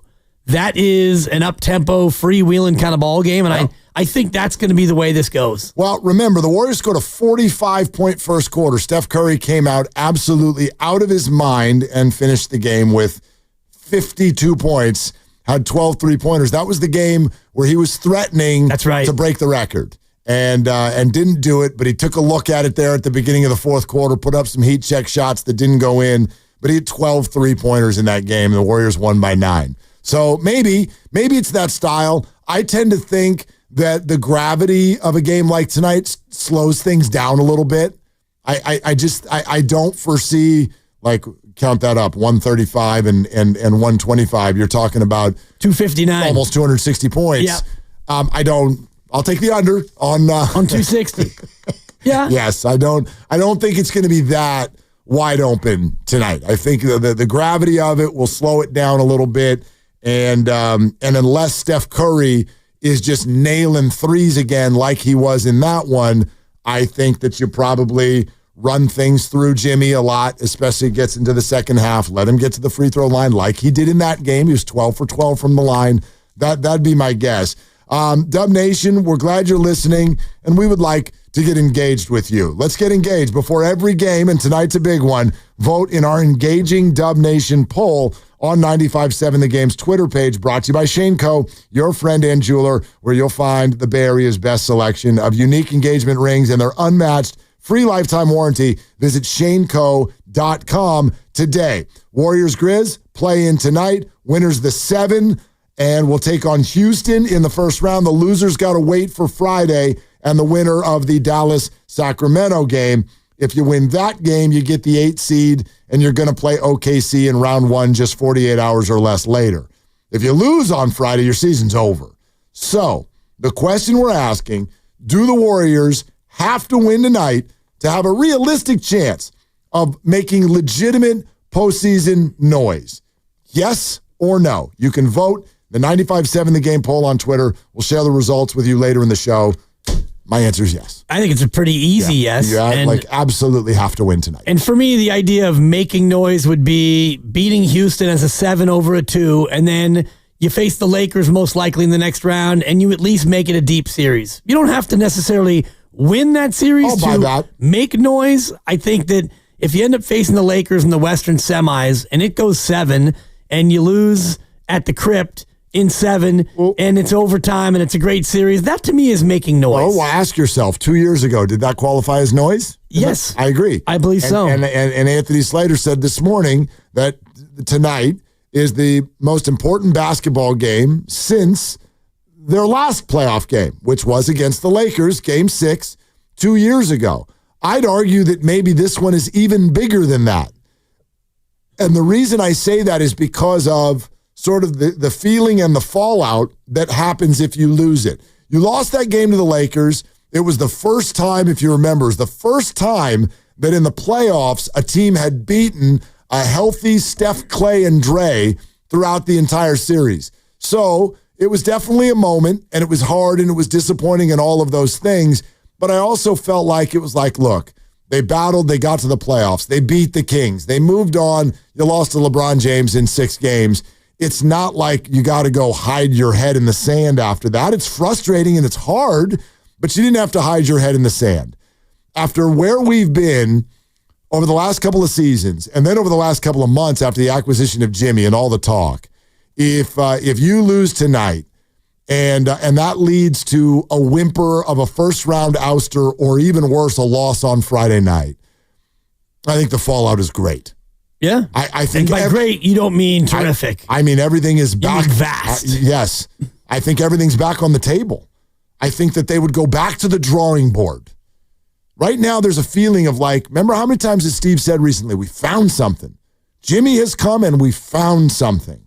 Well, you go back to the lost and found if you lose tonight and you are a quick first-round whimper of an ouster. Or even if you don't make it, to your point. And I think then you look at the offseason and think, what didn't work and how do we fix it and how do we go forward? You probably do that anyway, but if you do make some noise by winning a series over a 2 seed and then making a real tough push against a Laker team, in theory, you wind up losing late in 7, whatever, that will definitely change the way you go about looking at this, because you could think, well, if we had Jimmy and Steph and Draymond all year, maybe we're a 3 seed or a 2 seed, because that seemed to work. And you dug a hole in the middle of the year. You started 12-3. Then you were flatline mediocre for about 40 games. And then you got Jimmy and you found something. And unfortunately, you gave a couple away. The Utah game, the night of the deadline, the San Antonio game the other day, the back-to-back Atlanta and Miami without Steph. Those were tough, but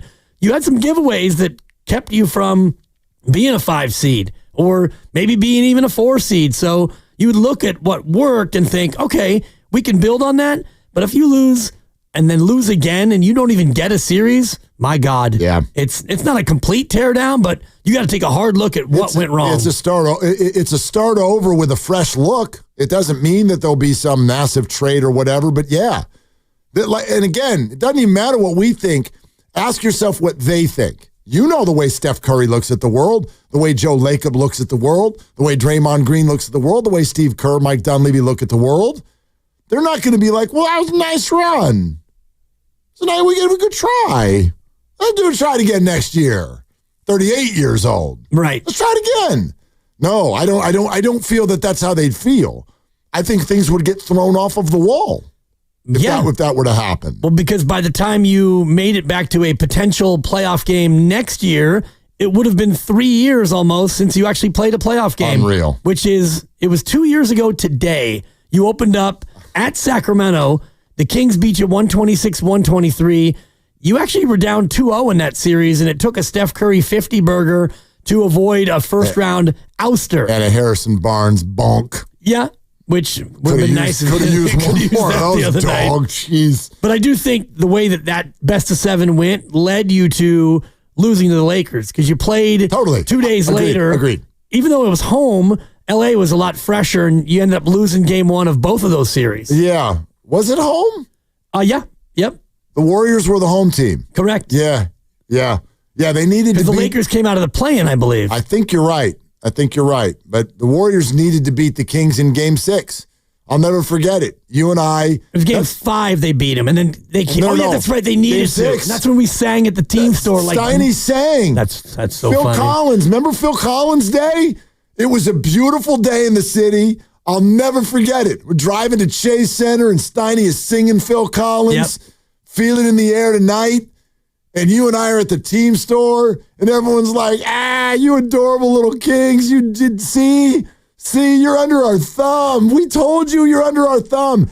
And the Warriors got whacked in their own building, which forced the Steph Curry speech, the bus ride to Sac. Don't get on the bus unless you want to follow me, the 50-burger, and a win in Game 7. But yeah, it left their tank empty. And I think it led to it set up the loss to LA in the next round. Sacramento turned it over 20 times and shot 40% from the floor. They were brutal. And won by 19. Oh, you're talking about Game 6. And won by 19. Yeah. No, the Warriors were awful that night. Absolutely awful. 20 turns and you shoot 40%, well, you should lose that game. That's and they won by 19. Is anybody else having the same experience I am today? Where you're like, I promise you, no matter where you are, if you got friends and family and coworkers, everyone's asking the same, how you feeling about the game tonight? And I feel good. Oh, they'll get it done. And 90% of me is that way. And then every 28 minutes, I go, oh, crap. Yeah. There's a big lump in my throat. I don't even want to think about what happens if they lose this game tonight. I think it's that big. They cannot lose the basketball game tonight. And what you're saying, what we're pointing, that's scary because you never know when you're just going to have a quack. Yep. You're just going to have a duck of a game. It happens. That's why you wanted to avoid this stupid box. Especially when you think about where you are physically, where you've got Steph Curry's got a wrap on the thumb. Yeah. Jimmy's got a thigh contusion. Draymond needs to do the vanilla ice every time he gets off the court. Ice, ice, baby. Too cold, too cold. Moses has back spasms. GP2, it seems like he's always got something. He's got a wrap, right, on his hand. How would you finish that rap line? Ice, ice, baby. Too cold, ice, ice, baby. A win would be nice, nice, baby. Oh, no. My God, we're old. That's what I would have gone with. I know we were doing fill in the blank. Do I win tickets? I don't know. I'm sorry. Sorry. Thank you for playing. We've got this wonderful Warriors prize pack and some papers for you to sign in the other room. Thank you. Yeah. And a copy of the home game. Of course. Let's go to Nick and Martinez. Hi, Nick. Thanks for calling. Willard Dibbs, what's going on, guys? How you guys doing? What's good, man? Nothing much, man. So I got a question for you guys. I mean, I'm biting nails as well, not knowing if it's if we're going to blow them out or if it's going to come close. But if it does come close, right, knowing what we know last game with Buddy Hield ending up with the ball in his hands for that final shot and Curry being swamped or swarmed around, would you rather it be Buddy or Pods taking that last shot? Oh, gosh. Depends who's hot. My prisoner of the moment answer is Pods because I just see him over the last 3 weeks as being the hotter shooter. My career answer is Buddy Hield. We will forever, I think when you watch Buddy play basketball, I bet you've all had this experience. Thanks so much, Nick. Appreciate the call. We've all had this experience this year where you watch Buddy play basketball and then one of those career stats pops up on the screen and they're like, here's the greatest three-point shooters who've ever lived. It's Steph Curry, Ray Allen, Reggie Miller, and Buddy Hield. And you're like, what? How is that possible? How have you even tried that many shots? You don't get enough minutes for that. I don't even think those numbers that we see, they don't make sense. And so you see them and you're like, Buddy is actually one of the greatest shooters of all time. He's like a top 25 three-point shooter of all time. But in this moment, these 3 weeks, I'd rather have Pods. Yeah, to me, it just depends. If Buddy is having a Buddy game where he is Buddy buckets, then yeah, it's Buddy. Something about Pods, and we talked about it in the crossover, and his self-confidence, his moxie, his chutzpah, all the rest of it. Not scared at all. And he thinks that he's the dude, and that's a great characteristic. I don't want people to take that the wrong way. I'm glad he has that countenance. I wish Andrew Wiggins, when he was here, had a little bit more of that. I'm with you, but I also think it is a very, very... It's a fine line. It's a fine line. It's a fine line, and I think he plays it well now. But when I watch players who are in their rookie contract have that kind of attitude, Kevon Looney, remember earlier this year, is like he's an a-hole. But we need that. It's like, okay, that's great. It's great, ... for now. I wonder where that's going as Steph becomes 38 and 39 and Warrior basketball starts to transition. Does Pods suddenly become a guy who's like, well, I'm the dude now, and like, is there a push-pull there? I don't know. I'm with you. For right now, I love the moxie that he has.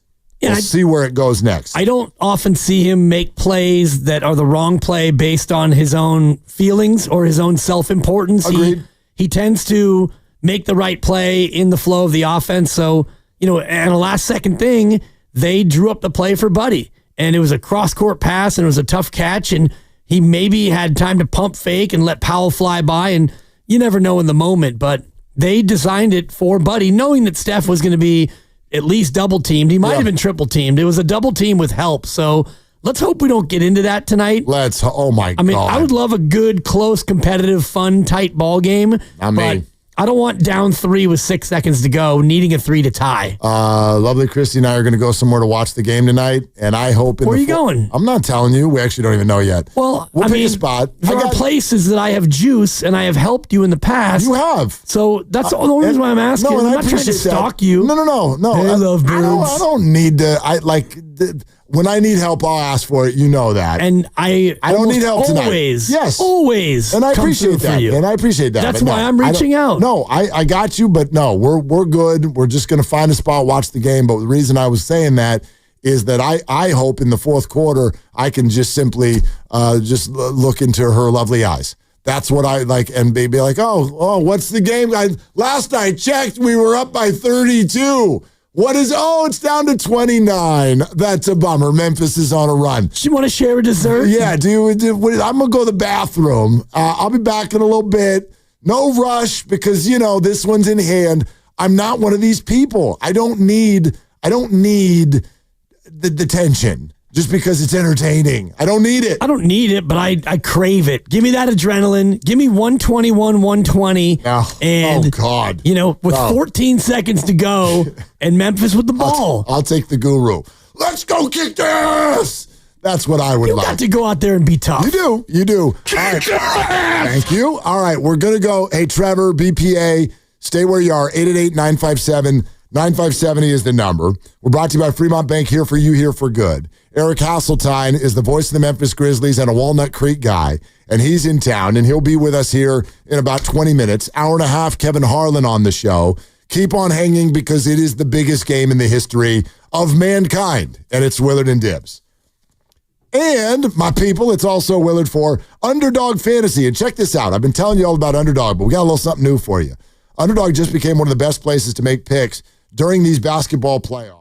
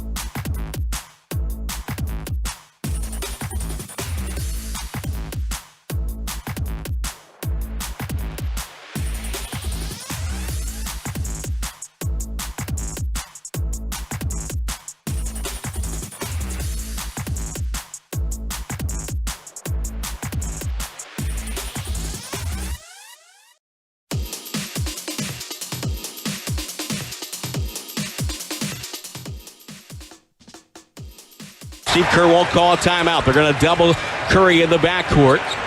He gets it anyways. He popped out, and the double team released. Curry now with 5 seconds. Curry crosses midcourt. Hook pass to Draymond. Draymond dribbles down the lane, throws it up. No good, and we're going to overtime. The Warriors didn't get a good shot, and we're going to overtime.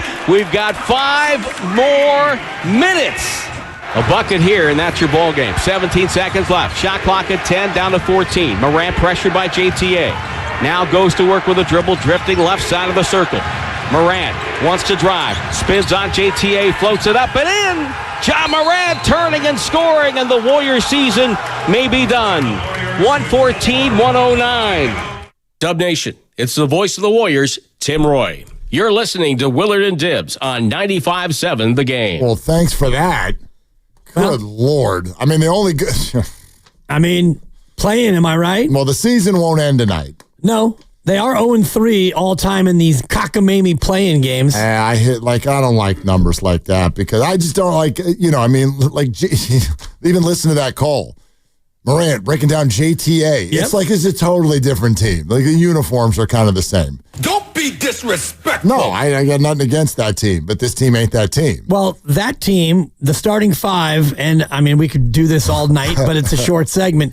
Curry, Draymond, Wiggins, Kent Bazemore, and Kevon Looney. This was when Clay was obviously injured. Yeah. Off the bench, Jordan Poole played 38 minutes, and Juan Toscano Anderson played 32 minutes. Love JTA. And then don't forget Michael Mulder.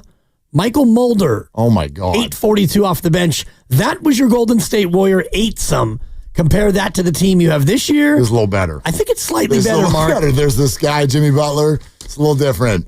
Different, yeah. No. So that was that, and then this. So to say that they're 0-3, it's meaningless other than as a historical. But it's true, and I am very much expecting and hoping and calling for the Warriors needing to change that record for good tonight and get their first play-in victory. It just flat out has to happen. We're live in the Laughing Monk Studios. Laughing Monk, righteously brewed in San Francisco. We love having Laughing Monk along for the ride. Same to you at 888-957-9570. Trevor in Rohnert Park. Hi, Trevor. What's up? Hey, what's up, guys? A couple of points I just want to make. First off, the way the Warriors are playing before they had Jimmy Butler, I feel like they're kind of playing with house money. We should look at this in a little bit different way. This is the team actually working, getting into at least a playing game, considering how horrible they were playing before Butler came on. So that being said, they're 0-3 in playing games, and that number, especially when you have Steph Curry on your team, is not going to stand. They're going to have to get one. I believe they're going to get this one tonight because if you look at the last Rockets game that the Warriors lost, and Steph Curry came away just being completely pissed off about the fact that they shut him down, right? So there's like a story in the making for the Warriors to go in and take care of business against the Rockets. So I kind of feel like this is just destiny for the Warriors. They're going to win this game tonight, and then we're going to go and they're going to take care of business against the Rockets. That would be a great story. But the bottom line is, let's just understand that the Warriors are in the play on after they got Jimmy Butler, which was a last-minute trade. Things are better, but this is really like playing with house money until next year when they will retool either way, and they're going to get some people who know how to shoot the ball with Steph Curry, with Jimmy Butler, with Draymond Green next year. So let's just look at it for what it is. It's going to be a good game, and I do think the Warriors are going to come away winning. But there's some, I think everybody needs to just relax and just enjoy what they're seeing with the Warriors right now. Trevor, I tell you what, I agree with most of your take until you got to the end. I'm just not. I'm not there on house money. No, I am not. Nothing is setting up the future. Good God, he's 37. Nothing is setting up the future. This is all about now. I am banking on nothing with the remaining 2 years of these guys' contracts. If it works out that way, great. But you got a whole nother building to build in order to worry about next year. This is not just happy-go-lucky, let's see what happens, and if it doesn't work out, it's all good, got next year. Wow, that's just not, I mean, it's great that that's how you feel. Enjoy your night off. I don't feel that way. And I'm not feeling house money either. No. I mean, you won 48 games, and you should have already had a top 6 seed, but you had a couple of hiccups, and now here you are in the play-in again. So get into a series with Houston, and even then, I don't believe that's house money either. At all. I agree with you. If you get to a Lakers series, I don't think that that's house money. I do think that you could look at a Lakers best of 7 in the conference semis and think, okay, this is an even-ish matchup. They won 50 in the regular year. You won 48. That would be a classic heavyweight bout. Yep. If you then win that series and you get to OKC, let's just say, well, now we can talk about house money. Yeah, I agree with all of that. BPA is on the line. What's up, BPA? How you doing? Good afternoon, gentlemen. How you doing? Hello. It's been a while. Yeah, I think I trust Kerr more than I trust Kaminga stands, I'm going to be honest. And I don't know that I can ever recall a more passionate sort of fandom for a minimally accomplished player as I've seen with Kaminga and his stands. But I think, since he's come back, he's not done the things Kerr wants him to do. There's 3 or 4 things he wants him to do. He wants him to attack the rim, defend, rebound, and move the ball. And he's not been doing those things. And maybe those things are outside his scope of abilities, right? But he's not been doing them. And so, at some point, he has to do it. There's this just constant defense of Kaminga's potential, or that he's young. He's a 4th-year player. And, at some point, you just have to do it. You have to do what the coach is asking you to do. And if you don't do it, we shouldn't all just continue to make excuses for the player. At some point, you have to do it on the court. And, he has not done it. I watched that part. The number of mistakes he's making since he's come back on the court is stunning. 3 mistakes for every good play. So, I would love nothing more than that he would step up and do it. But, he's not done it, so let's stop pretending like this guy needs some sort of reward. BPA, thanks. I'm largely with you as long as I can add in the point of, look, the numbers, they just kind of speak for themselves, and I don't mean him as an individual. I mean the Warriors as a team when Jonathan is out there with the key players, with Draymond Green and Jimmy Butler. The numbers speak for themselves, and I don't know how to fight that. They are what they are. It's not personal against Jonathan Kaminga. And the other reason I keep saying, and again, this is if Moses is healthy tonight, I would not be surprised at all. In fact, I would predict that Jonathan won't play again tonight. And here's why. People look at Sunday and they go, JK didn't play and the Warriors lost. But you're forgetting that Steve Kerr, whether you believe this or not, he thinks the Warriors played really well on Sunday. I think they did play really well. So do I. Except for late in the 4th when their offense turned to mush and Steph Curry made some very, very bad turnovers. And that was 90 seconds of action. So what Steve is telling you, and has, I think, for weeks now, when he keeps saying, we found a lineup that works now that Jimmy is here. We found a lineup that works. Well, Sunday, he believes again that the lineup he used worked. It just fell a point short against a really, really good team. So if you believe that your team, you went with a lineup and then it went out there and it performed and it led by 4 with 1:45 to go in the game, and you believe, as he said afterwards, man, we played really well tonight. 2 high-level teams just didn't win. If that's what you believe, and then you've got a massive game again 2 nights later, what are you going to do? I think you're going to go with the exact same group. I think you go with a group that fits the opponent, and I think, and I could be proven right or wrong tonight, depending on who's available and how it goes, but I look at a Clipper game, and I was looking at the box score, and the Warriors shot the ball 20 fewer times in overtime than they did against Memphis when they played them about 2 weeks ago. So the pace, the amount of possessions, the up and down nature, Memphis is number 2 in the league in points per game.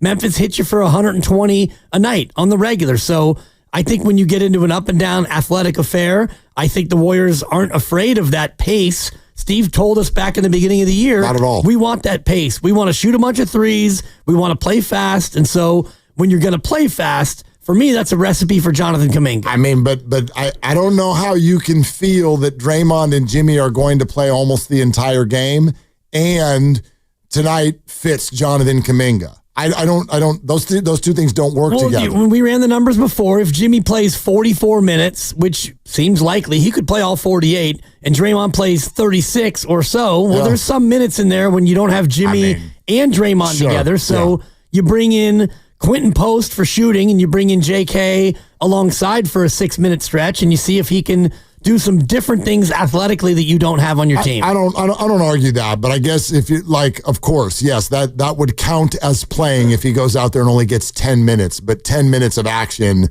that's a very, very bit player. That's more than zero. Yeah, it's more than zero. More than zero. He was the 10th man on Sunday, and they only played 9. Yeah. So if they play 9 tonight and he's the 9th man, then he probably gets about 8 to 10 minutes. So who played the other night that won't play tonight? I don't know. Do they play 8 or they played 9? I think maybe they played it's Kevon. 9. Kevon Looney as a guy. Yeah, I bet Kevon Looney's going to be in the game tonight. Probably. Yeah. It just comes down to matchups. There was a moment in the first half where Guy got up to check in. He was sitting at the scorer's table. Kerr called the timeout, and then after the timeout, Guy did not check in. Which means, even then, Guy was going to play over Kaminga. Which means Jonathan was not the 10th man. He was the 11th man. Yeah. Or 12. Or whatever. I mean, he was just not in the plans. But Eric Hasseltine's in our plans. More of your phone calls in our plans. The voice of the Grizzlies, who's a Bay Area guy, joins us coming up next. They are 0-10 since January 30th against the top 9 seeds in the West. The Grizzlies are 0-10. I'd like to know what Eric thinks about that. And why the hell did they fire their coach? And then we get right back to your phone calls on Willard and Dibs.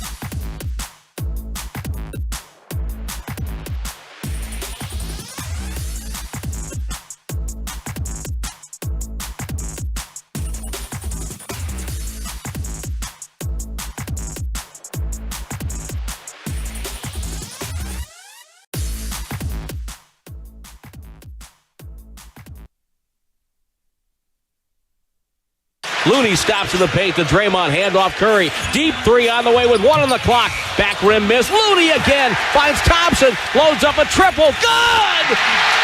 It's madness! Just madness! Dub Nation, it's Kevon Looney. You're listening to Willard and Dibbs on 95.7 The Game. Whoo! Game 6, 2022, Warriors-Grizz. Love hearing Tim Roy when that's where the voice goes. Love it.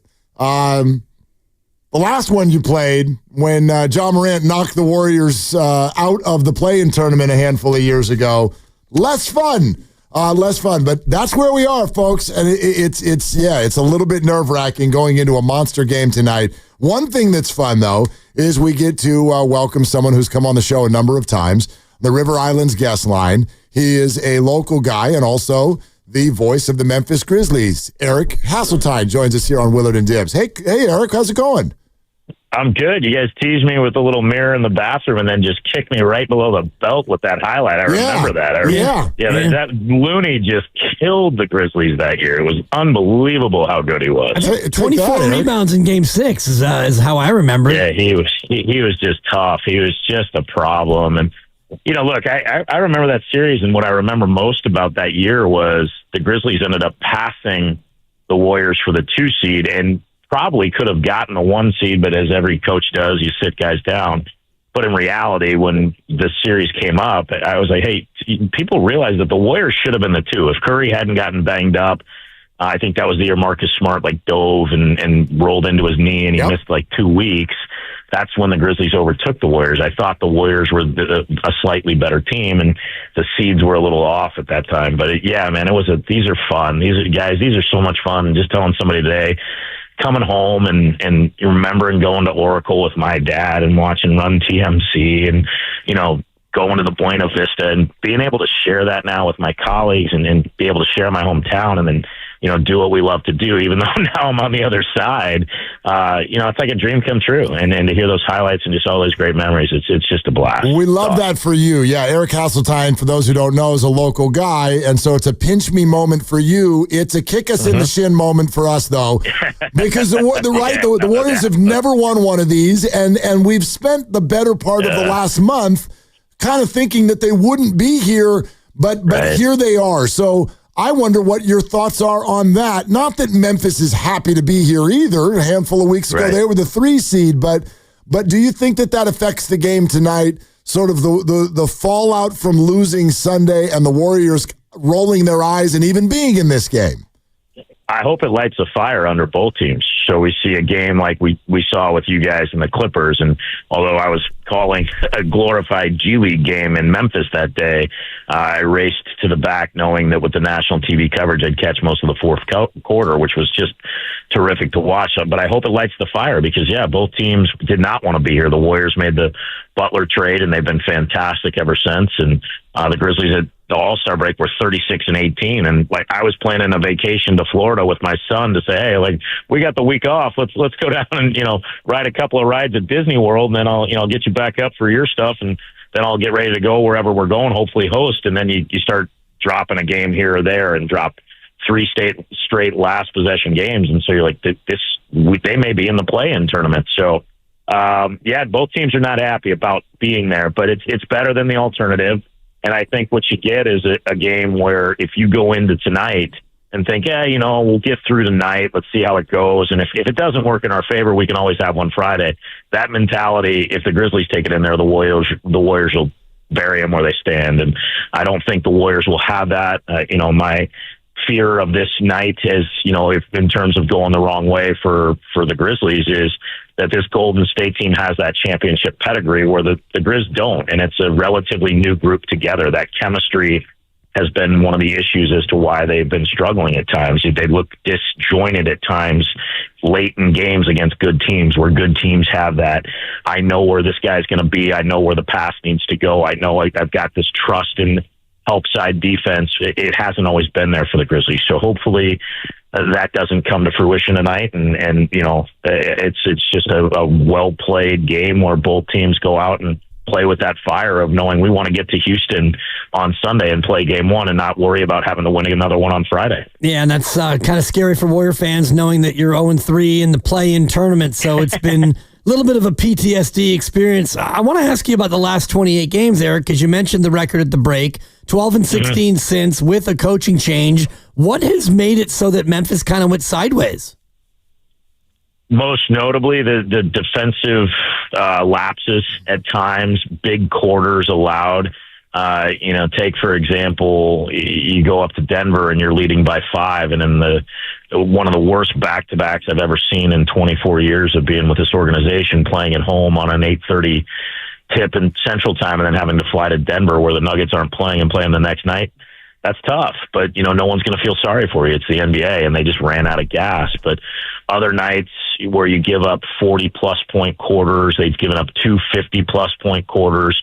The Minnesota game the night before, that's a national TV game, you're winning that game at halftime, and you're really outplaying the Timberwolves, although the score probably should have been more in your favor. And you come out in the third quarter, and you try to slow roll into it, and all of a sudden they're not. They come out with more aggression, and that's been the Achilles heel, is the one big stretch. And you let teams get on a roll in this league, and you're in real trouble. And Minnesota got on that roll right out of the All-Star break in Indiana. They had the same thing. The Pacers had a 50-point quarter, and you're just not going to be able to withstand that. So the defensive lapses, it's coverages where, as you guys know, sometimes your help guy gets a little too deep, and then the ball moves around. And I mean, the Grizzlies, by these metrics, and I don't always get into the analytic stuff, but I thought this one was interesting when someone pointed it out. They give up the most open threes in the league, and it's not close. And when I'm talking open, we call it the 3 o'clock shot, where there's nobody in the gym and nobody around the guy other than the rebounder that's passing to him.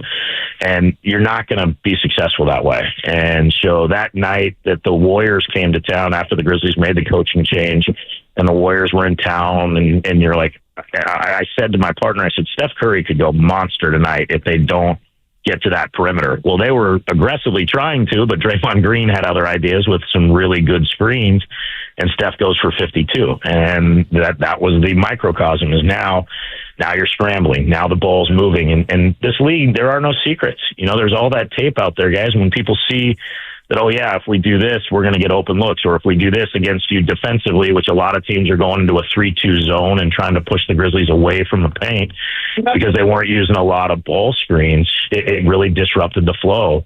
And I think what's plagued this team during those stretches, to wrap it up, is then you got guys trying to make a play to shift the momentum rather than staying in the team concept. Let me go get a bucket. Let me help my team.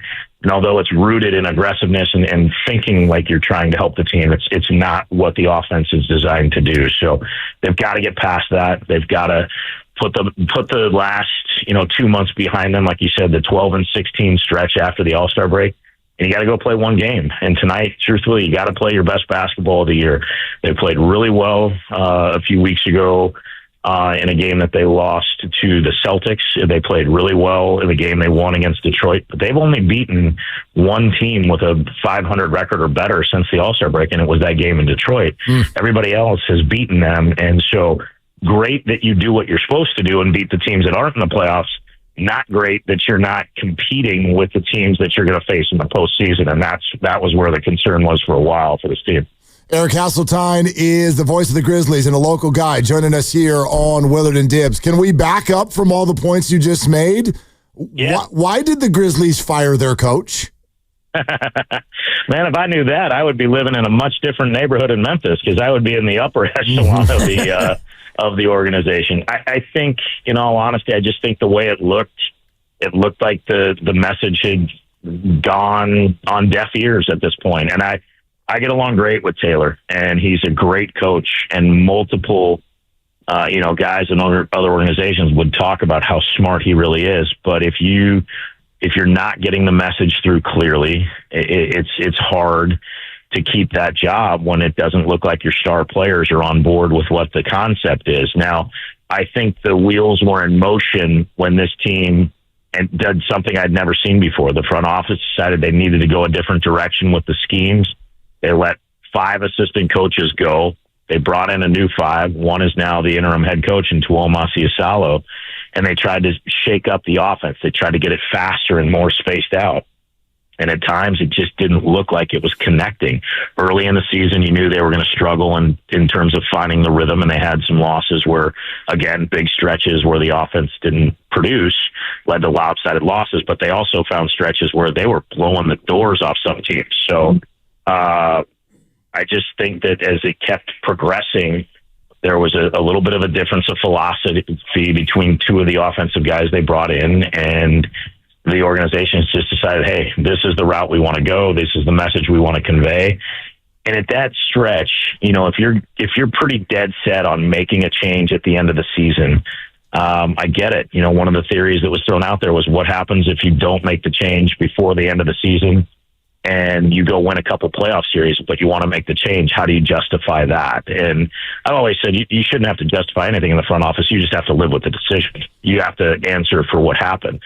But it just looked like they were not competitive for a little bit, and we were all scratching our heads that are there on a daily basis and like, what's going on? Because this is not the group we've known. And so they pulled the trigger, and it's tough. But I feel wholeheartedly that Taylor Jenkins will land on his feet. He'll find another gig. He'll be a head coach again, and he'll be successful. And I feel wholeheartedly that the organization believes that this was the best move to move forward with the group they have and get them into, learning this offense. If they do keep Coach Iasalo next year, that you've had some time with him in critical moments. And now you get a test run to see before, the other theory was before you sign him to a 3 or 4 year contract, let's see if this actually works. Let's see if they can get behind this. And if they don't, then we can put on a full on coaching search. If they do, then we've have our guy. And so I just think the time in their eyes was the right time to do it. A lot of people disagreed. Denver said, "Oh, that's an interesting strategy. Here, hold on a beer for a second. Let's go with what you did. We're gonna one up you." Real trendsetters out there. Yeah, you became a trendsetter. Yeah, exactly. That's what we were trying to do. That's what we were hoping for. Yeah, I do think that the trial run idea, you at least get to see how it looks. And just watching Memphis from the outside looking in, Eric, it looks like a fast team playing even faster. How much does this help Ja Morant and really play into what he does best in the basketball? So since the change, they've run a lot more high ball screens for Ja. And I think they're trying to maximize what his abilities are. Obviously, the people are looking and they see that Jaren Jackson was an all-star and was having a phenomenal season. His numbers have been down a little bit.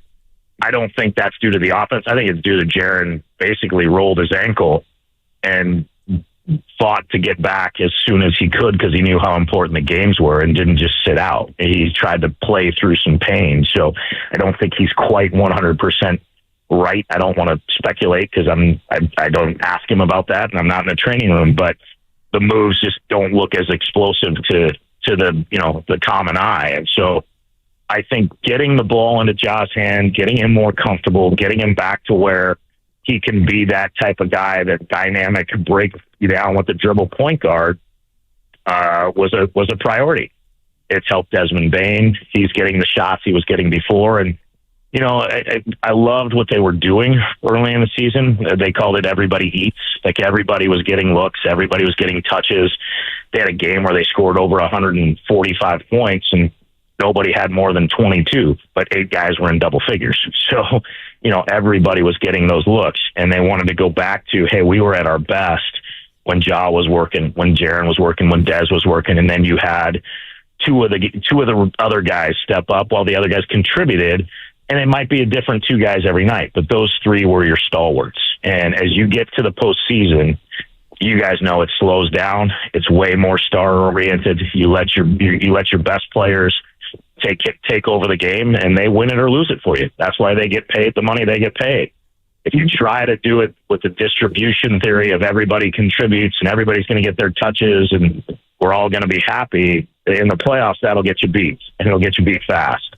Because guys are at that level and earn those contracts because they're different players. So, I just think that was part of the theory too. So now looking at it, you're getting Ja back to being Ja at the most critical time of the year, where wins and losses don't matter. They're essential. Tonight is not a do or die game for either one of these teams, but I don't think anybody wants to mess around with a Friday game on the home court, where then if you have one off night, then you're going home earlier than either one of those teams projected that they would be. Yeah, and you're getting OKC even if you win it. So Eric Hasseltine, voice of the Grizzlies. Two quick ones before because I think this is what matters to Warriors fans the most. First, kind of handicap Steph Curry in this game because, as you said, they don't guard the 3-point line well. He went for 52 just a couple of weeks ago. And, oh, by the way, the guy that guards him a lot in Jalen Wells is now hurt.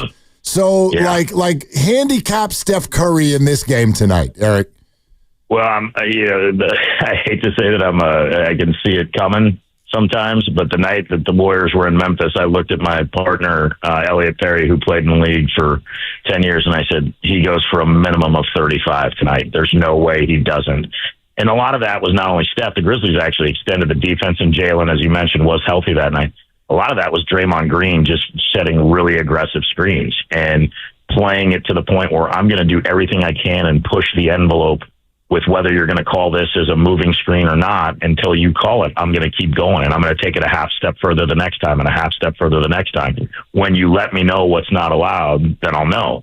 Well, the referees didn't, and he just kept he was beating up on Grizzly defenders, and I can't blame him. I think it's great. I think that's what you want your guy to do. So if I'm looking at Steph tonight, obviously, a lot of people were concerned about the wrap around his hand the other day against the Clippers.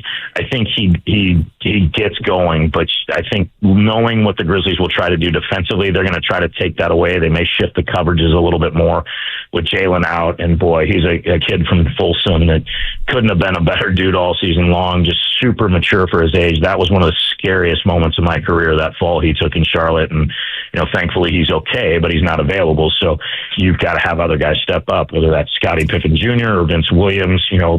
That tale will be told a little after 7:00 tonight. Yeah. You've got to get around those screens. You got to have help on the screens.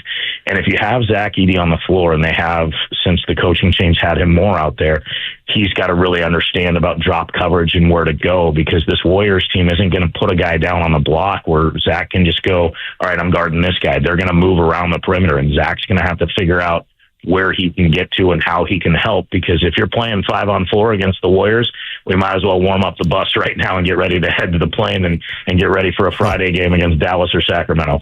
And then, Eric, the other one is, what's up with these Ja Morant celebrations, man? Like, what's come on, man? What's going on? Well, I knew, I know that these things are coming, and it's not. I'm not obviously. I'm not upset at you guys. That's what we do in this industry, is we talk about this stuff.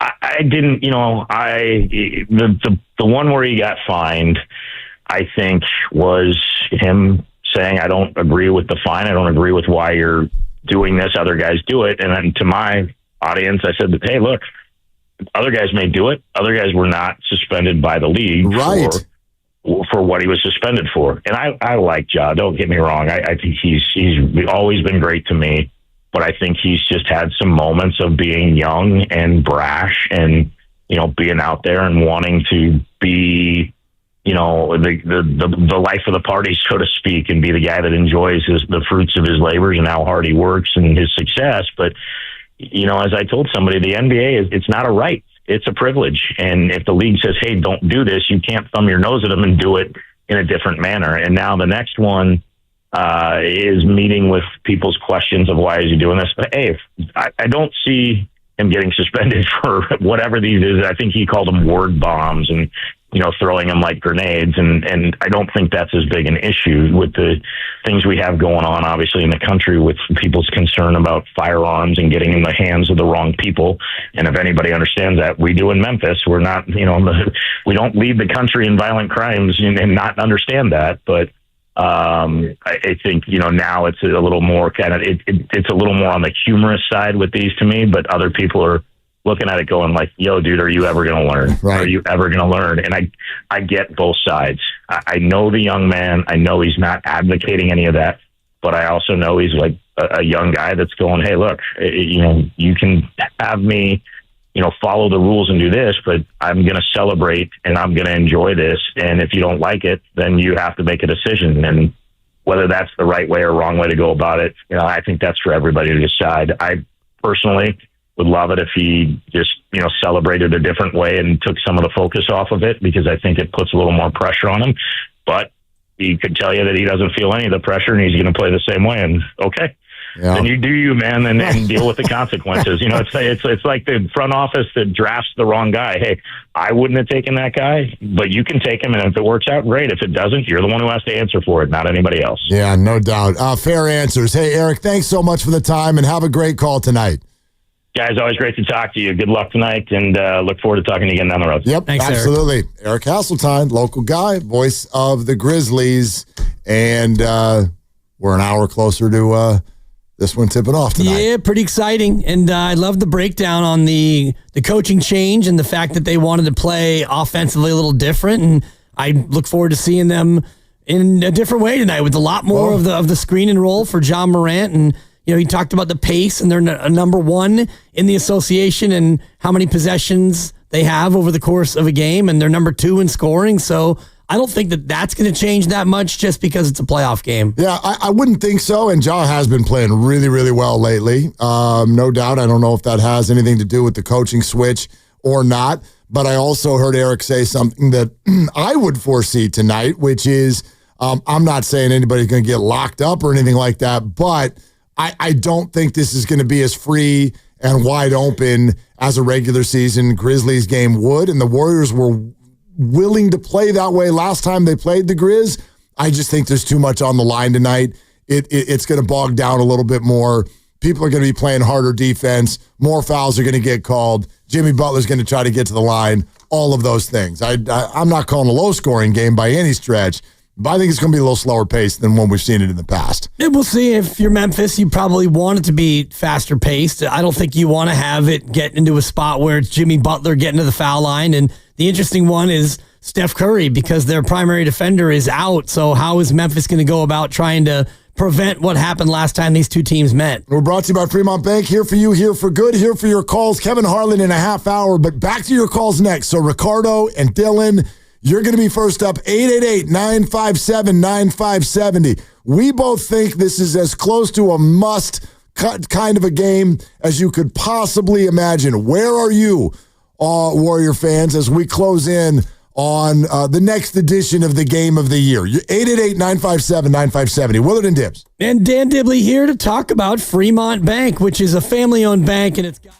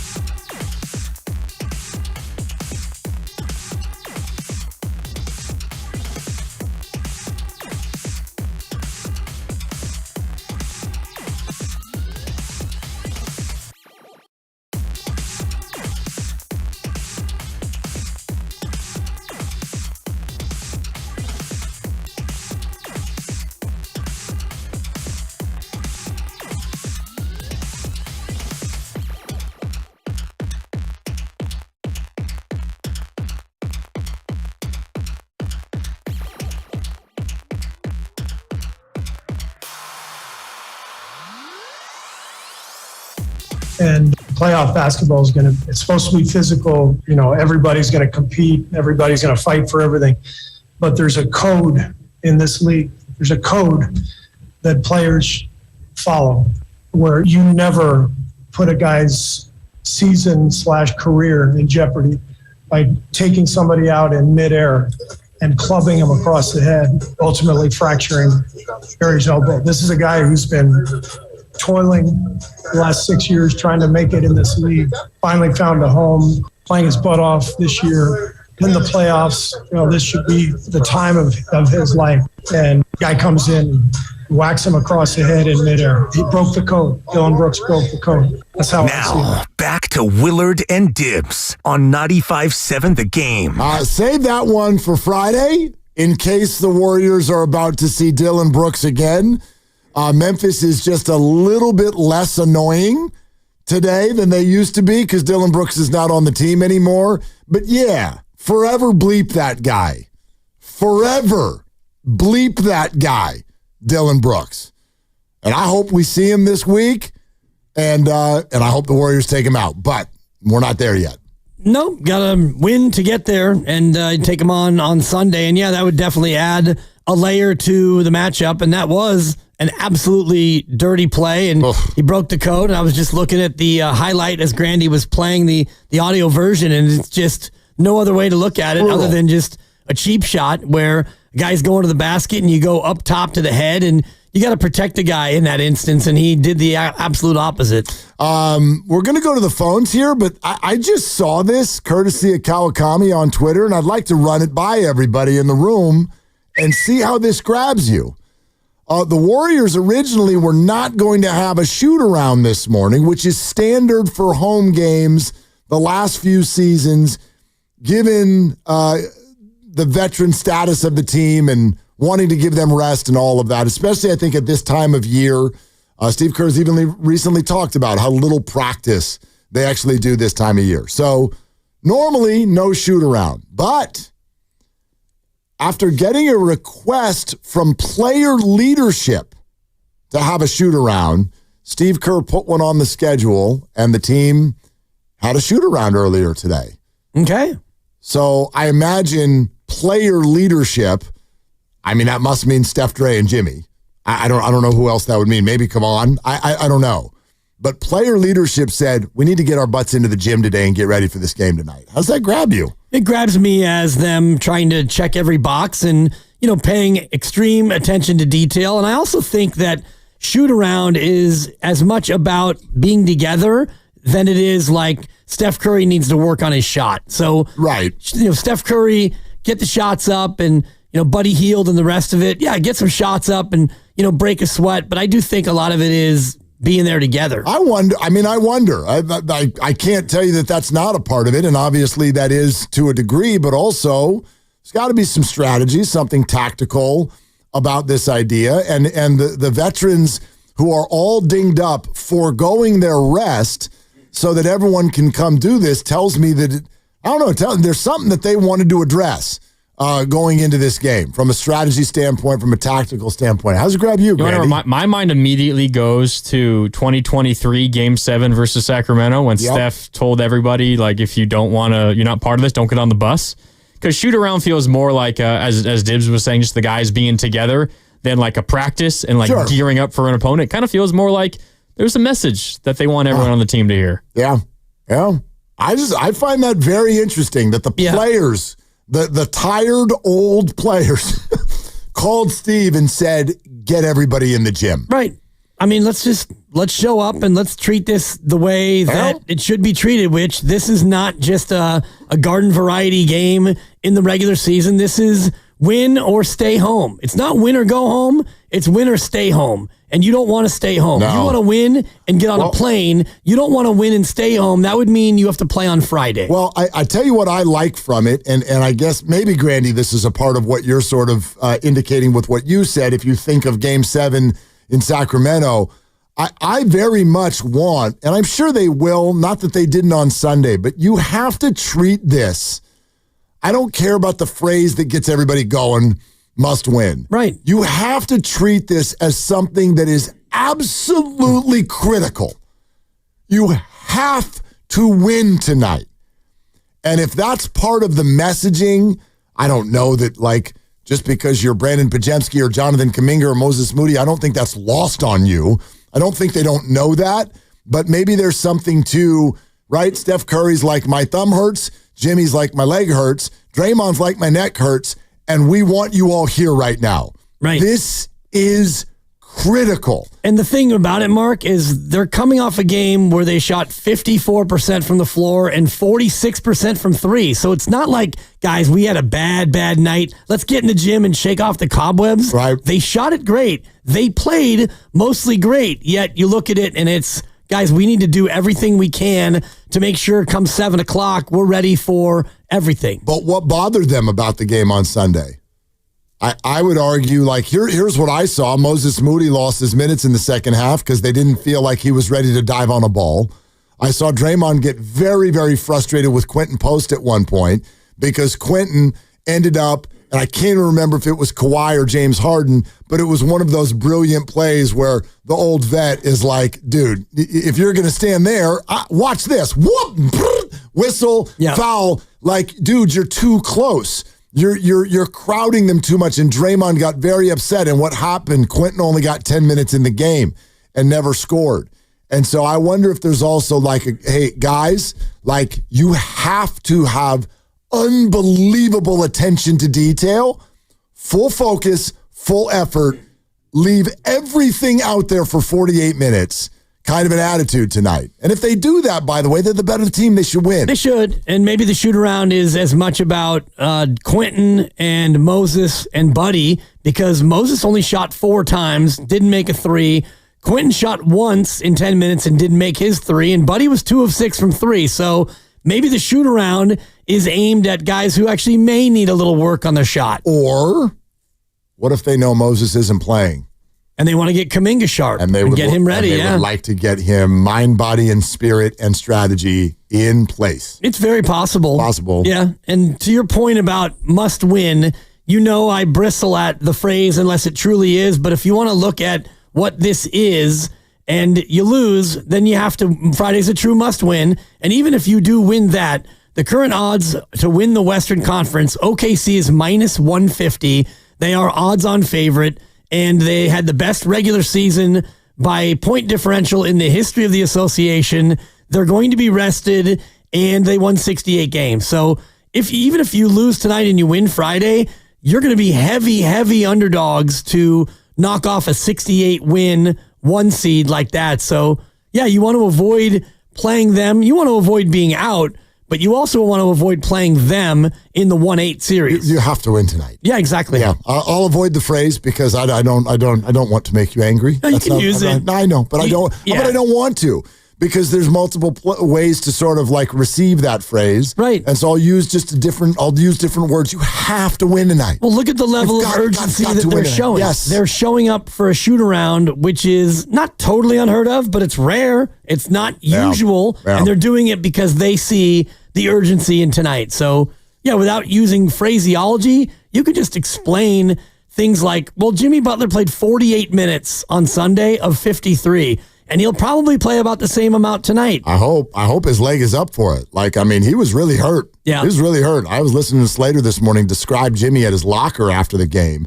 and it was like, dude, he's putting clothes on going like, ow. Like, I mean, this is not something that I would think 48 hours later is like, okay, it's all good. Like, it probably hurts. And I know lots of treatment. Pro athlete, $55 million. He's going to work his way through it. I have full confidence. But, like, that's got to work. This leg has got to work. And the leg doesn't care how much he makes. And this is where, like, his thigh's not thinking, you know what? But we're making $55 million, so I'm going to feel better. No, you know what I mean, though. He's going to press through. No doubt. He's going to press through. But when you have a Charlie horse like that, it takes time. I mean, we've all had Charlie horses. It hurts, man. Yeah, absolutely. All right, Ricardo and Benicia. Hey, Ricardo, thanks for waiting. Thanks for calling. What's up? Sir, how you doing, boys? Yo. So obviously just truer words have never been said. I would much rather play Houston in the first round because you don't really want to play with the potential MVP of the league. But key few things about tonight's game I will say. I would want Jaren Jackson Jr. to get into foul trouble. That's definitely one important key. And also Desmond Bane is also a vital spot for the Grizzlies. So try and keep him at bay, and also try and play the percentage with John Morant. Obviously, he's not really that sharp of a three-point shooter, but just play the percentage. I do want Kaminga to play a couple more minutes as well. And obviously, we don't know how it's going to end up tonight. Obviously, I am a little nervous, just like everybody else. But yeah, it's key. I would much rather play an inexperienced Houston squad in the first round on Sunday than play OKC. Yeah, Ricardo, thanks. It's a totally good call. I happen to think, though, you're underselling it. I wouldn't use those words. Like, I'd rather play Houston. No, you have to. You have to. This is just not a realistic scenario if they lose tonight. And I hate the word realistic. I can't stand the word realistic. All you have to do is look at the history of 1s versus 8s, and it's only happened 5 times. And that one time that happened with the Warriors involved, and we mentioned it earlier, that was a fraudulent 67-win Dallas Maverick team. This OKC 68-win team doesn't feel very fluky. No, they're not fraudulent at all. You're listening to 95.7 The Game, KGMZ FM and HD1 San Francisco and Odyssey Sports Station, always live on the free Odyssey app. And now, coming to you live from the Laughing Monk Studios. So glad you're with us. 888-957-9570. 707 just texted in, why wouldn't Moses Moody be playing tonight? We got to keep remembering, people just jumping into your cars and stuff. Yep. Moses has been downgraded to questionable with back spasms. So we don't know his status tonight. There was no injury report for the Warriors as of last night, but today there is. And so Moody is on it. We don't know, probably won't know for at least another couple hours. Might be Warriors Live by the time we get that news, but stay with us. If we hear anything, we will absolutely pass it along. But back to our call from Ricardo, it's not even just what you said, which is that Oklahoma City is not fluky and they're very good and they're going to be tough to beat. If you get no break and no practice time and you lose 4 in a row at home against lesser competition, again, I want to say that again. Did you hear what Eric Hasseltine said to us about Memphis since the All-Star break? Okay? Yep. 1 win against a team with a winning record. Say it slower with your deep voice. And it was the Pistons. 1 win. Thank you. Against a good team. And even that team's like an okay good team, like a kind of good team. Detroit's actually really struggled here in the last 6 weeks or so. Memphis is not good right now. 0-10 since January against the top 9 seeds in the West. 0-10.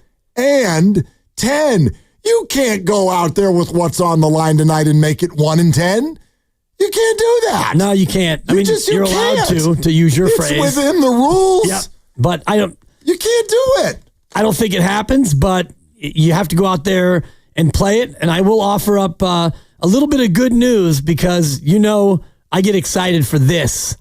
The referee assignments. Oh, I did see this, but to me, they were mostly just names. Zach Zarba's not doing it. No, and you do have a veteran crew. Josh Tiven is your crew chief, and Bill Kennedy, 30 years as a ref. Oh, right, Bill. Will be on the crew, and then Nick Butchert is also on there. But when you look at the stats, Josh Tiven, when he's the chief, you have the home team winning at a 58% clip. Okay. And fouls called on the road team, more than 51%. So in his history this year, his games have leaned toward home team success and road team fouls. Yes. And the other crew members are very similar in their numbers. All the fouls should be on Memphis All tonight. of them.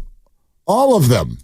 Them's the rules. I don't make them. 59% actually win percentage for the home team with Josh Tiven, 34 games. He was the chief. And the home team won 59% of the time. All right, Josh, so let's go. Don't stop letting them grab Steph off the ball. Right. Don't do it. It's illegal. It's a foul. Set the tone right away. Do not let them grab Steph Curry when he doesn't have the ball. I don't know why this is so hard.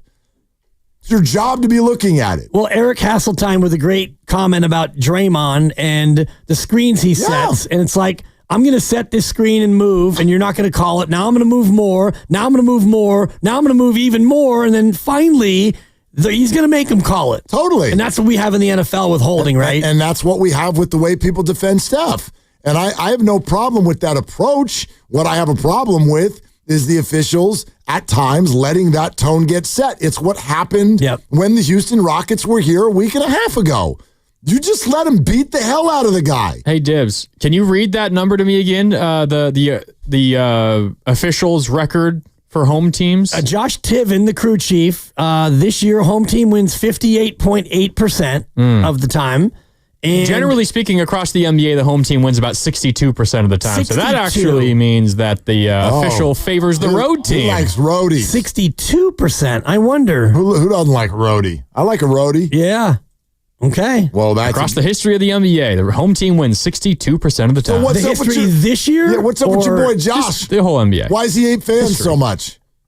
What's up with your boy Josh? The history of just this season, you're saying? No. The whole league. History of the NBA. Forever. Well, I could try to find this year. You find this year because I was looking at this before. I don't think that home teams have been as successful this year as they have in days gone by. And if you want to talk about the history of the association, you got some spots where teams are playing 4 games and 4 nights all on the road. Yeah, that's true. That would lean home heavy.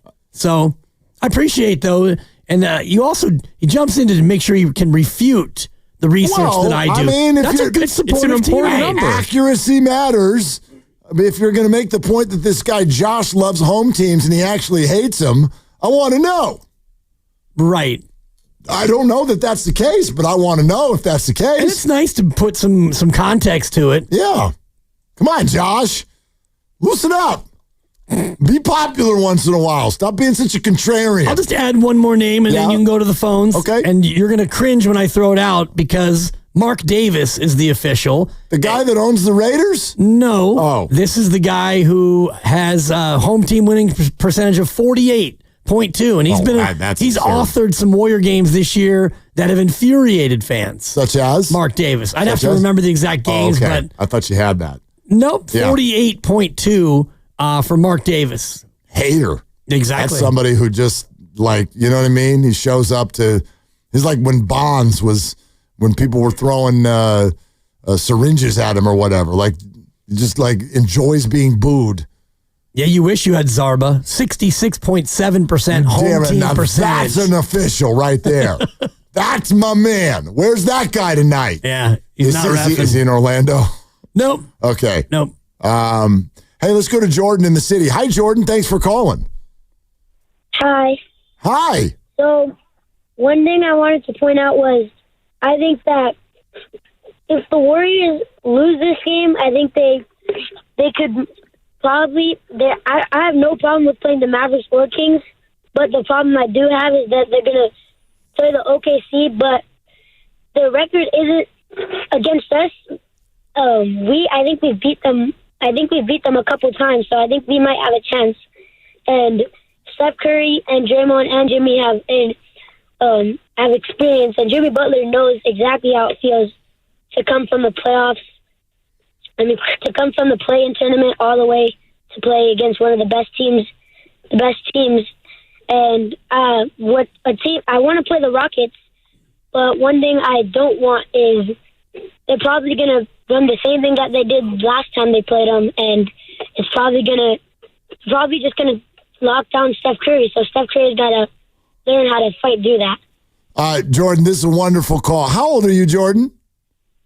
I'm 10 years old. You're 10 years old. And were you just like on your way home from school or something? Yes, I am.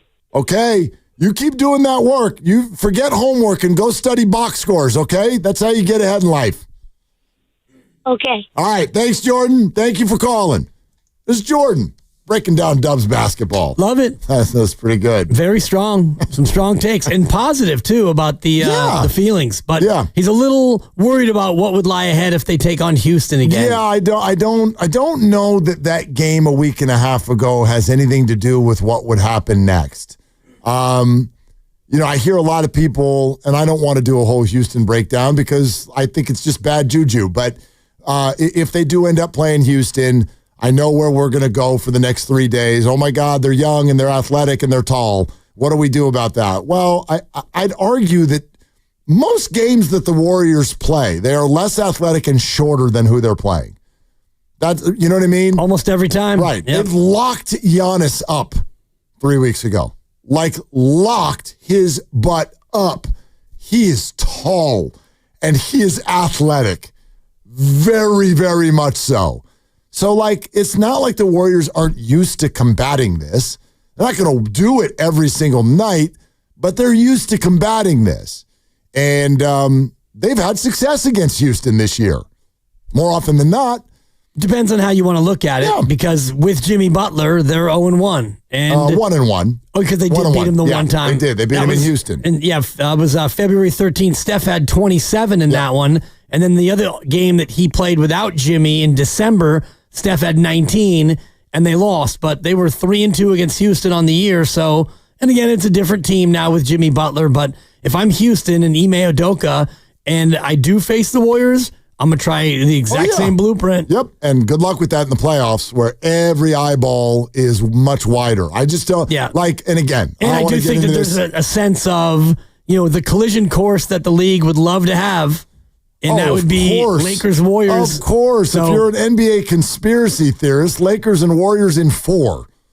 Right. But yeah, I don't want to get into it yet. No. It's premature. It's bad juju, but I'm not worried about the Houston Rockets if you're going to compare this to any concern that would go into A, either playing Friday night, or B, the OKC Thunder. It's not even close. It's not even close. So I love that Jordan feels like the Warriors can succeed out of Friday night. I don't want to disagree with a 10-year-old, but I disagree with a 10-year-old. Man. The Warriors cannot succeed out of Friday night, in my opinion. So you have got to win the basketball game that is going to start in 3 hours. You have to win it. How old does a caller have to be for you to come down their road? Like, if he was 13, would you have just clapped back at him? Well, 13 is a terrible age, so I probably would have done that without even waiting for the take. Okay. 13-year-olds probably should live on Mars for a couple of years before they come back. Right now, you're safe, though. You don't have a 13-year-old. Correct. You've had to go through there, so you can speak to it. I don't know that they've come out the other side yet, but anyway, go ahead. Yeah, maybe it's the teen on the back half of the number. It might be. But it's a bad word. Yeah. It's a bad word. And I don't think you'll ever have 3 teens at the same time, because by the time your oldest is, by the time the little guy is 13, I will literally miss by I think 3 weeks. Man, that's a bullet dodge. The 18-year-old turns 20 3 weeks before the 11-year-old turns 13. Man, that's classic. Yeah. But he's 20 going on 9, so it's not going to help. And we know he's not listening, so is he? Shoot your shot. It's all you got. Game, buddy. Whatever. Yeah. Anyway, how old does someone have to be? Any age. I come down anybody's road. Well, you didn't, so no, 10 is clearly too young. No, but he was great. I come down his road if he said something like, "I love the refs." I mean, if he'd said that, and then we're gonna have words. Just remember the dibber when you watch the game tonight and you feel like that they're getting the whistle, because I think that they're going to get a good whistle tonight. They better get the whistle. You got to get the whistle. All guests on 95.7 The Game appear on the River Islands guest line. Isn't it time for you to discover the islands, River Islands in Lathrop? And we do indeed have a wonderful guest who's about to join the show. Right between the eyes, Kevin Harland, who will do the game on TNT, is about to join us on Willard and Dibs.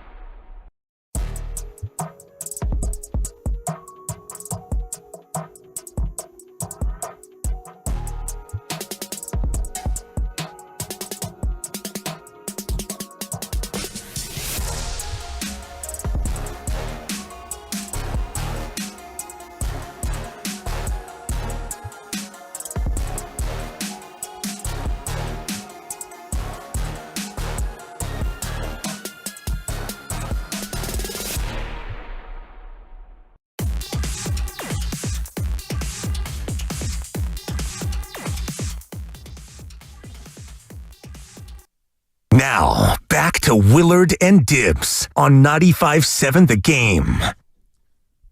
Right between the eyes. I love it. Okay? Kev, is that you? River Island's guest line. TNT tonight. Warriors-Grizzlies. Kevin Harland. How are you, Kev? I'm doing great. Good to be on with you guys. Good to be back in San Francisco. Feels like I've lived here for the last month with the tournament and some Warrior games sprinkled in there, but that's fine with me. My wife was here with me for the tournament a couple of weeks ago. We had a wonderful weekend, so glad to be back and looking forward to tonight. Yeah, absolutely. This is a big one, and wonder kind of your thoughts on what you've seen from the Warriors, certainly the Jimmy Butler Warriors, because the effort was to not be in this game, and they played great basketball, but they still end up in this game. So how do you think that kind of affects their psyche tonight?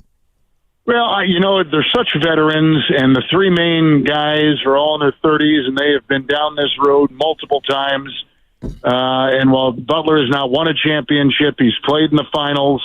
So he knows, what this time of year means. It's very unfortunate that the last 5 games they go 2-3.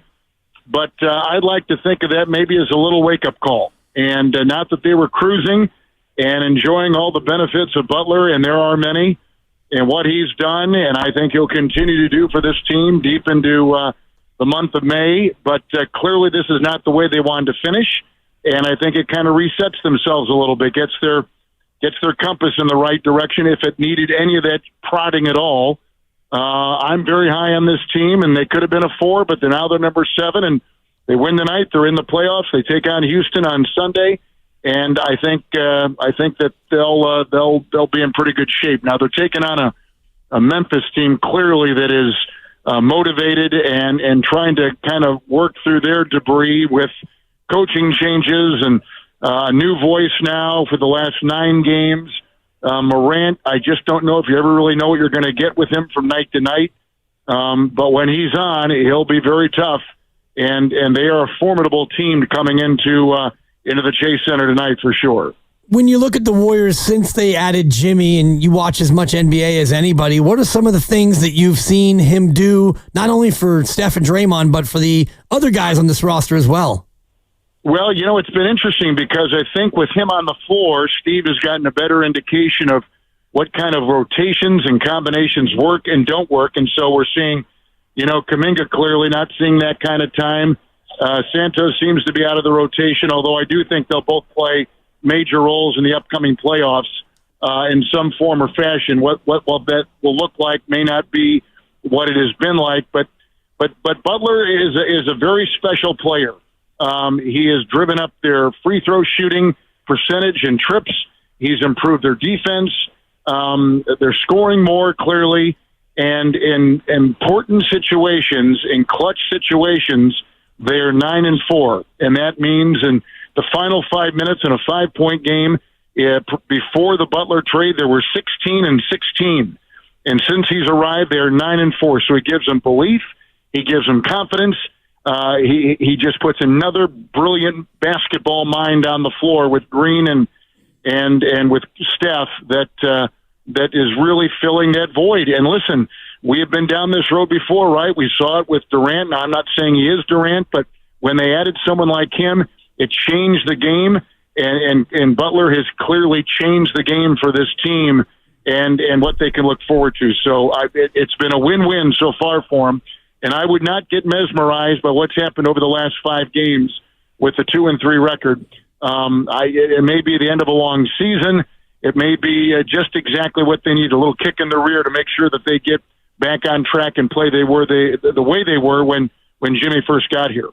Kevin Harland, TNT, with us here, Willard and Dibs, 95.7 The Game. We'll be doing the game tonight, the play-in game, Warriors and the Memphis Grizzlies. Kevin, you called what Memphis has been going through recently debris. And I wonder your read, because this team has a total of 1 win since the All-Star break against a team with a winning record. And so what do you honestly think that they're capable of putting up tonight? Well, on any night, I mean, it's kind of a one thing, one game, one in and out type of situation. So when they come here and they know what they face and what they've got ahead of them, what they had done. Listen, they fired him when they were 38-20 or something like that, and they just after the All-Star break they were 38-20. They were number 2 in the West. Now they're number 8. They're 4-5 under the new coach, the interim new coach, and I think they're still trying to figure out, because he's an offensive mind, but their defense has really struggled, and that was the thing about Taylor Jenkins, is he got them really organized on the defensive end. And while it may not have been the most brilliant offense attack, it fit for what they had, and it seemed to be working. I mean, like I said, they were 38-20, and they were number 2 in the West. And now they find themselves with a 4-5 new head coach, and probably with a lot of uncertainty. And I think this is not the time of year you want to be uncertain. This is the time of year where you want to have everything buttoned down, screws tightened, and I don't sense that with the Grizzlies. I just sense that they're still trying to find what they've got. Now, they've lost 2 important players. This rookie Wells, who was in the conversation for Rookie of the Year, he had been just terrific, and defensively is where he really stood out. And then Brandon Clark is out, so they've lost 2 pretty important players, and they're going to have to navigate that. This is not the place, though, to be experimenting and trying things out. And I kind of get that feeling with this team that they're still kind of groping in the dark a little bit, trying to figure out what they are, who they are, where they can go when they need to. But you never know when that light switch is going to come on. That's the problem. You never know when Jackson and Morant are going to go off and be the kind of players that we know they can be. So, and Bane is playing well. They've got a big 3, and they're potent. And clearly this is no pushover game for either team, but clearly for the Warriors against them, they're not going to exhale at all. They're going to bring their best, but Memphis has got to play their best to advance beyond tonight. Is there a style that Memphis can play that gives them some sort of an advantage? And I know that styles make fights, and I see the team with so much size and Triple J's, Jaren Jackson Jr. has been so good. Is there an edge that Memphis has that maybe they can present in this matchup? Well, if they have success in the lane and everything is kind of aiming toward the lane and play inside, that can be tough. They do have size, as you mentioned, so we put that in the category of things that don't fit what the Warriors probably have best to counter it, and that will be something I'm sure they're going to play on. The other thing is I just think that you never know when Morant is going to have a Curry kind of game.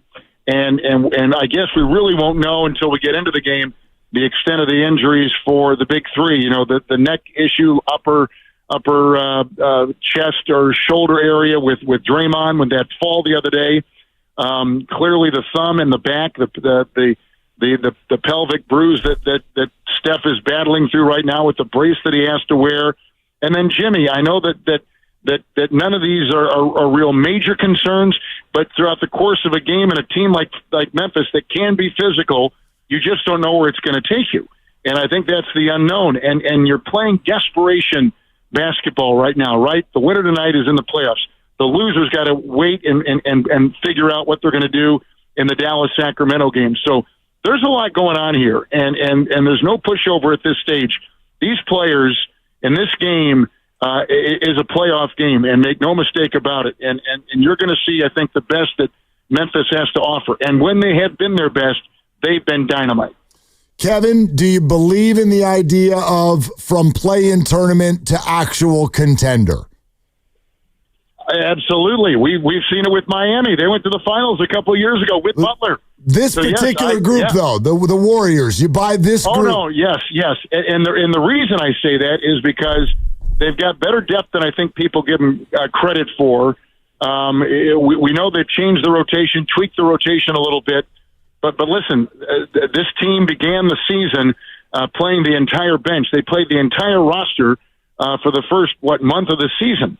And while the results weren't great, the experience and the minutes played and the development of some of these kids was significant.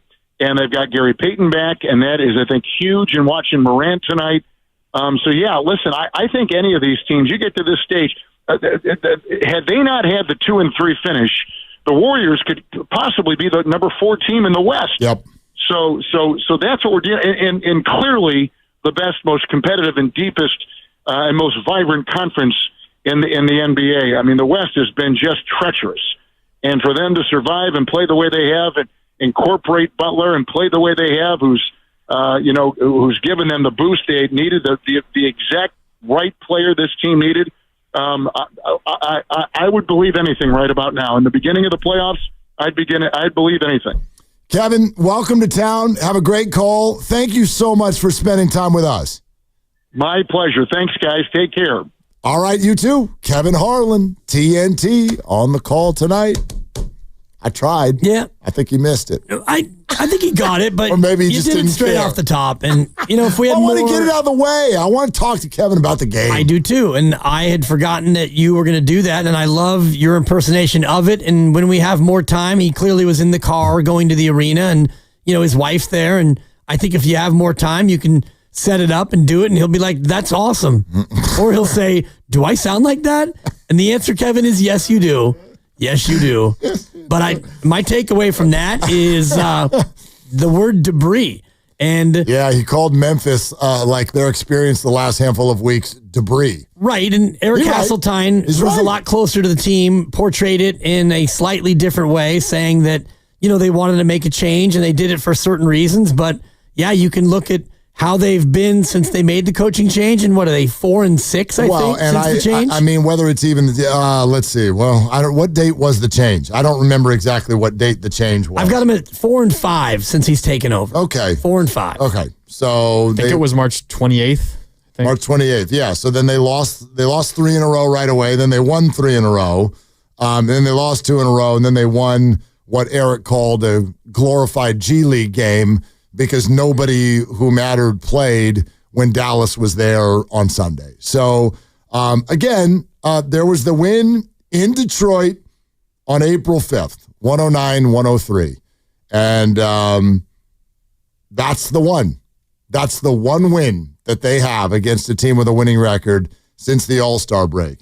I'm trying to remember if Cade Cunningham played in that game. He did. Jalen Duren didn't.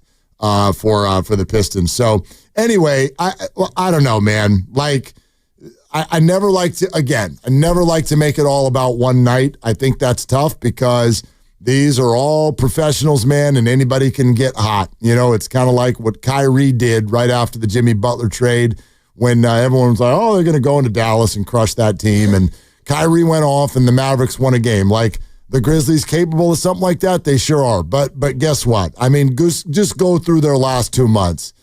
They've not had an impressive night. Not once. Hasseltine talked about the game that they played against Boston not that long ago.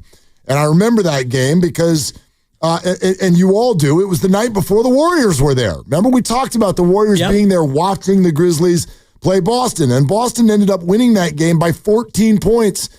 And that was the game Eric pointed to as maybe their best performance of the last couple months.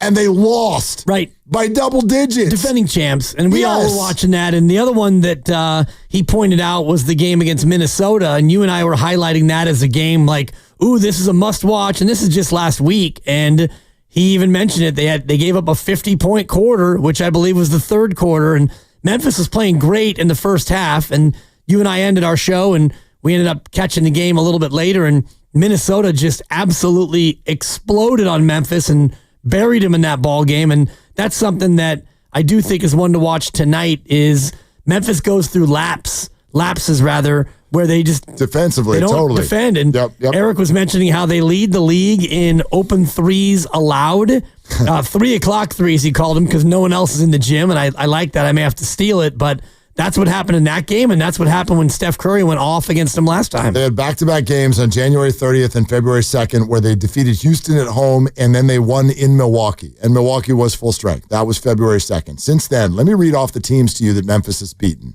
Okay? Here's a list of the teams that Memphis has beaten since that win in Milwaukee on February 2nd, more than 2 months ago. Okay.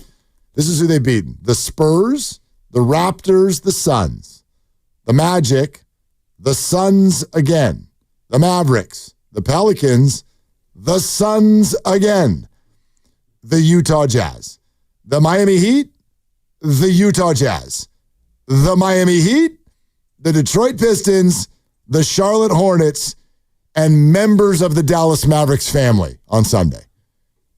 That's the list. 2.5 months of basketball, that's the list of who they've beaten. So I'll say now for a seventh different way, you can't lose tonight. They don't have any wins against a team of your caliber. Right. None. Right. None in 2.5 months. They do have a guy who can go absolutely incendiary and get incredibly hot. And I'm looking at all the games that Ja Morant has played since that date. A total of 22 games. He missed some. He was inactive for some. He was hurt. And he's averaging 27 a night. And his team's 11-11 over those games when he plays.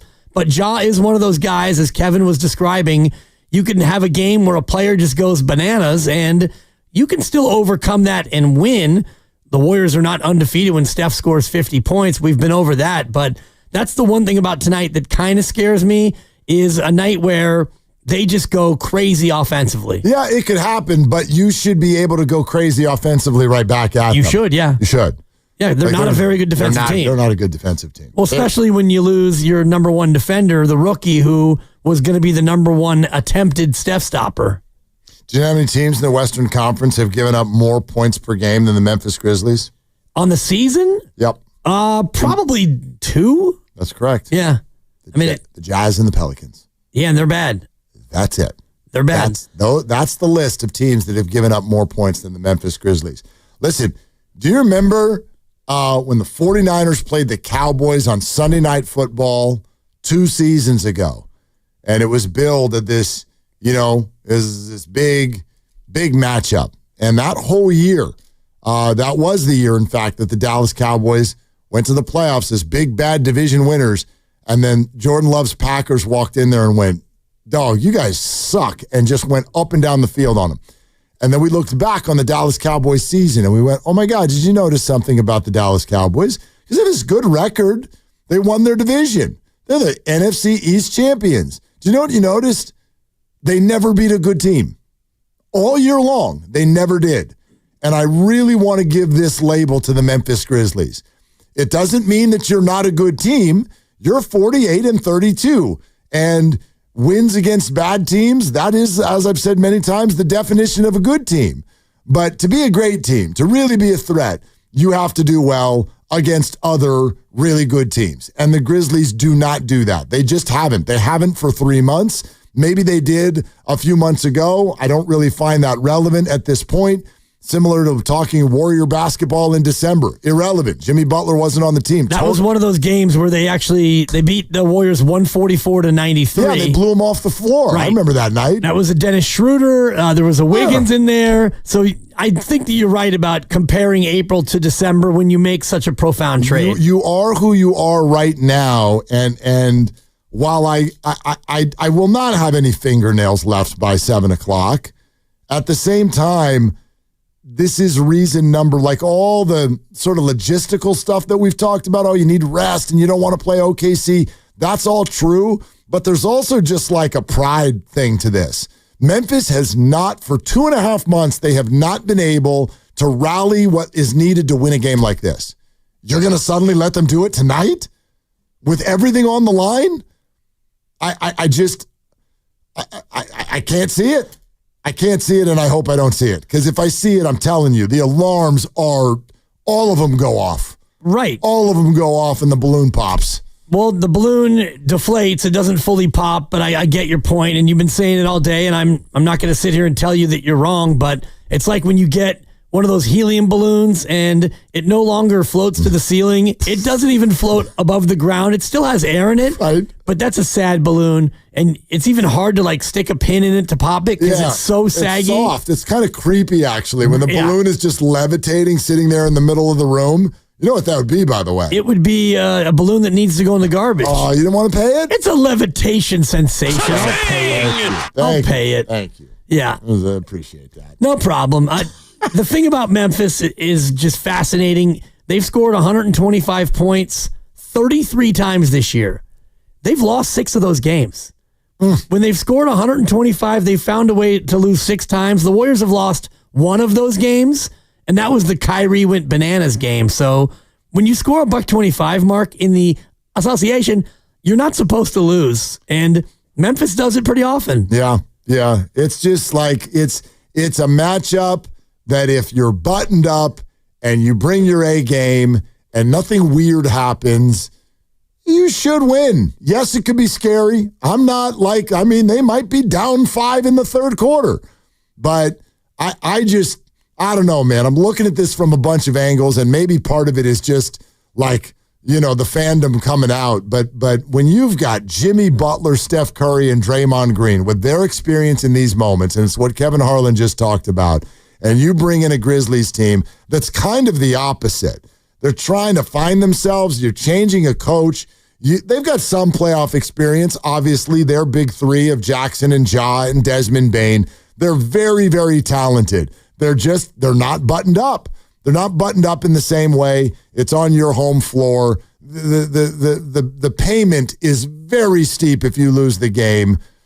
I just cannot wrap my head around the Warriors not having what's necessary tonight. Yeah. And if they don't, I don't know, man. They're not what we thought they were. Yeah, and I look at the San Antonio game as an example where they didn't have what they needed to have, and that was an unfortunate one, and that's one that kind of launched you into the play-in. Sunday night against the Clippers, I would give the Warriors a solid B+ for how they played, and the Clippers get an A-. The Clippers were just a little bit better, especially down the stretch, and you lost a very good game in the association. But tonight, if you have your B+ game, like you did Sunday against the Clippers, you win this game by 10 points. And by B+, I mean, you shoot it pretty well, you don't turn it over a and you play some usual sturdy defense. Memphis averages 122 a game. If you can hold them to 110, you win this game. Yeah. Oh, God, yeah. Oh, yeah. The Warriors should, well, I don't know what the pace is going to be like because it'll be played like a playoff game, but the Warriors should score 120 points tonight if they really want to. Memphis is not, that's who their defense has been against good teams. Yeah. Let's see here. 5-1-0. The Warriors are 2-4 against West playoff teams since the Butler trade. Well, that can't be true. That can't be true because they beat Houston, Denver, and the Lakers since the Butler trade. Next one, 408. Kerr will find a way to lose this game. Willard grow a pair and call him out tomorrow. Yeah. So what? 408. What do we do if the Warriors win tonight? Then what will you do? Do we get to call you out tomorrow? I don't know, man. I really hope there's some way out of this Steve Kerr thing. And there probably isn't, but this box that has been created, where I really think that he's been labeled as something evil because he's, trying to keep Jonathan Kaminga down, as opposed to a really good coach who is looking at data and is watching his team and is watching them perform at its highest level and winning a lot of basketball games since the Jimmy Butler trade, and seeing that there is a fit problem with some of his top players and Jonathan Kaminga. So he's a guy who's trying to go win a basketball game tonight. And somehow that's getting branded in a different place by a lot of fans. I get it. I don't agree with it. Yeah. But for me, my default is you look at a guy's track record, and in 11 years, he's won 4 championships for a franchise that couldn't make the playoffs a lot before he got here. Yeah, I see that too. So I'm going to go ahead and give him the benefit on this one. I noticed that too. I saw that. The championships. Yeah, and the parade that you and I broadcasted. And then the other 3 that we didn't broadcast that together. I was on a float. You were at I'm on a float. That's for you. Take a good, hard look. I'm on a float. At the mother bleeping float. All right. We're brought to you by Fremont Bank. Here for you, here for good. And you know what we're really here for? All right, come on. Let's go. 1 hour to go. 888-957-9570. Where you at, Warrior fans?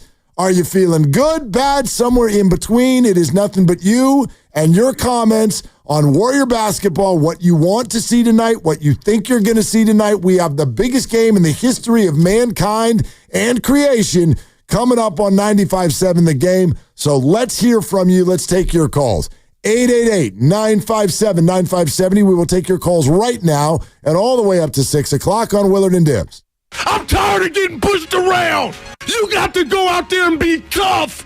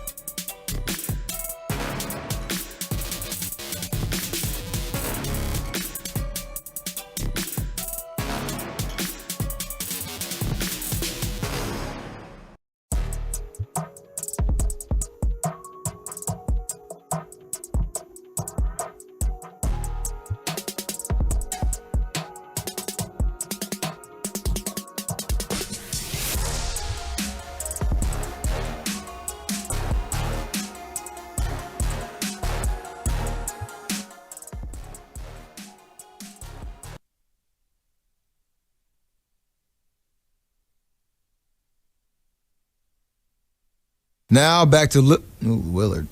Now back to Willard and Dibbs. Take it away, Mark. Just another Steph turnover, huh? Oh, God, I'm kidding. Wow, 1 of 8 of the night. Yeah, that was number 9.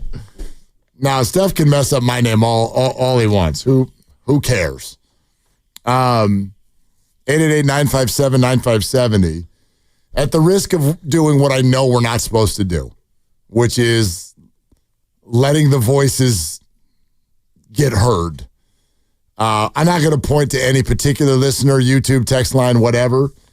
And I know you know, Dibbs, what this group is doing. I know that y'all know exactly. It's no different than, I wonder if y'all know this. The crowd that wants Kerr like either fired or called out. You're the person that used to in elementary school pull the girl's hair that you had a crush on. It's like this way of trying to get attention based on going over the top with your kind of odd negativity. The reason Steve Kerr doesn't get called out on this show is because we don't happen to think that he sucks at coaching. That's why. It's no other reason. And I don't know if you know this, but all the data is in our favor. And I hope, don't take it wrong. I'm not sitting here saying that anyone can't be criticized. I thought Moses Moody should have been in the game more in the fourth quarter the other night. You want to have a take like that? You can have a take like that. But the oddity of a coach that's taken a team from 25-26, a trade comes in, they go on a heater, they go 23-8. This is all based on the backdrop of already having 4 championship rings as the head coach. 2 of the other Western Conference combatants have dumped their coach just in the last 3 weeks. The oddity of thinking that the discussion this week in any way, shape, or form is about Steve Kerr's job status or abilities as a head coach, and that anyone who doesn't want to make it about that is scared and thinks they're going to lose their jobs. That's us. That's not what's happening. That's not what's happening. So there, I gave you the attention you so badly crave. And now can we go back to talking about a huge basketball game tonight? We can. And I just, that's all. The things that I look at, and we do, quote, call Kerr out when we think that he makes mistakes. It doesn't mean that we immediately grab our pitchfork and our torch and march on Chase Center and demand his firing. I look at a coach who has a .648 winning percentage in the regular year and .707 in the playoffs with 4 championships. And so will we be critical? Of course. Have we called him out to his face in interviews about Moses Moody playing time and other decisions? Absolutely. It doesn't mean that after a game that I thought that, they just got beat. I don't think that there are any coaching points that prevented them from winning. Whether or not you liked the Buddy Hield 3-pointer to tie it, I didn't. But upon further review, you didn't have many options. Down 3 with 6 seconds to go. Even if you didn't like that play call, what else are you going to do in a spot where you need a 3 and your best 3-point shooter is being double teamed with a third guy lurking? I mean, now I'm getting into semantics a little bit. The job of an interviewer is never to call someone out. That's not the job of an interview. Your job is to hold his feet to the fire. We can ask a challenging question. We can propose something that we think might bring about an interesting response. Our job is to ask the questions that we think that you want asked to lead to the answers that you want answered. I asked him about Jonathan Kaminga's role a week ago, and it led down this entire road that started a week ago. And that's not me tooting my own horn. It wasn't difficult. Beep, beep. No, it wasn't. We all know there's a Jonathan Kaminga thing.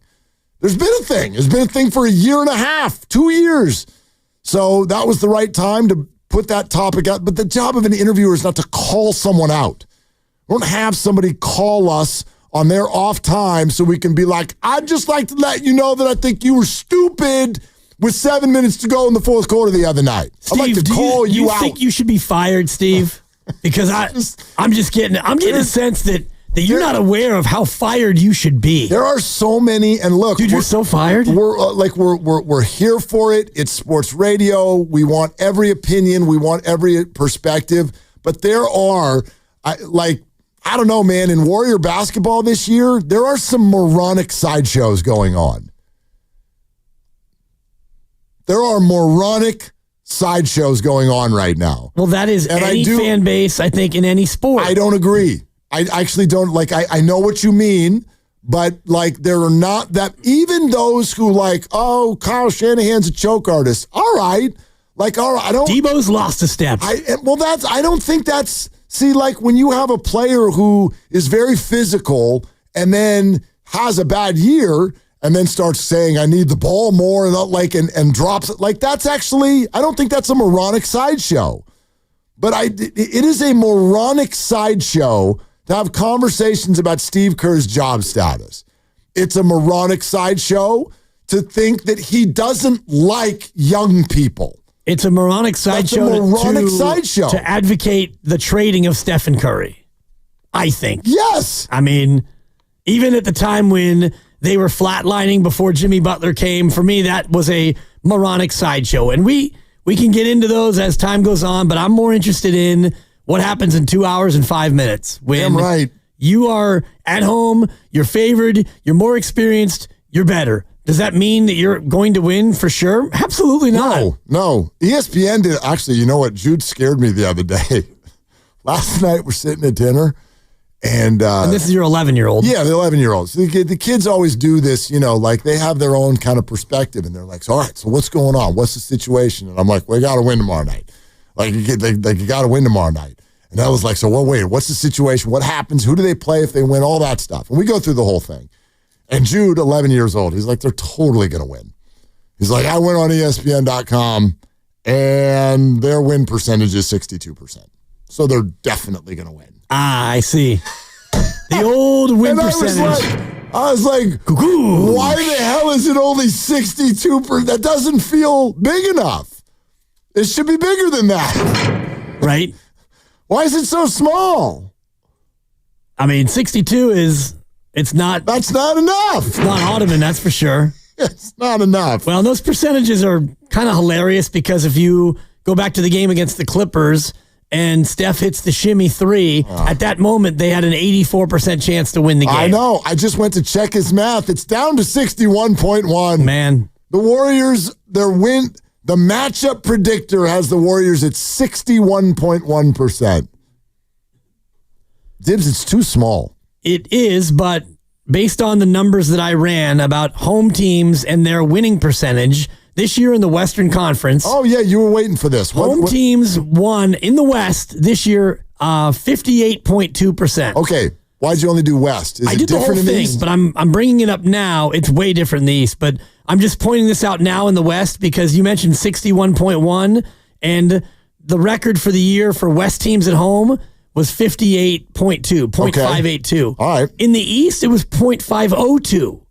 It was a coin flip between home and road. That's weird. And this is a long way to go to explain what I was saying about tonight's official, Josh Tiven, the crew chief. Home teams win 58.8% of the time, and Grandy was questioning me as to what that really meant. And, well, for the league this year, home teams were 54.7. Okay. But in the West, sounds like it's commensurate with the West, though. It is, but these numbers, like Josh Tiven's number, for example, encompasses all NBA games. Sure. He didn't just do the West. So the extrapolation is that he is 4 percentage points more likely to favor the home team than home teams with every other ref, including him. Okay. Then we win. So there you go. All right. It's over. Good. Kukush. Lock it up. I'm super relaxed now. Cool. Let's go to Tony in Oakland. Hi, Tony. Thank you for calling. Hey, how's it going, guys? What's up? Hello? Yeah. Good, man. How are you? We're good, man. We want to hear what you got to say. All right, man. So I think that we're going to win tonight. I don't think, just like you were saying, Will, there should be no reason for us to lose, but I think, in my honest opinion, now that I've been thinking about it, I think the biggest X factor will be the role players. Just making sure that they do their jobs. Just like you guys were stating earlier, the vets realize how big this game is, so they had a shoot-around today to prove the fact that, that they have to dot their I's and cross their T's. And I think that's actually the only way that Memphis probably will win this game if, the fact that the role players on Memphis, they can get hot. And if the role players on our end don't do their jobs, that really can define a game to go one way. I mean, these guys are still professionals. So I believe that either Jimmy Butler or Steph Curry has to have a big first half to kind of make a statement to let the role players know, like, hey, guys, we got to win this today because, they need some rest. And like we all know, Steph Curry likes to be an and-one mixtape player from time to time, and he tries to do a lot of turnovers that are kind of pointless. I believe in my coldest of hearts that he's the reason why we lost to 2016. He tried to scope down his game to Kyrie and tried to show his ball handling skills when he should have just proved that he was the best player in the world with his shot. So just minimize the turnovers. Superstars have a big game, and the role players do their thing. We should win by easily 10 to 15 points. All right, guys, have a good one. Okay, Tony, thank you for the call. You are listening to 95.7 The Game, KGMZ FM and HD1 San Francisco and Odyssey Sports Station. Always live on the free Odyssey app, and now coming to you live from the Laughing Monk Studios. Yeah, I think what he's talking about, and this is kind of where my mind is, and it is why, and who cares what the matchup predictor says, but when I look at it as 61.1%, I do think to myself, hold on. When you get to a game like this, and it's at the end of the year, and so much is on the line, don't you feel like the possibilities and opportunities for something wonky go down? Like it's less. If it's Tuesday night in February, you know what I mean? Like that's okay. It's an NBA game. Somebody came in, somebody got hot, whatever. You were kind of sleepwalking, you lost the game. There's no chance of that tonight. You can lose. They can get hot. You can get outplayed. But it's not because we're tired or there's a lack of focus. And this is why Steve Kerr played the game the way he did on Sunday. That's why you shorten your rotation, because you're like, no, we're just going to go. We're going to go with our best right now for the whole game. We're not worried about people's fatigue. We're not thinking about next week because there is no next week yet. And that's why he did what he did there. And I'd expect him to do it again tonight. And so when you give those numbers for what it's like over the whole year, right? To me, they've got to go up tonight. They got to go up tonight. The odds that they would go ahead and handle the business. In other words, yes. Like if home teams are 58% or 54% for the year. Well, not in the playoffs. It's got to be higher, right? Because everyone's going with their absolute best shot. You would figure, but I do think about this Warrior team and what we've seen in games where they've just lost, and they've lost because of the way they've shot the basketball. And so we talk about it being a make or miss league. When they shoot 40%, they win the majority of those games, 40% from three, rather. So that to me becomes the line of demarcation where if Steph is hitting his threes and Moses and Quentin and Pods and all the rest of it, if you are going to make 12 of 30 threes, you're probably going to win the game. That right there would be a good indicator to me. Maybe 12 is low for how many threes they shoot. But if you're shooting it from three and you're doing well, you're going to win the game. That's been the way the Warriors have done it this year and throughout this run. If you have a cold night or, Steph is off and Moses is unable to really get comfortable because of his back spasms, which have him as questionable. Yep. The next injury report coming up in 27 minutes. I don't know if we'll get a definitive answer then, but probably not. That is the only thing for me that can bite you on any night, is if you happen to have a cold shooting night. Yeah, absolutely. Or as Jimmy Butler, I think, has really, really focused on since he arrived here, turnovers. Like for me, that's the word tonight. The Warriors aren't losing this game if they don't turn it over. They're not losing this game if they don't turn it over. They played great on Sunday, but in the end, they lost it because of untimely turnovers. And we know that this has always been the Warriors' bugaboo, if you will. It's always been that. And now Steph Curry's got a wrap on his thumb. And he does favor his left side when he's dribbling. And that does affect the way that Steph Curry approaches a defense because he uses his dribble a lot to create open space for himself. And I don't know where his confidence level is with regard to his thumb. And so, yeah, that's like Kevin Harland pointed it out, and I agree with him. That's nerve-wracking. We're all sitting here going, okay, all three of them aren't on the injury report. That does not mean that they're playing at full strength. And all three of them might be something lesser than their normal self out there tonight. And so that could totally spell doom. Yeah. But, I think we're used to this time of year, the greats rise. They're able to battle through stuff. That's what I would lean toward and expect. And if the Warriors play a clean-ish, mature-ish basketball game, they'll win this one. That's what you have to do to beat teams like the Memphis Grizzlies. You can't give them live ball turnovers and free possessions. And just looking at the numbers, when they turn it over 20 or more times this year, Mark, they're 0-6. And I know 20 is a lot. I wonder what the league-wide winning percentage is when you have 20 turnovers. Probably not good. But you mentioned the word bugaboo, and you get up to that 18, 19, 20 number against a team like Memphis that's already going to play fast. They play the fastest brand of basketball in the league. If you're giving up live ball turnovers, which means it's not a travel, that's a dead ball, or you step out of bounds, or it's an 8-second violation. Live ball is when you throw it and they get it, and they go the other way with a young, fast team, and they get points a lot of the time. You got to avoid those at all costs. That's a no-go. Yeah. The idea it's going to be a no from you. North of 15 turnovers is a no-go for me. That is a no from me, dog. Jason in Concord, would love to take as many of your phone calls here in this 5 o'clock hour. If you're just getting into your car, here we go. We're 2 hours away from tip in what Anthony Slater has said is the biggest Warrior basketball game since Game 6 against the Lakers 2 years ago. And I'd argue it might be even bigger than that one. I think it's as big as the Warriors have had since Game 7 in Sacramento, a couple of weeks before the one that he's referencing. But whatever, it is a monster game. Moses Moody popped as questionable today because of back spasms this morning. And so we're awaiting word on that. We don't have it as of yet. It obviously could affect Jonathan Kaminga. We know a lot of people are wondering about that, but there's nothing definitive on that front as of yet. And outside of that, as you make your way to wherever you're going to watch the game tonight, we're glad that you're with us, and we'd love to hear from you.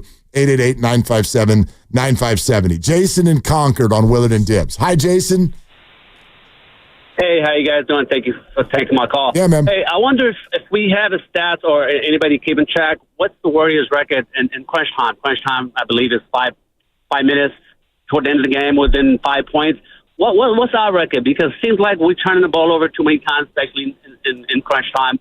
And our veterans turning the ball more than the youngsters, Steph Curry and Draymond Green. Why does that happen? And does Steve Kerr let the veterans play, let them do whatever they want, and there's a lack of responsibility there. I hate to say it, Steve Kerr is a championship. He's 9-time champion coach, but it seems like in crunch time we seem to lose it for some reason, especially our veterans. And Draymond Green, please go get that layup, man. Don't lean over. Get that damn layup. Yeah, that's fair. Jason, let me say this, and I don't have the numbers in front of me right now. Jason, thank you very much. I think their clutch stat this year is 25-20. You're on the money. Okay, second most clutch games in the association. Right, but 25-20 and 9-4 since Jimmy Butler arrived.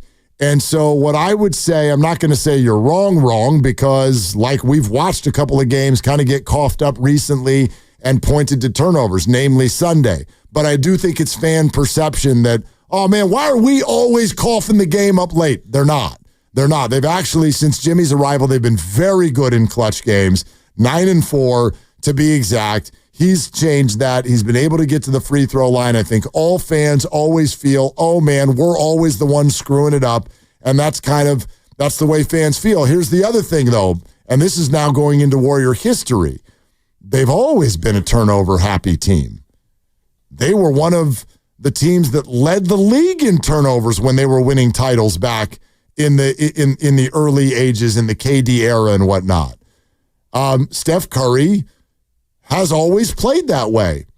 And maybe they need to, I agree, probably gussy it up a little bit now because they're not as dynamic as they were 7 years ago, for example. I think Jimmy has brought that consciousness and that vibe, and there you go. 9-4 in clutch games since he arrived. Sunday just wasn't one of them.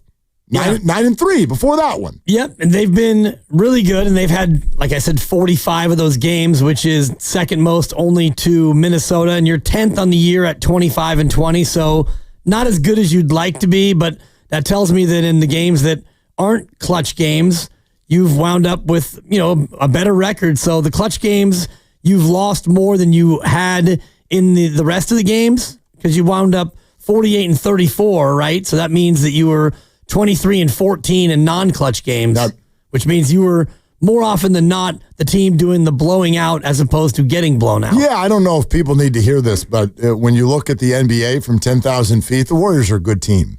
Oh, yeah. The Warriors are a good basketball team. The Warriors are a good basketball team. Sure. Almost feel like we're in the Goodwill Hunting moment here, right?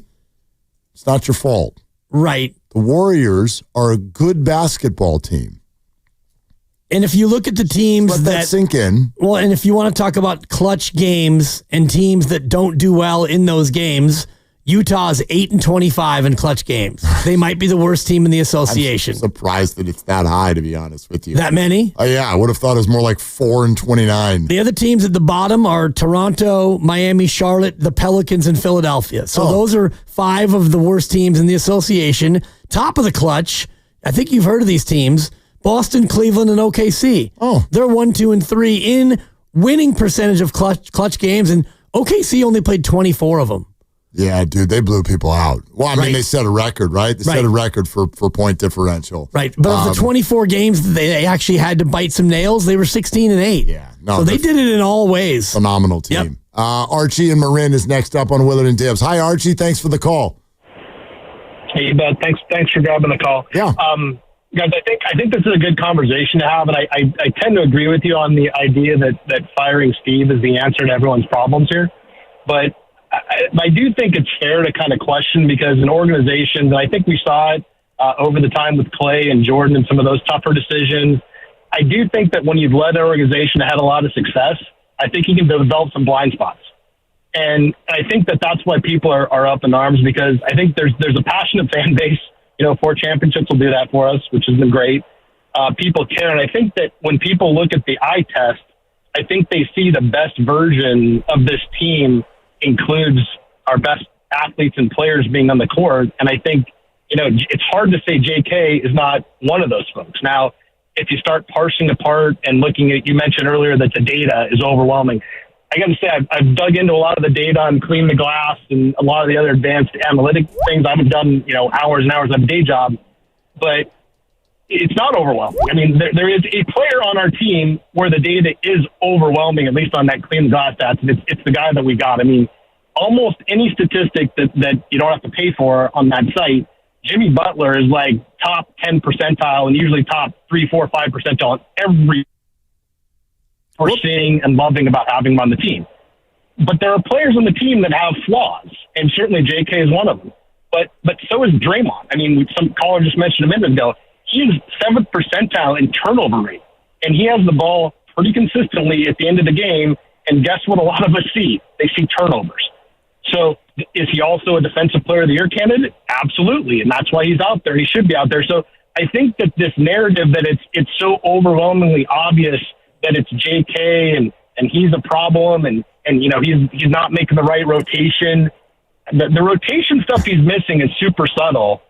And I just think that if the narrative was more like, look, I think Steve wants to win. He's doing what he thinks is going to help us win. But I do think it's really a complex thing, and maybe frankly proprietary. Maybe there's data that they can't even share with us. I'm sure there is. Yeah, and Archie, I think Archie, hang on a sec. It's overstated. And I don't know who's saying this. Like, you used the phrase, JK is a problem. I don't, he's not a problem. He's not the problem. He's not any of those things. But I wonder about the premise of where you started your conversation of, we want to see our best athletes on the field. Do you know what I mean? Or on the court. I don't know that that's relevant. I don't care what anybody's vertical leap is. What I care is you just mentioned that what's overwhelming is the data about Jimmy Butler. And what every Warrior reporter, I'm going to spin this so that it doesn't sound like stuff we're saying. Every Warrior reporter we've talked to says the numbers are concerning with regard to Jimmy Butler and Jonathan Kaminga playing basketball together. And then Steve Kerr said it to us. And I think it's just crazy to think that they're all making that up. You know what I mean? How many minutes have they been on the court together? How many possessions have they been on the court together? Yeah, it's been 13 minutes. Yeah, not 13 minutes that we've seen the lineup. No, 13 minutes, less than one quarter of basketball. Right. Well, no, not total. Are you talking about per night?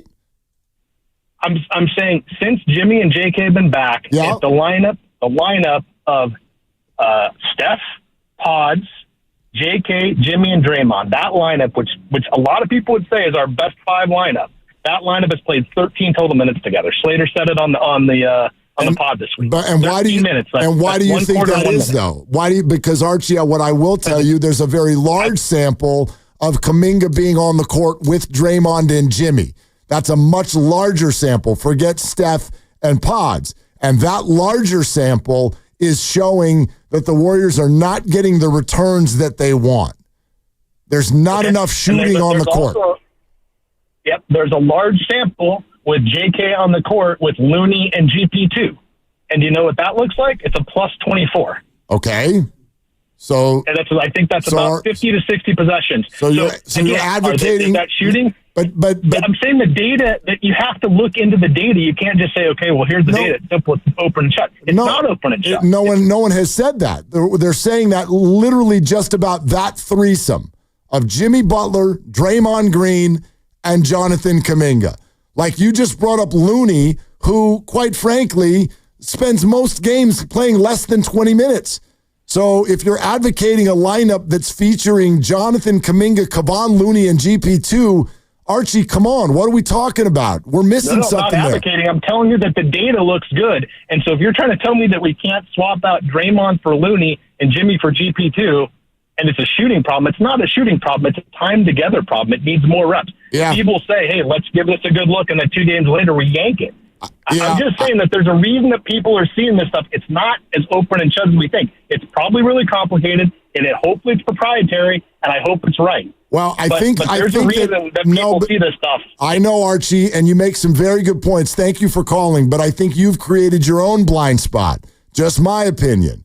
Because, again, what you're doing in let's check that lineup. That lineup houses the 3-man group of Kaminga, Butler, and Green. And the Warriors have what they feel is a very large sample of that group, and it doesn't give them what they've been wanting. So you can put whoever, the other 2 can be Michael Jordan and LeBron James. And the Warriors are like, based on what we've seen, it's a problem. That's what they're seeing. And I don't know, Golden State Warriors are pretty financially and emotionally invested in winning basketball games. Well, and what Archie said was, it's been 13 minutes of those guys playing together in totality, and yet he also said you need to have a chance to see it more and let it really marinate and see exactly what you have, but you don't have that luxury right now because Sunday was a game you needed to make a top 6 playoff spot, and now tonight, coming up here in an hour and 43, you don't have time to fool around and find out. You don't have tinker time. You got to go with what you know is going to work. And right now, it hasn't included JK in a lot of these combos. Yeah, people are jumping data now. No, like it's almost like nobody said there's a bunch of data that says Jonathan Kaminga sucks at basketball. Again, Draymond, Jimmy, Jonathan. Any other grouping, quite frankly, based on this conversation that was started by Steve, doesn't matter. That group is not giving them what they want as far as outcome. And as you get into the games mattering more, 2 of the members of that group almost have to be on the court most of the time because they're your stars. Well, and one of those guys I think it's might play every minute tonight. Yeah, like we start talking about Looney and GP. I'm sorry. That just that's not part of what they brought up. It's not part of what the Warriors are seeing.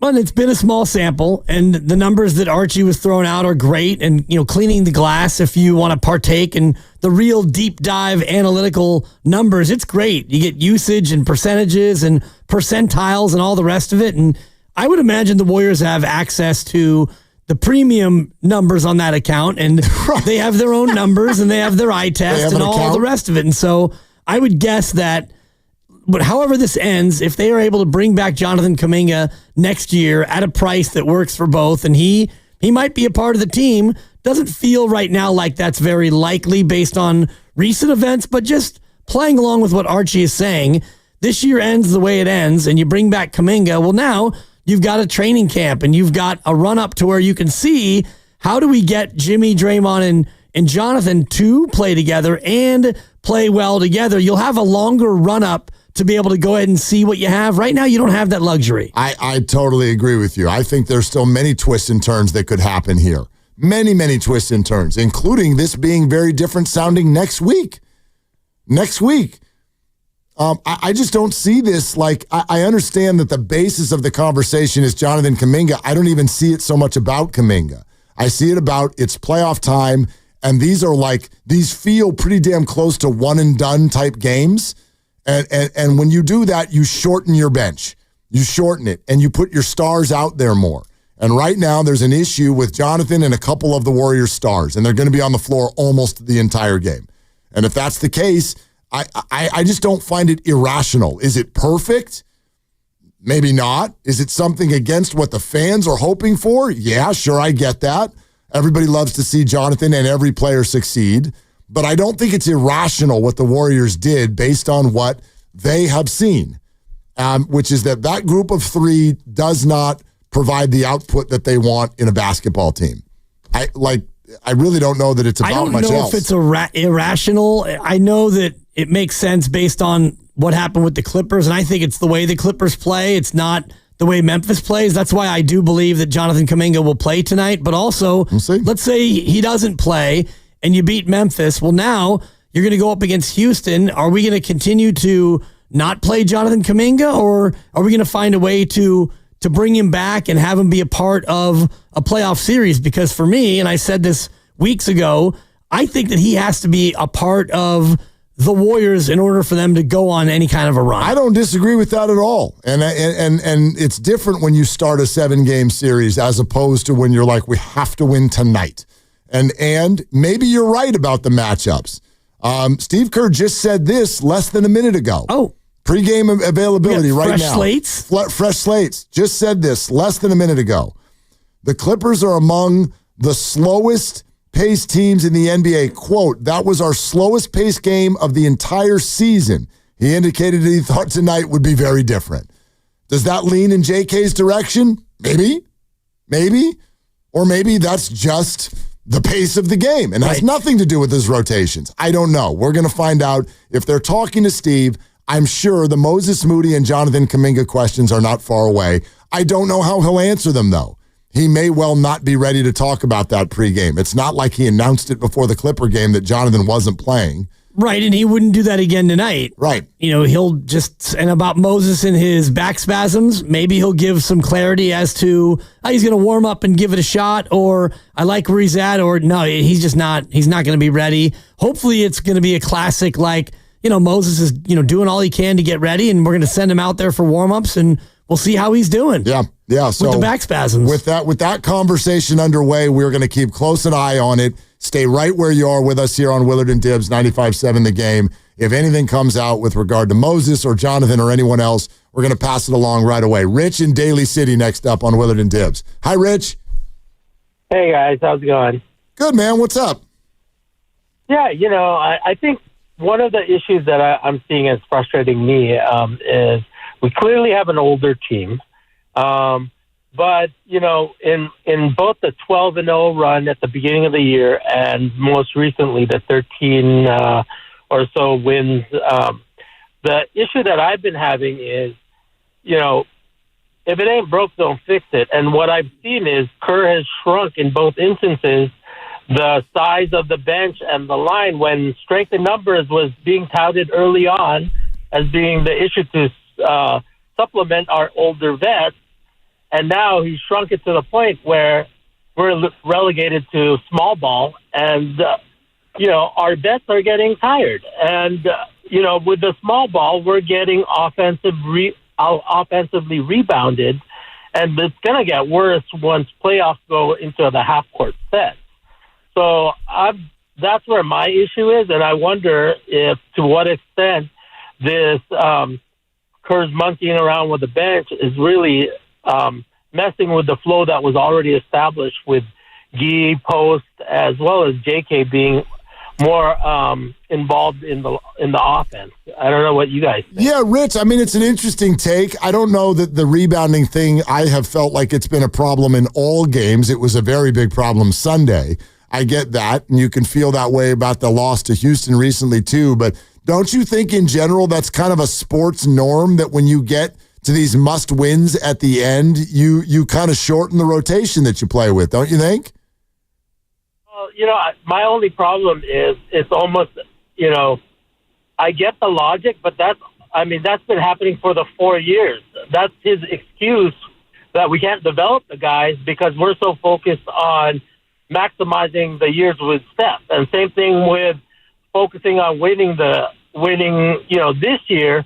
We're ignoring the blatant fact that we have a deeper bench to address some of these issues, but he's stubbornly refusing and fixated on using GP3 out of position more times than not. And, I'm only concerned we haven't added any size, and it's going to be more relevant when we're playing bigger teams with more length and athleticism, that we're still playing small ball. I mean, I grew up watching Nelly ball, and I was sick of that back then, and he's reverted back to that. Yeah. And don't you think it's gone pretty well though, Rich? Don't you think it's gone well? You said he uses this as an excuse every time. Don't you think that it's gone pretty well, don't you think? Well, I think the logic is you use a small ball lineup to outrun the bigger lineups. But as playoffs go, it becomes a half-court game, and then that's where the size starts kicking in. I think throughout the years, people are saying, oh, look, they're winning, and so forth. But look at the teams that are left. All of them have at least 2 or 3 7-footers, 6'11" guys that are athletic and can rebound.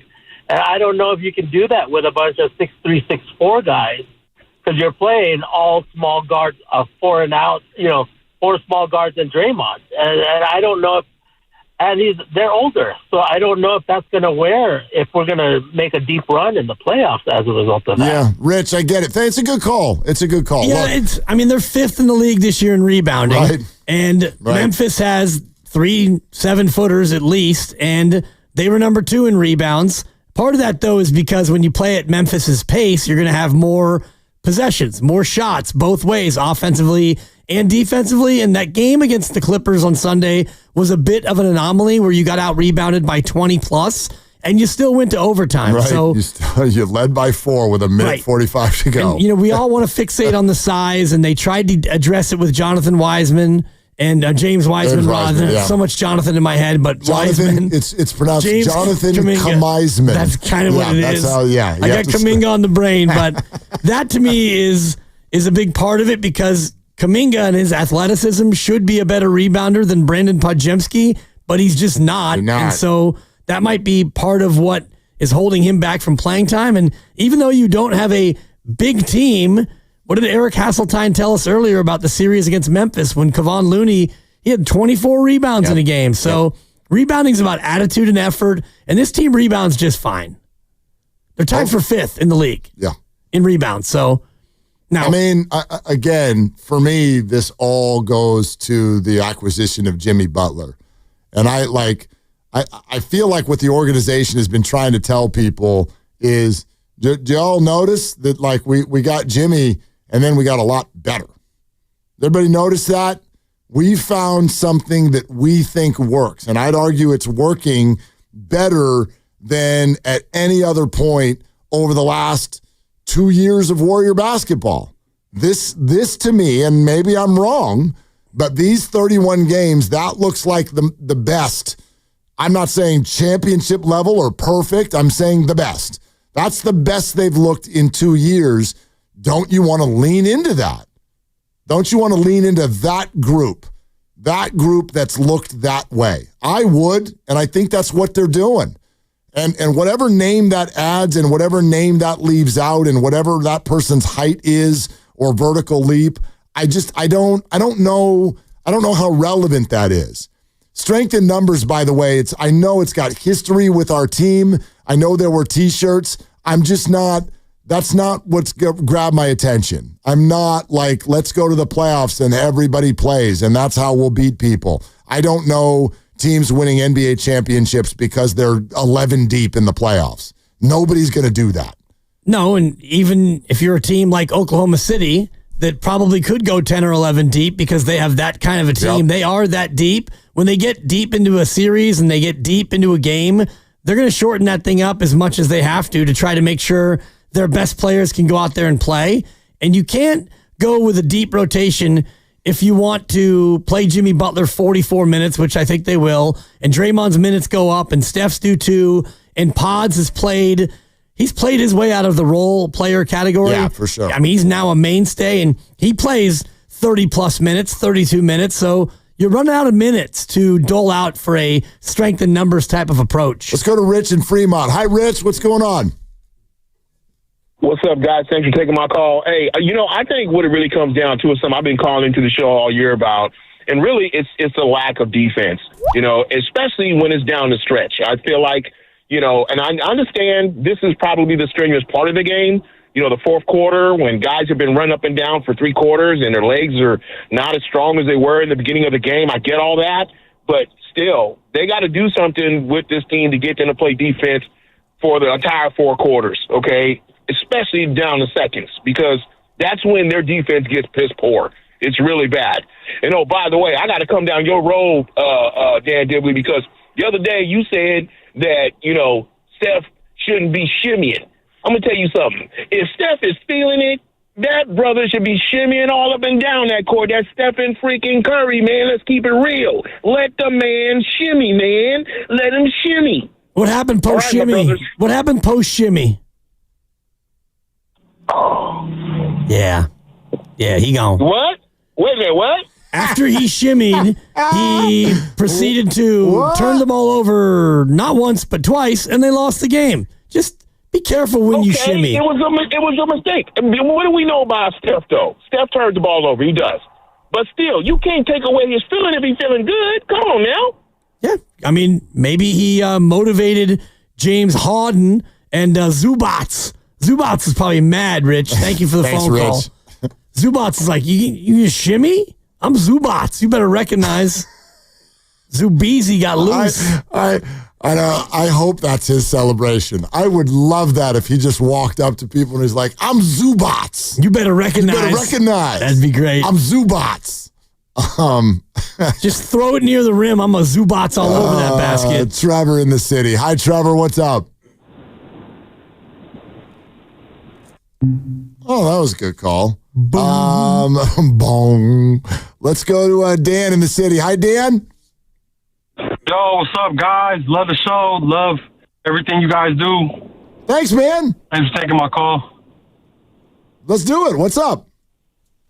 Yeah, I just wanted to tap in a little bit and talk about the issues everyone's having with us going small.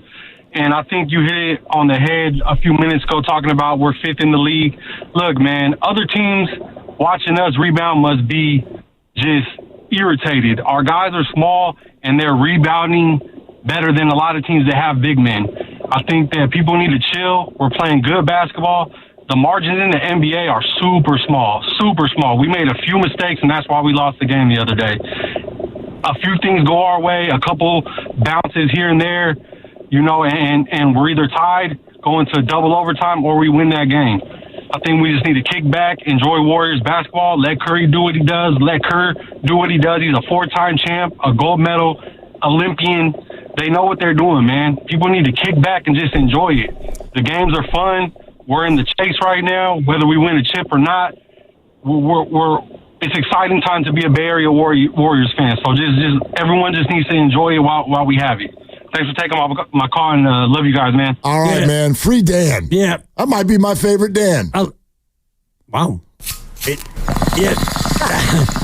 Were you getting some of those vibes? And always. Well, if he was, that's okay. First of all, it is officially a Dan day. Yeah. Secondly, if he is hitting the bubbler, how do you hit the bubbler and talk at the same time? That's a talent. I don't know. Oh, by the way, the fact that Lucas is on the board, you can tell. I don't think Grandy even knows what that drop is.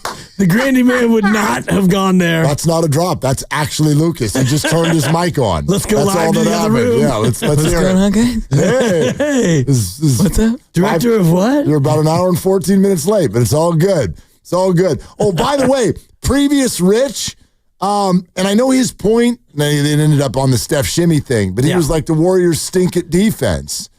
I'm like, since they got Jimmy Butler, their top 5 defensive rated team, and by the way, even over the full season, because of what's happened recently, did you know that the full season, the Warriors right now are 7th? In defensive rating. And that encompasses the whole year. And they were middle of the pack prior to Jimmy coming to the team. So I know it's hard when your favorite team loses to admit that they're good. I know it's hard. We don't do that on sports radio very much. But I want to thank Dan for calling in because it's just a fact that I hope everybody has to just find a way to deal with this. The Warriors are good. And the hard thing about... I'll have something different to say tomorrow if they lose. Well, and when you want to get upset about the small lineup, you have to remember that when they go small, defensively, they have a size disadvantage, but offensively, they have a size advantage. And you get some of these big stiffs into a switch. And watch what happens tonight with Zach Edey of Memphis, 7'4" rookie. Watch how the Warriors will play him off the court.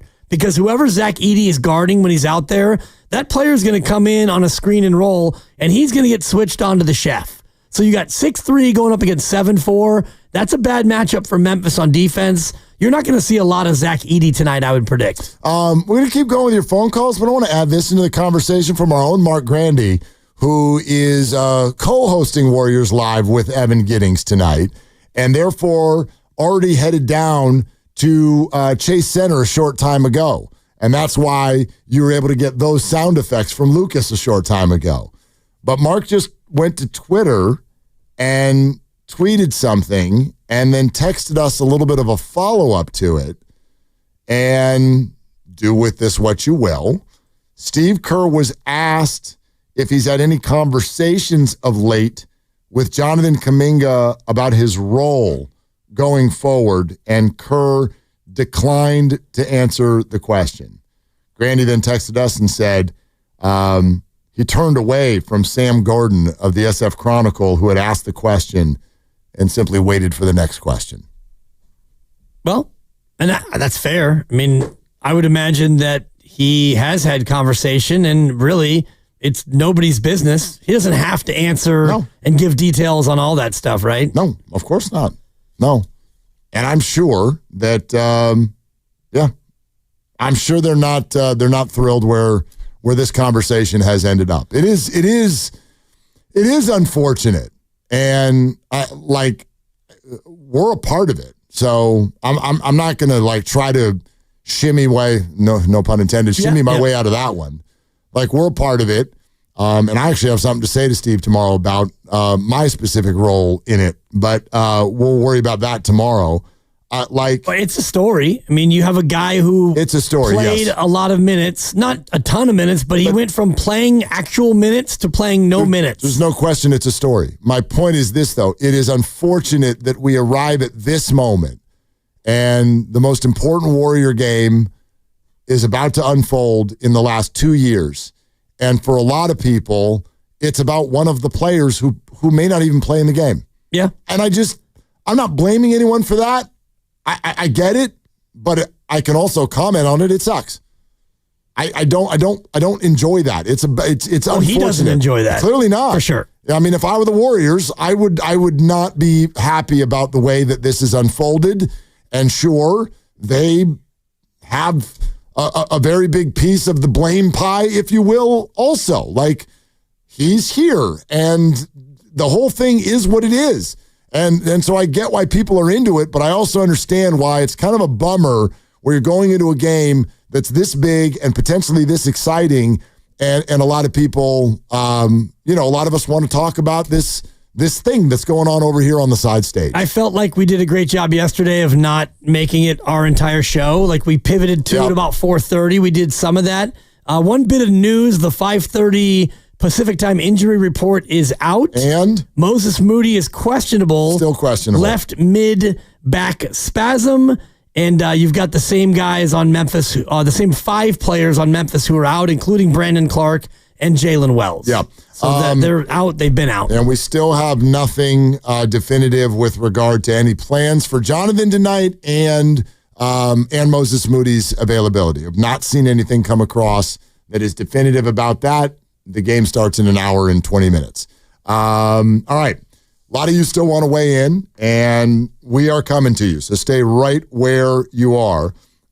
If you haven't already, make sure you subscribe to Willard and Dibs on the free Odyssey app or wherever you find your favorite podcast. We'd love that. And do that for the other shows as well, and you can hear all the content. Anthony Slater, for example, on This Morning with the Joes. And so that, among many other things that you can check out if you head over there. All right.